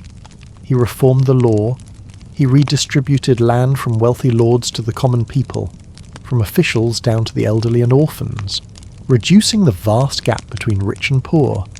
Of the 250,000 soldiers who had fought the war, he sent 150,000 back to their farms, keeping a standing army of 100,000, which served in rotating shifts. But the peace was not without its shadows. Two of his greatest generals, Tran Nguyen Hun and Pham Văn Zhao, were executed. Both had been with him from the very beginning. The official histories say they were plotting treason. Tran Nguyen Hun, seeing the emperor's suspicious nature, had asked to retire, but he built large homes and was accused of stockpiling weapons. He was arrested, and on the boat back to the capital, he proclaimed his innocence to the heavens and threw himself into the river. The next year, Pham Văn Zhao was also accused of treason and executed. The truth of their deaths is still debated. Some historians believe they were innocent, victims of an aging, paranoid emperor who feared powerful men would threaten his young heir. Others say they were caught in a political power struggle at court. We will likely never know for sure. Lethito, the great liberator, ruled for 6 years. He died in 1433 at the age of 49. His son, Nguyen Long, succeeded him, becoming Emperor Le Tai Tong. He was only a boy. King Tai Tong was only 11 years old, so the regent Le Sat made all the decisions. Le Sat was not a learned man, but he had earned great merit fighting alongside the founding emperor. Tai To. He had been promoted to the rank of Grand Tutor, and now as regent. He often abused his power. If any court official dared to defy him, he would find a way to have them killed. King Thai Tong, though young, was very intelligent. He saw Lê Sat's tyranny and grew to hate him in secret. But on the surface, he remained tolerant. In 1437, when Thai Tong turned 14, he summoned Trinh, a man who held a grudge against Lê Sat, back to the capital. He put him in command of the Imperial Guard and then ordered the justice officials to charge Lê Sat with abuse of power. Soon after, the king dismissed Lê Sat and his faction. He restored the positions of those who had been harmed by the regent. In the 7th lunar month of 1437, Thai Tong forced Lê Sat to commit suicide. Though still a young man, Thai Tong had single-handedly eliminated a power-hungry regent and seized control of the government. He was decisive and proactive, a ruler of formidable talent and strategy during his reign. The country suffered several years of failed crops and floods. A few rebellions broke out in the north. Sometimes the king led the campaigns himself, other times he sent his officials. In the end, they were all suppressed. As for foreign relations, neighbouring kingdoms like Siam, Champa, and Ilau all sent envoys and regularly paid tribute. The king reformed the examination system. Provincial exams were to be held every 5 years, and metropolitan exams every 6. In 1442, he opened the first doctoral examination. The names of the successful candidates were carved into stone steles to honour them. This was the beginning of the tradition of inscribing the names of doctoral laureates at the Temple of Literature. In the 8th lunar month of 1442, Thai Tong went to inspect his troops at Chilin Fortress. At that time, Nguyen Tri had retired from his post and was living as a scholar in Con Son. The king passed through and paid him a visit. There, he met Nguyen Tri's concubine, Nguyen Thi Lo, a woman of talent and beauty. He ordered her to attend to him on his journey. When the king reached Gia Jin district, he died suddenly. Thai Tong had been on the throne for 9 years and was only 20 years old. The court blamed Nguyen Thi Lo for the king's death. They arrested Nguyen Tri and executed 3 generations of his family. This became the infamous Le Chivien injustice, a dark chapter in history. Some modern historians believe the true mastermind was the royal consort Nguyen Thi An, King Thai Tong's other wife and the mother of Crown Prince Bang Ko, the future King Han Tong. Thai Tong was only 20 when he died, but he already had 4 sons. Since the princes were all very young and close in age, a power struggle for the position of crown prince likely erupted among the king's consorts. Nguyen, whose son was the current crown prince, may have struck first and framed Nguyen Trai. Other historians suggest that King Thai Tong's death was simply sudden, and that Nguyen Trai was just the unlucky scapegoat the court needed. Generally, historians agree on one thing: Nguyen Lo did not kill the king, and Nguyen Trai was innocent. 22 years later, King Li Than Tong issued a decree to exonerate Nguyen Trai. He lifted the court's persecution of his family and ordered that his descendants be appointed to official positions. When Li Thai Tong died, Crown Prince Bang Ko was only 2 years old. He ascended the throne as King Lin Nan Tong. The Empress Dowager, Nguyen Tian, ruled as regent. She maintained the policies of the previous reigns and was supported by great ministers. For the first 10 years, the country was peaceful, but abroad, the King of Champa frequently raided the lands of Hoa Chau. The court sent troops several times, but the Champa forces kept returning. In 1446, the Empress Dowager sent her generals to attack Champa. The Jai Viet army captured the capital, Jo Ban, and brought the Champa king back to the capital. A nephew of the captured king sent envoys to pledge allegiance, and was appointed the new king of Champa by the Leh court. In 1448, the Bonman people to the west asked to become a protectorate. The Leh court agreed, establishing the prefecture of Quai Hop. However, the Empress Dowager was prone to believing slander. She had several great ministers executed, which caused widespread discontent. In 1453, when King Hian Tong turned 12, he began to rule in his own right. The Empress Dowager retired to the rear palace. The king first posthumously honoured the officials who had been wrongly executed. He also issued many edicts to encourage production and reduce taxes. He reminded his officials to ensure the people worked hard in the fields, that justice was fair, and that thieves were hunted down relentlessly. King Han Tong was considered a virtuous emperor, but he had an older brother, Lam Son Uprising, or Nguyen. Nguyen had once been the crown prince, but he was deposed because of his mother's transgressions. After losing the throne, Nguyen grew resentful and plotted to usurp his brother, Nan Tong. Believing Nguyen was his own flesh and blood, never suspected a thing. In 1459, Nguyen and his followers used ladders to scale the walls of the imperial city. They murdered King Han Tong and the Empress Dowager. Nguyen then proclaimed himself emperor. He ruled for only 8 months. He trusted sycophants and executed loyal ministers, so he won no support. In the 6th month of 1460, the high-ranking ministers Nguyen Shi and Jin Liet staged a coup. They arrested and executed more than 100 of Nguyen's followers. Nguyen was captured, stripped of his title, and given a silk cord to hang himself. He was 22 years old. Because he had murdered the king and usurped the throne, he is not considered a legitimate emperor of the later Lei dynasty. The ministers looked among the remaining sons of Li Thai Tong and found Li Tu Than, a man of talent, wisdom, and virtue. They placed him on the throne. He became King Li Than Tong. Than Tong was an intelligent king. He was deeply devoted to his mother and treated his subjects with sincerity, winning their loyalty during his 38-year reign. The government was reformed, learning was promoted, and the military was strengthened. He personally led campaigns against Champa and Lao, expanding the kingdom's borders. The state of Jai Viet had never been so powerful. History remembers this period as the golden age of Hongjuk. Upon ascending the throne, Li Than Tong rewarded his meritorious officials. He posthumously honoured those who had been unjustly killed and sought out the descendants of Nguyen Trai to appoint them as officials. He also granted them land to maintain their ancestral worship. Previously, the court structure had followed the old model of the Tran dynasty, but when Nguyen usurped the throne, he established the 6 ministries: personnel, household, rights, war, justice, and public works. Than Tong kept this model.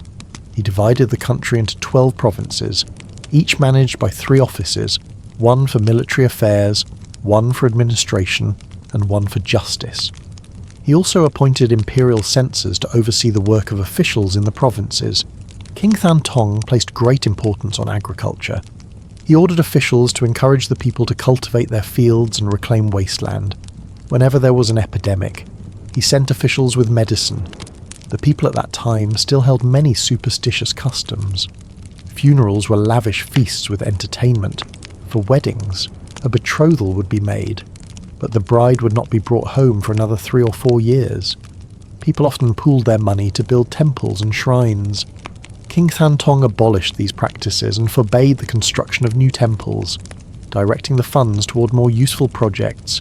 Than Tong promoted education, establishing provincial and metropolitan exams, and often personally presided over the final doctoral examinations to select talent.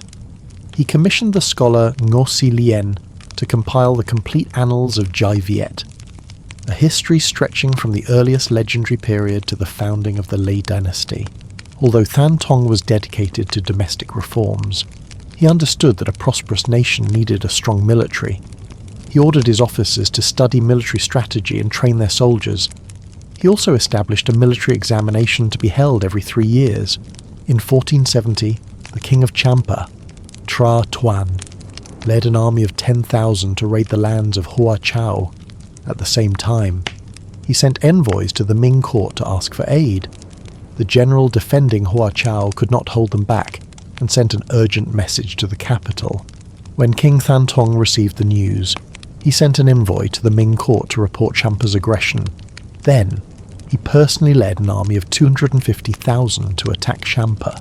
In early 1471, the Jai Viet army crushed the Champa border guards and their vanguard of 50,000 troops. Terrified, Tra Tuan sent a petition to surrender. The king refused. He ordered an assault on the city of Thi Nai and then advanced on the capital. Jo Ban, the capital fell. The Jai Viet army captured over 30,000 prisoners and took more than 40,000 heads. Tra Tuan was captured alive and brought before King Lê Than Tong. The king spared his life. The next day, he ordered his army to withdraw. After Tra Tuan's capture, a Jampa general named Bo Tri Tri fled to the south and seized 1/5 of the country's territory. He sent envoys to pledge allegiance and pay tribute. King Lê Than Tong, wanting to weaken Champa to make it easier to control, divided its land into 3 smaller states. He made Bo Tri Tri a king and appointed 2 other kings in the remaining territories. From then on, Champa was officially divided. The lands of Jo Ban and Jai Chiem were annexed by Jai Viet and incorporated into the new province of Quang Nam. In 1479, the chieftain of Bon Man, Cam Kong, plotted a rebellion. He secretly incited the people of Lao to raid Jai Viet's western border. King Lê Than Tong dispatched his top generals to lead an army of 180,000, divided into 5 columns, into Lao and Bon Man. The Jai Viet forces advanced swiftly, crushing several enemy divisions. Lê Than Tong marched into the Laotian capital of Luang Prabang and used it as a base to pursue the remaining forces. The campaign was a total victory. Not long after, the king led another campaign into Bon Man. The Jai Viet army broke through the mountain passes, burning fortified towns and storehouses. Cam Kong fled and later died. The king appointed one of Cam Kong's relatives to rule in his place, and from then on, Bon Man was fully under Jai Viet's control. While Lê Than Tong was leading his armies, the Ming emperor sent letters reprimanding him for bullying the weak. But in the end, the Ming court took no action. At that time, Jai Viet was so powerful and its reputation so formidable that the Ming dynasty had to treat it with respect. Even if they had designs on the kingdom, they dared not act. Lê Than Tong further enhanced Jai Viet's prestige by demanding that official correspondence with the Ming be crafted with extreme care and sophistication. The Ming officials who read these documents couldn't help but admire Jai Viet for its abundance of talent. Relations between the 2 countries remained peaceful throughout Than Tong's reign. In 1497, King Lê Than Tong died. He had been on the throne for 38 years and was 56 years old. His crown prince, Tung, succeeded him as King Lê Hien Tong. Hiến Tông was an intelligent and gentle ruler. After court sessions, he would often speak with his officials. If there was a matter of right and wrong, he would offer gentle counsel rather than angry reprimands. He told his court, "Our founder built the foundation, and my father, Than Tong, put everything in order. Now, we should simply follow the old ways and expand our benevolence to honour the legacy of our ancestors." Hiến Tông ruled according to this principle. Everything followed the model of the Hongjuk era, with no changes. As a result, his reign was peaceful. He paid special attention to agriculture, encouraging officials and the people to dig canals and build irrigation systems. He also strongly promoted education. In 1499, a Ming envoy came to formally recognize the new king. Upon his departure, he remarked to a Vietnamese scholar, "To see your king, so advanced in age, yet so learned and quick in his responses, it is truly a great fortune for the people of the South." It was a testament to Hiến Tong's talent and virtue, recognized not only by his own historians, but also by a foreign envoy. But his reign was tragically short. In 1504, King Lê Hiến Tông suddenly fell ill and died. He was 44 years old and had ruled for 7 years. He passed the throne to his third son, Thuan, who became King Lê Tuc Tông. Tuc Tông was a good emperor. Though he was on the throne for only a short time, he was diligent in his duties and made many beneficial decisions that strengthened the dynasty and brought peace to the people. But after just 6 months, he fell gravely ill. Knowing he would not recover and having no son, he issued a decree passing the throne to his older brother, Lê Tuan. He died in 1505 at the age of 16. Lê Tuan ascended the throne. He became Lê Uy Muk, a notorious tyrant in Vietnamese history, from his reign onward. The later Lê dynasty began its decline. No subsequent king possessed true virtue. They were lost to wine and women, committing cruel acts that led to rebellions throughout the land and allowed ambitious ministers to plot usurpation. When Lê Uy Muk took the throne, he had the Empress Dowager killed, along with 2 high-ranking ministers who had opposed his ascension. He was a cruel ruler, addicted to alcohol and debauchery. Every night, he would drink with his palace women, and when he was drunk, he would kill them, sometimes for amusement. He would force his soldiers to fight each other with clubs. A Ming envoy, witnessing his depravity, composed a poem calling him the Demon King. Uy Muk trusted his relatives by marriage and surrounded himself with strong men as bodyguards. Because of this, a fisherman named Mak Jung Dung, who had passed the military exam, was promoted to a high command. Meanwhile, loyal members of the royal family and meritorious officials were persecuted and killed. The people were oppressed, and resentment grew. Many officials fled their posts. Uy Muk's cruelty sparked a wave of outrage. A nephew of King Lê Than Tông, Lê Owan, who was being held prisoner, bribed his jailer and escaped. He fled to the western capital and rallied officials to rise up against Uy Muk. Lê Owan's forces won a series of victories and advanced on the capital. Uy Muk tried to flee but was captured. He later died by drinking poison. He had ruled for 5 years and was 21 years old. Lê Owan took the throne as King Lê Tuong Duc. At first, he appeared to be a diligent ruler, eager to reform a political system on the brink of collapse. This initial period was often called the Restoration, but soon he neglected his duties, indulging in extravagance. He ordered the construction of a palace with 100 roofs and forced the master builder Vu Nu To to construct a 9-story tower. The project dragged on for years, consuming vast sums of money and costing many lives. Not only that, Tuong Duc had affairs with his predecessor's concubines. A Ming envoy saw this and wrote a poem calling him the Pig King, predicting that chaos was near. While the king wasted his days, there were few honest officials left in the court. Some feigned death, others retired. None could advise the king or manage the affairs of state. Rebellions erupted everywhere, but the king refused to address the problems. He held his court in contempt. A duke named Trinh Dui San, who had once helped put down a rebellion, was punished with a beating for daring to remonstrate with the king. resentful. He conspired with other officials to install a new ruler in 1516 under the pretext of leading troops to fight rebels.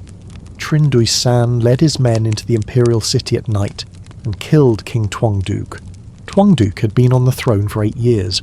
He was 24 after killing the king. Trinh Duy-san and his conspirators placed a 3-year-old member of the royal family on the throne. He was king for only 3 days before being taken away and killed. The conspirators in the capital then installed Lê Hoài, a great-grandson of King Thanh Tong. As the new monarch, he became King Lê Chiêu Tong. At that time, a rebel named Tran Cao rose up.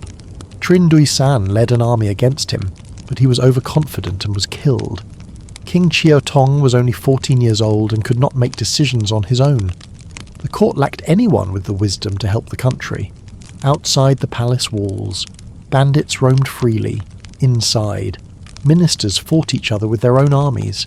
The king was powerless to stop them. With no one else to trust, Chiêu Tong sent for Mak Jung Dung. Mak Jung Dung was a 7th-generation descendant of a famous Tran Dynasty minister. His family was poor, and he had been a fisherman, but his great strength helped him pass the military exam under King Uymuk. Since then, his career had advanced smoothly. Now, King Chiêu Tong gave him full military authority to quell the rebellions. As Mak Jung Dung defeated the rebels, he also recruited them into his own faction. His power grew. Soon, his authority was immense. He came and went from the palace as he pleased, using the rituals reserved for an emperor. Any official who spoke out on behalf of the king was eliminated. Seeing this, Lê Chiêu Tong secretly plotted against him. One night, he fled the capital to rally support.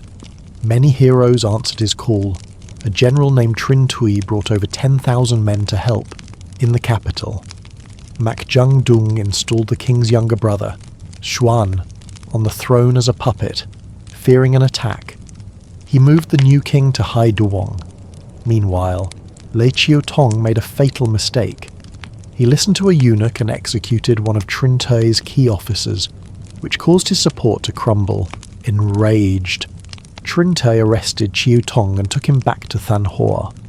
In 1524, Mak Jung Dung marched his army into Thanh Hoa. Trinh Tui was defeated and killed. King Chiêu Tong was captured and later murdered on Mak Jung Dung's orders. He had ruled for 11 years and was 26.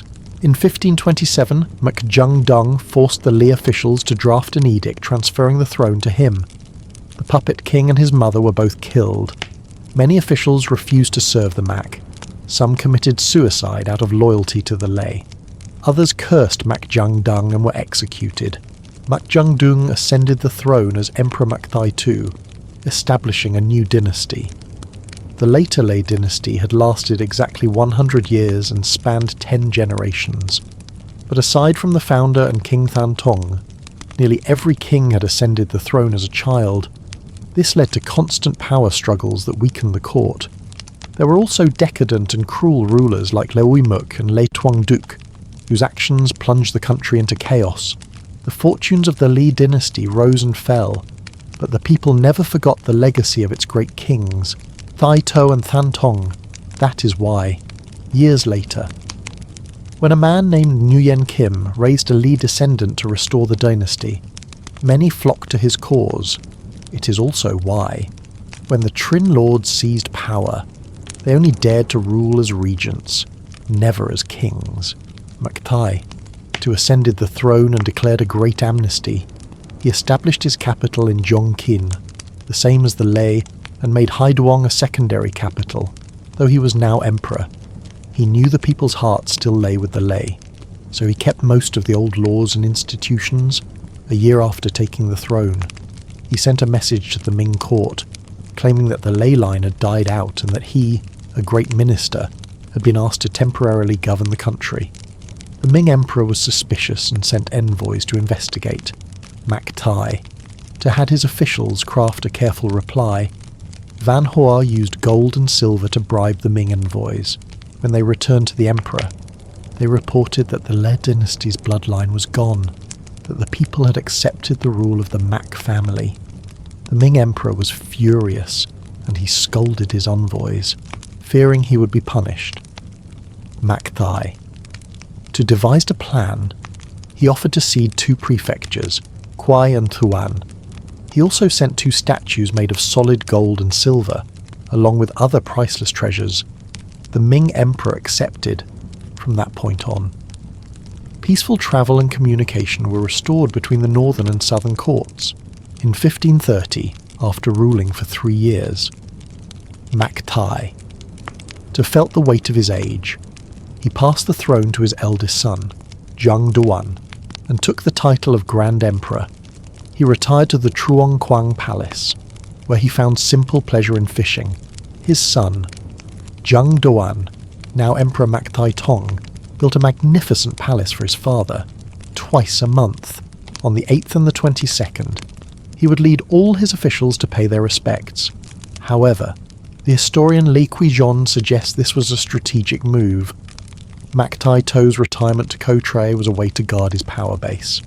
Acting as an outside support for his son while still making all major decisions, Mac Thai Tong valued education. He established regular civil service examinations, held every 3 years, which brought many talented men into his government. The most famous of these was Nguyen bin Kiem, who won the highest honours in 1535. He would become a towering figure in the Mac Dynasty and in 16th century Vietnamese politics, a year later. In 1536, Mac Thai Tong ordered the renovation of the Temple of Literature. When he first took the throne, Thai Tong saw that the country was plagued by bandits.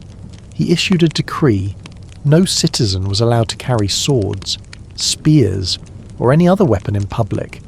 Anyone who disobeyed would be punished.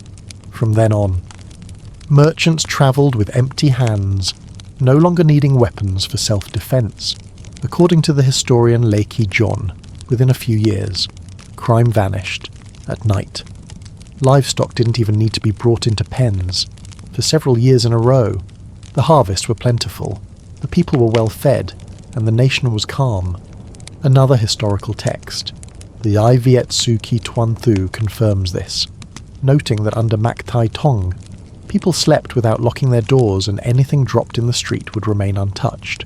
It's important to remember that both of these histories were written by scholars of the Lettrine period, a dynasty that considered the Mac its mortal enemy. The fact that even his enemies had to praise his rule proves that Mac Thai Tong's reign was a time of remarkable prosperity. Despite the internal peace, the remnants of the old Lê dynasty still posed a threat.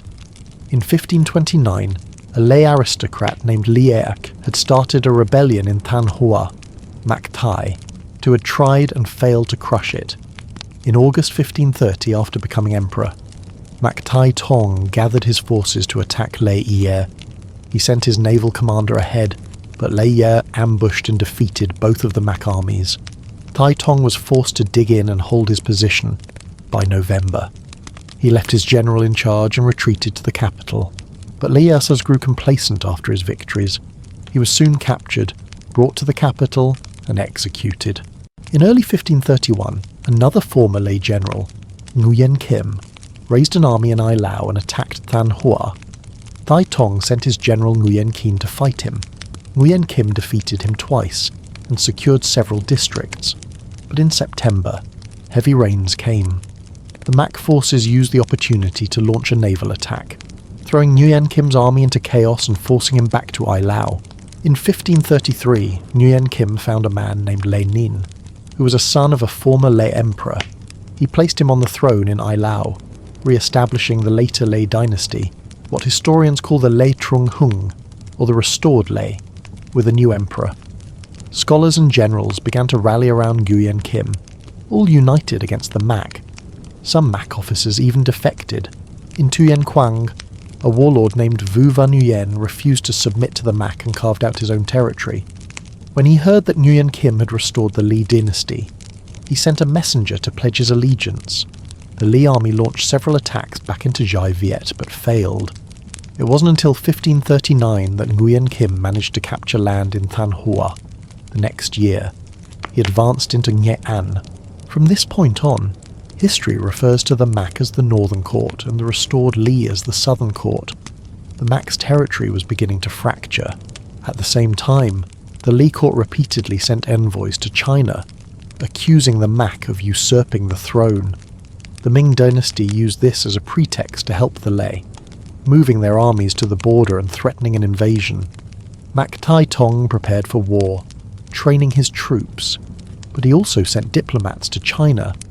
They argued that the new Lei emperor was an impostor, a commoner put on the throne by Nguyen Kim, not a true descendant of the Lei. The Ming, wanting the two sides to weaken each other, decided to wait and watch.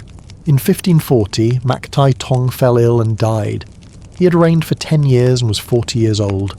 The Grand Emperor, his father, placed Tai Tong's eldest son, Mac Puch Hai, on the throne. He became Emperor Mac Hien Tong. During his reign, Hien Tong continued his father's progressive reforms and also valued culture.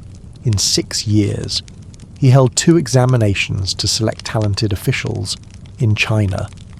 The Ming Emperor was still considering an invasion of Jai Viet, but many of his own officials advised a softer approach, warning him of past failures. After months of debate, the emperor finally decided to conquer the country and turn it into a Chinese province. In 1540, he sent an army to the border. The Mac dynasty faced an imminent invasion from the north and a constant threat from the Lei in the south, but Mac Tai knew that the Ming court was not united in its desire for war. That November, he left his grandson, Hien Tong, to rule the country. He then travelled to the Nam Quan border gate with more than 40 of his officials. There, he had himself tied up, and he knelt, bowing his head in submission. He presented a formal surrender, handing over all the official records of the nation's land, people, and military. He ceded more territory and asked to be given a title that would allow him to govern the land on China's behalf. He also sent envoys with tribute to Beijing and bribed Ming officials with gold and silver, hoping they would speak for him. The Ming commander, who was wary of a long war in the south and now rich with bribes, changed his mind. He sent a message back to the emperor, describing how Mac Jung-dong had bound himself and knelt in surrender. He advised the emperor to call off the invasion. In 1542, the Ming emperor officially named Mac Jung-dong the protector of Annam, granting him a seal of office and allowing his family to rule. After that, peace returned to the border.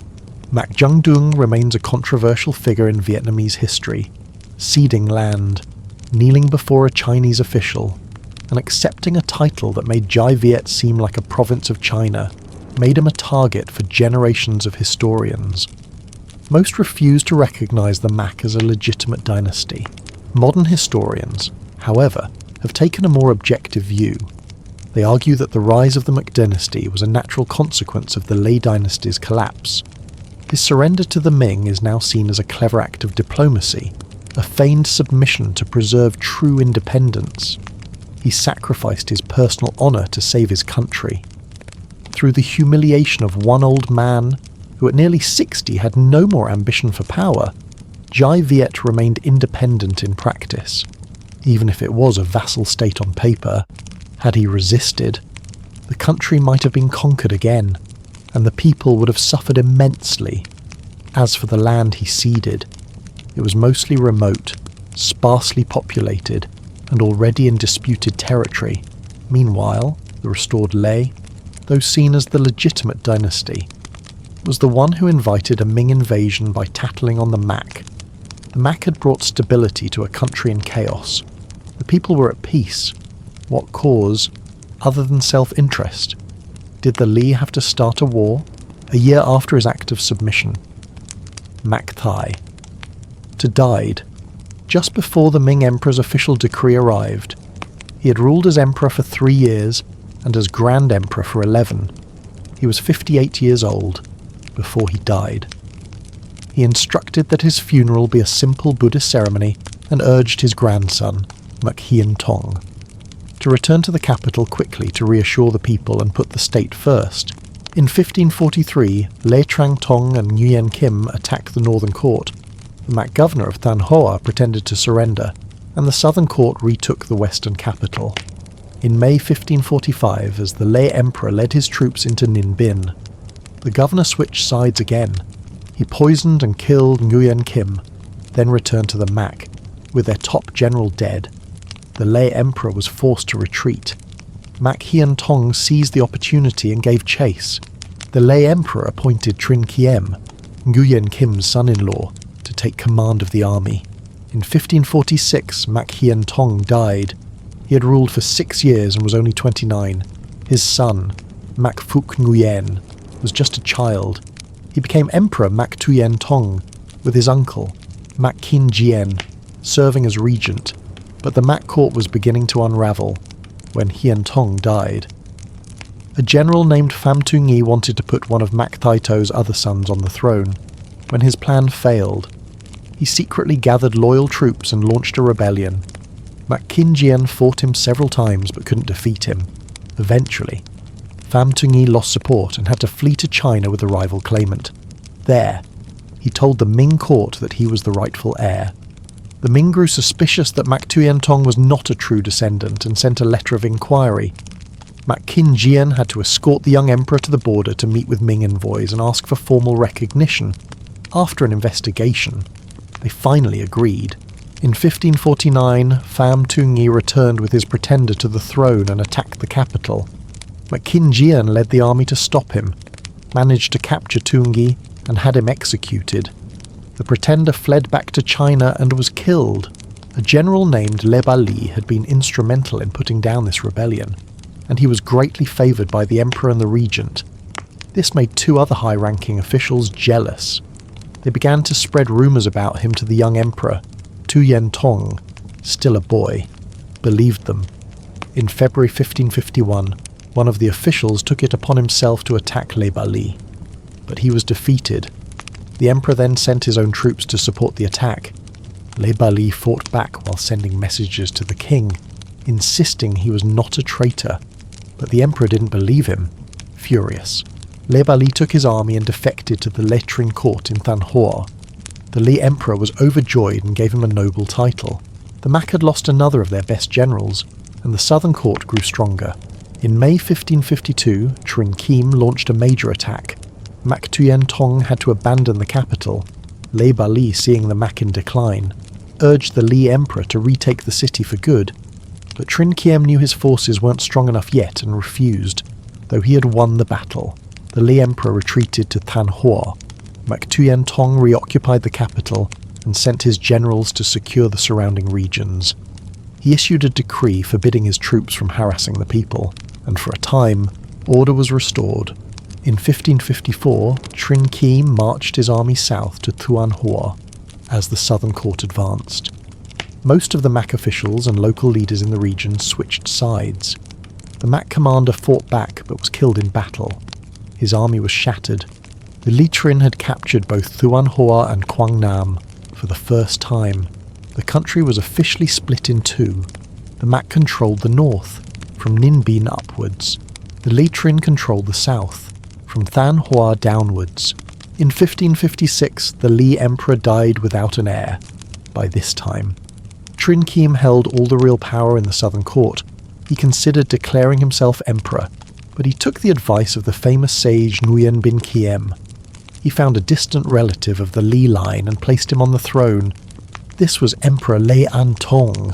In 1557, Mac Tuyen Tong ordered his regent, Mac Kin Jien, to attack Thanh Hoa. For the next 7 years, Trinh Kim fought off continuous attacks from the north. The Mac were now weaker than the Le Trinh, who had reclaimed large amounts of territory, but they still didn't dare march on the capital. The Mac were diminished, but they were not yet defeated. Mac Kin Jien even launched several deep strikes into Thanh Hoa. And in some battles, the Mac Emperor himself led the troops to major victories. The war remained a stalemate. Then, in 1561, while the war was still undecided, Mac Tuyen Tong died of smallpox. He was in his early 20s and had ruled for 15 years. His son, Mac Mao Hop, was only 2 years old. He was placed on the throne, with his 2 great-uncles, Mac Kin Jien and Mac John Nuong, serving as regents. The Le Trinh in the south took advantage of the situation and launched a series of attacks. Mac Kin Jien, now an old man, still had to lead the army.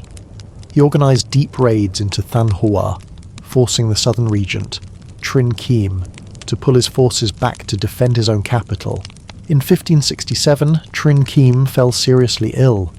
He handed military power to his sons and gave his brother-in-law, Nguyen command of the southern frontier. In early 1570, Trinh died. His eldest son took over, but his second son, Trinh Tung, immediately challenged him for power. Seeing the infighting in the southern court, Nguyen seized the opportunity. He led an army of over 100,000 men straight into Than Hoa. The campaign lasted all year, with no clear winner. Caught between the massive Mac army and his own brother's forces, Trinh eldest son couldn't hold out. He took his family and many of his generals and surrendered to the Mac. Trinh Tung was left to command the southern army against the invasion. By the end of 1570, Nguyen had to withdraw because of a lack of supplies. The Li Emperor had no choice but to give all power to Trinh Tung. The southern court now held only Than Hoa. All the territory south of it belonged to the Mac. However, the Mac soon lost those southern provinces because they were too far away to defend. Their commander there was defeated and killed by the brilliant general Nguyen. The remaining Mac forces in the region won several battles but were too cut off from the capital to be reinforced. They eventually had to pull back. The southern court's flank was secure. Thanks to Nguyen, over the next few years, Nguyen led several more campaigns south, but without success. In October 1580, he fell ill and died. He had served as regent for two child emperors for 34 years. Even the official history of the Lei dynasty, his sworn enemies, had to admit that he was a man of great character, humane, brave, intelligent, and fiercely loyal through years of hardship. At the time of his death, he was the pillar of the state. When he died, the nation was shaken after his death. The Mac dynasty began its final decline. Mac Mau Hop was now an adult, but he was indecisive. He handed all power to his other great-uncle, Mac John Nuong. But John Nuong was weak and lacked resolve. He never launched military campaigns and let the government fall into neglect. Mac Mau Hop, meanwhile, lived a life of luxury and arrogance, listening only to flatterers and ignoring the advice of loyal officials. Many of them, both civilian and military, wanted to retire in protest. The emperor had to force them to stay. For a long time after the Trinh family's internal conflict, the southern army wasn't strong enough to attack the north, but after Nguyen's death, Trinh Tung began to counterattack, and the tide of the war turned. Mac Mau Hop's neglect of his duties crushed the morale of the northern army. In late 1591, Trinh Tung launched a massive invasion with 50,000 men. Mac Mau Hop mobilised his entire army, over 100,000 men, and met him on the battlefield. The two sides clashed on December 27th. The battle raged day and night into the new year. On January 3rd, 1592, the Mac army was defeated. Mac Mau Hop abandoned the capital and fled across the Red River, leaving his generals to hold the line. On January 6th, another brutal battle took place. The Mac army lost again. The capital fell.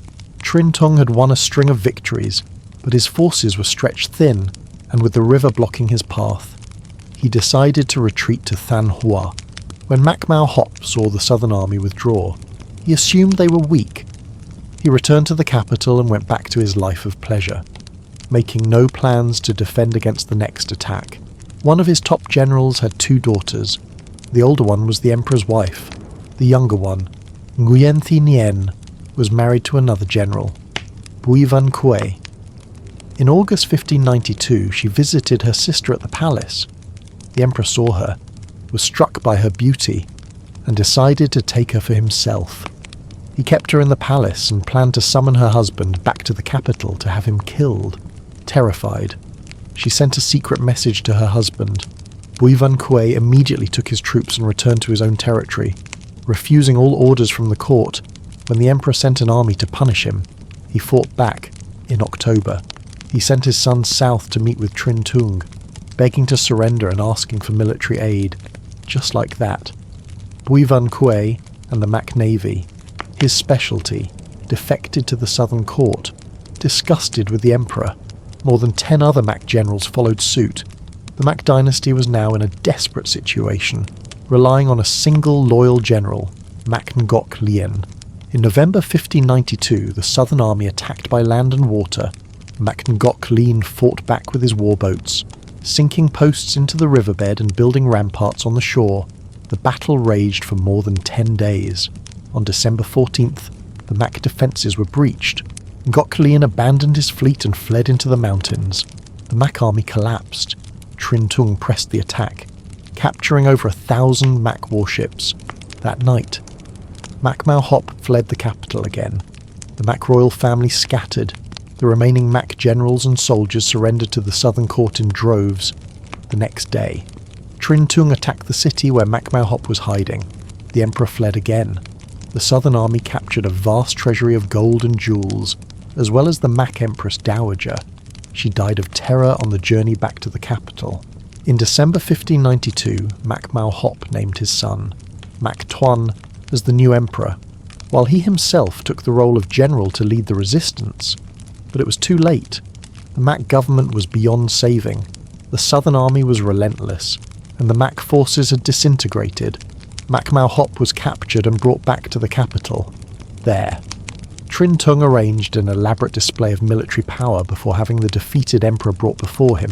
A few days later, Mac Mau Hop was beheaded. He had ruled for 30 years and was 32 years old. Because the dynasty fell with his death, he was never given a temple name. When Mac Mau Hop fell from power, a member of the royal family, Mac Kin Chi, gathered the remaining troops. In Chi Lin, Hai Duong, he declared himself emperor, taking the era name Bao Jin in the year 1592. Many Mac loyalists answered his call. He established a base, assembling tens of thousands of soldiers and appointing a full court of civil and military officials. Seeing that the Mac still had a foothold in the northeast, Trinh immediately sent his army and navy to attack. But as soon as Trinh forces arrived, they walked straight into an ambush. Mac Kin Chi's men caught them completely off guard. The Trinh army shattered and fled, leaving behind boats, weapons and supplies. It was a stunning victory. After the battle, Mac Kin Chi sent the scholar Zhou Truk to issue a proclamation across the northern regions. The entire area returned to the Mac Tuan, who had been hiding from the Trinh, heard the news and sought refuge with Kin Chi, taking the title of Prince Vuan. Following the defeat, Trinh sent another army. Mac Kin Chi arranged his forces along the river to meet them. The two sides were locked in a stalemate, stretching for miles, fighting for months with no clear winner. Trinh had to personally lead his main army across the Red River to join his generals. He took command of the central force and sent a detachment on a secret mission to strike Kin Chi from behind, while his navy blocked the upper river, creating a four-sided encirclement. Facing overwhelming force, Mac Kin Chi fought fiercely before retreating into the mountains of Chi Lin. Trinh pursued relentlessly. Eventually, he captured Kin Chi and other Mac royals, including Mac Tuan. In February 1593, Trinh had Mac Kin Chi, Mac Tuan, and many other Mac family members executed, because Mac Kin Chi and Mac Tuan each ruled for only a few months during the dynasty's collapse. Official histories grant them no temple names. However, a recent study suggests Mac Tuan's temple name was Kan Tong, and Mac Kin Chi's was Man Tong, after Mac Kin Chi was killed. One of his old generals, Mac Ngoc Lien, fled north in Vân Chu. He found Kin Chi's younger brother, Mac Kin Kung. In March 1593, Ngoc Lien declared Mac Kin Kung the new king to continue the resistance against the Li Trinh alliance. The people's hearts were still with the Mac when they heard a new king had been crowned. They flocked to his side. The Mac's power was quickly restored, their forces swelling once again to tens of thousands. They recaptured large territories, from the northern border down to the Red River. Wherever the Mac army went, people raised their banners in support. To win over the populace, Trinh, in the name of King Lei the Tong, issued a general amnesty in April 1593. At the same time, he summoned Nguyen Huang from the south to lead an attack on the remaining Mac forces. The Mac army was defeated, Mak Kin Kung and some of his family managed to escape, but their power in the northeast remained strong, a threat the Lee court could not yet eliminate. In May 1594, Mak Kin Kung appointed Mak Ngok Lien as his Grand Marshal and sent him to retake Yen Tu, but that July. Ngok Lien fell ill and died. Knowing the Lei were determined to destroy them, he wrote a final plea to Mak Kin Kung. The Mak's mandate is gone. He wrote, "The Li have been restored by the will of heaven. We must bend for now and wait for a better time. Do not try to match their strength with our own. When two tigers fight, one is always wounded, and do not invite the Ming into our country. That would bring only suffering to our people, a crime greater than any other." In 1598, Trinh sent his generals to hunt down Mak Kin Kung. Heeding Ngok Lien's advice, Kin Kung hid his forces whenever the Li army approached, avoiding direct conflict. He, his family, and a few thousand soldiers eventually fled to Longchao, in China. In 1600, 3 former Mak generals who had surrendered to the Lei rebelled and returned to the Mak side. Nguyen Huang, who was governing the south, used the pretext of putting down the rebellion to take his ships and flee back to his home in Thuanhua. The capital, Thang Long, fell into chaos. The Li court was divided, and the people were uncertain. Lord Trinh Tung had to escort King Lei Kin Tong out of the capital and back to Thanhua. At the same time, Mak Mao Hop's mother declared herself the Queen Mother. She and other Mak royals returned to Thang Long and sent for Mak Kin Kung. A Li general even surrendered his troops to them. Mak Kin Kung's army was strong once more, numbering in the tens of thousands. In August 1600, Trinh Tung marched on the Mak Kin Kung sent his men to block the advance, but the Li general Nguyen Kai broke through their lines and swept down the river. Many Mak soldiers drowned. Mak Mao Hop's mother was captured and killed. Kin Kung fled to Kim Than. The Letrin forces had retaken the capital. Over the next 30 years, the Letrin army launched repeated attacks. Mak Kin Kung would be defeated and retreat into the mountains. But as soon as the Trinh army withdrew, his forces would re-emerge and reclaim the highlands. The situation in the north remained a stalemate. During his time as ruler, though his kingdom was small, Mak Kin Kung accomplished much. He opened schools, held examinations to recruit talented officials, and encouraged the growth of agriculture and trade. He repaired and built many fortresses, creating a solid foundation for a long-term resistance. In 1594, the Mak held an imperial examination. A young woman from Haiduong, Nguyen Tidue, had followed her father to the highlands when the capital fell. She disguised herself as a man, took the name Nguyen Du, and passed the exam with the highest honours, Trang Nguyen, during the celebratory banquet. King Mak Kin Kung noticed the young scholar's slender frame and delicate features. He grew suspicious, questioned her, and discovered her secret. But impressed by her brilliance, he did not punish her, according to custom. She could not keep the title of Trang Nguyen, unwilling to waste her talent. The king allowed her to remain at court, teaching the palace ladies. Later, he made her a consort with the title Tin Phi, meaning star concubine, praising her for being as beautiful as she was bright. She became known as Ba Chua Sao, the star sovereign, the only female Trang Nguyen in Vietnamese history. In 1623, Trinh Tung died and his son, Trinh Trang, took his place. But internal conflict erupted in the Lei court, forcing Trinh Trang to flee to Than Hoa with the king, with the capital undefended. Mak Kin Kung led his army to Gia Lam, just outside the city. The people and officials in the area once again flocked to his side. After stabilizing the situation in Than Hoa, Trinh Trang marched his army north. In 1625, he attacked Mak Kin Kung. Using fire to break the Mak lines, he finally captured Kin Kung in Sao Bang and brought him back to the capital. In June 1625, Kin Kung was executed by order of Lord Trinh. He had reigned for 32 years. His age at death is unknown.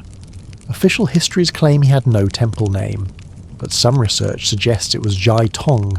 While Mak Kin Kung was still in power, his nephew, Mak Kin Koan, saw that his uncle was losing ground to the Letrin forces.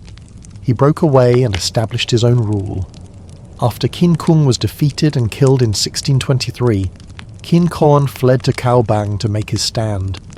The Latrian army pursued him, but ran out of supplies and had to withdraw, to preserve his remaining strength. Qin Koan feigned surrender. He sent envoys to appeal to the Ming dynasty in China, while also submitting a petition of allegiance to the Li court, the Ming emperor, wanting to maintain a divided Vietnam for China's benefit, intervened on behalf of the Mac, allowing them to keep their territory in Cao Bang, Trinh Trang.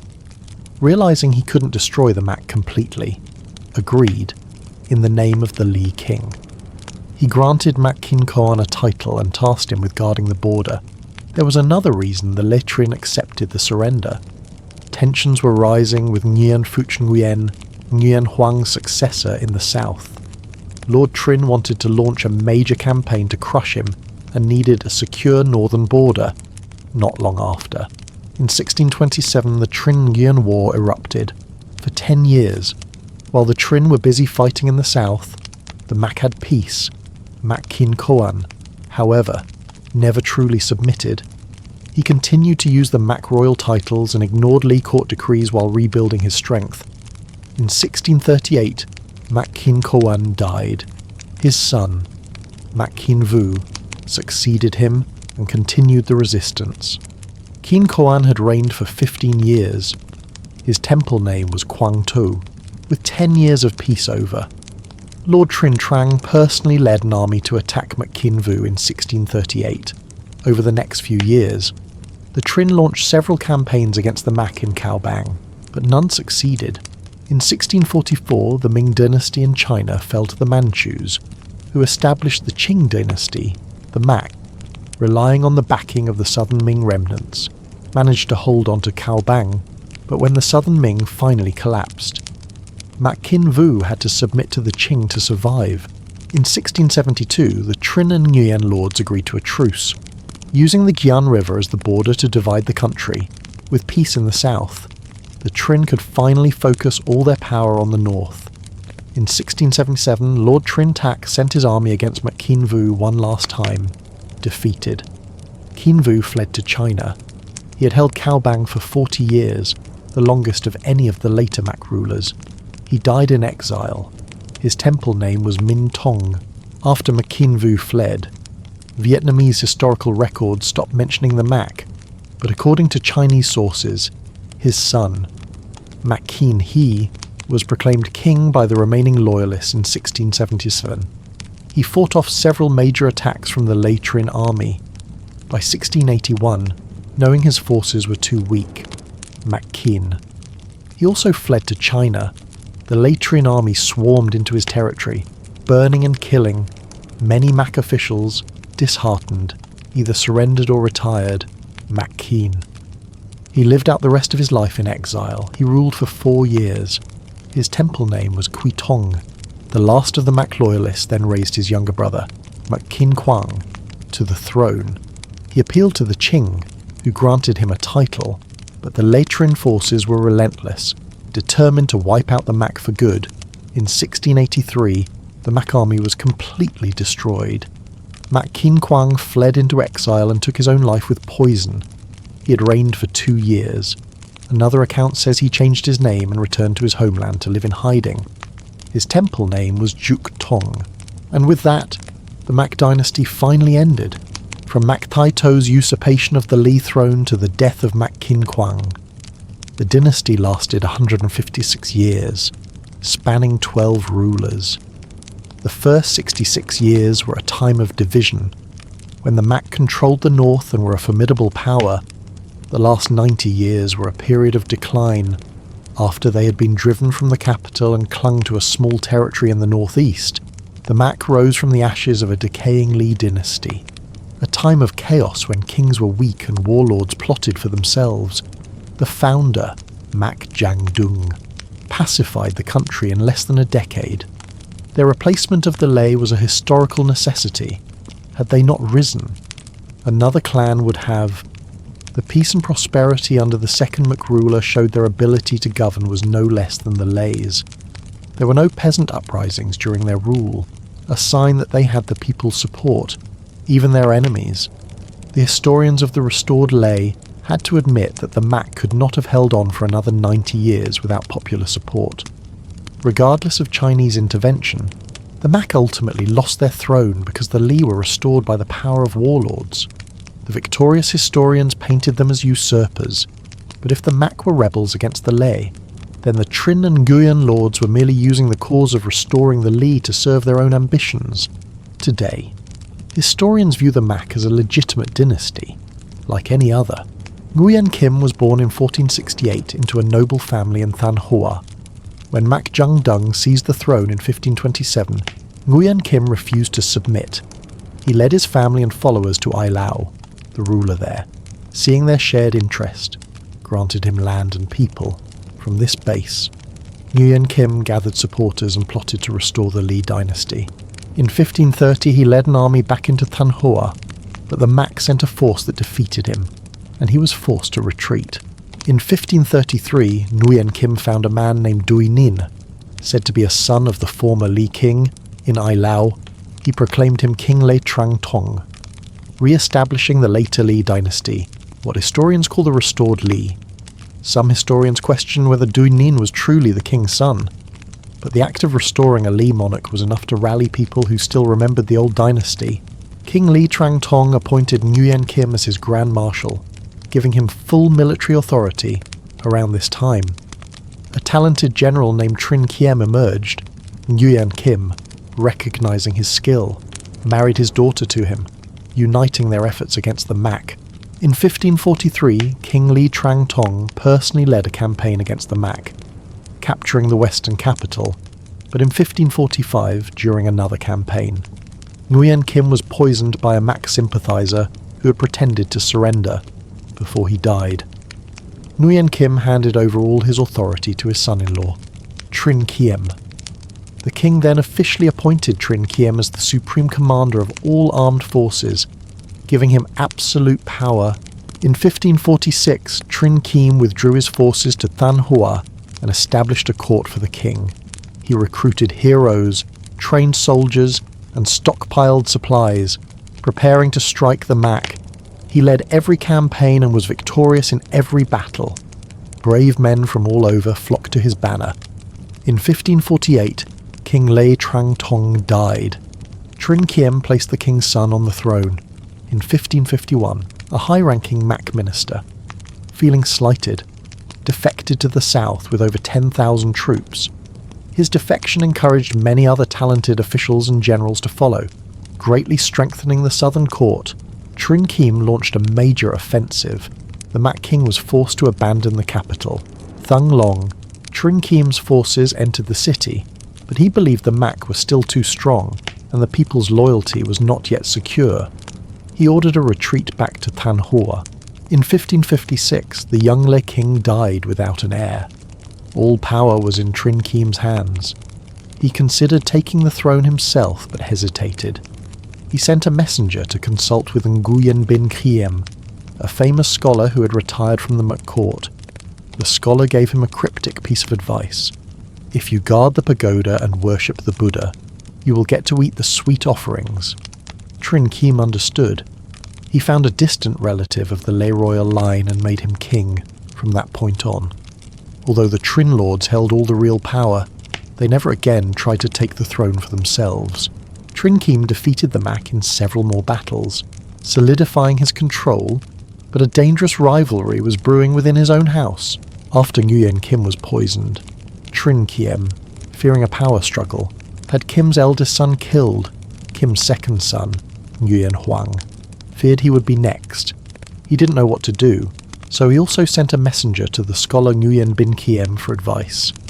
The scholar told him, "The Huansan mountain range is a place where one can live for 10,000 generations." Nguyen Huang understood. In 1558, he had his sister, who was married to Trinh Kiem, asked the Lord to appoint him as governor of the distant southern province of Thuan Hoa. Trinh Kiem, seeing it as a remote and unimportant land, agreed.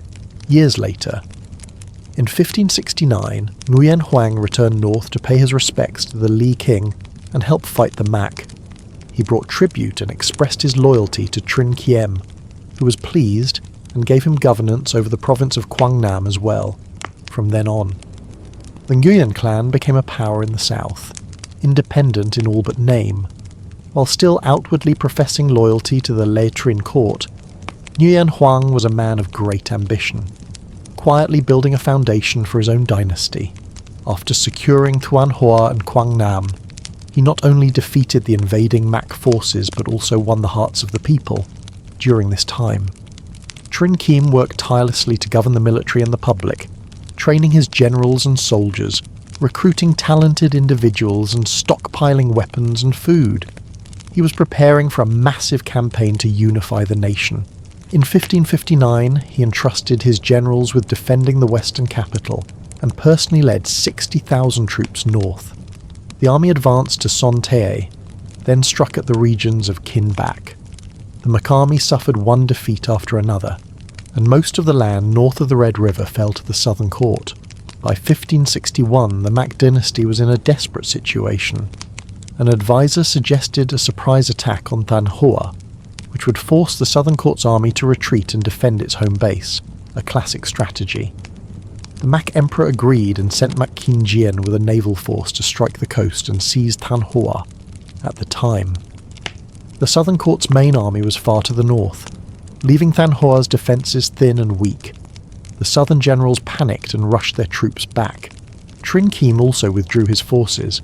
This was the last major northern campaign he would ever launch in his final years. He led a few more attacks against the Mac, but mostly to seize supplies before retreating again. In March of 1570, Trinh Kim passed away at the age of 67.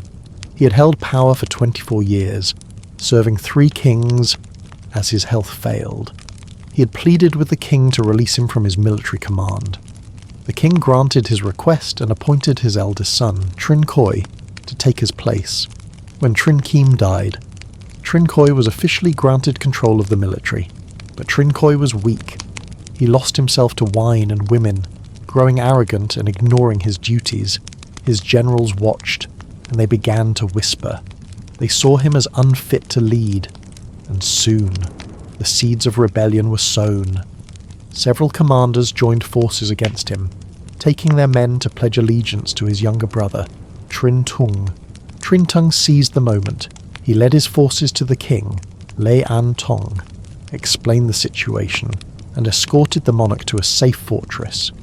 He then positioned his troops at strategic points. In May of 1570, Trinh Khoi attacked. The two sides fought for days, but neither could gain an advantage. The king sent envoys to broker a peace, but it was no use. The Mac regent, Mac Kin Jien, saw his chance. The southern court was in chaos. He marched 100,000 men south, straight for Than Hoa, caught between the Mac army and his brother's forces. Trinh Khoi knew he couldn't survive. He surrendered, taking his generals and family to the Mac court. King Lean Tong then formally gave Trinh Tung command of the military to fight off the invasion, facing the powerful Mac army. Trinh Tung adopted a defensive strategy. He fortified key positions, dug trenches, built ramparts, and set up ambushes. Mac Kin Jien attacked relentlessly but could not break through. By the end of 1570, his army was low on supplies, and he was forced to withdraw. The following spring, for his success in repelling the Mac, Trinh Tung was made Grand Marshal, the supreme commander of the Southern Court's military, at first. The king and Trinh Tung worked together harmoniously, but by 1572, the king began listening to whispers from his courtiers. He saw that Trinh Tung's power was becoming too great, and he secretly plotted with a general named Le Cap Jay to eliminate him and restore authority to the Li family. The plot was discovered. Trinh Tung summoned the general, had him executed by waiting guards, and wiped out his entire family. When the king learned what had happened, he fled the palace with his 4 eldest sons, seeking refuge in Nghia An. Trinh Tung responded by placing the king's 5th son on the throne. He then sent a general to Nghia An to capture the fugitive king. The king was caught, brought back, and strangled. He had reigned for 17 years. For more than a decade, internal conflict kept the southern court on the defensive. The Mac, meanwhile, launched continuous attacks southward, keeping the Li forces struggling just to hold their ground, though the Mac gained little from it. Then, in 1980, the Mac regent, Mac Quyen, died. The Mac emperor, Mao Hop, was lost to decadence and neglected his duties. From that point on, the Mac dynasty began to weaken. By 1583, Trinh felt his own forces were strong enough to counterattack. He slowly began to gain the upper hand. In December 1591, he personally led 50,000 men to attack Thunglong, the capital.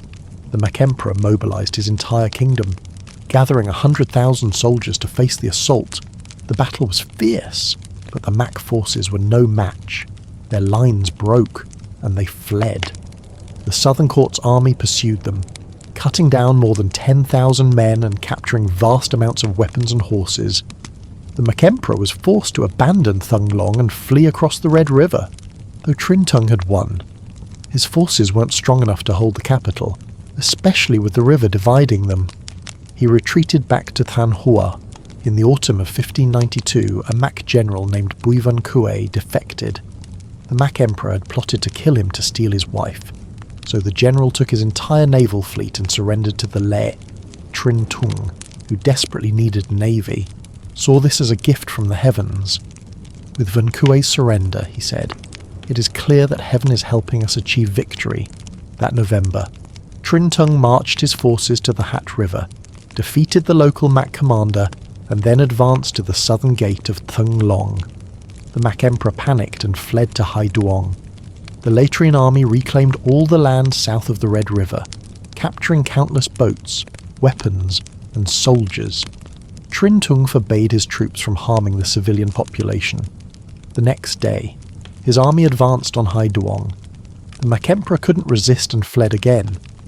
Leaving his son to rule in his place while he tried to command the remaining troops, it was a short-lived resistance. He was soon captured and brought back to the capital. Trinh arranged his soldiers in a grand display of power, then forced the captured emperor to kneel and prostrate himself as if before a god. After being publicly humiliated for several days, he was beheaded after the execution. In the spring of 1593, a son of the former regent Mac Quyen gathered tens of thousands of loyalists and declared himself the new Mac ruler. The Mac loyalists rallied to him. Trinh sent an army to crush the rebellion but was soundly defeated. The regions of Hai Duong and Kinh Bach once again fell under Mac control, fearing the rebellion would grow. Trinh sent one of his best generals with a large force to destroy the new Mac leader, who met him with his full army. The two sides clashed in a brutal, drawn-out battle. The fighting was so intense that the soldiers never dared to remove their armour. Seeing the stalemate, Trinh personally led his army across the Red River. He sent a detachment to circle around and attack from the rear, while his own naval force blocked the upper river, creating a trap. The Mac army shattered. The leader and his family fled into the mountains but were hunted down, captured, and taken back to the capital for execution. But the Mac were not finished. That same year, another Mac relative was declared king by the remaining loyalists. Their power surged once more, and they regained control of the northern bank of the Red River. Trinh led another campaign, scattering the main Mac army, but their strength in the northeastern highlands remained. The Latrian forces simply couldn't stamp them out. For years, the fighting continued. Each time the Latrian army attacked, the Mac would retreat into the mountains, only to re-emerge and retake their territory as soon as the army withdrew. For more than 30 years, this stalemate defined the north. After recapturing Thunglong, Trinh ordered the royal palace to be rebuilt. A month later, he sent for the king to return to the capital. In the summer of 1593, King Lê the Tong officially entered the city. He held court, received congratulations from his officials, and granted a general amnesty. The Lý dynasty, which had lost its throne in 1527, had finally returned to its ancestral home. But things were not the same. Now, Trinh turned his attention to his uncle, Nguyen Huang, who was still governing the southern provinces, on the king's authority. Trinh Tung summoned him north, using the pretext of needing his help to wipe out the last Mc remnants. In the summer of 1593, Nguyen Huang came to court, presented the administrative records for his two provinces, and was given a high rank. For the next 8 years, he fought with distinction, earning numerous victories and rising to become second in command only to Trinh Tung himself.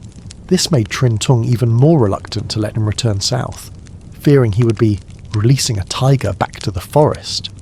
In 1600, Nguyen Huang, ever the strategist, saw a way out. He secretly encouraged old Mac loyalists to rise up, creating a new crisis for the Trinh. He then requested permission to lead the campaign to suppress them, but instead, he secretly burned his own camp, boarded his ships, and fled back to Thuan Hoa. The rebellion forced Trinh Tung to evacuate the king from the capital for over a year. Too busy dealing with the Mac to pursue Nguyen Huang, Trinh Tung sent a letter south to placate him. Nguyen Huang wrote back, admitting fault, sending gold, silver, and rice as tribute, and proposing a marriage alliance between their families. That winter, his daughter was married to Trinh Tung's son, Trinh Trang. In May of 1599, Trinh Tung forced the king to grant him the title of Supreme Commander, Head of State, Grand Tutor, and Prince of Peace, the highest possible position, second only to the Emperor. The king had no choice but to agree. After receiving the title, Trinh Tung went to his own palace, where he received tribute from all the officials, held a great feast, and distributed money and silk. He built his lord's palace right next to the royal court, and from then on, all affairs of state were decided there. The royal court became a mere formality. The king was left with a handful of elephants, a few dozen dragon boats, and a small personal guard. The taxes from 1,000 villages were his to use. But everything else, appointing officials, collecting national taxes, drafting soldiers, governing the people, belonged to the Trinh. The king was only needed for ceremonies or receiving foreign envoys. Trinh Tung's power was so absolute that he could have easily overthrown the Li dynasty, but he never took that final step. He feared that the Ming dynasty in China would intervene, and he knew the Mac still held territory in the north. If he usurped the throne, his enemies would have the perfect excuse to unite against him. And so, the era of the Nguyen Lords officially began. In October of 1599, King Lê the Tong died. Trinh Tung consulted with his officials and decided that the crown prince was not sharp enough to rule. Instead, he placed the king's second son on the throne. This new king was only 12 years old. Later, Trinh Tung married his own daughter to the young king, making her the empress. In 1619, the new king, unable to bear Trinh Tung's absolute power, made a desperate move. He knew that Trinh Tung's second son, Trinh Xuan, was plotting to seize power from his older brother, Trinh Trang. The king made a secret pact with Xuan. Kill your father, and I will give you the power you seek. Xuan sent assassins, but the attempt failed. Trinh Tung ordered his son arrested, but he couldn't bring himself to execute him. He stripped him of his titles and command and had him imprisoned. The king, knowing his fate was sealed, hanged himself, with the king dead. Trinh Tung considered placing a distant royal cousin on the throne, but his daughter, the widowed empress, wept before him. The old king was guilty, she pleaded. But what crime has my son committed? Why would you cast aside my child to find another? If you make him king, the ruler for generations to come will still be your own flesh and blood. Trinh Tung listened. He ordered the court to enthrone the late king's eldest son, who became Emperor Lê Than Tong. A year later, feeling a pang of fatherly affection, he released Trinh Xuan from prison and restored his military command. Trinh Tung had many talented sons, several of them skilled commanders, but their talent only fueled their ambition, and they constantly competed for the right to succeed him. With the eldest son already dead, the third son, Trinh Trang, was the most likely heir. But Trinh Xuan never accepted this, and he never stopped scheming. In 1623, Trinh Tung fell gravely ill with dysentery. He couldn't rest, couldn't eat. His body grew weak, his limbs useless. He gathered his officials to formally choose an heir. They recommended Trinh Trang to hold military command, with Trinh Xuan as his deputy. Xuan refused. He rebelled, storming the Lord's palace with his troops. When Trinh Tung saw him, he raged. "How could you do this? Where is your filial piety?" Shaken, Xuan withdrew his troops, but then he looted the city and set fire to the capital, plunging it into chaos. Amid the pandemonium, Trinh Trang, unable to get news of his father, had the new king evacuated while he remained behind to rally the loyal officials. Lord Trinh Tung, meanwhile, was carried to the residence of his younger brother, Trinh Zhou. Zhou saw an opportunity. He sent a message to the rebel son, Xuan, telling him the Lord had summoned him to hand over power. Xuan eagerly went with a few dozen followers. Zhou's men seized him and put him to death. By now, Trinh Tung was barely conscious, unable to speak. Zhou planned to lure all the other sons to his house and kill them to seize power for himself. But Trinh Trang suspected the plot, and it failed. Trang then moved the king to Than Hoa for safety. The dying lord was carried out of the palace, but he died on the road. Trinh Zhou and his son simply left his body on a bridge. A loyal eunuch found the body, placed it on a boat, and brought it to Trinh Trang, who could then finally hold a proper funeral afterwards. Zhou and his son begged Trinh Trang for forgiveness. He pardoned them, allowing them to keep their titles. Trinh Tung had held power for 53 years. With his father dead, Trinh Trang became the new lord. That same autumn of 1623, the Mac, seeing the chaos in the capital, marched an army of over 10,000 south after stabilizing the situation. Trinh Trang struck back. He crushed the Mac forces, forcing them to retreat to their northern stronghold of Cao Bang. He then sent for the king to return to the capital. In 1625, he launched another campaign, captured the Mac leader, and had him executed. A Mac nephew held out in Cao Bang, pleading for protection from the Ming court in China. The Ming, wanting to keep Vietnam divided to their own advantage, intervened, allowing the Mac to remain in Cao Bang as a vassal state. Trinh Trang had no choice but to officially recognize the arrangement.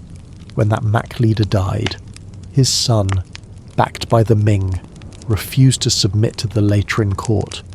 Trinh Trang sent armies to attack him multiple times, but without success. Later, when the Ming dynasty fell to the Qing, the Mac simply switched their allegiance to the new power in the north. In November 1643, Emperor Lê Thánh Tông abdicated in favour of his crown prince.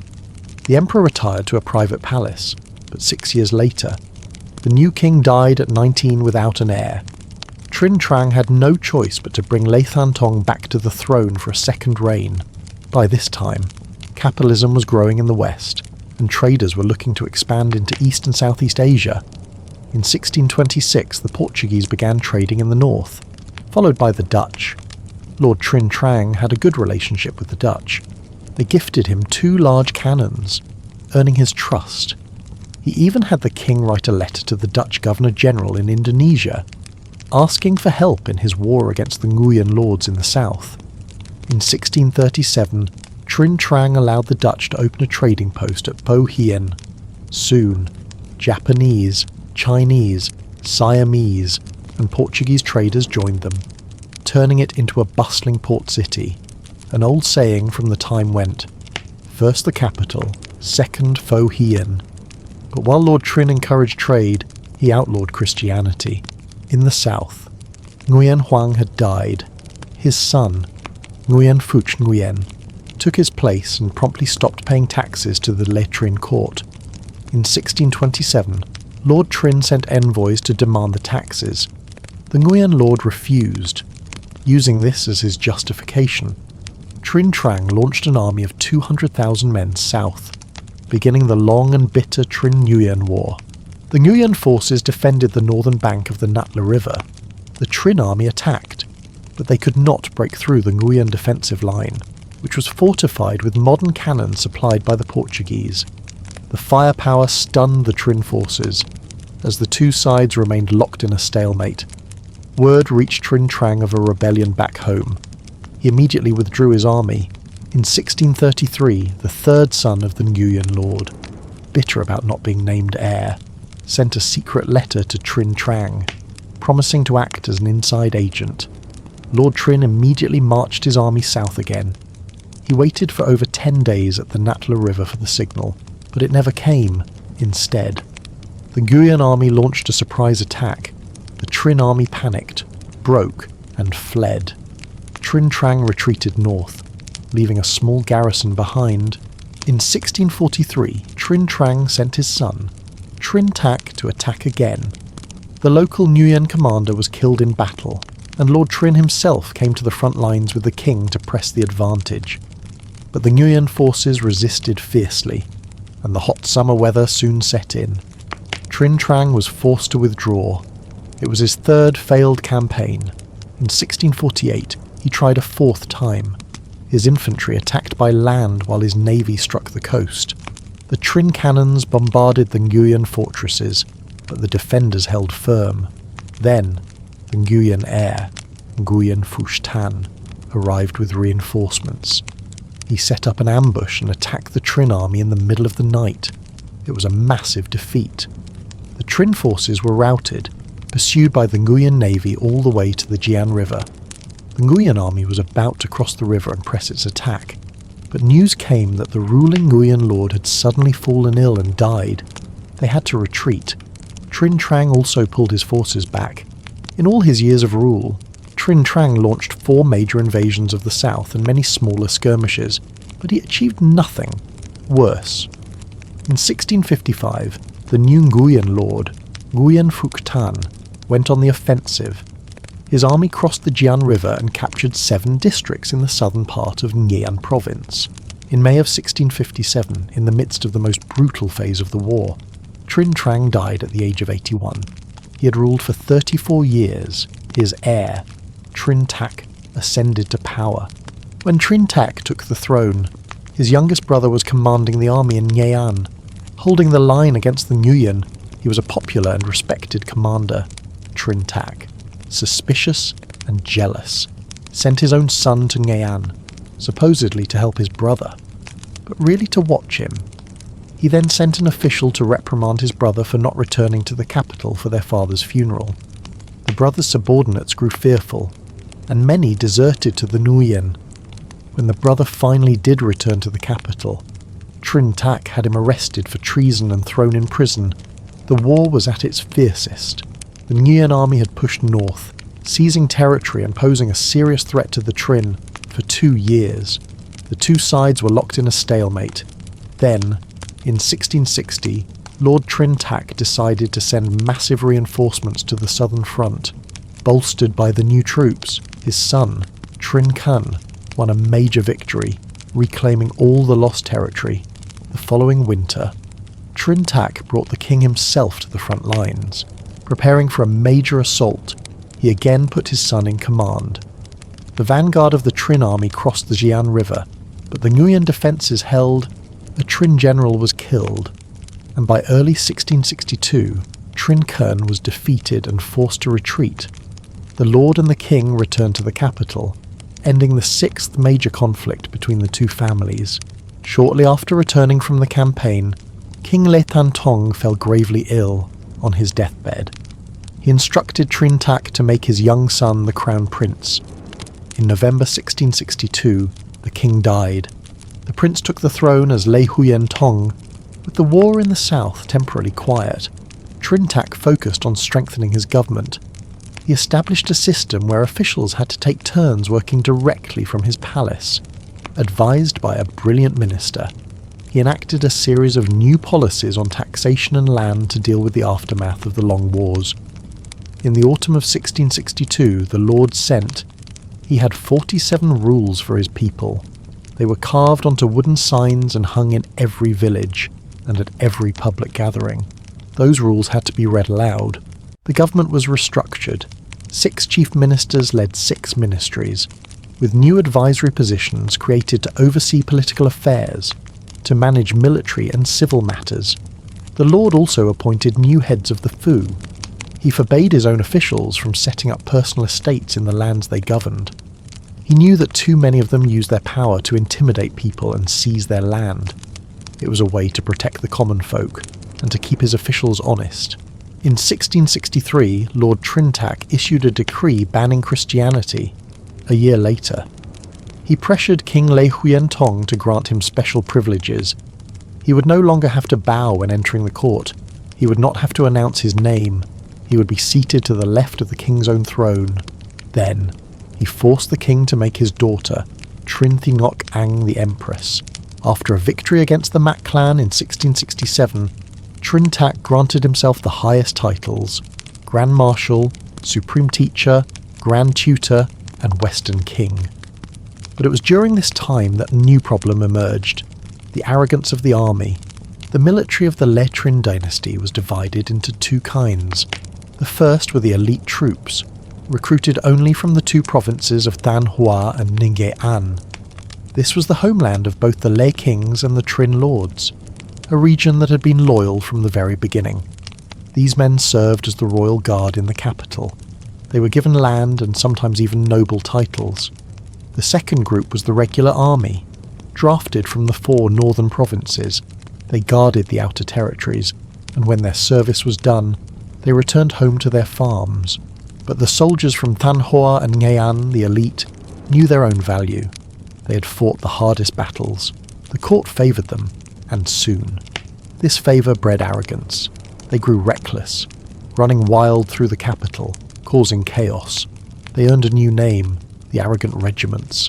At times, these soldiers would even attack the private homes of high-ranking ministers, sometimes even murdering them. In 1671, King Lê Huyen Tong died. Trintac installed the king's younger brother, who had been raised in the Lord's palace, as the new king, Lê Gia Tong. By mid-1672, after a 10-year truce with the Nguyen Lords to the south, Trintac once again led the king to war. His commander, Trinh Khanh, led a force of 30,000 men by sea. Lord Nguyen Phuc Tan sent his fourth son to lead the defence, supported by his best generals. The Nguyen Lord himself led the main army as reinforcements. The Trinh forces pushed close to the enemy walls, but the Nguyen defenders used their strong fortifications to push them back. Winter was setting in. The weather turned freezing cold. Then, Trinh Khanh fell gravely ill. Trintac had no choice but to retreat after this battle. Both sides, the Trinh and the Nguyen, were exhausted. They had been at war for 46 years. They decided to call a truce. The country was officially divided. The Jian River became the border, splitting Jai Viet into a northern and a southern realm. For the next 100 years, the Trinh and the Nguyen would not fight again. In 1675, King Lê Gia Tong died of illness at just 14 years old. After a 4-year reign, Lord Trintac placed another royal brother on the throne, Lê Hai Tong, with the war in the south over. Trintac turned his attention north to Chao Bang in 1677. The region had fallen under the influence of a rebel Chinese general, and the Trinh Lords had never accepted it. But now, that general's rebellion was failing, and he had no support from the Qing dynasty. Seizing the moment, the Lord sent his army to attack. By August 1637, the Le Trinh forces had captured Cao Bang. The Mak ruler fled to China. His sons tried to rally what was left of their supporters, but by 1683, they were completely defeated. The Mak presence in Cao Bang was finished for good.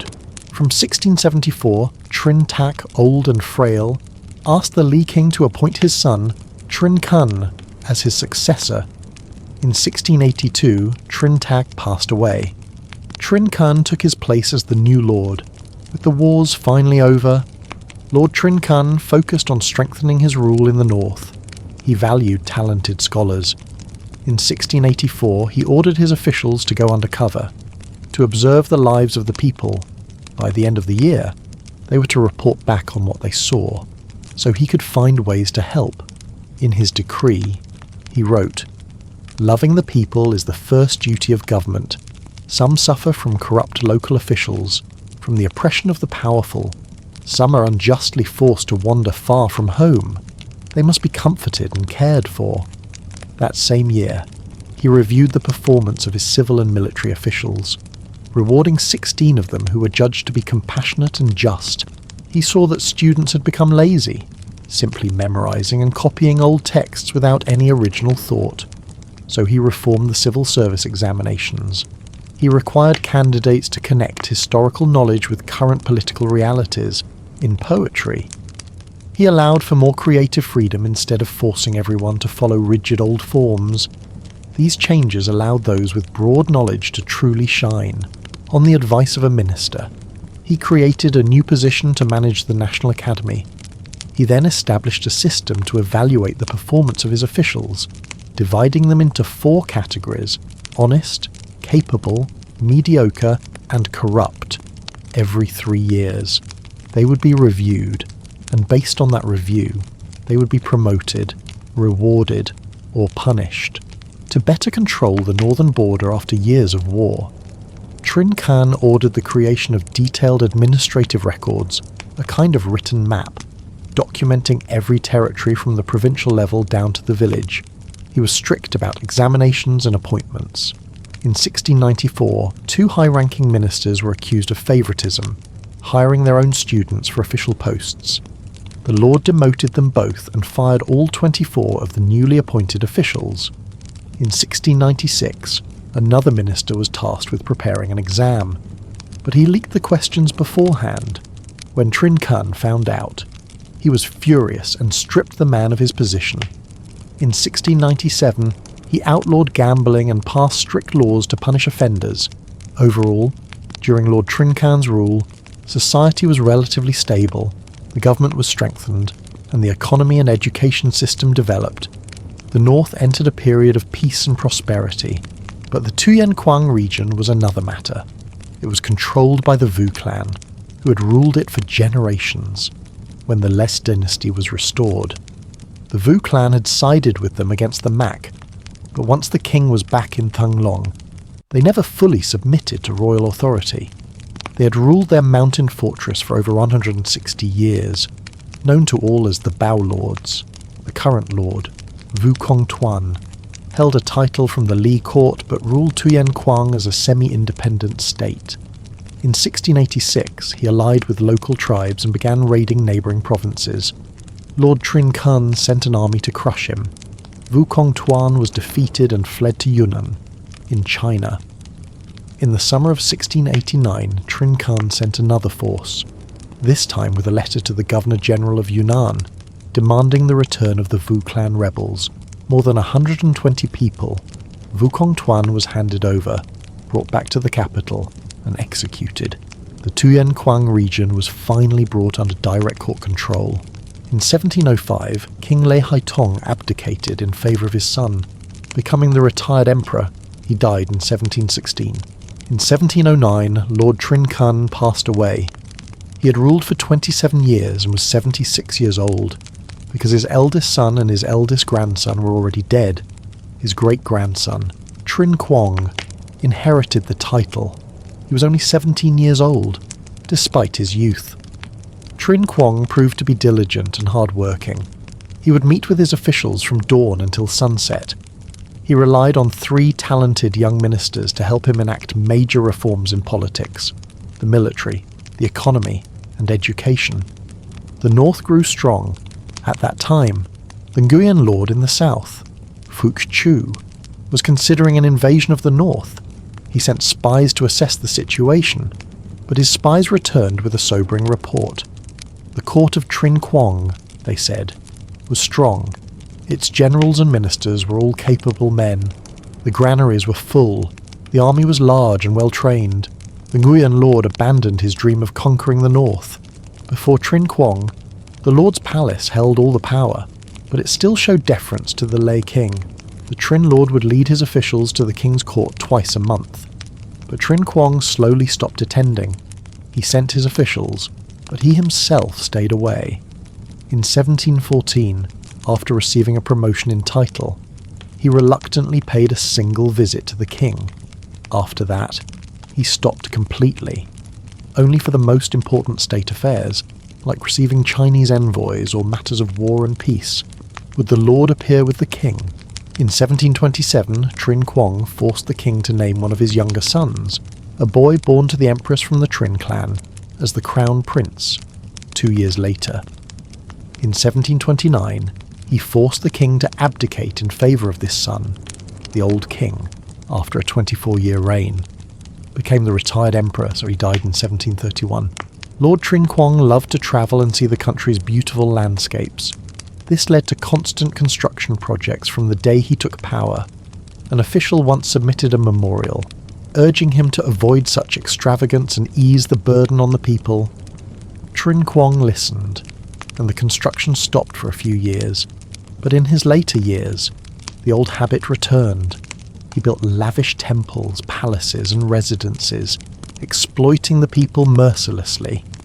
The seeds of the Nguyen Lords' downfall were planted here. At the end of 1729, Lord Trinh Quang died while on a tour. He was 43 years old and had ruled for 20 years. His heir, Trinh Giang, took his place, at first. The new lord enacted some reforms. He forgave certain taxes, changed the military recruitment tests, limited the wasteful construction of Buddha statues, and encouraged local book printing instead of buying from China. But soon, Trinh Giang revealed his true nature, a man of excessive luxury. He built endless palaces and temples. The costs were enormous. To pay for it all, he raised taxes and imposed heavy labour service on the people, causing widespread resentment. To get even more money, he began selling official positions. Officials could pay for promotions, and wealthy commoners could buy their way into the government. He also committed acts that alienated everyone. He murdered the king and many respected ministers simply because they disagreed with him. In 1732, accusing the young king of debauchery, he had him removed from the main palace. Then, accusing the queen mother of failing to guide her son, he demoted her. That August, he officially deposed the king and chose another son of the previous monarch to take the throne, King Le Thuan Tong. In 1735, Trinh Giang had the deposed king, Dui Puong, strangled. He had ruled for 3 years and was 26 years old when he died. That same year, King Le Thuan Tong also died of illness. Trinh Giang passed over the eldest royal son and instead chose an 11-year-old prince who had been raised in the Lord's palace. This boy became King Le Yi Tong. Trinh Giang also listened to slander and executed many prestigious ministers, creating deep discontent under his disastrous rule. The government rotted from within, the economy collapsed, famine struck, and then the rebellions began, uprisings that would plague the north for more than 30 years. Trinh Giang had a younger brother, Trinh Doan. He was young but skilled in both literature and martial arts, and the Lord trusted him. Uninterested in governing and having no son of his own, Trinh Giang, in 1736, appointed his brother, then only 17, as supreme commander of the army. Trinh Doan began holding court 3 times a month. While Trinh Giang descended into a life of drinking and pleasure-seeking, his health collapsed. One day, he was nearly killed by a lightning strike. From then on, he suffered from a nervous disorder, prone to panic and fear. A eunuch who was always by his side, Wang Kong Pu, took advantage of the situation. He told the Lord that his illness was karmic retribution for his debauchery. The only way to be safe, the eunuch claimed, was to live underground. He ordered a pit to be dug, an underground chamber called the Palace of the Pond. Trinh Giang moved into the pit and never came out. The eunuch, Huang Kong Pu, now held all the power. He had ministers killed or punished one after another. No one felt safe. The government was in chaos, taxes were heavy, and the people were scattered. The commander, Trinh Doan, was intelligent and decisive, respected by many, but the eunuch blocked him at every turn, so he had no real authority. The country descended further into turmoil, faced with this crisis. In early 1740, the Lord's mother conspired with several high-ranking ministers. They staged a coup. They killed the eunuch and his followers. They then elevated Trinh Doan to the position of Lord. Trinh Giang was given the title of Supreme King and kept under house arrest in his underground palace for the rest of his life. He eventually had sons, one of whom would become the very last Trinh Lord, the Supreme King. Trinh died in 1761. He had been Lord for 11 years and spent another 21 in his pit. Trinh Doan at first refused the title of Lord, but the ministers, armed with his mother's decree, persuaded him. The Li King himself sent envoys multiple times to urge him to accept. Reluctantly, he agreed. His first concern was winning back the people's trust. He knew that his brother had wrongly bypassed the rightful heir to the throne years earlier. To restore proper order and goodwill. In June of 1740, just 5 months after taking power, Trinh Doan forced the current king to abdicate in favour of the elder, rightful heir. This was King Lê Hien Tong. Unlike the lords before him, Trinh Doan showed great respect for the Lê king, but as soon as he took power, he had to face the peasant rebellions that were raging across the north, the legacy of his brother's misrule. The court fought desperately to put them down. It wasn't until 1751 that peace was finally restored to the Red River Delta. The cost was heavy. Fields lay abandoned. The country was impoverished. Its population diminished. While fighting the rebellions, Trinh Doan also enacted reforms. He repealed his brother's harsh laws, granted tax amnesty, halted expensive construction projects, and cracked down on bribery and corruption. He restored the titles of officials who had been unjustly punished under his brother. Lord Trinh Doan was dedicated to his duties. He met with officials with a gentle demeanour, encouraging them to speak freely. He had a bell and a drum placed at the palace gate. Anyone with a suggestion for the government, or who wished to recommend themselves for service, was to ring the bell.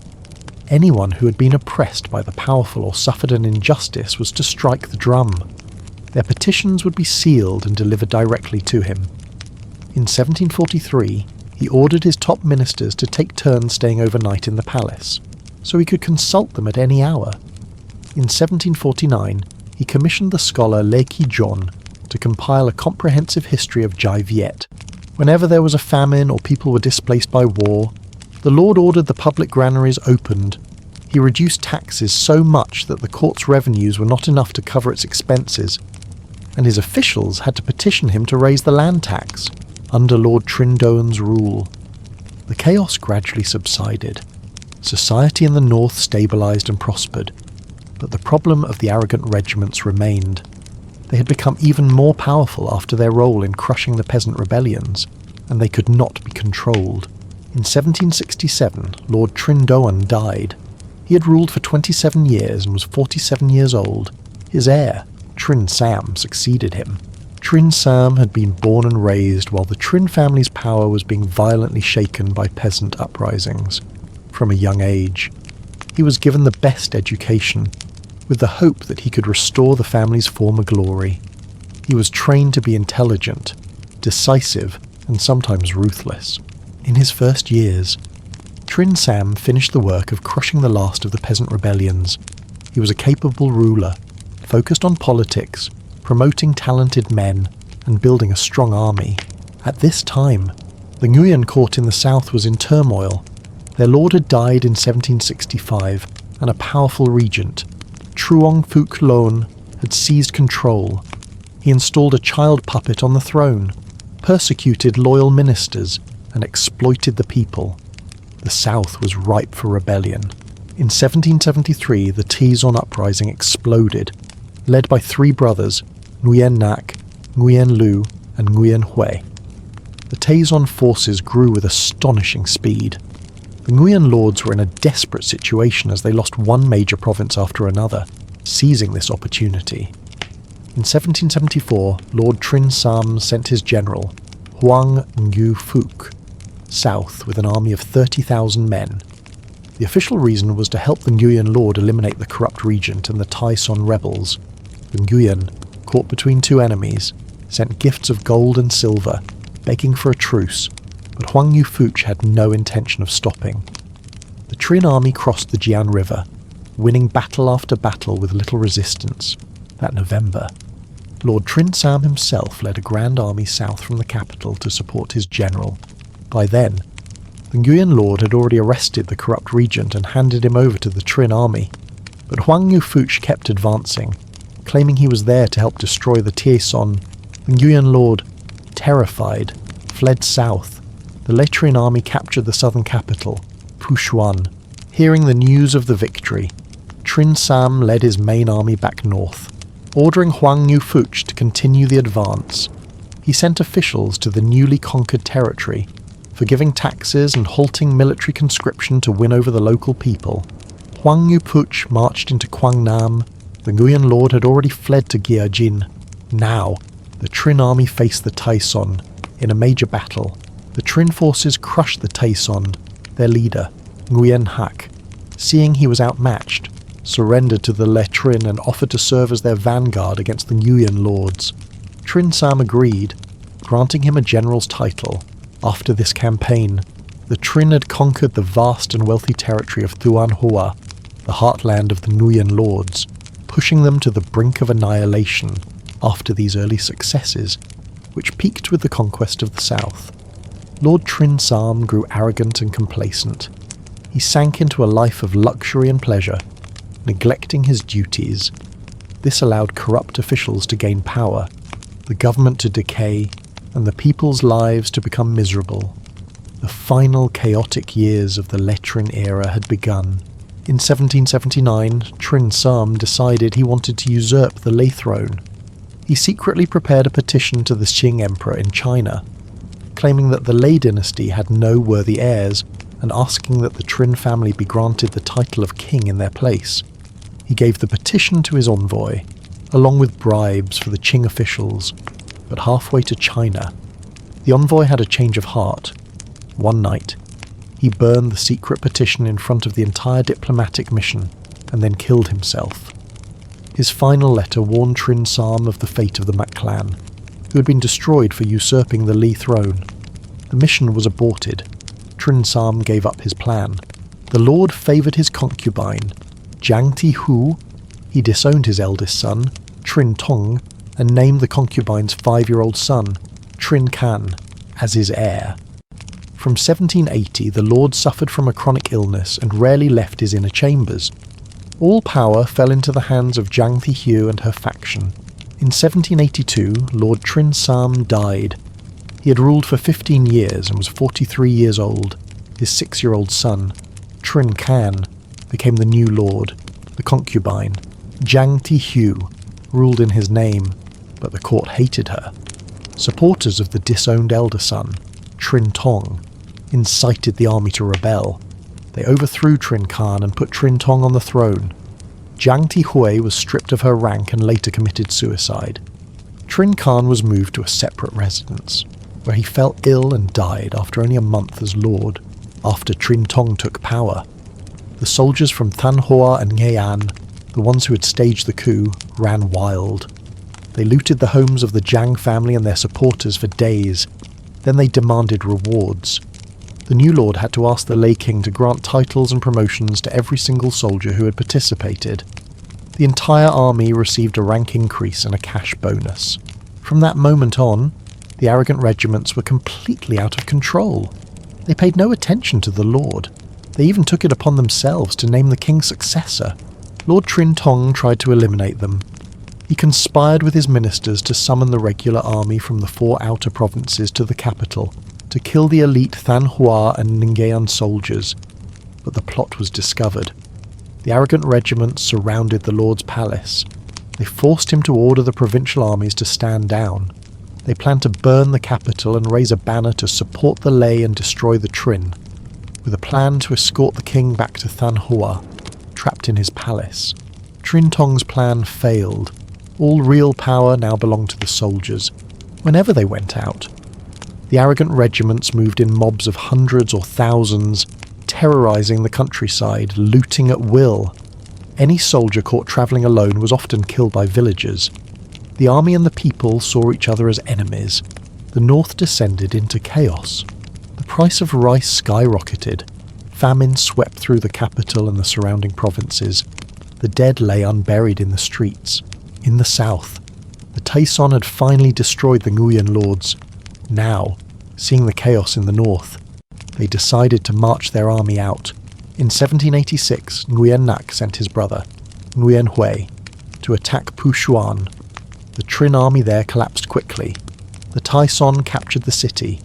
Then, on the advice of a former Trinh general who had defected, Nguyen marched directly on the capital, Thung Long, under the banner of support the Lay and destroy the Trinh. He did this without orders from his older brother. The Trinh army was demoralized. Hearing that Pushuan had fallen, most of the generals had already fled. Lord Trinh Tong tried to rally more troops and personally led the defence of the capital. But when Nguyen attacked, the Lord stood holding the command banner, and his soldiers just looked at each other. No one would advance. The Trinh army shattered. Trinh Tong fled towards Son Tai. His retainers all abandoned him. Not a single one cared about their lord. He didn't get far. A bandit captured him and handed him over to the Tai Son on the road back to the capital. He took a knife and cut his own throat. Lord Trinh Tong was 23 years old. He had ruled for 4 years. Back in the palace, the old king Le Hien Tong and the royal princes saw the enemy soldiers and war elephants approaching. They were terrified and about to flee when a commander presented them with a message from Nguyen. It began with a respectful greeting, asking after the king's health, and then it made a request. On the day of the royal audience, the king felt at ease only after receiving the new report. King Le Hien Tong granted Nguyen an audience at the Vantho Palace, a meeting arranged by Nguyen Hu Chin. The king then married his daughter, Princess Lane Gok Han, to Nguyen. In the 8th month of that year, 1786, King Le Hien Tong fell ill and died. He had been on the throne for 46 years, through 4 generations of Trinh lords, and was 69 years old.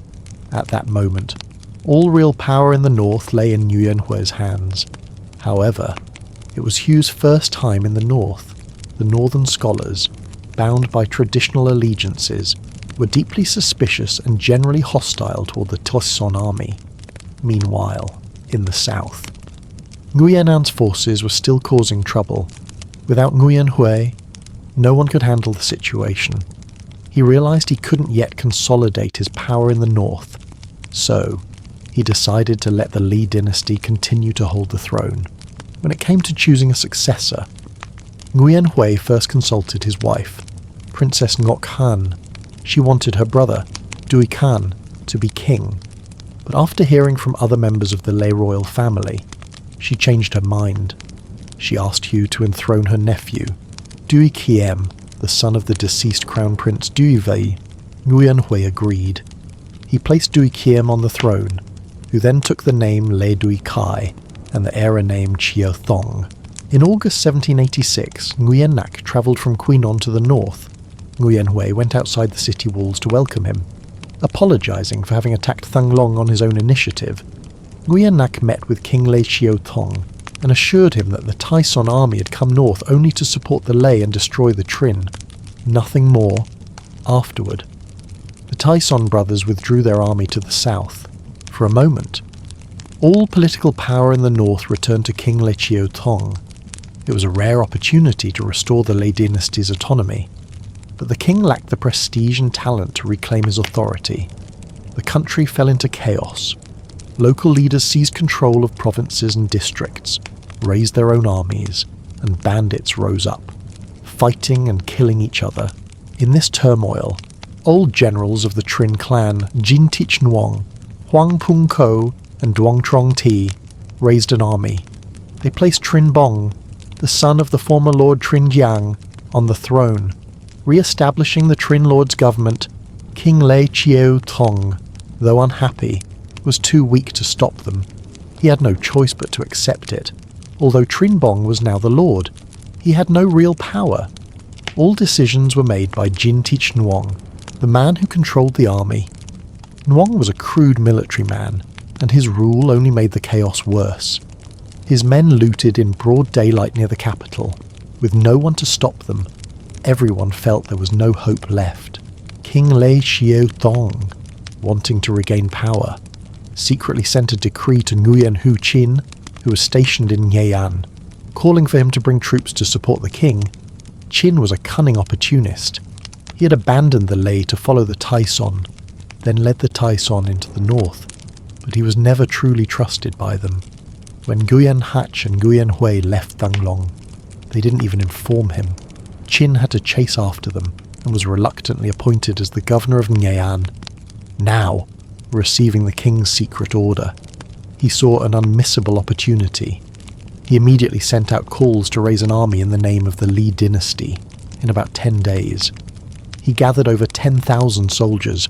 Trinh marched his army north, quickly crushing all resistance from Trinh Bong and Jin Teach Nuong.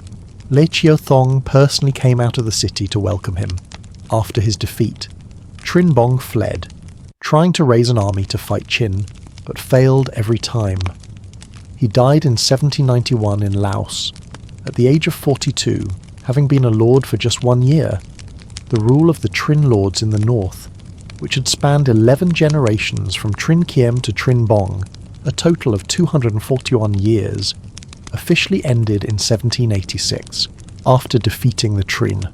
Nguyen Hu Chin became as arrogant and powerful as the Nguyen Lords before him. He gradually forced his will on King Chiu Thong in matters of appointing officials and running the government. He even set up a separate palace for his son, Hu Du. Just as the old Nguyen Lords had done for their heirs, the Lê King plotted to kill Trinh, but his attendants advised against it. Trinh got wind of the plot from then on. He stopped attending royal audiences but continued to rule under the guise of supporting the Lê. Nguyen Hu Chin had once surrendered to the Tai Son, but now he was acting as an independent power in the north, showing signs of opposition. In November 1787, Nguyen Hui sent his general Vu Van Ham with an army to attack the north. Trinh led his forces to resist but was crushed by Nam. He managed to escape back to Thăng Long with only a few hundred men. That December, Vu Van Nam reached Thăng Long on Trinh's advice. King Chiêu Thong abandoned the capital and fled to Kin Bach. The Tai Son army pursued and killed Nguyen Hu Chin. The Lê King was now a fugitive, but then Vu Van Ham himself grew arrogant. He usurped power and showed signs of rebelling against the Tai Son. In April 1788, Nguyen Hui marched north for a second time. He entered Thăng Long, captured and executed Vu Van Ham. He left Ngo Van So in charge of the military and appointed a royal relative, Lê Duy Can, as regent to oversee the Lê family's ancestral rights. Then, he returned to his capital in Phuchuan. Lê Chiêu Thong was hiding in Kin Bach. The Queen Mother, along with the king's son and a few followers, fled to Longzhou in China. There, they met with the Governor-General Ton Sinh Nghi and the Governor Ton Vinh Than. Begging for help, Ton Sinh Nghi reported to the Qianlong Emperor, suggesting they use this opportunity to occupy Jai Viet under the pretext of restoring the Lê King. The Qing Emperor agreed and ordered Ton Sinh Nghi to lead an army of 290,000 men into the country. When his followers reported this back to Chiêu Thong, the king sent messengers to take a shortcut and welcome the Qing army. As the Qing army advanced, the Tai Son forces did not engage them. Instead, they abandoned Thăng Long and retreated to a defensive position at Tam Giep in Ninh Binh. In October 1788, Ton Sinh Nghi escorted Lê Chiêu Thong back to Thăng Long. The Qing dynasty officially recognized Chiêu Thong as the king of Annam. From this point on, Chiêu Thong placed his complete trust in the Qing, although he was back on the throne. Lê Chiêu Thong was merely a puppet. His main task was to reward those who had helped him and punish those who had followed the Tai Son. Everything else was in the hands of Ton Sinh Nghi. The Qing soldiers in the north frequently looted and abused the local people, who grew to hate them intensely. In early 1789, Nguyen Hui marched his army north to fight the Qing. His justification was that the Lê King had abandoned his country and invited in foreign invaders. Nguyen Hui declared himself emperor, taking the era name Quang Trung as he marched. Emperor Quang Trung recruited more soldiers, strengthening his forces. After reaching Tam Giep and assessing the situation, he told his entire army that they would wipe out the Qing forces within 10 days, but it happened even faster than planned, in just 6 days. Starting on the 30th night of the Lunar New Year, the Tai Son army obliterated the 290,000-strong Qing army through a series of lightning-fast surprise attacks and ambushes, with the Battle of Ngoc Hoi Jong Jar being the most famous, by noon on the 5th day of the new year. The Tay Son army entered Thunglong.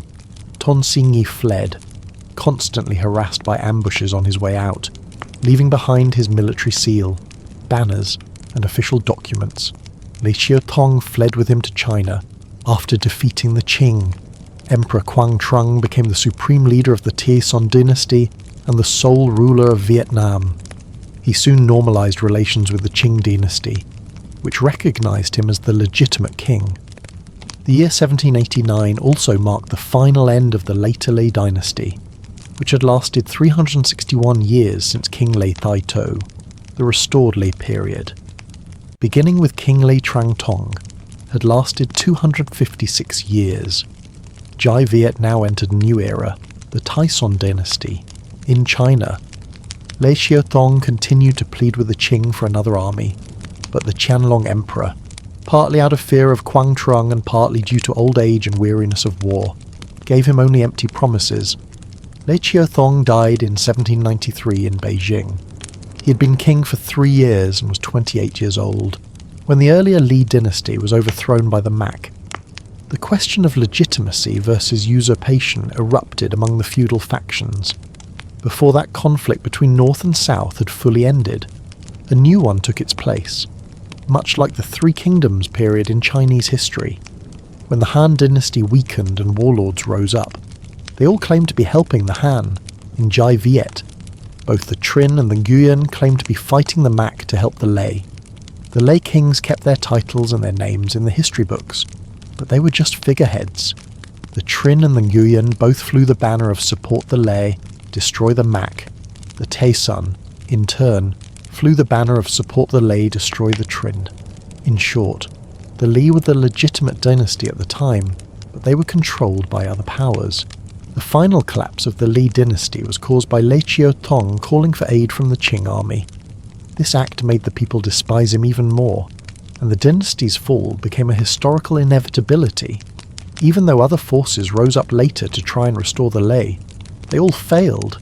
The restored Li dynasty, while nominally the ruler of all Jai Viet, in reality only controlled the northern territory from the Jian River northwards, and even there, the real power was held by the Nguyen Lords. The Nguyen Lords' time in power was longer than that of the Jin, early Lei Li Tran Ho or Mac dynasties, as well as the Tay Son and Nguyen dynasties that followed, objectively speaking, with the exception of Trinh Giang. The lords from Trinh Kim to Trinh Sam were all capable rulers. They successfully managed and governed the north, maintaining a stable government and society for nearly 2 centuries. The first 5 lords, from Trinh Kim to Trinh Kun, all lived long lives, from 68 to 81 years old. They must have been men of discipline and moderation.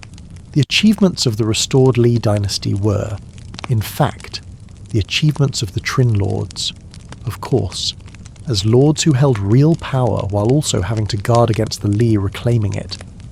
The Trinh had to be firm and decisive. They couldn't afford to be gentle if they wanted to protect their position.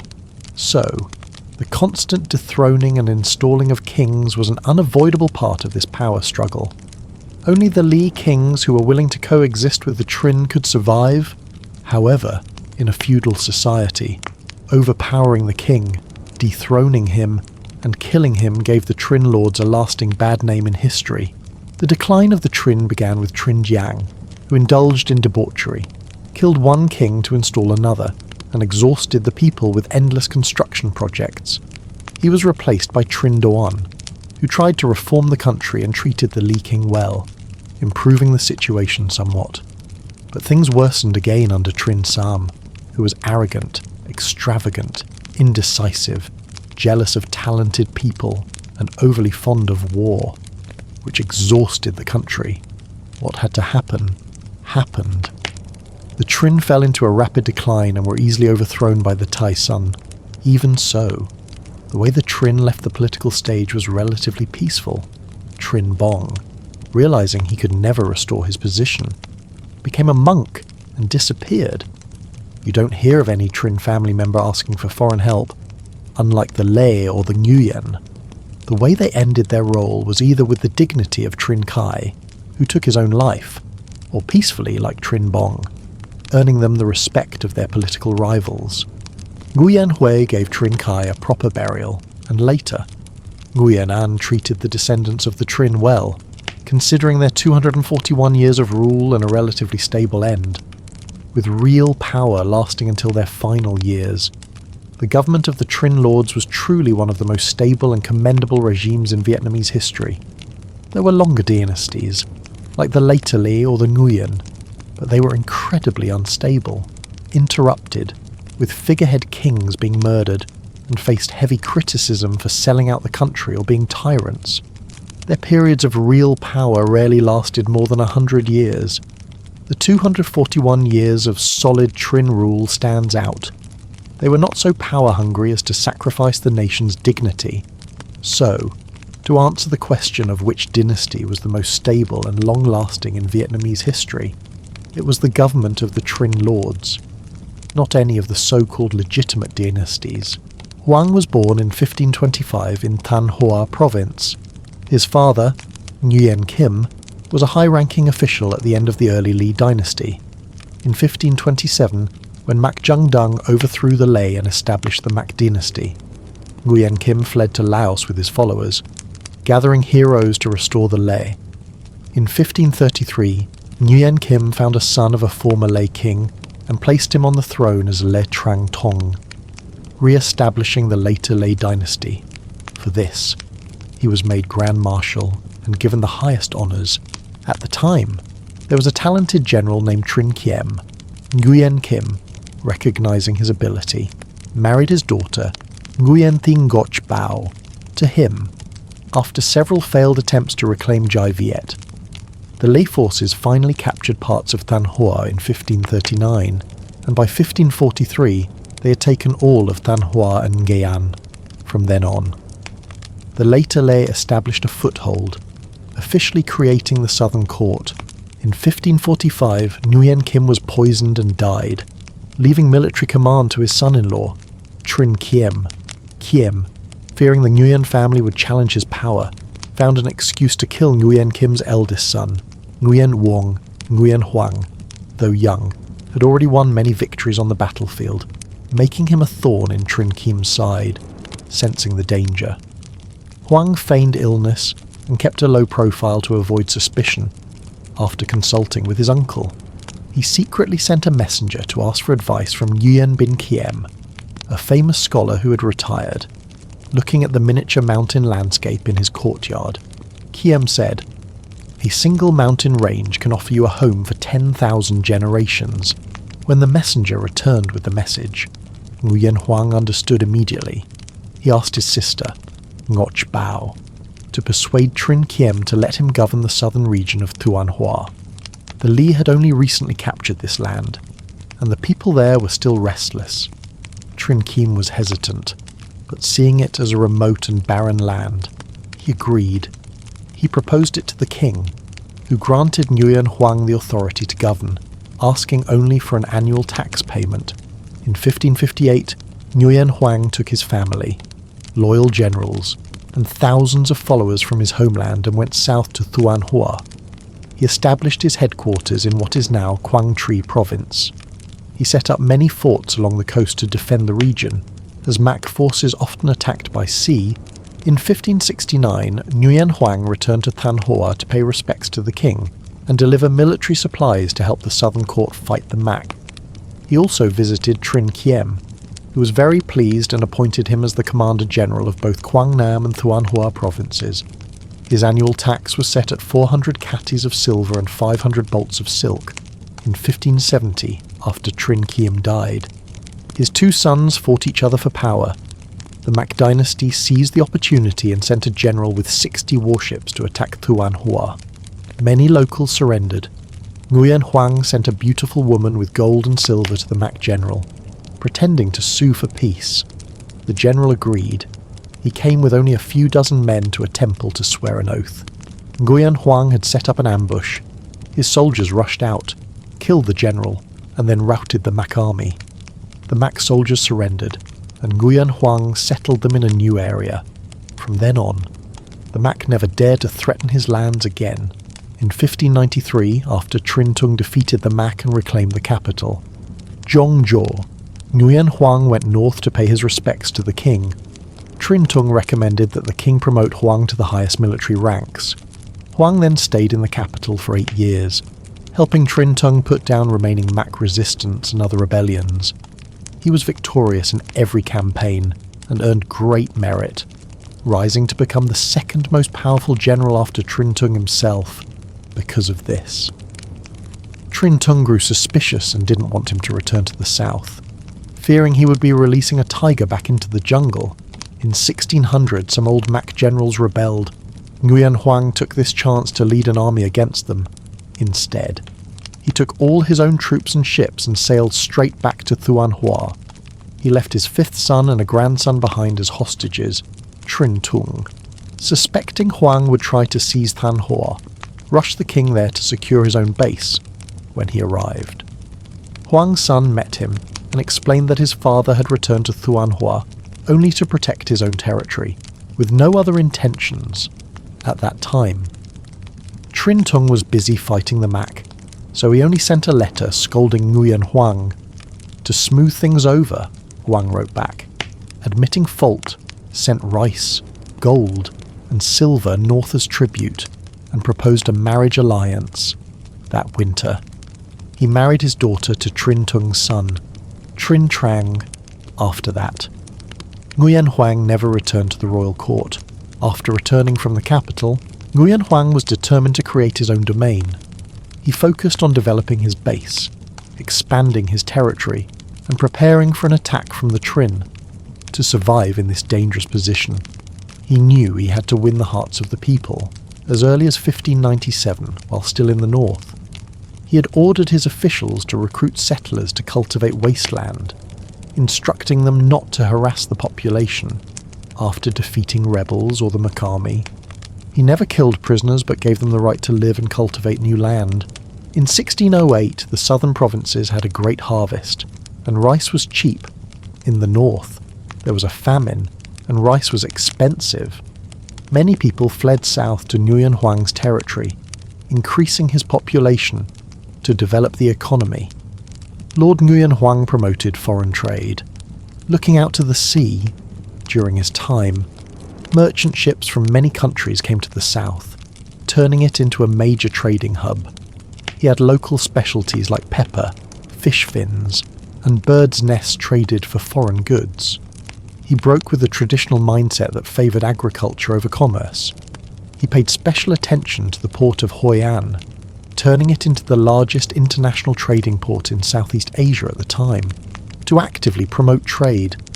He wrote many letters to the Tokugawa shogunate in Japan, discussing business. The language in these letters was elegant and sincere, sometimes accompanied by precious gifts. Foreign trade became the decisive factor in the South's development, allowing the Nguyen to rapidly build up their resource-poor region so they could stand against the North, which was 2 or 3 times stronger in every respect. In 1611, after constant raids by Champa forces on the border, Nguyen Huang sent a general to attack. The Champa army was quickly defeated. The king of Champa had to retreat south. The newly acquired land was organized into Quyen prefecture during Nguyen Huang's rule. 2 of his Vietnamese Cham generals helped him claim the Paracel Islands, which were then ownerless, without any protest from other nations. In 1613, Nguyen Huang fell gravely ill. He summoned his 6th son, Nguyen Phuc Nguyen, to succeed him. He told him, "If you can advance north, that is best. If not, hold this land firmly and expand southward. This region is a land for heroes. You must love the people and train your soldiers to build a foundation for generations." On his deathbed, he told his court officials, "We have endured hardships together for a long time to build this great enterprise. Now I leave this burden to my son. You must all help him succeed." Nguyen Huang had governed the south for 55 years and lived to be 89.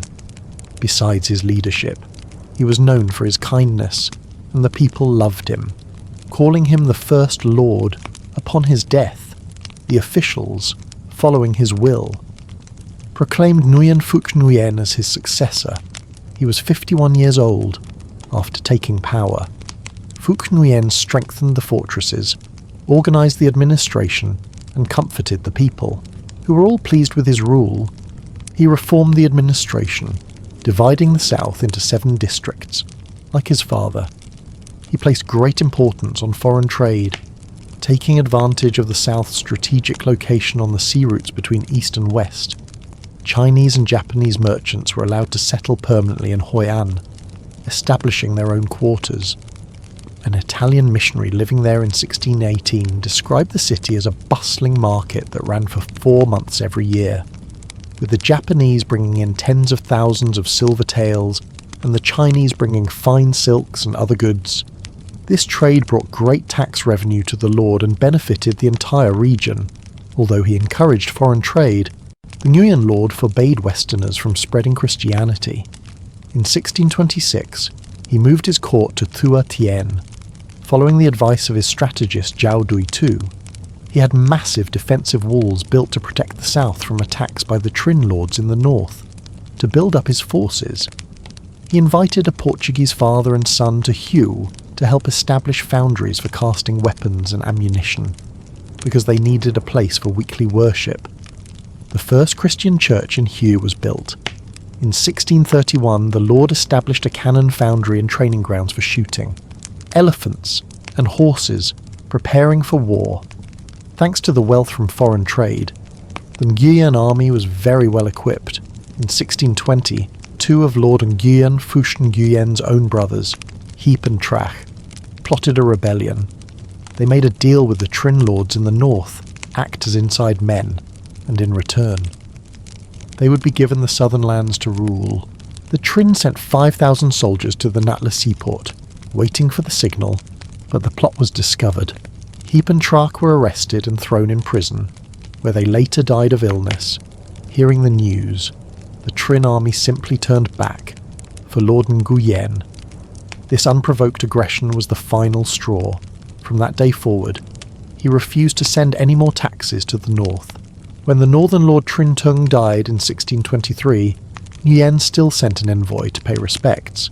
But in 1624, the new lord, Trinh Trang, sent his Minister of Public Works to demand 3 years of back taxes. Lord Nguyen received the envoy and explained that for years. The southern provinces had suffered poor harvests. The people were hungry. He couldn't bring himself to tax them. When the harvests improved, he would pay what was owed. The envoy had no reply and returned empty-handed. In 1627, the Trinh lord tried again. He sent a messenger with a royal decree from the Lei king, ordering Lord Nguyen to send a son to the northern court and to deliver 30 elephants and 30 ships as tribute for the Ming dynasty. Lord Nguyen refused. That was it. The Trinh decided to settle the matter with force. In March of 1627, Trinh Trang himself led a massive army of 200,000 men, by land and sea, to the Natla Pass. Lord Nguyen sent his forces to meet them. The Trinh attacked aggressively, but could not break the southern defensive line. The Nguyen army had an advantage: Portuguese-style cannons that terrified the Trinh soldiers and sent them scattering. As the two sides remained locked in a stalemate, the Nguyen spread a rumour that 2 of Trinh Trang's relatives were plotting a coup back in the north. The rumour worked. Suspicious and worried, Trinh Trang quickly withdrew his entire army and returned home. In 1631, Lord Nguyen's eldest son, Kai, passed away. His second son, Lan, was named the heir, but his fourth son, An, who had taken his brother's place as governor of Quang Nam, was bitter. He felt he should have been the heir. So he began to secretly communicate with the Trinh, promising to act as an inside man. In 1633, Trinh Trang, accompanying the Lei king, launched a second invasion south, setting up camp at Natla just as before. Lord Nguyen sent his generals to fight back. The Trinh lord waited for over 10 days, but no signal came from Puchan. Then, the Nguyen army launched a surprise attack. The Trinh forces panicked, broke, and fled. Trinh Trang retreated north, leaving his son-in-law in charge of the newly captured northern territories of Bo Chin. In 1635, Lord Nguyen Phuc Nguyen died. He had ruled for 22 years and lived to the age of 72. His heir, Nguyen Phuc Lan, took his place, becoming known as Chua Thuong, the Upper Lord, but his brother, Phuc An, the one who had conspired with the Trinh, immediately rose in rebellion. The new lord sent his army to crush the uprising, captured Phuc An, and had him executed. In his early years, the new lord neglected his duties, preferring parties, feasts, and building palaces. But the words of a court advisor finally woke him from his stupor.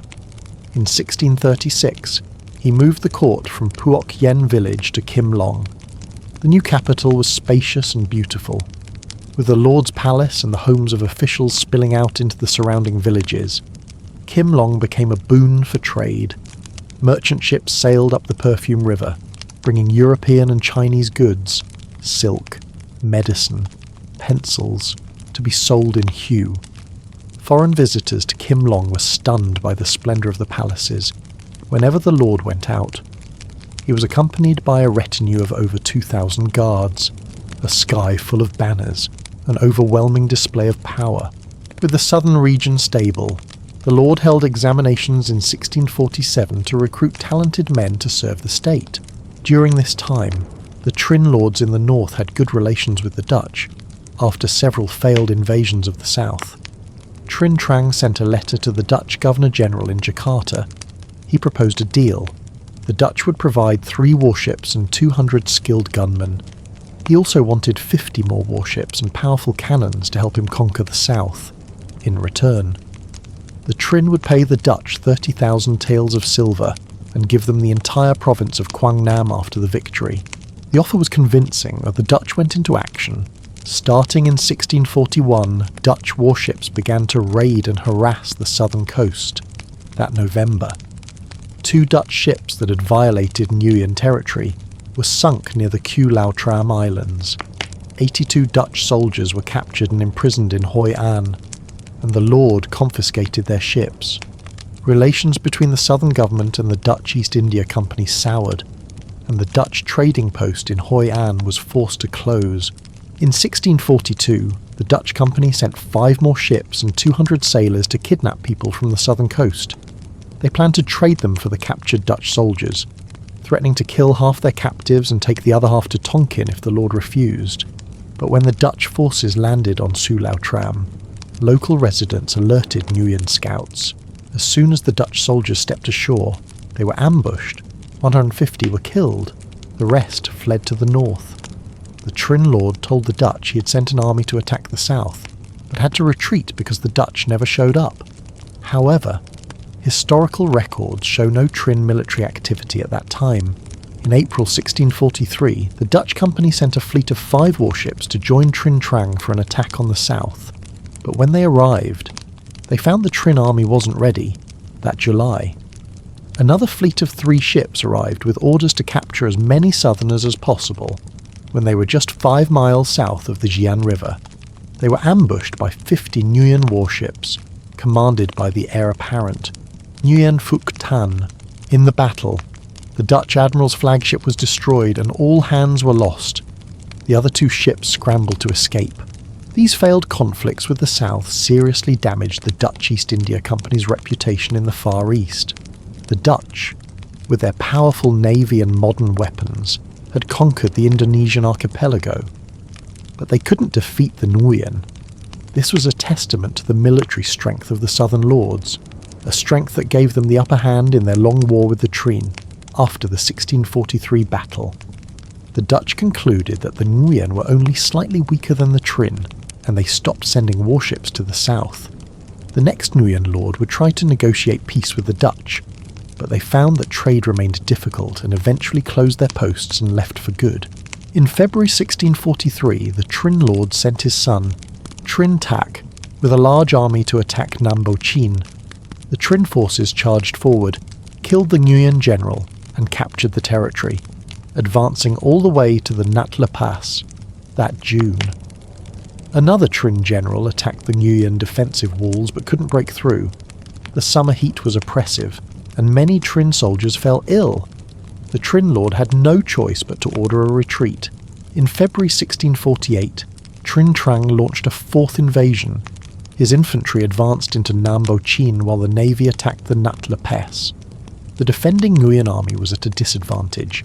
Lord Nguyen Phuc Lan and his heir, Phuc Tan, rushed to Quang Binh with reinforcements. They launched a surprise attack in the middle of the night.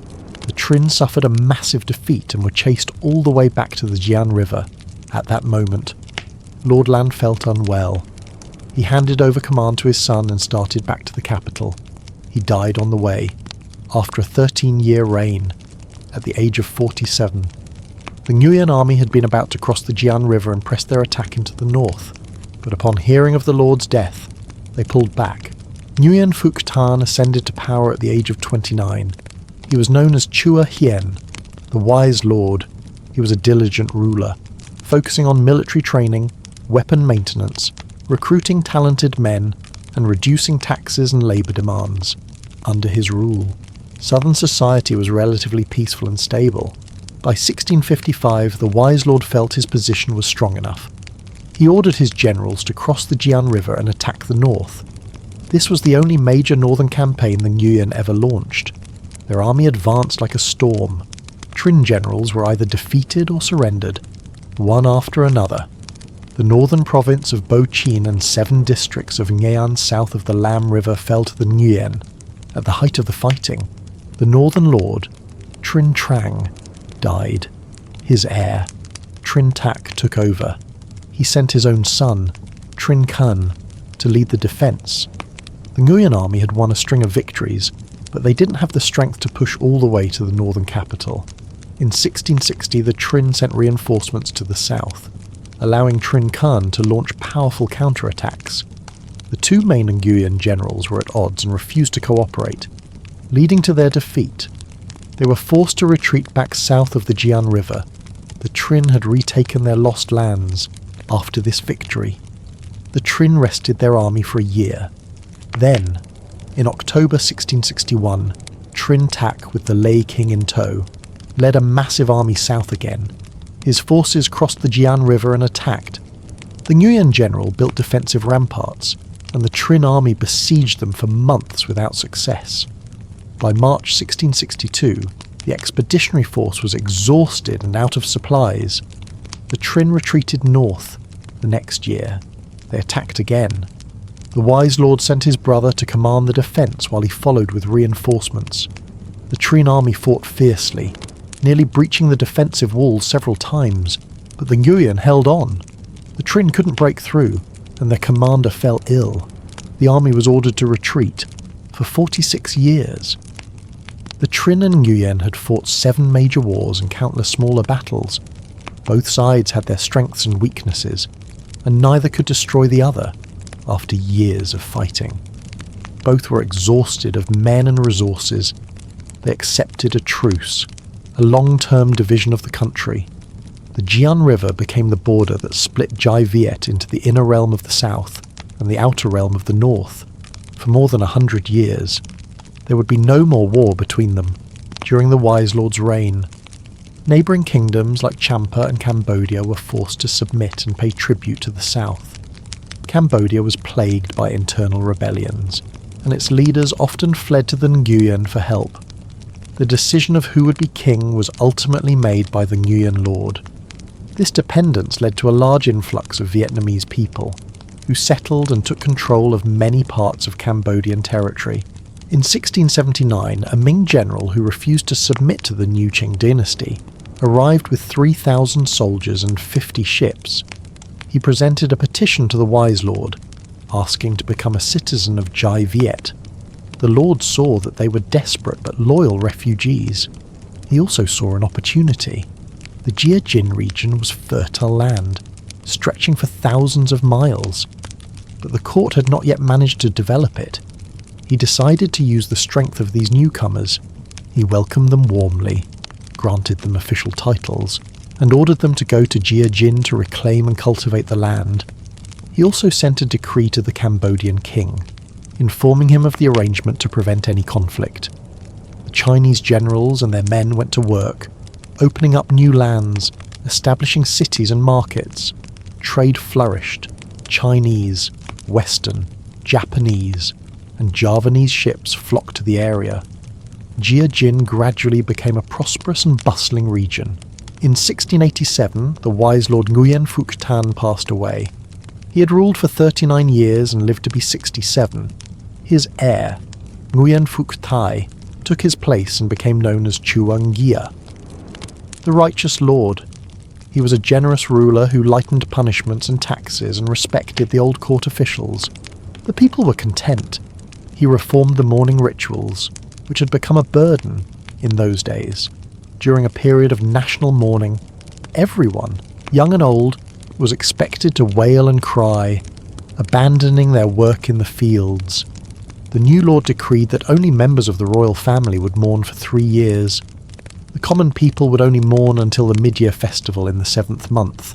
In 1687, the lord moved his court to Fushuan village, where he built a magnificent palace and citadel.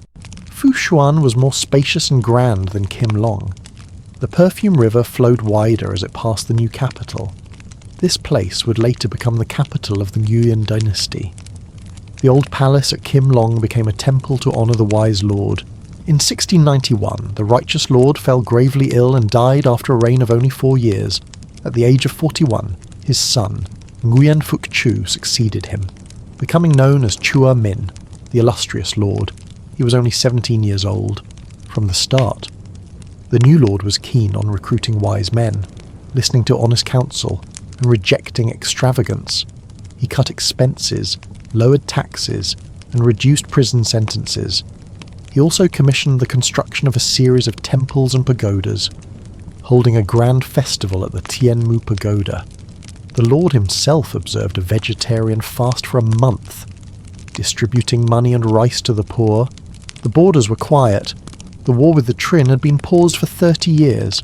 In 1693, after Cham forces raided the southern border, the lord sent his general to conquer and officially annex the remainder of the Champa kingdom, establishing what is now Binh Thuan and Ninh Thuan provinces. However, the southern government still granted the Cham people a degree of autonomy. The illustrious lord continued to expand his territory southward, establishing new prefectures and districts throughout the Mekong Delta. In the autumn of 1699, the court issued a decree against Christianity. Anyone practicing the religion was ordered to renounce it. Monasteries were converted into public housing, and Christian books were burned. Westerners were ordered to leave the country. To the north, although the fighting had stopped, the lord remained vigilant. In 1701, he ordered his commanders to repair the defensive ramparts stretching from the mountains to the sea. He had maps drawn of all strategic locations and ordered his troops to train regularly. By this time, the southern lands had been cultivated all the way to the Cambodian border.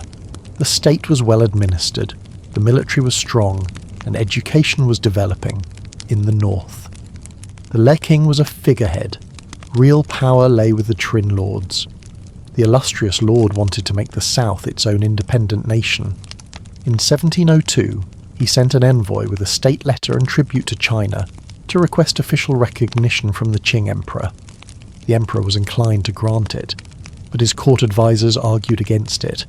They noted that the southern realm was powerful, had absorbed its neighbours, and would likely grow stronger.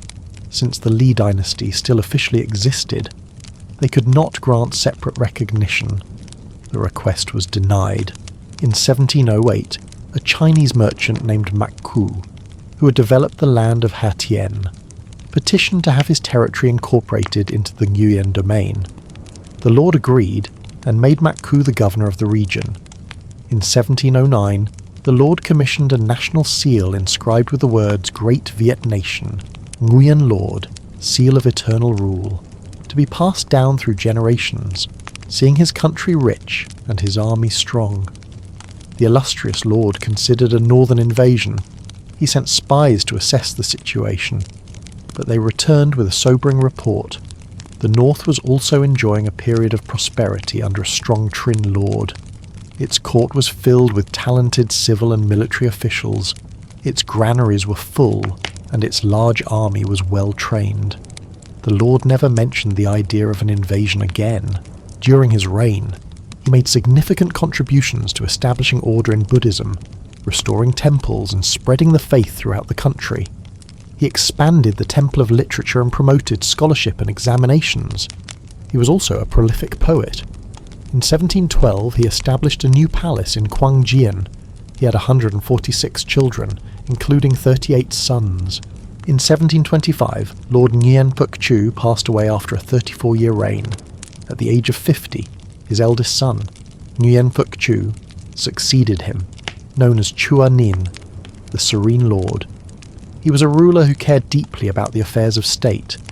In 1726, he issued a proclamation urging his people to work hard in the fields and to put an end to the scourges of drinking and gambling. In 1729, he established a mint to produce currency. In 1735, the governor of Ha Tien, Mac Q, died. His eldest son, Mac Tien II, took over the following year. The Lord officially appointed him governor, entrusting him to protect and develop the region.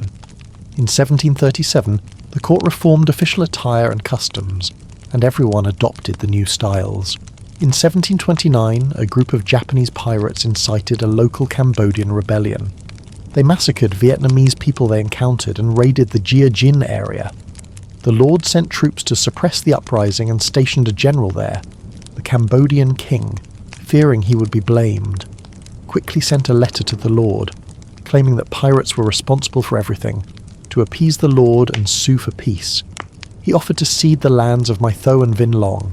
Seeing the vastness of the Southern Territory, the Lord established a new administrative division there to govern more effectively.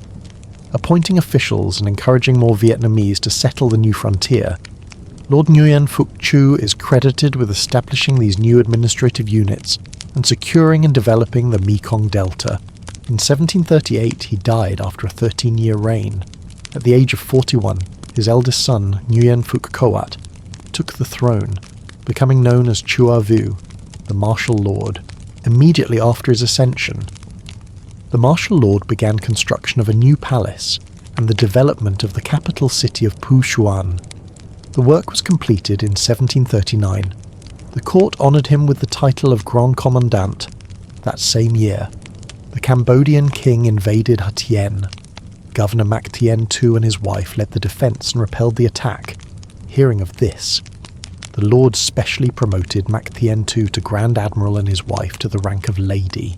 In 1744, the court officials petitioned to elevate the Lord to the rank of Wong, or King, from that point on.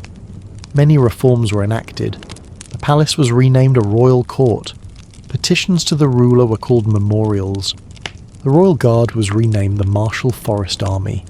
The civil administration was reorganised into 6 ministries: personnel, household, rights, war, justice, and public works. Official documents still use the era name of the Li King, but when dealing with vassal states, he called himself the Heavenly King. The style of dress for everyone, from officials to commoners, was also changed. In foreign policy, the martial lord adopted a clever and flexible strategy toward the north. He was always proper in diplomatic exchanges and remained neutral in their internal disputes.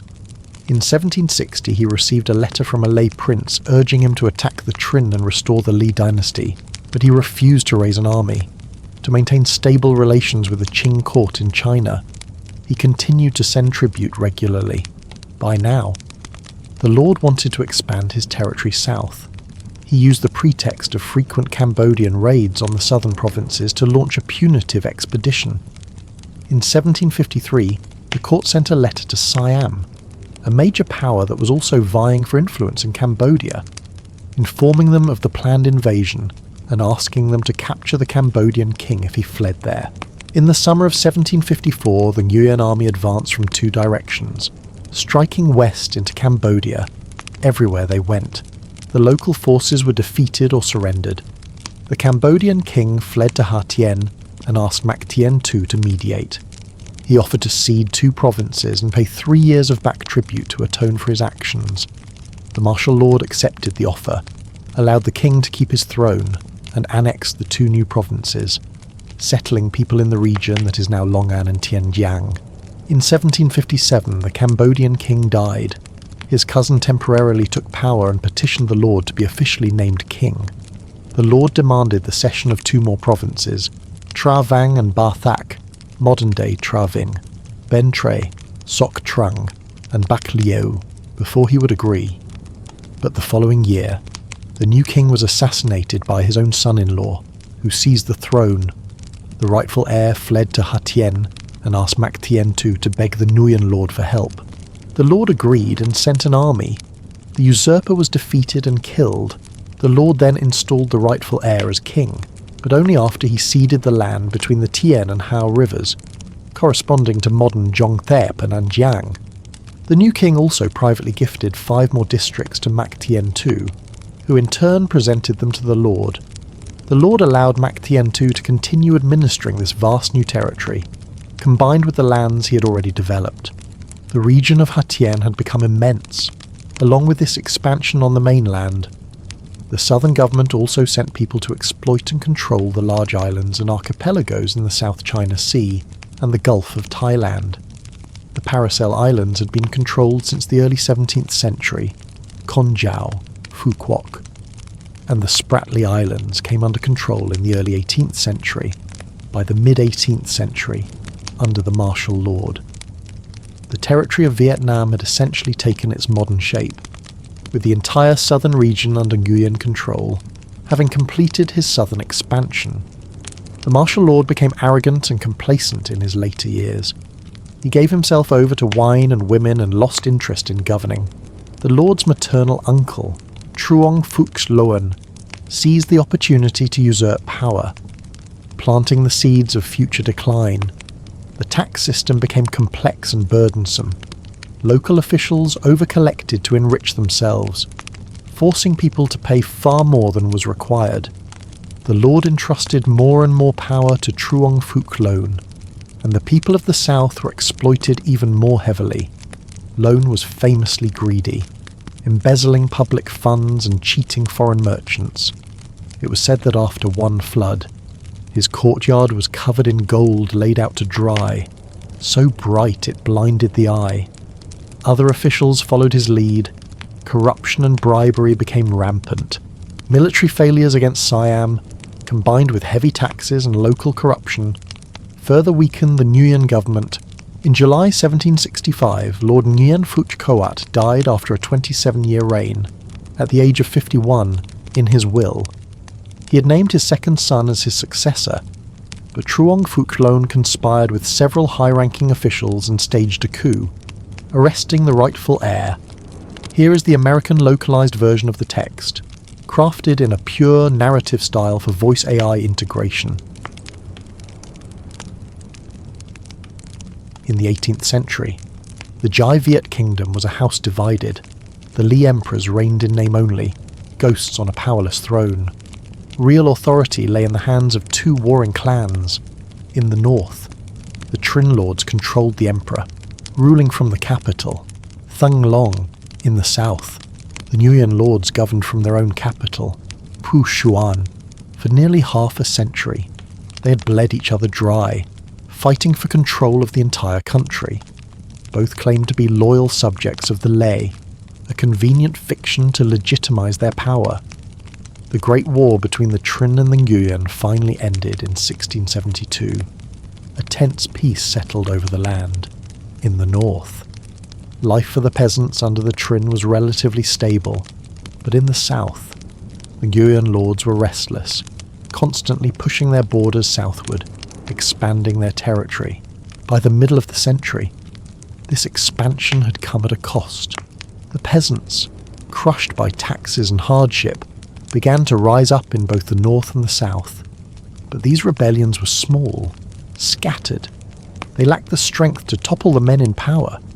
The rulers of the time, Trinh Doan in the north and Nguyen Phuc Coat in the south, were still capable men. They had the skill and the authority to put down any uprising, but power corrupts. In his later years, Lord Nguyen Phuc Coat grew lazy, lost in pleasure, neglecting the affairs of state. This created a vacuum, and a man named Truong Phuc Loan was quick to fill it. He was a master of court intrigue. When the old lord died in 1765, Loan seized his chance. He murdered the rightful heir, Nguyen Phuc Luan. Then he placed a boy, 12-year-old Nguyen Phuc Thuan, on the throne, a puppet king. the Jin Vuong, easy to control. Truong Phuc Loan named himself regent, the national deputy, with his new power. He began to bleed the country dry. He sold government positions to the highest bidder. He took bribes to pardon criminals. He imposed crushing taxes that drove the people into misery. His personal fortune became legendary. On sunny days, he would lay his treasures out in his courtyard, and the glitter of gold and jewels would light up the sky. His sons married princesses and were given high military command. The court rotted from the inside out. Officials mimicked his greed. Corruption became a way of life. The government weakened. The people suffered. The stage was set for a storm. And the storm came from the Tai Son Highlands. It was there that three brothers, Nguyen Nak, Nguyen Lu, and Nguyen Hui, began their rebellion. Their family name was originally Ho, their ancestors from Ngayan in the north. Generations ago, during the wars, Nguyen soldiers had swept through their village, capturing people and forcing them south to clear the wild frontier lands. Their ancestor, Ho Phi Long, was among them. As boys, the three brothers were taught literature and martial arts by a teacher named Truong Van Hien. He saw their potential, especially in Hue, and urged them to build something new from the ashes of the old regime. It was his idea that they change their family name from Ho to Nguyen. It was a strategic move. Taking the name of the ruling family gave them a claim to legitimacy in the eyes of the people. In 1771, the brothers raised their flag. Their declared mission was simple and popular: destroy the corrupt regent, Truong Phuc Loan, and support the legitimate royal grandson, Nguyen Phuc Duong. They built their base in the Tai Son Mountains, recruiting soldiers and winning hearts. They took from the rich and gave to the poor, and soon, the desperate and forgotten flocked to their banner. The Nguyen Lords sent armies to crush them, but the court was in chaos. Truong Phuc Loan, taking bribes, kept switching out commanders. No one trusted him. The royal armies were demoralized and easily defeated. The Tai Son momentum grew. Nguyen Hak, the eldest brother, was brave and clever. To take the key city of Quyen, he devised a ruse. He had himself hidden inside a large wooden chest, which his followers carried to the city gates as a supposed tax payment for the governor. The unsuspecting governor allowed the chest inside. That night, Nak broke out, opened the gates for his army, and took the city. Quyen became their capital. From there, they expanded, and soon the entire region from Quang Ngai to Binh Thuan was under their control. The once prosperous southern capital of Thuan Hoa fell into chaos. The roads were littered with the bodies of those who had starved to death. Watching from the north, the Trinh Lord, Trinh Sam, saw an opportunity. In 1774, he sent his best general, Hoang Nhu Phuc, south with a massive army. His stated goal was the same as the Tai Sons: help the Nguyen Lord by destroying the corrupt Truong Phuc Loan. It was, of course, a lie. The Trinh army swept south like a flood. They quickly captured key provinces and crossed the Jian River. Seeing the end was near, Nguyen officials turned on their master. They arrested Truong Phuc Loan and handed him over to the Trinh army, hoping to appease them, but Hoang Nhu Phuc wasn't there to negotiate. He pressed his attack, claiming he still had to destroy the Tai Son rebels. The remaining Nguyen forces collapsed. In December 1774, the boy lord Nguyen Phuc Thuan fled his capital of Phu Xuan, heading south to Quang Nam. With him was his nephew, a young prince named Nguyen Phuc An, the son of the murdered heir. The Trinh army captured Thuan Hoa in Quang Nam. Nguyen Phuc Thuan tried to regroup. He named his other nephew, Nguyen Phuc Duong, as crown prince and left him in charge, but it was no use. The Tai Son army, led by Nguyen Nak, marched up from the south, caught between two armies. The Nguyen Lord's position was hopeless. He and his young nephew, Nguyen Phuc An, boarded a ship and fled further south, to Gia Jin. Meanwhile, Crown Prince Nguyen Phuc Duong was also forced to abandon his post as the Trinh army advanced from the north. He fled, but was captured by the Tai Son. The Trinh army pushed into Quang Ngoi, but a plague ravaged their ranks. Forcing Hoang Nhu Phuc to retreat and hold his position at Thuan Hoa And so, the province of Quang Nam fell into the hands of the Tai Son. Seeing his advantage, Nguyen Nak made a cunning move. He offered to ally with the Trinh, pledging loyalty to the lay emperor and offering to be the vanguard in the fight against the remaining Nguyen forces in the south. The Trinh lord, Trinh Sam, agreed. He gave Nguyen Nak the title of general. With his northern flank secure, Nak could now focus all his energy on one thing: eradicating the Nguyen Lords for good. The Tai Son and the remaining Nguyen forces fought for control of the far south. Nguyen Hak discovered that the Nguyen defences in Gia Jin were weak.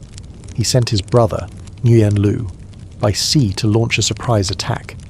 Lord Nguyen Phuc Thuan panicked and fled. The Tai Son hunted him relentlessly. At one point, the lord had to hide under the bed of a Christian missionary to escape capture. He sent out desperate calls for his troops in other provinces to come to his aid, but Nguyen Lu didn't stay to fight. He seized food and supplies and retreated back to Quyen.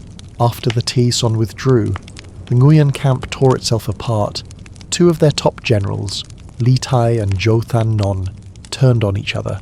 During the chaos, the captured crown prince, Nguyen Phuc Duong, who was being held by Nguyen Has, managed to escape and make his way south. The General Li Tai saw his chance. He forced Nguyen Phuc Thuan to abdicate in favour of the newly arrived Duong. Thuan became the retired king, while Duong became the new king. The Nguyen were now split into two factions, a fatal weakness with the Tai Son poised to strike again. In March of 1737, Nguyen Hui, the most brilliant of the Tai Son brothers, led a massive land and sea assault. The new king, Nguyen Phuc Duong, sent his general Li Tai to meet them, but Tai, afraid of being attacked from behind by his rival Zhou Than Non, retreated. The Tai Son pursued. Li Tai's army fell into disarray and ran straight into Zhou Than Non's base, where they were completely wiped out.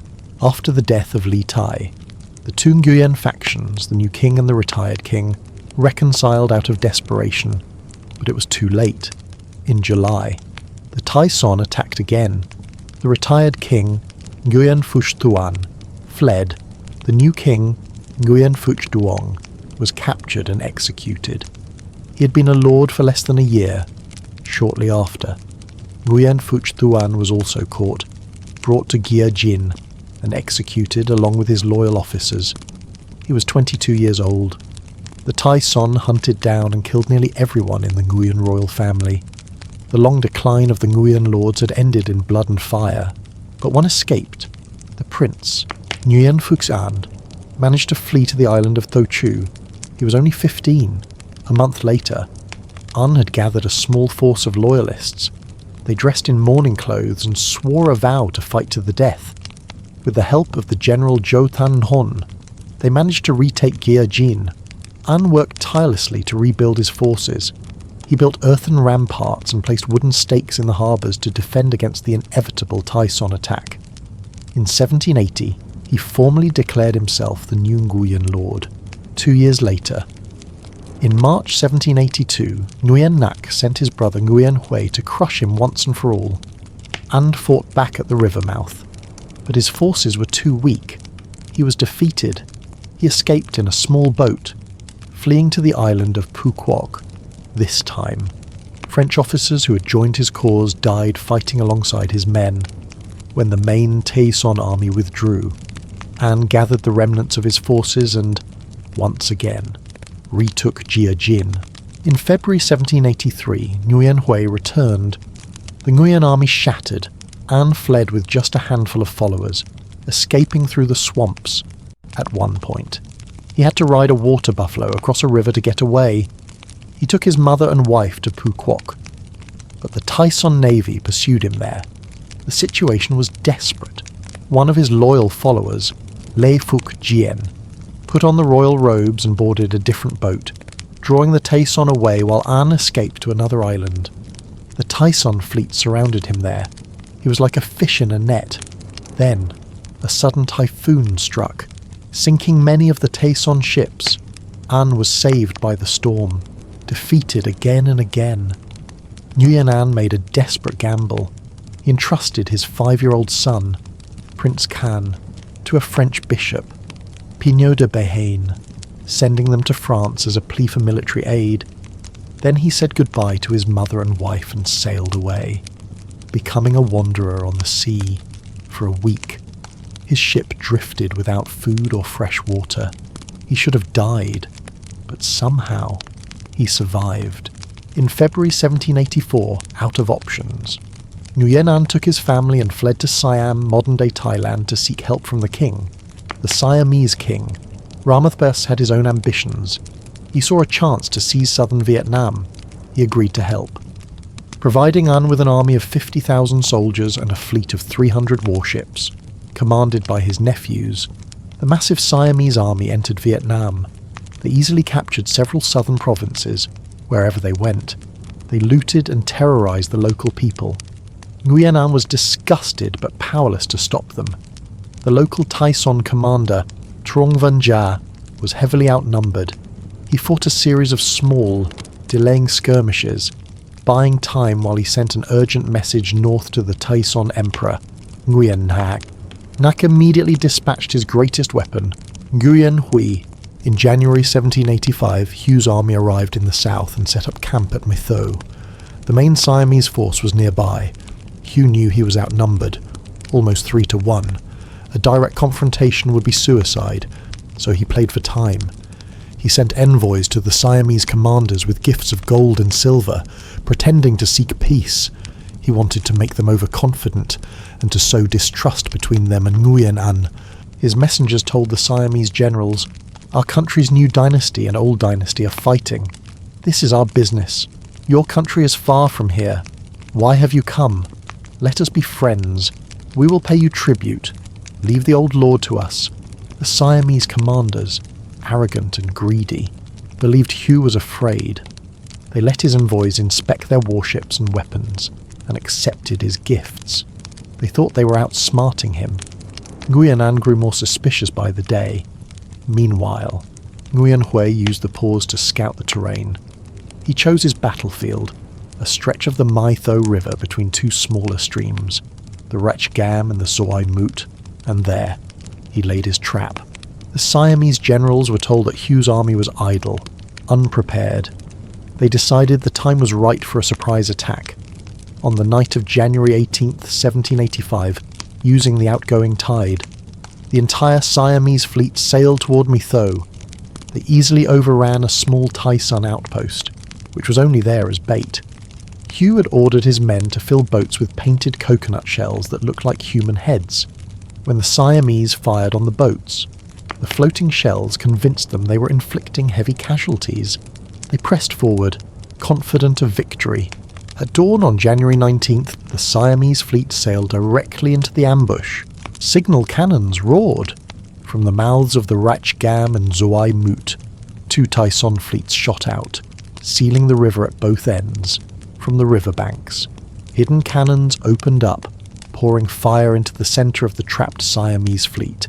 Another Tai Son squadron, hidden behind an island, slammed into the enemy's flank, cutting their formation in two and blocking any chance of retreat. Then, Hugh unleashed his fireboats, small rafts piled high with flammable material, which rammed into the chaotic mass of Siamese warships, setting them ablaze. Under Nguyen Hui's direct command, the Tai Son land and naval forces closed the net. In a matter of hours, it was over. The battle was a complete annihilation. 300 warships and tens of thousands of Siamese soldiers were destroyed. The two Siamese generals escaped the slaughter and fled on foot back to Siam. Nguyen An also escaped, fleeing first to Ha Tien, then to the island of Tho Chu, and finally back to Siam, a refugee once more.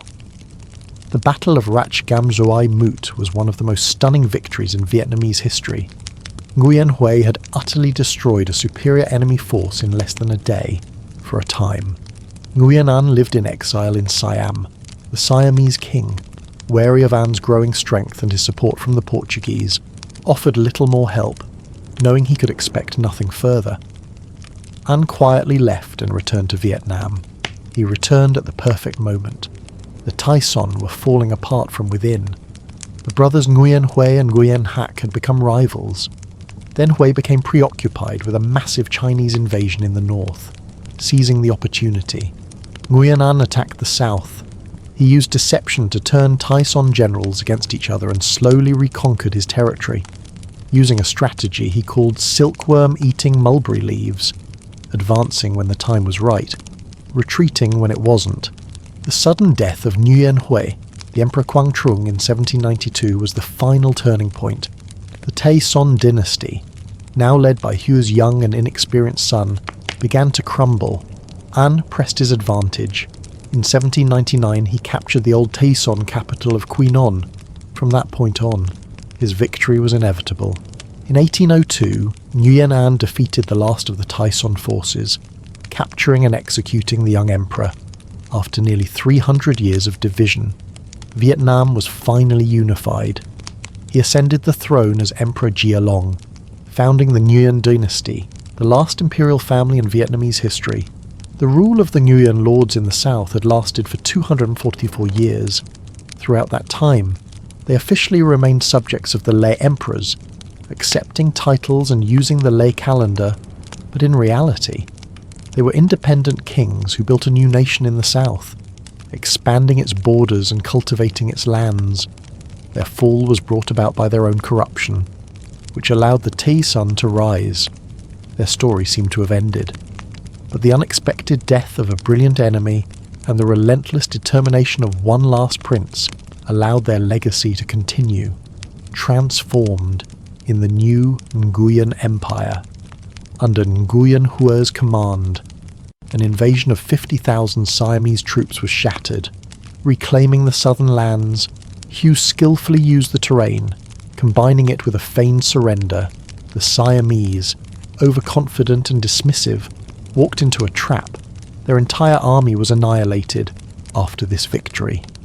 The Tai-son dynasty entered a new era, consolidating its strength to overcome other feudal powers and taking on the mission of protecting national independence. Once the fighting was done, Nguyen Hui brought his army back to Quyen, leaving General Zhang Van-Chan to hold Gia Jin during this time in the north. The Trinh Lords' government was weakening, plagued by a rebellion of its own arrogant soldiers. Nguyen Nak seized the opportunity and decided to capture Fushuan. In 1786, he appointed Nguyen Hui as supreme commander for the northern campaign. Fushuan was quickly taken. After a series of brilliant victories, Nguyen Hui's fame grew, echoing far beyond that of his own brother, the emperor.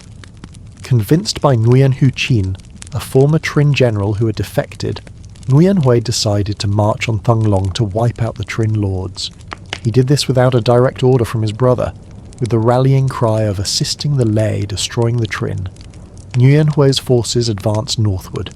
The Trinh army quickly collapsed. Most of its commanders, already terrified by the news of Fushuan's fall, deserted their posts. Lord Trinh Tong had to flee the capital city of Thung Long, but was captured by a bandit and handed over to the Tai-son. On the way back to the capital, Trinh Tong took a dagger and ended his own life, having broken the Trinh. Nguyen Hui entered Thung Long and ordered his soldiers not to loot or harm the people. He arranged a formal audience with King Lê Hien Tong, though he nominally returned power to the Lê King. In reality, Hu controlled all political power in the north. The king granted Nguyen Hui the title of Grand Marshal and gave him the Princess Ngoc Han in marriage. Not long after, in July 1786, King Lê Hien Tong passed away. Nguyen Hui arranged for Lê Dui Khai to ascend the throne as King Lê Chiêu Thong.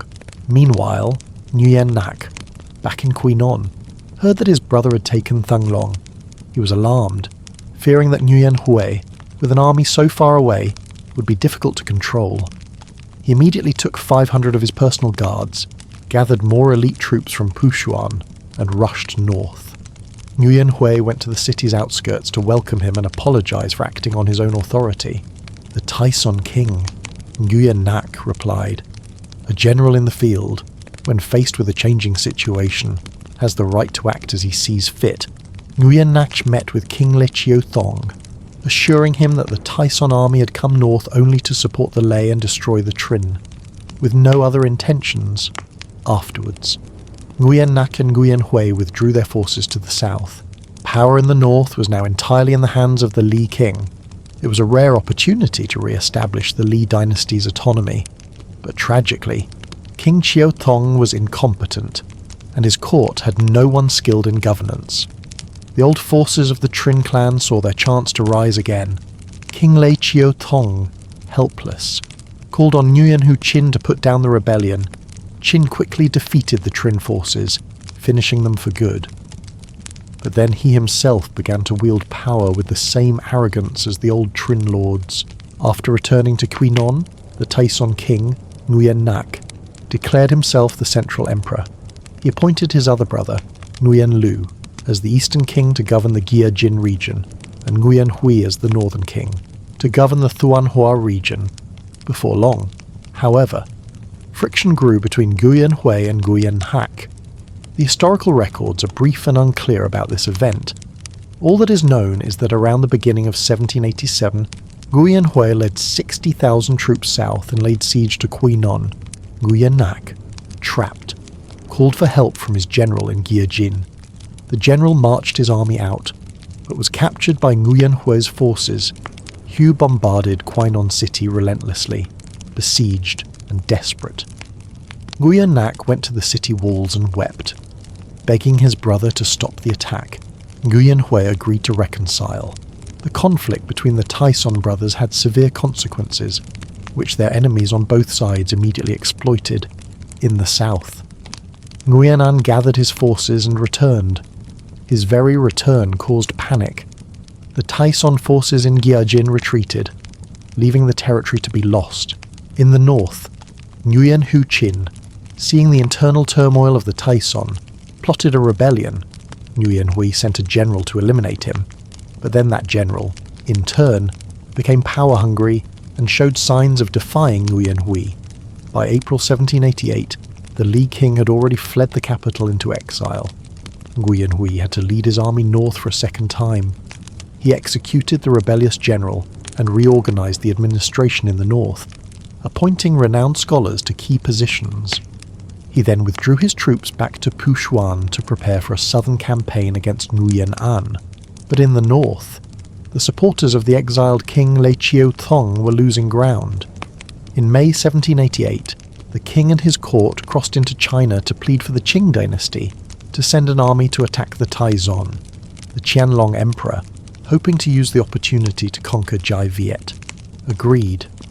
He ordered the governor-general of Liangguang, Sun Shiyi, to lead an army of roughly 290,000 soldiers and militiamen to escort Lei Chiao Thong back to Jai Viet, under the pretext of restoring the Li dynasty. The Qing army advanced in 3 columns. As they crossed the border, the local Taison troops simply deserted, forcing their commander to surrender. The Taison generals in the north held a council. One advisor proposed a plan to lure the Qing army deep into the country, withdraw the navy, and have the land army hold a defensive line at the Tamjit Mountains while sending an urgent message to Nguyen Hui. This strategy was approved. Taison troops were ordered to retreat and regroup. One commander was sent to hold a river crossing to slow the Qing advance, while another led 10,000 elite troops from Thunglong to attack the Qing forces. But they were met with a rain of fire from Qing firearms and arrows from both flanks. The Taison suffered heavy casualties and were forced to retreat. By mid-November 1788, the Qing army reached the northern bank of the Song Thuong River. The Taison had withdrawn to the south bank, destroying the bridges and taking all the boats. The Qing suffered considerable losses from Taison gunfire just to build a new bridge. Meanwhile, the main Taison army retreated to Ninh Binh and dug in, on November the 20th, with their forces positioned from Tam Diep to the coast. The Taison command sent a messenger on a fast horse to race south and deliver the urgent news to Nguyen Hui. On November 21st, 1788, the capital city of Thunglong was left open. Sun Shi's army marched in and established its headquarters. Soon after, the other Qing columns arrived and joined them, following the Qing emperor's instructions. Sun Shi handed power over to the Li king, hoping to win the hearts of the people, believing the Taison had fled. The Li king sent his own commanders to reclaim the surrounding areas. Sun Shi considered pursuing Nguyen Hui. but was warned of the vast distances and logistical challenges. He decided to wait until after the Lunar New Year to launch his attack, to strengthen his defences. He set up a series of outposts south of Thung Long. However, the Qing army in Thung Long was undisciplined. They frequently robbed and assaulted the local people, who grew to hate them. Strict orders from Sun Shi had no effect on the arrogant troops. The messenger from the north reached Pushuan and delivered the urgent report to Nguyen Hui on November 24th. The very next day, Nguyen Hui decided to march. His army had, in fact, already been preparing for battle. With the southern front collapsing and his older brother, Nguyen Nak, sick and unable to respond. Nak had offered to cede the imperial title, his lands, and his military authority to Hui, begging him to save the situation. Nguyen Hui had already begun mobilizing and training troops in Tuan Hoa for a southern campaign, but the massive army from the north was the greater threat. He decided to march north first. On November 25th, 1788, Nguyen Hui led his army out. To give his campaign legitimacy, he decided to ascend the throne. He had a platform built, performed the sacrifice to heaven and earth, and declared himself emperor, taking the reign title Quang Trung, meaning central light, at the coronation ceremony. Emperor Quang Trung read a proclamation to his officers and soldiers. Fight to keep our hair long, fight to keep our teeth black, fight so they can never turn their chariots around, fight so they can never send a single piece of armour home, fight to show history that this southern nation is heroic and has a master. On November 29th, the Taison army reached Ng'an. They stopped for more than 10 days to recruit more soldiers. Emperor Quang Trung held a military review and then marched north. On December 20th, the king reached Tam Jiep and approved of the earlier strategy to retreat, according to one account. The Taison army moved so quickly because Quang Trung had organised them into groups of 3, with 2 carrying the third in a hammock, allowing them to travel day and night without stopping. When scouts reported that Nguyen Hui was gathering more troops and was about to attack, Sun Shi hastily ordered his forces to prepare for battle. Quang Trung divided his army into 5 columns. He put his veteran generals in command of the old troops, while he personally led the newly recruited soldiers to give them confidence. The Emperor's column, including elephant and cavalry units, would strike the main southern approach to Thung Long. Another column would advance through the west to strike the Ngoc Hoi outpost.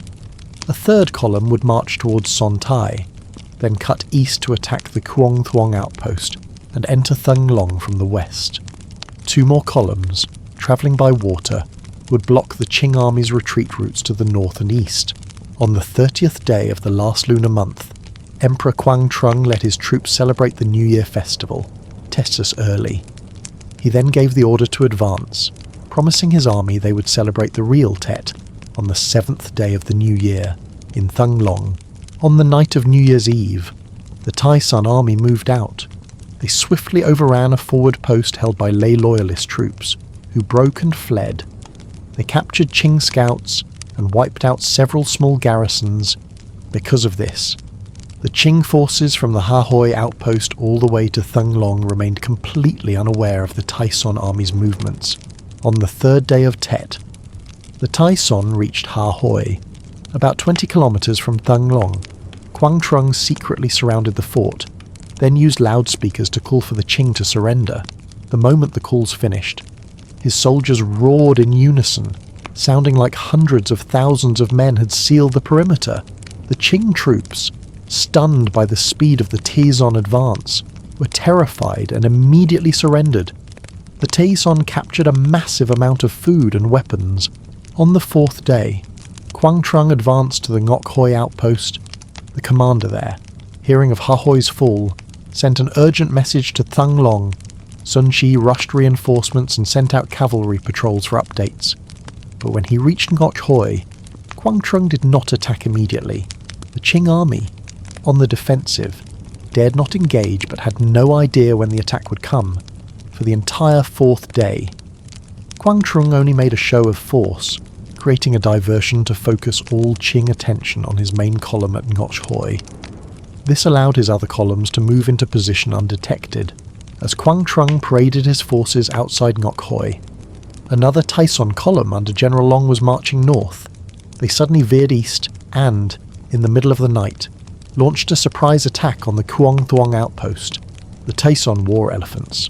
Each with a cannon mounted on its back, fired into the fort. The Qing troops, caught completely by surprise in the dark, were slaughtered. Their lines broke, and they fled. The Qing commander, Sam Ngi Jong, retreated to a watchtower. General Long split his forces, sending one group to attack the nearby Nam Jong post and advance on Thung Long.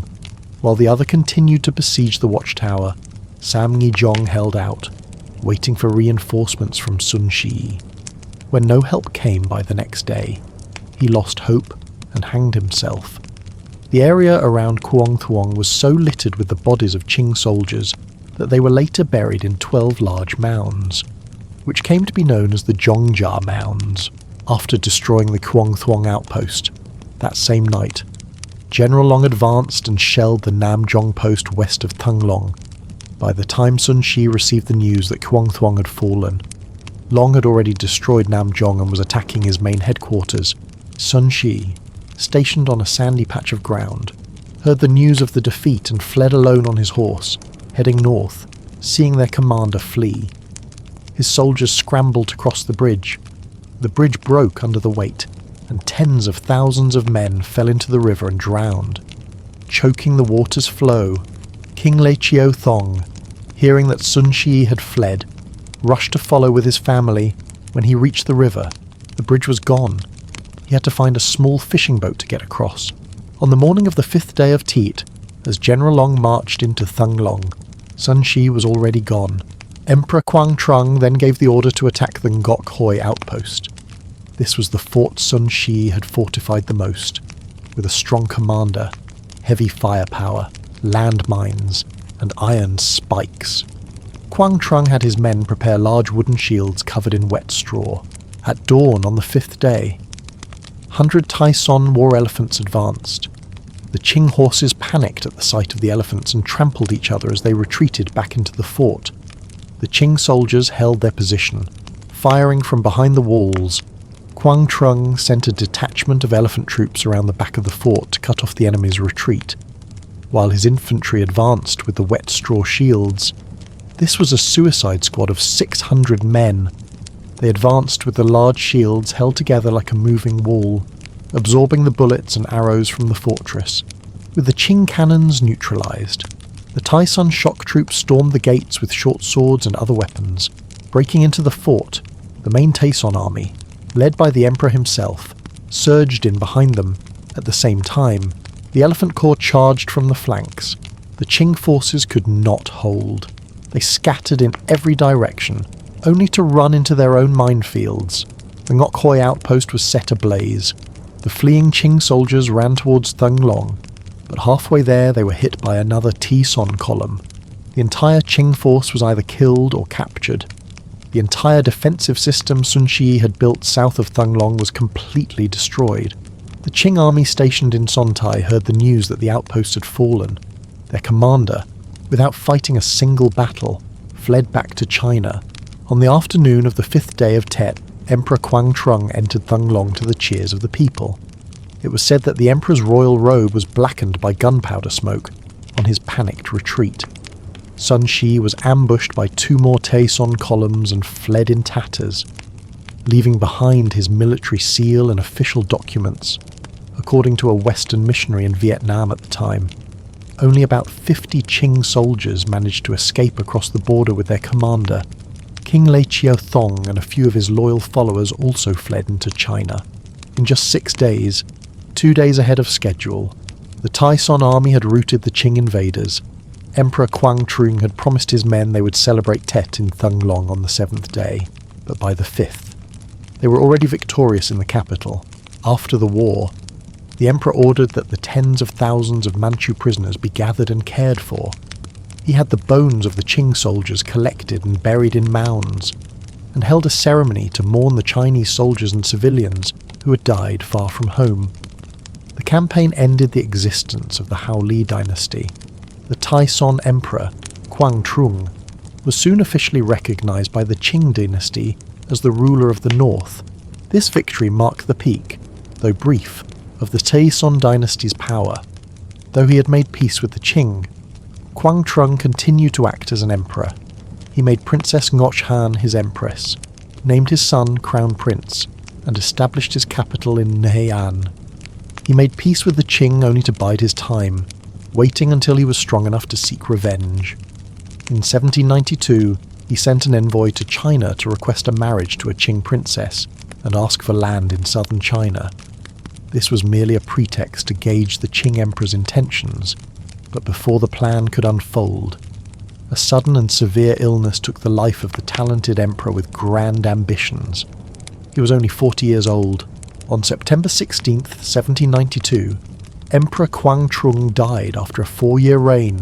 His young son, Tuan, ascended the throne at the age of 10.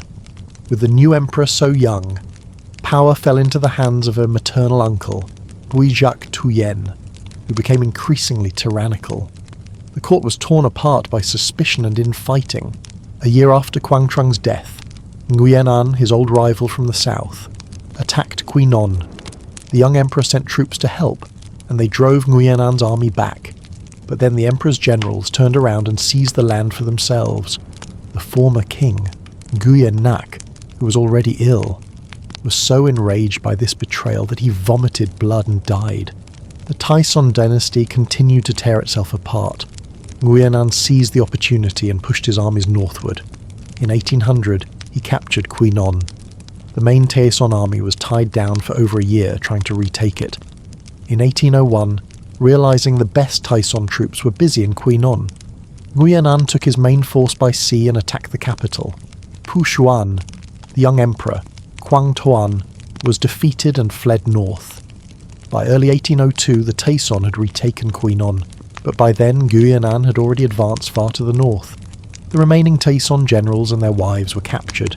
In mid-1802, Nguyen advanced on Thunglong. Tuan could not resist. He fled and was captured. Nguyen's revenge on the royal family and supporters of the Taeson was notoriously brutal. The Taeson dynasty, through 3 rulers over 25 years, was short-lived, but it left behind a legacy of glorious military achievements. Its greatest accomplishments were defeating the feudal Trinh and Nguyen Lords, coming close to unifying the country after centuries of division, and twice repelling foreign invaders with lightning-fast campaigns. Emperor Trung is considered a national hero of Vietnam, though the later Nguyen dynasty tried to erase his legacy, destroying temples and forbidding his worship. The memory of his victories was passed down by the people for over 200 years.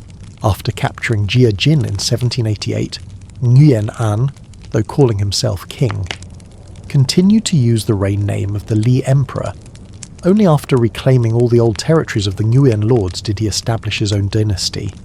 At Pushuan, he took the reign title Jia Long, Jia from Jia Jin, and Long from Thunglong, to symbolize the unification of North and South from then on. Nguyen dynasty kings used a single reign title for their entire rule, and they are often referred to by these titles. Jia Long sent an envoy to the Qing court to seek recognition and changed the country's name to Nam Viet, the Qing. Concerned this would be confused with an ancient kingdom, reversed it to Vietnam. In 1804, a Qing envoy officially recognized Jia Long as king. In 1806, Jia Long formally proclaimed himself emperor, as the founder of the Nguyen dynasty. Jia Long had to make many foundational decisions for a kingdom that now stretched from north to south.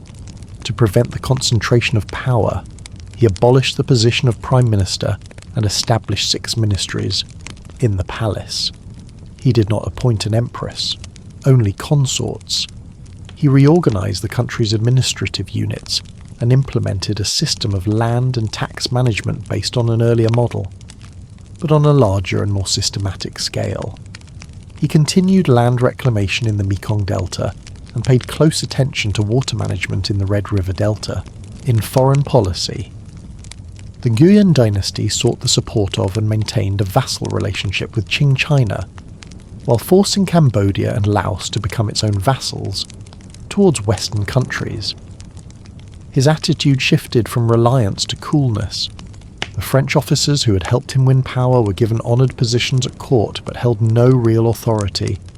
Other demands from the French government were refused. One of the stains on Jia Long's reputation, besides his earlier act of seeking foreign aid, was his brutal revenge against the Tai Son. He also executed several of his own meritorious officials. In February 1820, Emperor Jia Long died at the age of 59. He had been a lord for 25 years and emperor for 18. His son, Nguyen Phuc Jam, ascended the throne, taking the reign title Min Mang. Min Mang was intelligent, studious, energetic, and decisive. From the moment he took the throne, he held court very early, reviewed all government affairs, and personally approved documents before they were enacted. Min Mang demanded that officials at all levels be virtuous and competent. Upon taking the throne, he established a precedent that proved nearly impossible for anyone to follow. Every official, whether military or civil, who received a promotion or new appointment had to journey to the capital to meet the emperor before assuming their post. There, the emperor would inquire about their duties, test their abilities, and offer his counsel. Min Mang was a man of great curiosity, often after the court had dismissed for the day. He would summon a few high-ranking ministers to discuss matters of state, to recount the histories of ancient times, or to learn of the customs in distant lands. Many nights he would stay awake, reading official documents and reports by lamplight, not resting until 2 or 3 in the morning. He often told his court officials, "It is human nature to desire peace. Who wants to stir up trouble and create constant change? But if we do not attend to all matters while we are young and strong, what can we hope to accomplish when we are old and tired? For this reason, I dare not allow myself to be lazy for even a moment." A devout follower of Confucianism, Min Mang placed great importance on education and civil service examinations to select talented men. He was severe in his punishment of corrupt officials. When he learned of an official who used his hand instead of a proper levelling stick to measure taxed grain, a trick to take more for himself, the emperor immediately ordered the man's hand to be cut off. Min Mang also paid close attention to his military, especially the navy. In the first years of his reign, he sent men to study European shipbuilding, determined that the Vietnamese should be able to build their own ocean-faring vessels every year. He dispatched ships to major neighbouring ports like Jakarta, Singapore, and Malaysia for trade, to practice long-distance navigation, and to observe the affairs of other nations. Beyond the navy, the army consisted of infantry, elephant cavalry, horse cavalry, and artillery. Soldiers were equipped with muskets and bayonets or spears. Their weapons were well maintained, and they drilled according to European tactics.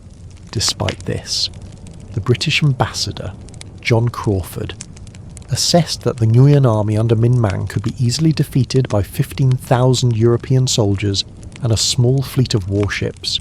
Building on the foundation left by his father, Jia Long, Min Mang consolidated and perfected the state's administrative machinery. In 1831, he initiated a large-scale administrative reform, dividing the entire country into 31 provinces. From this point on, the province became the uniform administrative unit throughout the nation. With logical boundaries and geography, even so, many uprisings occurred during his reign. Poor peasants, like Phan Ba Van in the northern delta, rose up against corrupt local officials. Former supporters of the Dynasty, like Le Duy Quang, rebelled against the new court. Ethnic minority leaders, such as Nong Van Van or the Quach family in the Hoa Binh and Than Hoa regions, also took up arms. Min Mang had to dispatch his army to suppress these rebellions. In 1833, Le Van Khoi launched a rebellion against the court in Gia Dinh and sent for aid from Siam. The Siamese sent both land and naval forces to assist Khoi against the Nguyen army. Generals Trung Min Giang and Nguyen Xuan successfully defeated the Siamese forces, driving them from the country's borders. In 1835, Min Mang sent troops through Phnom Penh, captured the Cambodian king, and established the Western Commandery. During this period, our country's territory reached its historical maximum, covering almost the entire Indochinese peninsula. Min paid special deference to the Qing dynasty in China, but he was cool and suspicious toward Western countries. This policy ultimately hindered the nation's development. Min had requested the Qing court to allow him to change the country's name from Vietnam to Dainam, implying a great nation of the south. However, the Qing court never officially approved. In 1839, seeing that the Qing dynasty had weakened, the emperor officially proclaimed the national name Dainam. This name would last until 1945. Min had many wives. The exact number is not recorded in any book, but it's estimated to be in the hundreds. As for children, he had 78 sons and 64 daughters, for a total of 142. He reigned for 21 years, a diligent and tireless ruler. He personally reviewed and approved every edict and decree in his spare time. He even wrote poetry and prose, leaving behind 5 volumes of poetry and 2 of prose. In 1840, the emperor fell gravely ill and passed away at the age of 50. His temple name is Than To. His eldest son, Nguyen Lords, was chosen from among the 78 princes to succeed him. In 1841, Nguyen Lords ascended the throne at Tai Hoa Palace, taking the era name Thieu Tri. Thieu Tri was a gentleman, not one to initiate new ventures.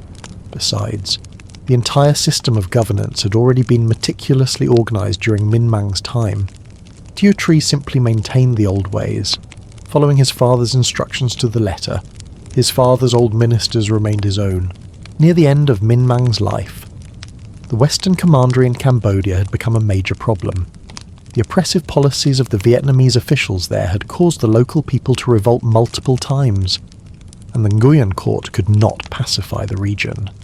Therefore, in his very first year on the throne, Thieu Tri listened to his officials who advised him to abandon the territory and withdraw the army to defend the province of An Giang. The king agreed and issued a decree to stand down the troops. In 1847, Thieu Tri fell ill and died after a reign of 7 years. He was 41. His temple name is Hien To. His son, Hong Nam, ascended the throne at Tai Hoa Palace with the era name Tu Duc. Tu Duc was sickly and had to live his entire life within the confines of the Hue Royal Palace, leaving only twice a year for summer and winter breaks at the Thuan estuary. In his whole life, he made only one long journey, to escort his father's remains to Thang Long to receive the investiture from the Qing dynasty. When he himself ascended the throne, the Qing emissary had to travel to Pushuan to perform the investiture ceremony. For this reason, the king had little contact with his people and became increasingly bureaucratic to compensate for his physical weakness. Tu Duc was extremely intelligent and talented in literature. He loved to study Confucian classics, often reading late into the night. He was arguably one of the most learned men of his time and a fervent disciple of Confucianism. Naturally, he was also a very filial son to his mother, Tu Du. Tu Duc was diligent and meticulous in matters of state. He woke at 5 in the morning and held court at 6. His officials had to rise early, light their lamps, and eat their morning porridge just to be on time, when not holding court. The king worked alone in the east wing of his residence, attended only by a few ladies-in-waiting who would grind his ink or relay messages. No official was allowed into his private workspace.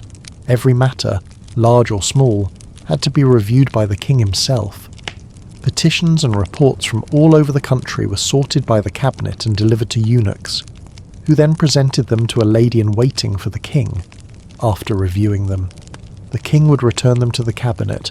The cabinet kept the original, marked with the emperor's red ink, and sent copies to the relevant ministries for execution. The documents bearing Tu Duc's handwritten comments that survive today show that he had excellent handwriting and a fine literary style. Many of his comments are longer than the original petitions, clear evidence of his diligence. Tu Duc ruled during a time of existential challenges. He lacked decisiveness and had to rely on his court for counsel, but his court, while containing many honest and powerful men, was deeply conservative. Around the world, science and industry were developing rapidly. Yet the court in Hue was preoccupied with literary pursuits when they discussed national affairs. They held up the ancient sage kings of China as their models. They proudly called themselves civilized and dismissed the rest of the world as barbarians. There were some who had travelled abroad, who had been exposed to new ways of thinking and wanted to reform the country, following the examples of Japan and Thailand. But the court dismissed their ideas as nonsense, or claimed they were not suitable for the times, or suggested they wait and see how things developed province by province. As a result, Tu Duc's prohibitions on trade became even stricter, leaving the country more and more isolated and backward. The French colonialists seized this opportunity. On September the 1st, 1858, a joint French and Spanish fleet of 14 warships opened fire on Da Nang. The soldiers and people of Dynam fought back bravely, repelling numerous attacks. After 5 months of being pinned down on the Sontra Peninsula, the Spanish forces withdrew. The French, realizing they could not take Da Nang, decided to move their forces south to attack the citadel of Gia Dinh. The Dynam army continued to resist fiercely, but ultimately fell to superior French firepower, flushed with victory. The French expanded their conquest around Gia Dinh and began to build an administrative apparatus to govern the occupied territory. In 1862, the Nguyen court was forced to sign the Treaty of Nam Tuat. Under its terms, Dynam ceded 3 eastern provinces and Konlon Island to the French and agreed to pay an indemnity of $4 million silver over 10 years. In 1867, the French accused the Dynam court of violating the treaty and, without a new agreement, simply seized the 3 western provinces of the south. Although the court had surrendered, popular uprisings continued to rage. After establishing their rule in the south, the French expanded their war of aggression to the north. In 1873 and again in 1882, they sent troops to attack the citadel of Hanoi. In 1882, the court sent envoys to China to request aid against the French, but China, being carved up by Western powers itself, not only failed to help but tried to take advantage of the situation to seize the northern provinces for itself. After a period of fighting, the French drove the Chinese forces out. China was forced to recognize France's protectorate over Dynam, understanding that the problem in the north could only be solved in Hue. The French command decided to exploit the chaos following Emperor Tu Duc's death on July 17, 1883, to attack the capital. On August 18th, the French fleet, under the command of Admiral Courbet, bombarded the Thuanan estuary, the gateway to Hue. The Dynam forces fought desperately to protect their capital, but were defeated, facing overwhelming military pressure. The Hue court sued for a truce and was forced to sign the Treaty of Harmen in 1883, followed by the Treaty of Paternotre in 1884. Vietnam was divided into 3 regions, all under the protection of France. Tu Duc married his first wife at 14 or 15 and later took 103 more, yet he died without a single child. He passed the throne to his nephew, Ung Chan, who would be known as Emperor Duc Duc before his coronation. Duc Duc conspired with his 3 regents to omit a negative assessment of him from Tu Duc's will during the enthronement ceremony. All 3 agreed the next day, when the reader of the will lowered his voice at that specific passage, making it almost inaudible. 2 of the regents, Nguyen Van Thuong and Ton That Tuyet, became enraged. They ordered another official to read it again, loudly. They then surrounded the palace with guards and arrested 10 of the new emperor's closest confidants. 2 days later, at a court assembly full of royal family members and officials, Nguyen Van Thuong stood up and declared Duc Duc deposed for 4 crimes: editing his father's will, secretly bringing a Catholic missionary into the imperial city, wearing bright colours during the mourning period, and having improper relations with his father's concubines. Duc Duc was imprisoned in a small, hastily built room within his own palace. He was treated like a common prisoner. A sympathetic guard took pity on his former master and would secretly give him a handful of rice each day and an old, wet cloth to suck water from. Duc Duc survived for nearly a month before he died. His body was buried on a hill, without a coffin, and no one was allowed to attend. He was emperor for 3 days. He was 32 years old, more than 20 years later. His 7th son, Than Tai, became emperor, and only then was Duke Duke's imperial title restored. In July 1883, at the behest of the regents Ton That Tuyet and Nguyen Van Thuong, and with the approval of the Empress Dowager Tu Du, the court placed Tu Tri's youngest son, Hong Dat, on the throne. He became Emperor Hiep Hoa. With Hiep Hoa on the throne, the two regents seized all power for themselves, treating the emperor as a non-entity. Hiep Hoa despised them and conspired with another official to have them killed, but the plot was discovered. The regents summoned the high-ranking ministers to depose Hiep Hoa, after forcing the ministers to sign the edict. They presented it to the Empress Dowager for her approval. At the same time, they sent soldiers into the emperor's palace and forced Hiep Hoa to commit suicide. He had been emperor for just over 4 months. He was 36. He has no temple name. In December 1883, the two regents placed another royal relative, Ung Dang, on the throne as Emperor Kien Phuc. Kien Phuc reigned for 8 months before dying of illness. He was only 16. However, rumours persisted that he was poisoned by the regent Nguyen Van Thuong. His younger brother, Ung Lich, only 13 years old, was chosen to succeed him. He became Emperor Ham Nghi. The regents, Ton That Tuyet and Nguyen Van Thuong, were leaders of the pro-war faction at court. For a long time, they had been secretly gathering forces, stockpiling food and weapons in preparation for a fight. On July 5th, 1885, Ton That Tuyet ordered a surprise attack on the French garrisons near the capital. The Vietnamese soldiers fought with great courage, but their weapons were primitive and their communication was poor. The attack failed after only a few hours. With the capital lost, Ton That Tuyet ordered his remaining forces to rally and escorted the young Emperor Ham Nghi out of the imperial city. They fled to Quang Tri province to establish a base of resistance in a place called Tan So. The climate there was harsh, the land barren, and the summer winds were like fire.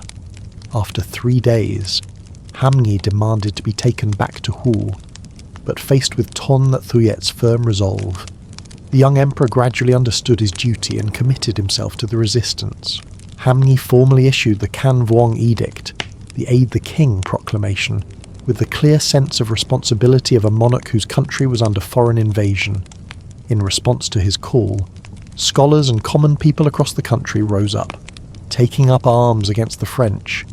The widespread resistance put the French in a difficult position, and they became determined to capture the emperor at all costs. At the end of 1888, betrayed by an informant, Emperor Ham Nghi fell into enemy hands.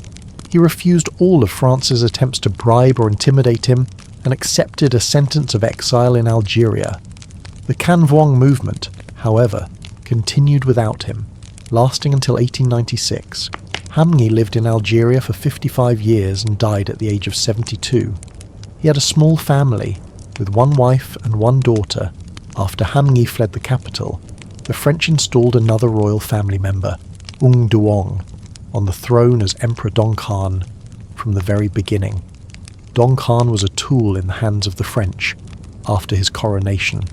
He did not forget those who had put him in power, immediately granting titles to 3 French generals. He sent a telegram of thanks to the President of France, promising to maintain friendship between the two nations from then on. Dong Khan spent his days feasting with high-ranking French officials. The closer Dong Khan grew to the French, the more the Can Vuong resistance spread. Even the French had to admit that they had never seen a puppet king so despised by his own people. Dong Khan himself acknowledged it, saying, "I can never believe that the provinces of Ha Tin and Quang Binh are loyal to me, because they have too many scholars." Dong Khan was king for 4 years. He died in January 1889 at the age of 24. The court then selected the 7th son of the deposed Emperor Duke Duke, Prince Bu Lan, who was then 10 years old. To be the new king, he became Emperor Than Tai. Than Tai was intelligent. He was only 4 when his father was deposed, and he had to live outside the palace walls among common labourers, sharing the hardships of the poor in a country that had lost its independence because of this, though still young. He quickly developed a keen awareness of national affairs and a thirst for knowledge. He loved to read new books from China and Japan, which nurtured in him a spirit of national self-reliance and a desire for reform. But all his plans to modernise the country were blocked by the French.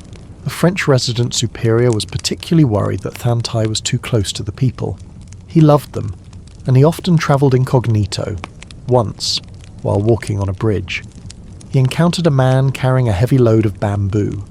The royal guards rushed forward to clear the way, but the king stopped them. "Let him pass," he said. "If the people are not the people, and the king is not the king, why clear the way?" On hunting trips, he would often stop in the villages. He would have a mat spread on the ground and sit among the villagers who gathered to see him. If his guards tried to chase them away, he would stop them and ask the people what they wanted. If they said they wanted to see him shoot, he would raise his rifle and put on a display for them. The French resident and the sycophants at court wanted to depose Thanh Tai and replace him with a more compliant puppet. They spread rumours that the king was insane to undermine his authority. On September 3rd, 1907, the court ministers, under orders from the French, presented the king with a draft of an abdication decree, citing his poor health. After reading it, Thanh Tai just smirked. He wrote 2 words on the document, Fei Chuan, approved, then turned and walked away. A few days later, the French escorted Thanh Tai to Saigon and then placed him under house arrest in Vung Tau. In 1916, he was exiled to Reunion Island, along with his son, Duy Tan. Thanh Tai had been king for 18 years and was deposed at the age of 28. After 31 years in exile, he was allowed to return to his homeland in 1947 but was forced to live in Saigon, where the French could easily monitor him. He died in Saigon on March 24, 1954, at the age of 74. His descendants brought his body back to Hue for burial. He has no temple name. With Thanh Tai gone, the French placed his son, Prince Vinsan, who was only 8 years old, on the throne. He became Emperor Duy Tan. They thought a child emperor would be easy to manipulate. They were wrong. Duy Tan showed an even more resolute and active resistance than his father. Even as a child, his words and actions showed a fierce opposition to the French. In late 1916, with the help of a nationalist organisation, Duy Tan secretly met with 2 revolutionary leaders to plan a nationwide uprising. The king was an active participant and decided to move the date of the uprising forward so as not to miss the opportunity. Unfortunately, the plan was leaked. Duy Tan was captured by the French at a pagoda in Quang Ngai. Along with many other revolutionaries, the French tried to entice him back to the throne as a puppet king, but he flatly refused. Duy Tan was exiled to Reunion Island during the Second World War. He volunteered for the Free French Forces, and when the Allies won, he was discharged with the rank of Air Force Major. His father, Thanh Tai, strongly objected to this. In December 1945, Duy Tan accepted an offer from the President of France to return to Vietnam, but he died in a plane crash on his way to visit his family on Reunion Island.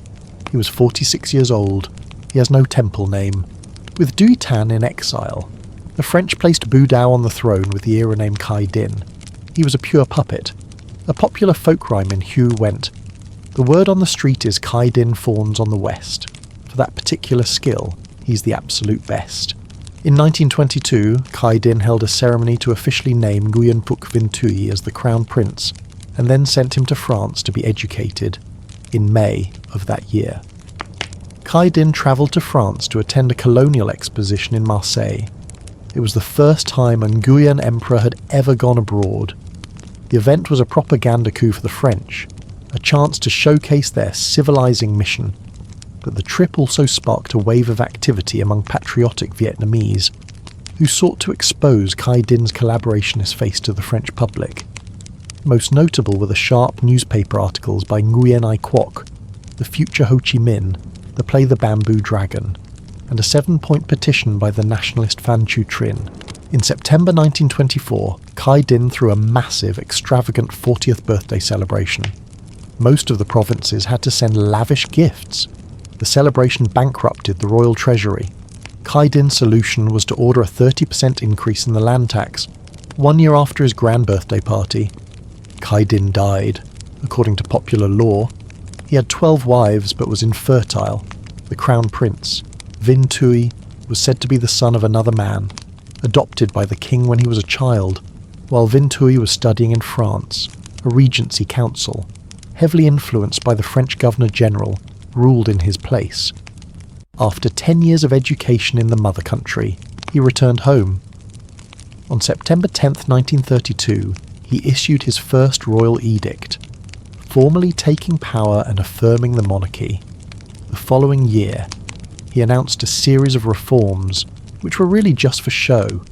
His real passion was hunting in the Central Highlands and relaxing with beautiful women in Dalat and other scenic spots.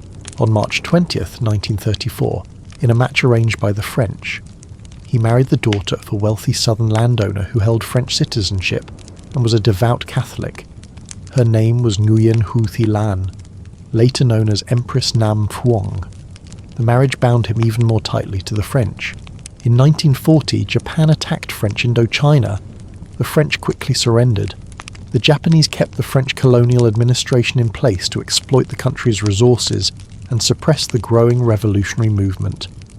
In March 1945, the Japanese staged a coup, overthrowing the French protectorate. A new puppet government was established, with Bao Dai as emperor and Tran Trong Kim as prime minister. On August 15, 1945, Japan announced its surrender to the Allies, ending World War II, seizing the moment. The revolutionary masses across the country, led by the Viet Minh and Ho Chi Minh, rose up like a storm. On August 23rd, the uprising successfully seized power in Hue. On August 30th, before tens of thousands of people gathered at the Ngomon Gate, Bao Dai announced his abdication.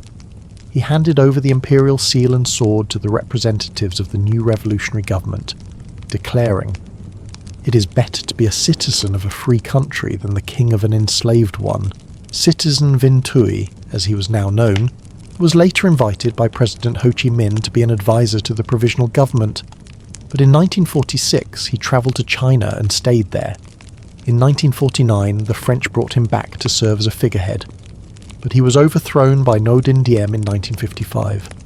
In October 1956, Bao Dai went into exile in France. He died there on July 31st, 1997, at the age of 85. And so, from the time of the legendary Han kings who founded the nation to the last emperor, Bao Dai, our country has passed through several thousand years of history, through the rise and fall of more than 20 dynasties. In 1945, the August Revolution succeeded. The last emperor abdicated, ending the long era of centralized feudalism. A new page in Vietnamese history had turned in Vietnam. The Nguyen dynasty's isolationist policies led to a severe crisis. Agriculture declined, with constant crop failures and famine. Trade and industry stagnated, and the military fell behind. Seizing this opportunity, the French colonialists attacked. On September 1st, 1858, a joint French and Spanish fleet of 14 warships assaulted Da Nang. However, the soldiers and people of Dai Nam fought back bravely, repelling numerous attacks. After 5 months of being pinned down on the Sontra Peninsula, the Spanish forces withdrew, realizing they couldn't capture Da Nang. The French decided to move their troops south to attack the Gia Dinh citadel. The Dai Nam army resisted fiercely but was ultimately defeated by superior French firepower. Following this victory, the French expanded their control around Gia Dinh and began establishing an administrative system to govern the occupied territory. In 1862, the Nguyen dynasty was forced to sign the Treaty of Nam Tuat, ceding 3 eastern provinces and Conlon Island to France, and agreeing to pay war reparations of 4 million silver pistas over 10 years. By 1867, accusing the Dai Nam court of violating the treaty. The French occupied the remaining 3 western provinces of the south without a new agreement, although the royal court had surrendered. Popular uprisings continued to rage. After establishing their rule in Cochinchina, the French expanded their invasion to the north in 1873 and 1882. They attacked the Hanoi citadel twice, but were pushed back both times, understanding that the Tonkin issue could only be settled in Hue. The French command decided to exploit the turmoil following Emperor Tuduk's death on July 17, 1883, to attack the imperial capital. On August 18, 1883, a French fleet under Admiral Courbet bombarded the Thuanan estuary. The Dynam forces fought desperately to defend the capital but were overwhelmed under military pressure. The Hue Court sued for a ceasefire and signed the Treaty of Harmond in 1883, followed by the Treaty of Paternotte in 1884. Vietnam was divided into 3 regions under French protection.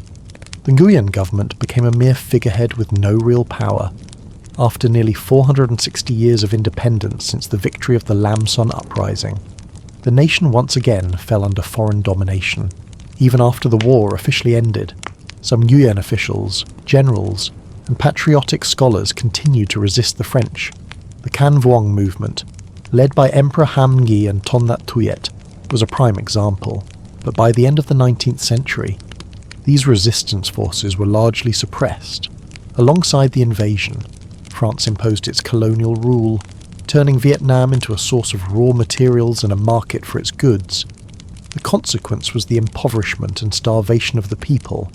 However, some elements of capitalism emerged, such as roads, transportation, communication systems, mines, cities, and seaports during this period. France also ceded parts of Vietnamese territory to China, Laos, and Cambodia. While annexing other areas into Vietnam, on February 3, 1930, the Communist Party of Vietnam was founded, becoming the organisation that would lead the nation in the fight against foreign invaders to reclaim independence. In 1940, as part of World War II, Japan attacked French Indochina. The French quickly surrendered. The Japanese fascists kept the French administrative apparatus in place to exploit resources and suppress the revolutionary movement. In 1941, Nguyen Quoc, later known as Ho Chi Minh, returned to Vietnam after 30 years abroad, searching for a path to national salvation, directly leading the revolution from Pac Bo. In March 1945, Japan staged a coup, overthrowing the French protectorate. A puppet government was established with Emperor Bao Dai and Prime Minister Tran Trong Kim, under the name Empire of Vietnam. On August 15, 1945, Japan announced its surrender to the Allies, ending World War II. Seizing this moment, the Viet Minh forces, led by Ho Chi Minh, successfully carried out the August Revolution, taking power in most provinces. Emperor Bao Dai abdicated, ending thousands of years of feudalism in Vietnam. On September 2, 1945, Ho Chi Minh declared the founding of the Democratic Republic of Vietnam in Hanoi. The new republic immediately faced immense challenges, building a revolutionary government, fighting famine and illiteracy, overcoming financial difficulties, and combating foreign invaders and internal enemies. Allied forces entered the country under the pretext of disarming the Japanese army. On September 23, 1945, with the help of British troops, French colonialists attacked Saigon, igniting the Second Indochina War. The French went on to capture many key areas in the south and south-central regions. The government and President Ho Chi Minh were determined to lead the resistance, mobilizing the entire country to support the southern fronts. Tens of thousands of young people eagerly joined the army in the southward march columns. After occupying the urban centres in the south, France planned to advance north to conquer the entire country. At the time, 200,000 nationalist Chinese troops were stationed in the north, supposedly to disarm the Japanese. The French negotiated with the Chinese government, agreeing to let French troops replace them, facing the threat of multiple enemies at once. The government of the Democratic Republic of Vietnam opted for a temporary compromise, allowing 15,000 French soldiers to enter the north to be stationed at specific points. With a gradual withdrawal over 5 years, this bought precious time to consolidate forces for the inevitable nationwide resistance. Despite signing a preliminary agreement and a modus vivendi in 1946, the French colonialists continued preparing for war. They provoked conflicts and launched attacks in all three regions. Faced with this situation, the government decided to launch a nationwide resistance. On December 19, 1946, the war against the French broke out in the cities north of the 16th parallel. Our forces attacked, besieged, and eliminated many enemy soldiers. Meanwhile, people in the south and south-central regions intensified guerrilla warfare, ambushing the enemy on communication lines and destroying their logistical bases after 2 months of fighting. The party and government agencies withdrew from Hanoi to the Viet Bach resistance base. In March 1947, the French government launched an attack on the Viet Bach base to end the war quickly. They mobilized 12,000 troops and most of their aircraft in Indochina. The attack began on October 7, 1947. On all fronts, our soldiers and people fought bravely, gradually repelling the enemy's advance after more than 2 months of combat. The battle ended with the withdrawal of the main French force from Viet Bach on December 19th. This victory secured our leadership headquarters and strengthened our main forces. After the Viet Bach victory in the autumn and winter of 1947, our resistance gained momentum. In 1949, the People's Republic of China was established. In 1950, China, the Soviet Union, and other socialist countries recognized and established diplomatic relations with the Democratic Republic of Vietnam. Meanwhile, the United States agreed to provide economic and military aid to France, gradually deepening its involvement in the Indochina War, with American approval. The French devised the Revers Plan, establishing a defensive line, the East-West Corridor from Haiphong through Hanoi and Hoa Binh to Son La. This was the basis for a planned large-scale offensive into Viet Bach for a second time. In response, our party and government decided to launch the border campaign to open a supply route to China and consolidate the Viet Bach base. On September 16, 1950, the Vietnamese army opened the campaign by attacking Dong Quay. After more than 2 days of fighting, the Dong Quay outpost was completely destroyed, threatening French forces in Cao Bang and that quay, facing annihilation. The French were forced to retreat from these two strongholds along Route 4 towards Hanoi. During their retreat, they were constantly ambushed and pursued by the Vietnamese army. At the same time, an enemy operation toward Thanh Nguyen was also blocked. After more than a month, the border campaign ended in a decisive victory. An area from Cao Bang to Din Lap, with 350,000 people, was liberated. The Revers Plan was shattered. The communication line with socialist countries was now open. From late 1950 to 1953, the Army of the Democratic Republic of Vietnam launched successive attacks in the Midlands and the Red River Delta, forcing the French into a defensive posture. Key victories included the Hoa Binh campaign in the winter of 1951 and spring of 1952, which liberated the Hoa Binh River area with 150,000 people.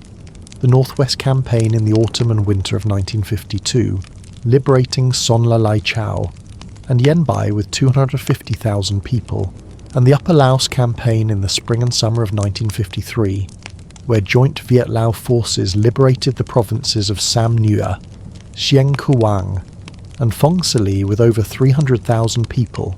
On the main northern battlefield and in the central and southern regions, our forces waged guerrilla warfare, wearing down enemy manpower and infrastructure after 8 years of war. French losses were staggering.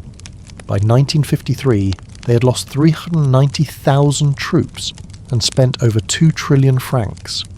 The occupied zones shrank, facing a quagmire and imminent defeat. The French government appointed General Navarre as Commander-in-Chief of the French Expeditionary Force in Indochina.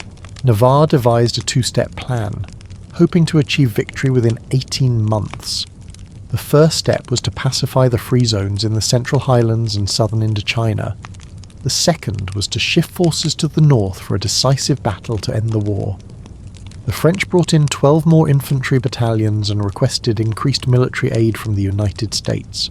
In response, From the winter of 1953 to the spring of 1954, our forces launched a series of offensives across Indochina, neutralising tens of thousands of enemy troops and liberating areas like Lai Chau, Kon Tum, and large parts of upper and central Laos. Dien Bien Phu, a large valley in the northwestern mountains near the Lao border, held a crucial strategic position. The French were determined to hold it.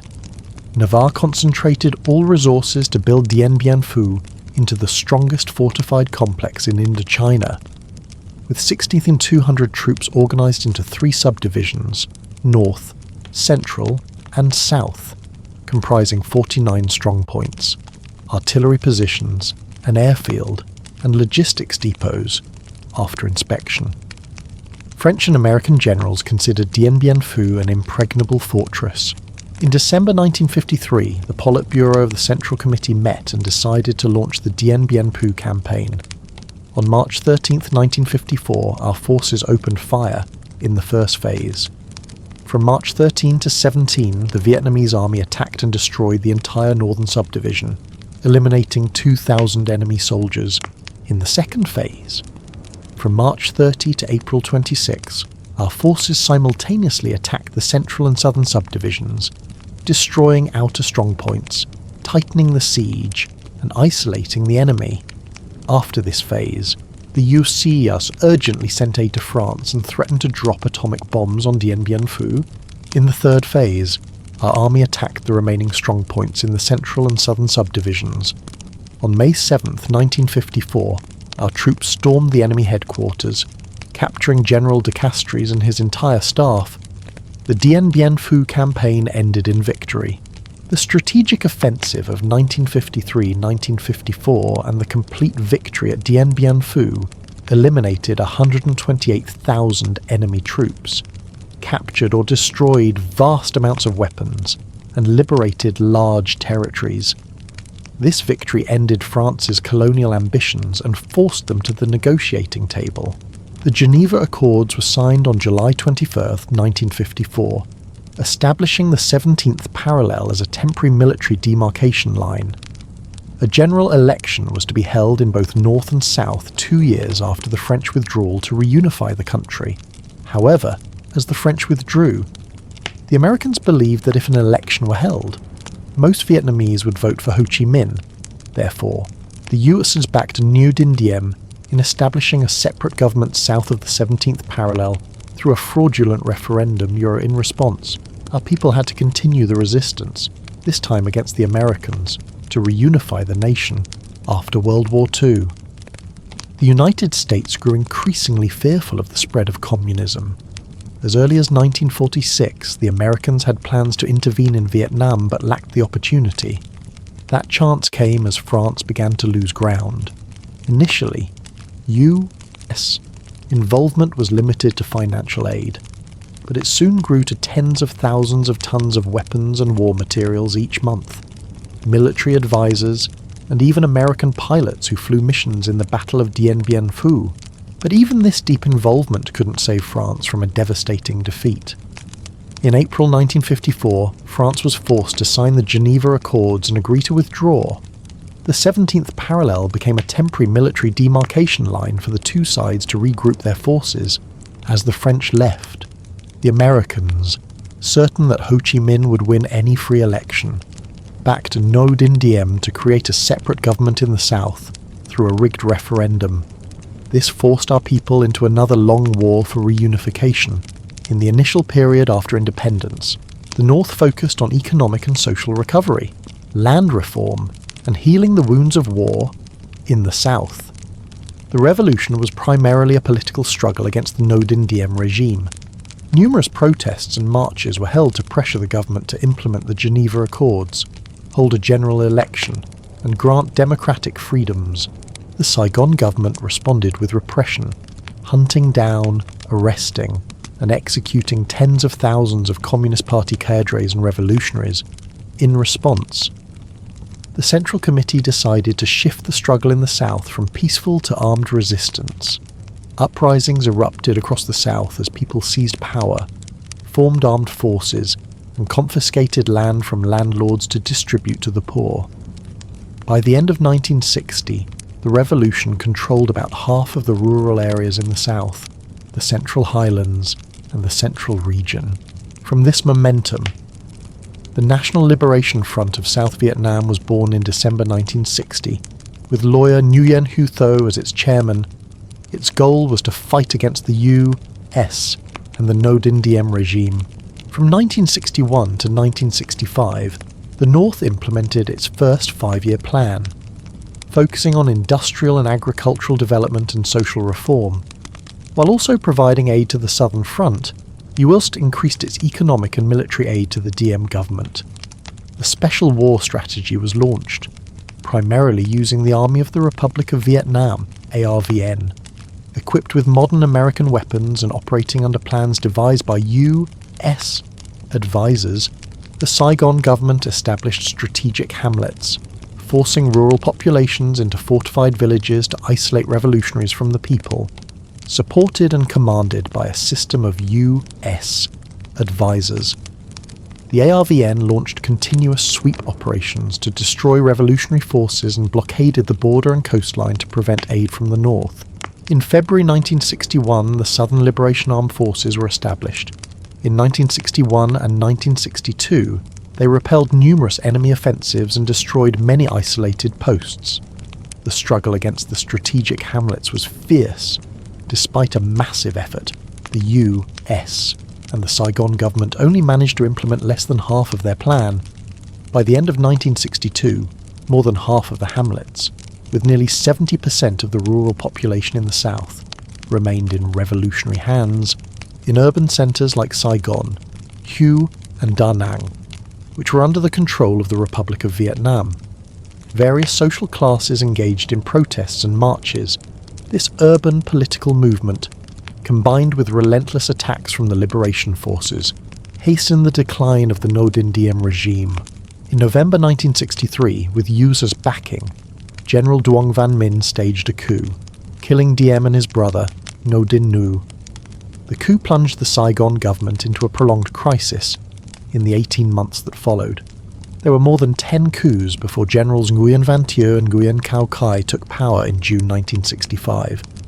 Faced with continuous battlefield defeats and political instability, the URSS government abandoned the Special War Strategy and decided to send American troops to fight directly to prevent the South from falling to the liberation forces.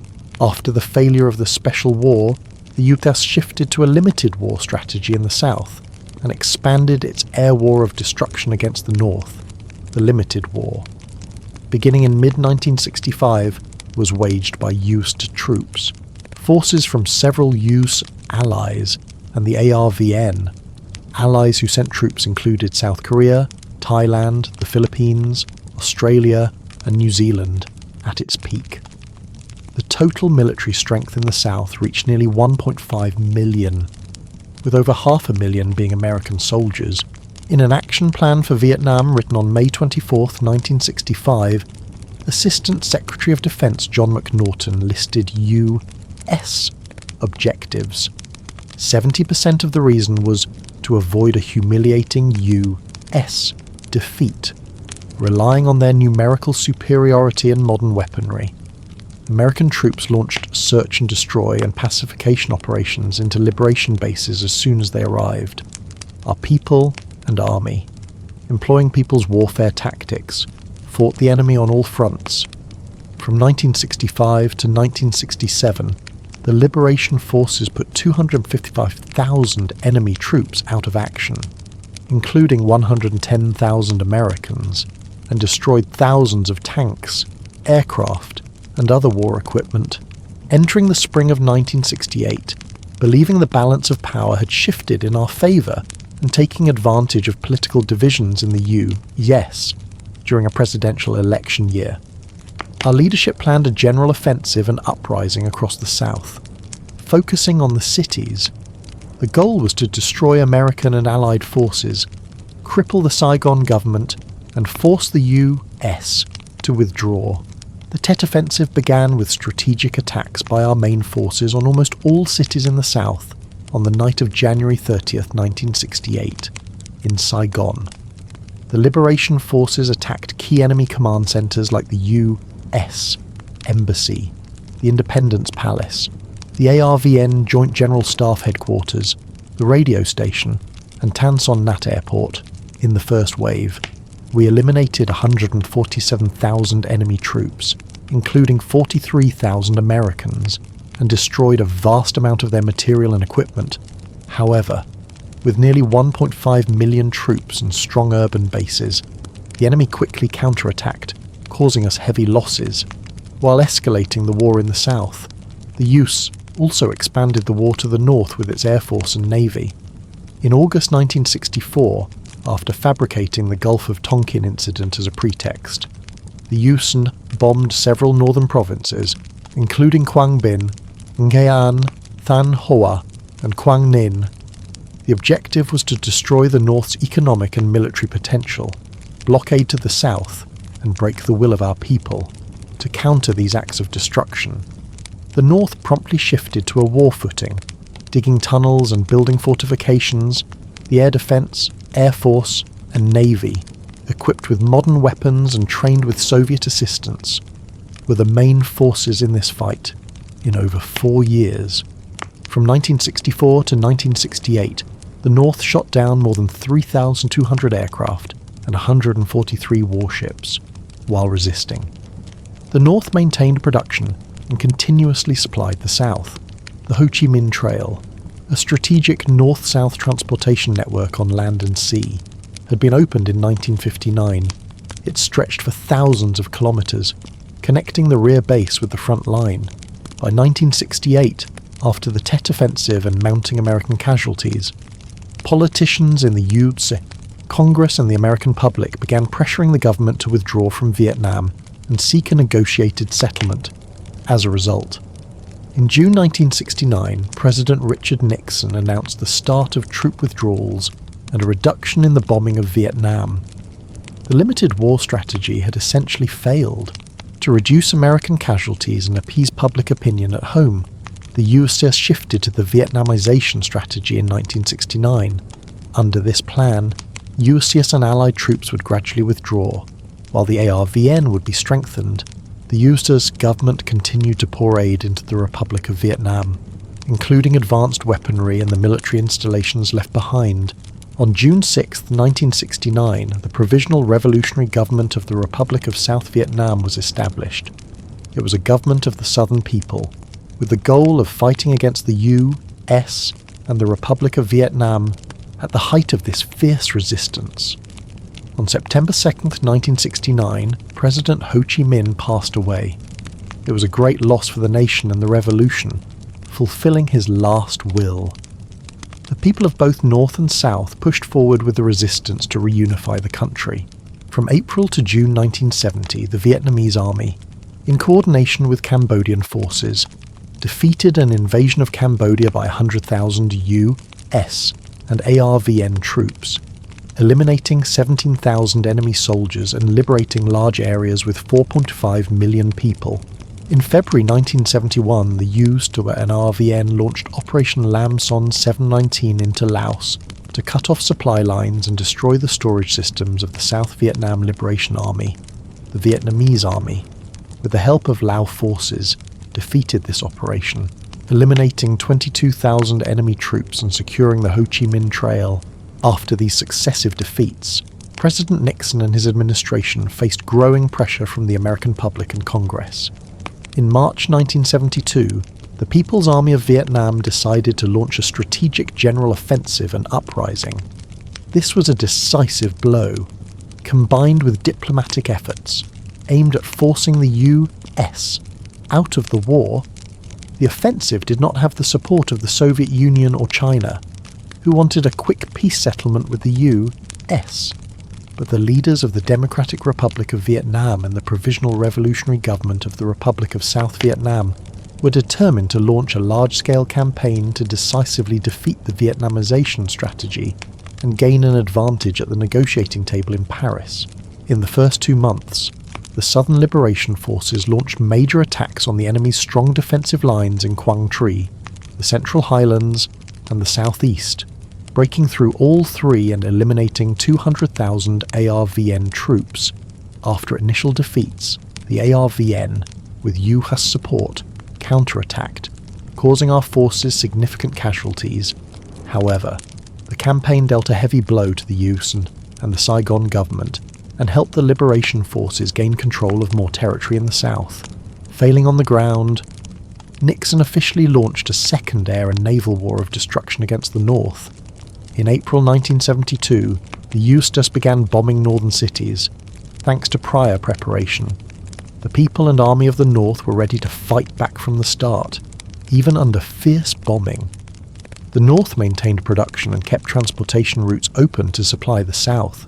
In December 1972, Nixon approved a plan for a strategic air campaign using B-52 bombers against Hanoi, Haiphong, and other northern cities. The goal was to achieve a decisive military victory and gain an advantage in negotiations. The people and army of the north fought back fiercely.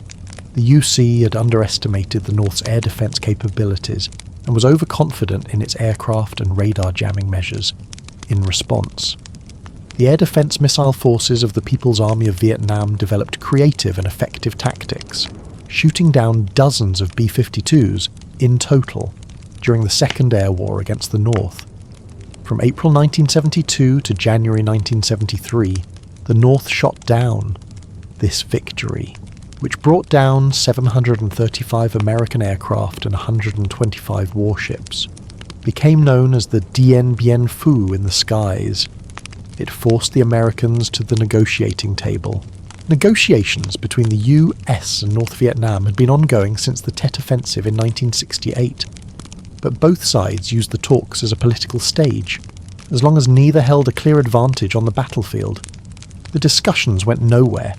By January 1973, the tide had turned. The advantage now lay firmly with North Vietnam and the Provisional Revolutionary Government of South Vietnam. After the failure of a 12-day strategic air campaign, America was forced to soften its stance. They were ready to cooperate. On January 27th, the peace accords were signed in Paris. Under the agreement, the United States would withdraw all its troops and its allies. It promised not to interfere in Vietnam's internal affairs. The government of South Vietnam disagreed with the treaty, but under pressure from the US, they were forced to sign. The end of their regime was near. After the Paris Accords, American troops left Vietnam, but more than 20,000 military advisors remained. The US just continued to send aid to the Saigon government. The treaty included a ceasefire, but the South Vietnamese army mobilized all its forces. They launched a campaign to overrun and seize territory held by the liberation forces. Beginning in late 1973, the Southern Liberation Army began to fight back, retaking the areas they had lost. From 1973 to early 1975, the fighting was mostly small-scale. During this time, something happened that surprised both North and South Vietnam. In January 1974, China attacked and completely occupied the Paracel Islands, which were then under the control of the Saigon government. The USA and its 7th Fleet did not help South Vietnam when they asked. The Provisional Revolutionary Government of South Vietnam issued a statement protesting China's actions. The event further strained relations between China and North Vietnam. In late 1974 and early 1975, the Politburo of the Central Committee laid out a plan to completely liberate the South. The 1975 Spring Offensive unfolded over nearly 2 months. Starting on March 4th, it consisted of 3 major campaigns: the Central Highlands, Hue Da Nang, and the final Ho Chi Minh campaign targeting Saigon. According to the plan, our main forces launched a large-scale campaign in the Central Highlands. The key battle began in Buon Ma Thuot on March 10th and ended in victory on March 12th. The enemy launched a counterattack to retake the city but failed after that defeat. South Vietnam's defense system in the highlands crumbled. The enemy's morale collapsed, their ranks falling into chaos. On March 14th, President Nguyen Van Thieu ordered a full withdrawal from the Central Highlands to defend the Central Coast by the 24th. The vast Central Highlands had been completely liberated. After the victory in the Highlands, the Politburo decided to press the attack. to liberate Hue and Da Nang, the two largest cities in central Vietnam. The campaign began on March 21st. In Hue, our forces struck directly at enemy bases and cut off their escape routes, encircling the city. By March 23rd, Hue and the entire Thua Tien province were free. Da Nang was a massive, combined military base for the US and South Vietnam. Over 100,000 enemy soldiers, pushed back from other defeats, were cornered there. They were in chaos, with no will to fight. On the morning of March 29th, our forces advanced on the city from the north, west, and south. By 3 p.m., Da Nang was liberated. After these two successful campaigns, the Politburo decided to deliver the final blow, the liberation of Saigon Gia Dinh. This operation was named the Ho Chi Minh Campaign. Before it began, our forces attacked Xuan Loc and Phan Rang, key bases protecting Saigon from the east. When these two defensive lines were broken, the panic inside the US and the South Vietnamese government intensified. On April 18th, the US President ordered the full evacuation of all Americans from Saigon. On April 21st, Nguyen Van Thieu resigned as President of South Vietnam. At 5 p.m. on April 26th, our army was ordered to open fire. Beginning the campaign, 5 wings of the Liberation Army attacked simultaneously. They broke through the enemy's outer defences and advanced into the centre of Saigon, targeting the key government buildings. At 10:45 a.m. on April 30th, 1975, our tanks and infantry entered the Independence Palace. They arrested the entire Saigon cabinet. Duong Van Minh, who had become president just days before, announced an unconditional surrender. The revolutionary flag flew over the Independence Palace. It marked the total victory of the Ho Chi Minh campaign and the end of the war against America, unifying the country. After Saigon's liberation, the remaining southern provinces rose up. By May 2nd, Chau Doc was the last province to be freed, following the victory. In 1976, North Vietnam and the Republic of South Vietnam held a general election to reunify. The country's name was changed to the Socialist Republic of Vietnam. With Hanoi as its capital, Saigon Gia Dinh was renamed Ho Chi Minh City. Vietnam entered a new era, rebuilding its society, its economy, and healing the wounds of war. Even during the final stages of the war for reunification, the Khmer Rouge in Cambodia had already started carrying out acts of provocation and sabotage against the liberation forces. Many Vietnamese soldiers in Cambodia were killed, kidnapped, or had their weapons and supplies stolen by the Khmer Rouge. After Vietnam was fully unified in 1975, the Khmer Rouge increased their incursions across the southwestern border. They burned houses, looted property, and killed civilians. On May 4th, 1975, a Khmer Rouge unit raided Phu Quoc Island. 6 days later, they invaded Tho Chu Island and executed more than 500 civilians. Angered by this aggression, Vietnam counterattacked and retook the islands. The battle on Phu Quoc, however, raised deep concerns for Vietnam. At the same time, relations with China were deteriorating, and China was increasing military aid to the Khmer Rouge. Tens of thousands of Cambodians fled the Khmer Rouge's genocidal slaughter, seeking refuge in neighbouring countries. Over 15,000 of them fled to Vietnam. Besides many small raids, the Khmer Rouge launched 2 large-scale invasions of Vietnam. The first major attack came on the night of April 30th, 1977. Regular Khmer Rouge divisions, along with local border forces, suddenly pushed 10 kilometres deep into Vietnamese territory. They attacked 13 border guard posts and 14 communes along the border, occupying parts of An Giang province and massacring a large number of civilians. That same night, Vietnam's 330th Division was deployed to the An Giang border. They coordinated with local armed forces to launch counterattacks and reclaim the occupied territory. The second major attack occurred on September 25th, 1977. 9 mainline Khmer Rouge divisions, supported by local forces, attacked the provinces of An Giang, Kien Giang, Long An Dong Thap, and Tay Ninh. They burned hundreds of homes, killed thousands of civilians, and stole 134 tons of rice along with other property. In response, on December 31st, the People's Army of Vietnam gathered 8 divisions for a counter-offensive. They damaged 5 Khmer Rouge divisions, pushed 20 to 30 kilometers into Cambodian territory, and then withdrew. This attack was meant as a warning to the Khmer Rouge. Vietnam still proposed a diplomatic solution for peace, but the Khmer Rouge leader, Pol Pot, refused. He unilaterally cut off diplomatic ties with Vietnam and continued the fighting.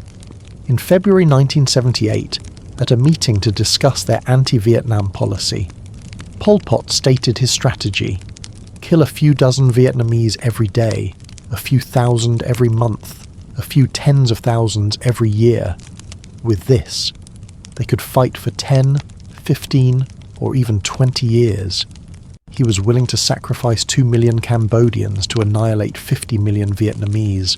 In the 3 years from 1975 to 1978, as many as 30,000 Vietnamese civilians were massacred by the Khmer Rouge in attacks along the border. Vietnam tried to resolve the conflict peacefully through diplomacy, but the Khmer Rouge refused. China would not act as a mediator. The United Nations took no action in response to Vietnam's protests. Faced with this situation, Vietnam was forced to turn to military action to resolve the conflict. The campaign was directly commanded by Lieutenant General Trong Tan. The force consisted of 18 infantry divisions, numerous specialized brigades and regiments, and local troops, totaling about 200,000 soldiers. They were equipped with 600 tanks and armoured vehicles, over 400 large-caliber artillery pieces, 139 aircraft, and 10,000 trucks. About 10,000 troops from the Kampuchean United Front for National Salvation also joined the campaign. The Khmer Rouge force comprised 23 divisions, well equipped with Chinese weapons. Their soldiers were loyal, even fanatical. They had some air, naval, and marine units, but they fought as infantry. The Khmer Rouge aircraft did not participate. They had no pilots. They also had many tank and artillery units. In early December 1978, the Vietnamese army, supported by battalions from the Kampuchean Salvation Front, secured a buffer zone along the border inside Cambodian territory. On December 23rd, 80,000 Vietnamese troops launched a counter-offensive along the entire front to push back the Khmer Rouge. On December 25th, after breaking the Khmer Rouge's resistance, Vietnamese forces from Military Region 5 advanced rapidly along Route 19. The 309th Division cleared Ratanakiri province and entered the northern part of Stung Treng. The 307th Division followed Route 19, using pontoon bridges to cross the Srei Pok and Mekong rivers. By January 3rd, 1979, the Military Region 5 forces had advanced along the Mekong and captured the town of Stung Treng in the Military Region 7 sector. The 5th Division advanced from the east while the 303rd Division moved from the northwest. Both targeting Craty, these divisions met fierce resistance. Khmer Rouge units attacked the 303rd, causing heavy casualties and nearly overrunning the division's command post. However, unable to stop the Vietnamese advance, the Khmer Rouge were forced to retreat. By December 29th, the town of Craty had fallen. At the same time, the 302nd Division pushed west, capturing areas in Kampong Cham province. Later, the 302nd and 303rd Divisions turned back to capture the Khmer Rouge-held town of Chlong. On January 4th, 1979, our forces took Chlong. From that point on, all of northeastern Cambodia east of the Mekong River was under Vietnamese control. In the 3rd Corps' direction of attack, on the morning of December 31st, supported by artillery, Vietnamese tanks and infantry advanced and quickly shattered 5 Khmer Rouge divisions along the border defence line in Kampong Cham province. By the end of the day, all enemy positions, except for their main command post, had fallen. The Khmer Rouge fled toward the town of Kampong Cham on the west bank of the Mekong, relentlessly pursued by Vietnamese forces. The Vietnamese Air Force also joined the fight, attacking Khmer Rouge defensive lines and bombing an airfield. on the morning of January 1st, 1979, after regrouping. The 3rd Corps captured the Khmer Rouge command post. By January 3rd, the 320th Division of the 3rd Corps had reached the eastern bank of the Kampong Cham ferry crossing on the Mekong River. In the south, on December 28th, Khmer Rouge forces launched an attack along the border. They destroyed several units of Military Region 9 and seized a large swathe of Vietnamese territory along the Vinh Tay Canal. This attack blocked the planned advance route into Cambodia for the 2nd Corps and Military Region 9. After receiving approval from High Command, on the morning of December 31st, the Vietnamese army launched a counterattack. After 24 hours of fierce fighting, they had pushed the Khmer Rouge from the west bank of the Vinh Tay Canal.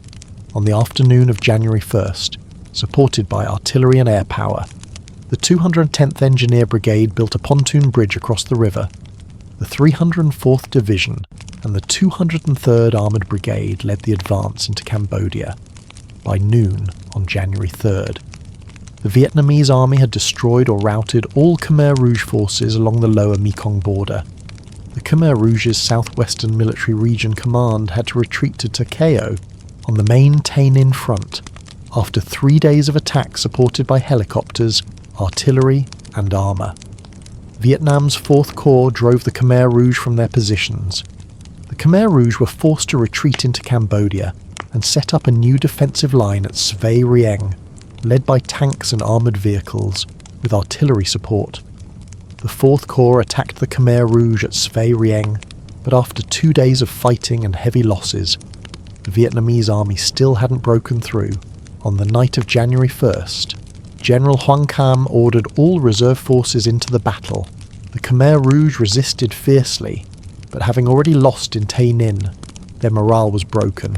Forced into a conventional battle against a superior opponent in firepower, numbers and experience, the Khmer Rouge army disintegrated. The Svay Rieng defensive line collapsed. On January 2nd, 1979, the Khmer Rouge retreated toward Prey Veng and Neak Luong, leaving only small units behind to delay the 4th Corps.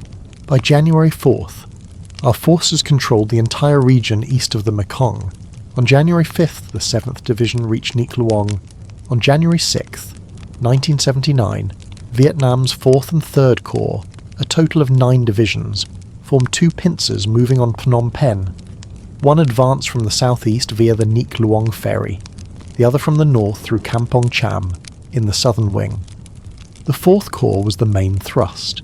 Advancing along National Route 1, that same day, the first units of the 4th Corps, supported by a Kampuchean Salvation Front battalion, captured the eastern bank of the Neak Luong ferry crossing. The Khmer Rouge, in their hasty retreat, hadn't had time to set up defences by nightfall. Another 4th Corps unit was transported across the river by landing craft and seized the western bank. On January 7th, the entire 4th Corps began crossing the river due to the rapid collapse of the border defences and Pol Pot's overconfidence. The Vietnamese army advanced from Neak Luong to Phnom Penh without meeting significant resistance. In the northern wing, the 3rd Corps, under General Kim Tuan, also fought fiercely with the Khmer Rouge at Kampong Cham to cross the Mekong. The Khmer Rouge had set up defences along the western bank, with machine gun and mortar positions firing across the river's surface to stop Vietnamese boats. Further back, they positioned tanks and artillery. On the night of January 5th, General Kim Tuan decided to use overwhelming firepower on the enemy positions, then release smoke screens and send troops across on boats. Although many boats were hit, the 3rd Corps eventually established a bridgehead. By 8:30 a.m. on January 6th, Kampong Cham had fallen. Immediately after, an assault force headed for Phnom Penh. Led by amphibious vehicles and armoured cars, a column of 120 military vehicles, they fought off Khmer Rouge ambushes as they advanced. By the evening of January 6th, the Vietnamese army had reached the Tonle Sap River and began to cross it to enter Phnom Penh. However, the 3rd Corps was too late to cut off the Pol Pot government's escape. The speed of the Vietnamese advance stunned the Khmer Rouge. They only had time to evacuate the top leadership. Pol Pot escaped with just a few jeeps of bodyguards, heading for Pursat. The Khmer Rouge soldiers in Phnom Penh and nearby defensive units were left to fend for themselves. On January 7th, 1979, the Vietnamese army entered Phnom Penh. On January 8th, the Kampuchean People's Revolutionary Council was established, with Heng Samrin as its chairman, created with Vietnam's assistance. Back on the southern front, Military Region 9 and the 2nd Corps, having opened their advance route into Cambodia, began crossing the border on January 3rd. While Military Region 9's forces attacked Takeo, the 2nd Corps attacked to the northwest, on January 4th and 5th, from Phu Quoc Island. The Vietnamese Navy prepared for an amphibious landing with numerous warships, while also setting up an artillery position on the island to provide fire support on January 6th. A naval battle broke out between the Vietnamese Navy and the Khmer Rouge, with superior numbers and firepower. The Vietnamese Navy pushed back or sank most of the Khmer Rouge vessels. A few that escaped were destroyed in the Gulf of Thailand a few days later. On the evening of January 7th, Vietnamese Marines began landing at the base of Bokor Mountain and advanced on Sihanoukville. The 304th Division of the 2nd Corps had been held in reserve for the assault on Phnom Penh, but since the 3rd and 4th Corps had already taken the city, General An used the division to coordinate with the Navy to capture Sihanoukville. By the end of January 1979, Vietnam's counter-offensive was essentially over. By January 17th, the last major town, Ko Kong, was under the control of the Vietnamese army and the new Cambodian government in less than a month. From December 23rd, 1978 to January 17th. 1979, Vietnamese volunteer troops, along with Cambodian revolutionary forces, had destroyed or broken 18 Khmer Rouge divisions. They liberated the Cambodian people from the genocide, captured all military equipment, and dismantled the Khmer Rouge government from the central to the local level, because the Vietnamese army had advanced and won so quickly. The Khmer Rouge forces had only scattered. They had not been completely destroyed. Many regrouped into smaller units to continue guerrilla warfare, causing many casualties for the stationed Vietnamese troops. This situation forced the Vietnamese military command to carry out pacification campaigns to eliminate the remaining Khmer Rouge forces. On January 8th, under orders from General Kim Tuan, the 10th Division launched a lightning operation in pursuit of the Khmer Rouge. By the 9th, the Vietnamese army had captured Kampong Tom and controlled Route 6 connecting it to Phnom Penh. The unit was ordered to push ahead and seize the city of Siem Reap. In the early morning of the 10th, Vietnamese troops reached Siem Reap. The Khmer Rouge were taken by surprise and fled in all directions. The next day, the Vietnamese army advanced on the town of Sisophon, 50 kilometers from the Thai border, after capturing Sisophon on January 12th. This unit followed Route 5 south to attack Khmer Rouge forces gathering in Batam Bang, taking the city that same day. On the southwestern front, the first major battle of the pacification campaign took place at Kampong Spo, on National Route 4, connecting the seaport of Sihanoukville to Phnom Penh. After the Khmer Rouge collapse, the town had been occupied by the Vietnamese, but a few days later, Khmer Rouge forces regrouped and tried to retake it. The 4th Corps Command dispatched the 341st Division as reinforcements. The battle began on January 21st, 1979, and only ended on February 7th, despite heavy losses. The Vietnamese army held Kampong Spio. The Khmer Rouge forces were broken, reduced to small groups that continued guerrilla attacks or retreated to the Thai border. Securing Kampong Spio guaranteed traffic on Route 4. The Vietnamese army then attacked the Am Liang base, where Pol Pot's military command had retreated from Phnom Penh. The Khmer Rouge were forced to withdraw, but they tried to inflict casualties on the Vietnamese through ambushes, snipers, booby traps, and by setting forest fires. After taking Am Liang, the Vietnamese launched a campaign to capture Leech, a town near National Route 5, the road from Phnom Penh to Batam Bang. Most of the remaining Khmer Rouge forces had gathered there, planning to use it as a base for counterattacks to attack Leech. The Vietnamese army mobilized a large force, dividing it into 4 prongs.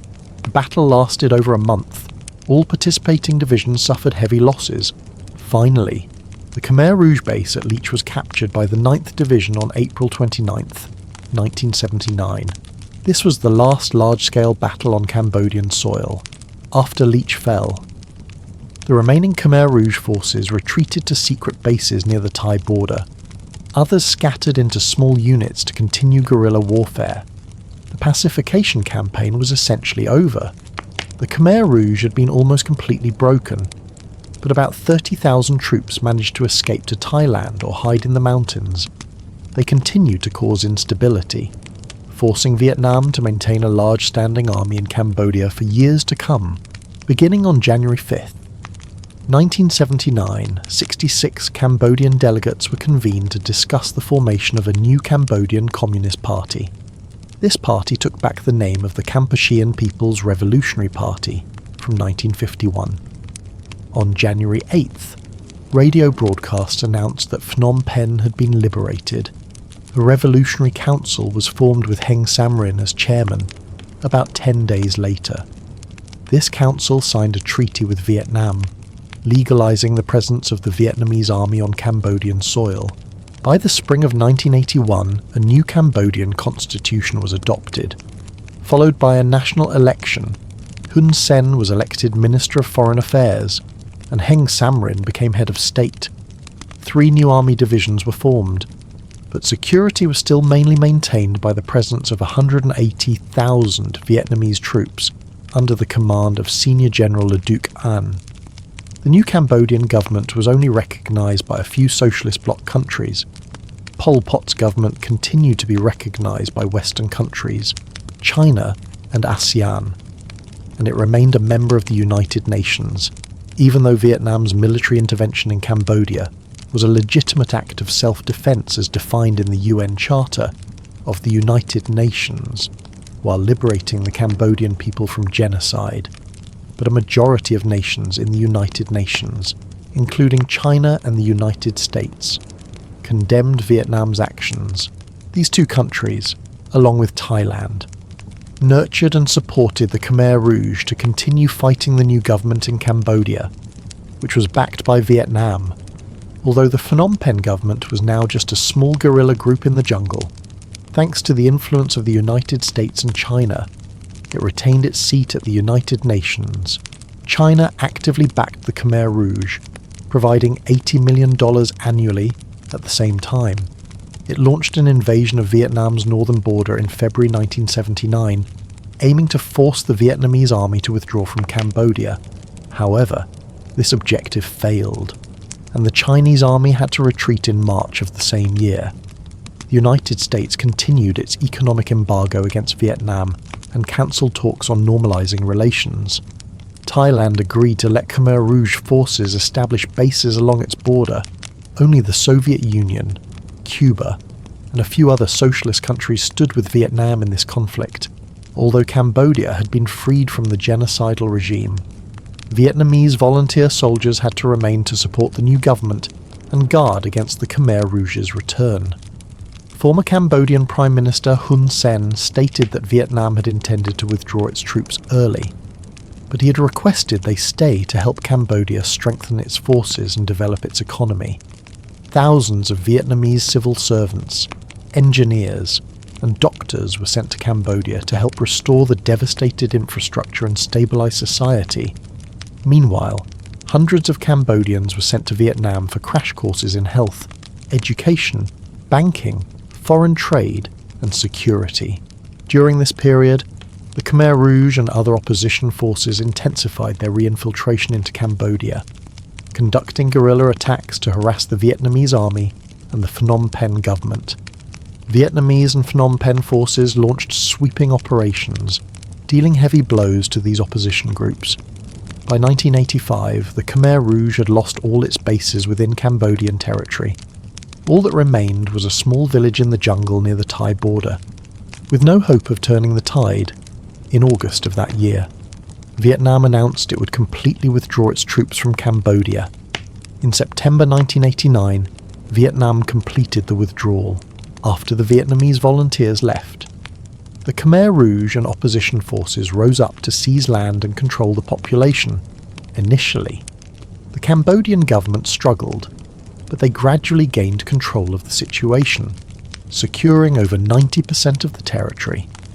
Peace efforts in Cambodia took place between 1989 and 1991, with 2 international conferences in Paris and a United Nations peacekeeping force entering Cambodia to help maintain a ceasefire. In 1993, a free election was organised by the UN, although the remaining Khmer Rouge forces refused to disarm and tried to threaten and obstruct the election. The result was a coalition government. Prince Sihanouk was restored as king, while Prince Ranariddh and Hun Sen became the first and second prime ministers. Hun Sen's Cambodian People's Party gradually pacified the Khmer Rouge and purged royalist opposition elements. The last Khmer Rouge forces finally surrendered in 1998. The surviving Khmer Rouge leaders were arrested one by one and tried by an international tribunal for war crimes. The outcome of the trial was clear evidence that Vietnam's entry into Cambodia was an act of self-defense and an international duty to protect human rights, not an act of aggression. Even former Prime Minister Hun Sen had to admit that Vietnam had saved Cambodia from genocide, and that the Vietnamese volunteers remained at the request of the new government, despite receiving significant help from China during the wars against France and the United States. Cracks in the diplomatic relationship between Vietnam and China began to show as early as 1968. Vietnam wanted to maintain warm relations with both Moscow and Beijing. While the Sino-Soviet conflict was escalating, China wanted Vietnam to limit its fight against the United States to small-scale guerrilla warfare, whereas Vietnam wanted to conduct a large-scale war to unify the country. Furthermore, China wanted to be the intermediary for negotiations between Vietnam and the United States, but Vietnam refused and negotiated directly.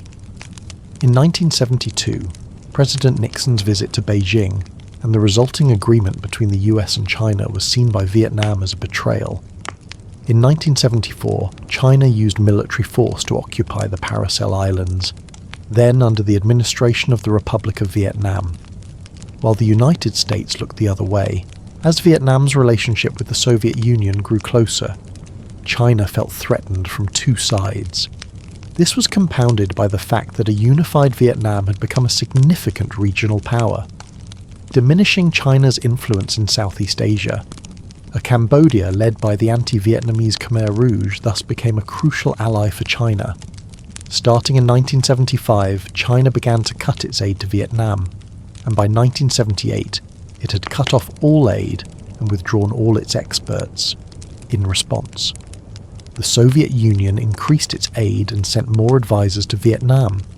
In 1978, Vietnam signed a treaty of friendship and cooperation with the Soviet Union, which included economic and cultural clauses, as well as a mutual defense agreement. In December 1978, after repeated attacks and massacres of civilians by the Khmer Rouge, Vietnam launched a counter-offensive and destroyed the Phnom Penh regime in less than a month. In response, China decided to invade Vietnam, with Deng Xiaoping stating the reason was to teach Vietnam a lesson, but the main goal was to split Vietnam's military forces to help the genocidal Khmer Rouge regime. In 1979, China's military was estimated at about 4.5 million soldiers. However, since the majority had to be stationed on the northern border to guard against the Soviet Union, the force mobilized to attack Vietnam was just over 600,000 soldiers, along with many tanks, artillery pieces, and mortars. The Chinese Navy was on standby but did not directly participate in the fighting. A task force was sent to the Paracel Islands as a precaution against Soviet intervention by sea. The Chinese Air Force also did not engage, fearing Vietnam's skilled and experienced air defense forces, in addition to regular troops. China mobilized hundreds of thousands of civilian laborers and militia forces in the border provinces for transport and supply. With their superiority in numbers and equipment, Chinese generals believed they would crush Vietnam in a short time. On Vietnam's side, The regular army in 1979 was estimated at over 600,000 troops, but most of them were fighting in Cambodia. The defence of Hanoi and the northern provinces was left to about 100,000 soldiers. The People's Army of Vietnam was considered battle-hardened and experienced. With fairly modern weapons from captured American stockpiles and Soviet aid, at 5 a.m. on February 17, 1979, Chinese infantry forces, numbering about 120,000, began advancing into Vietnam along the entire border. The attack began with artillery, followed by tanks and infantry, in total. Chinese troops invaded Vietnam at 26 different points. The Vietnamese civilian areas that suffered the heaviest damage from this initial assault were Lao Cai, Cao Bang, Lam Son, and Mong Cai. The initial advance was fast, but the Chinese army soon slowed down due to difficult terrain and an outdated logistics system that relied on horses and human porters. Vietnam's border defence system was strong, with bunkers, trenches, and caves on high ground along the border, manned by elite, well-equipped, and well-trained military forces. As a result, China suffered heavy casualties. However, on the first day of the war, Chinese troops managed to advance more than 10 miles into Vietnamese territory and capture several towns. On February 18th and 19th, the fighting spread. The Vietnamese army resisted fiercely with high morale. The Chinese army was largely unable to use division-level forces, instead resorting to smaller formations and changing tactics. They advanced slowly, fighting for every tunnel and every high point. After 2 days of war, Chinese forces had captured 11 villages and towns and had surrounded Dong Dang, a key town on the Sino-Vietnamese border. The battle for Dong Dang began on the 17th and was the most brutal of the conflict. This was a defensive position for the People's Army of Vietnam. Attacking Dong Dang were 2 Chinese infantry divisions, a tank regiment, and 6 artillery regiments. The Vietnamese defenders received no reinforcements, but fought to the last man against an enemy that was many times larger and had far superior firepower. They held out until the 22nd. Of the 700 Vietnamese soldiers, militiamen, and police defending the Dong Dang fortress, only 6 survived. On February 21st, China sent in 2 more divisions and continued its fierce assault. On the 22nd, the towns of Lao Cai and Cao Bang were captured. Chinese forces seized more territory in Tuyen Quang, Cao Bang, Lang Son, and Quang Ninh. The fighting spread to coastal urban areas in Mong Cai. On the Vietnamese side, while mounting a determined defence, 3 to 5 divisions, totalling 30,000 troops, were held in reserve to form a defensive arc from Yen Bai to Quang Yen, tasked with protecting Hanoi and Haiphong. On February 26th, more Chinese troops gathered around the Lam Son area, preparing for the battle to capture the city, after inspecting the battlefield. The General Staff of the People's Army of Vietnam dispatched the 2nd Army Corps from Cambodia to Lam Son. A squadron of Soviet An-12 transport planes assisted Vietnam in moving troops during this initial phase, from February 17th to February 26th. 1979, Chinese forces captured the towns of Lao Cai, Cao Bang, and several other towns. The economic and physical infrastructure in these places was completely destroyed.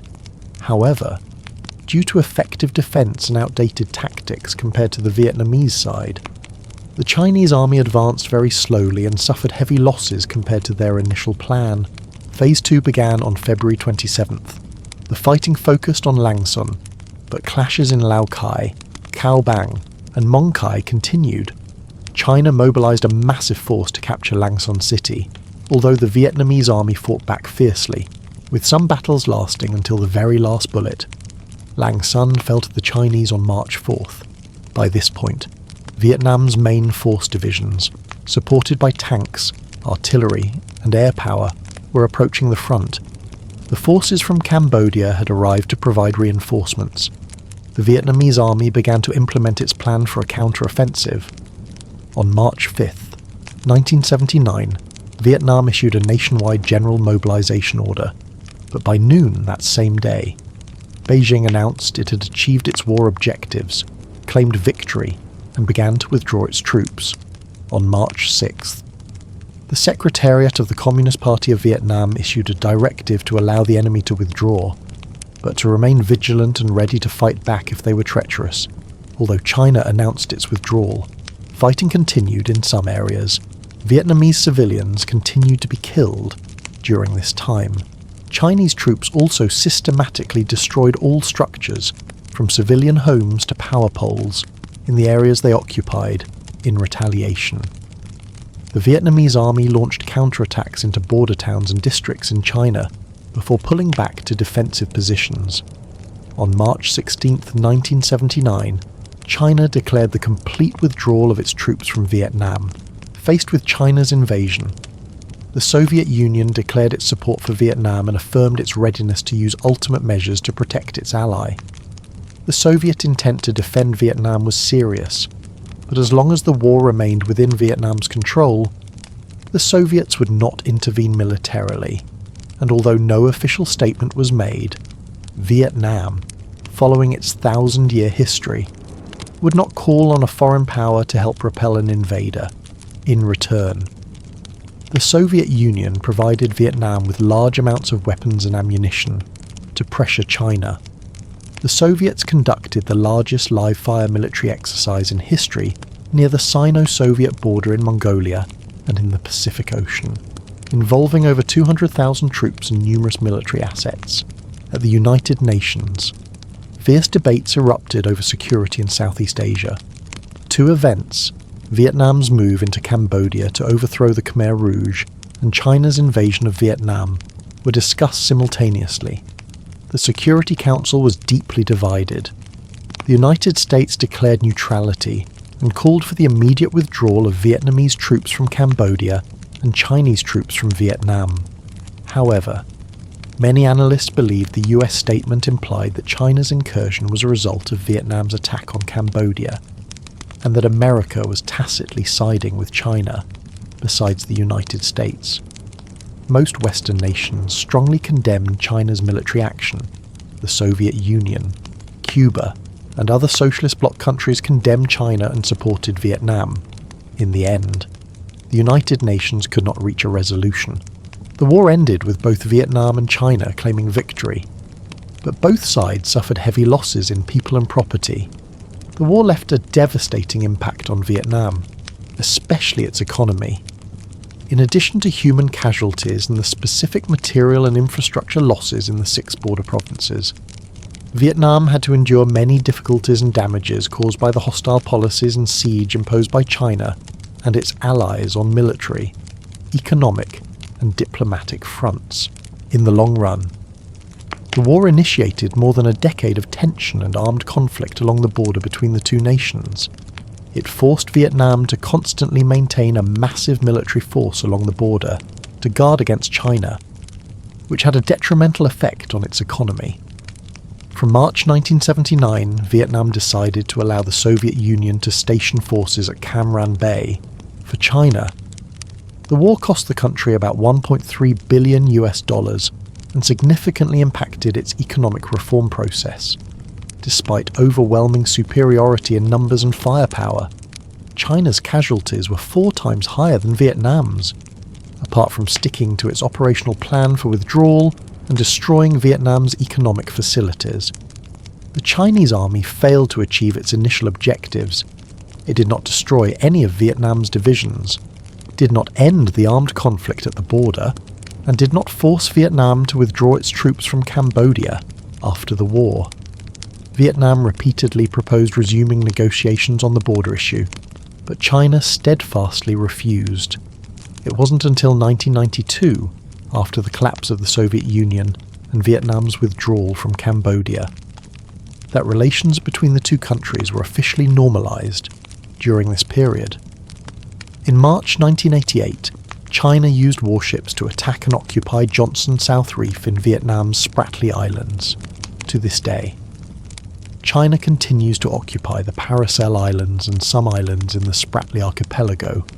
However, Vietnam claims sovereignty over both archipelagos and protests China's occupation, Since 1986, under the leadership of the Communist Party, Vietnam has undertaken comprehensive reforms. The socio-economic situation has improved significantly. Along with this, Vietnam normalized relations with China and the United States, established diplomatic ties with 192 countries, and joined major international economic organizations. Today, Vietnam is one of the world's most populous countries with one of the fastest growing economies, considered a new Asian tiger, alongside Thailand, Indonesia, Malaysia, and the Philippines.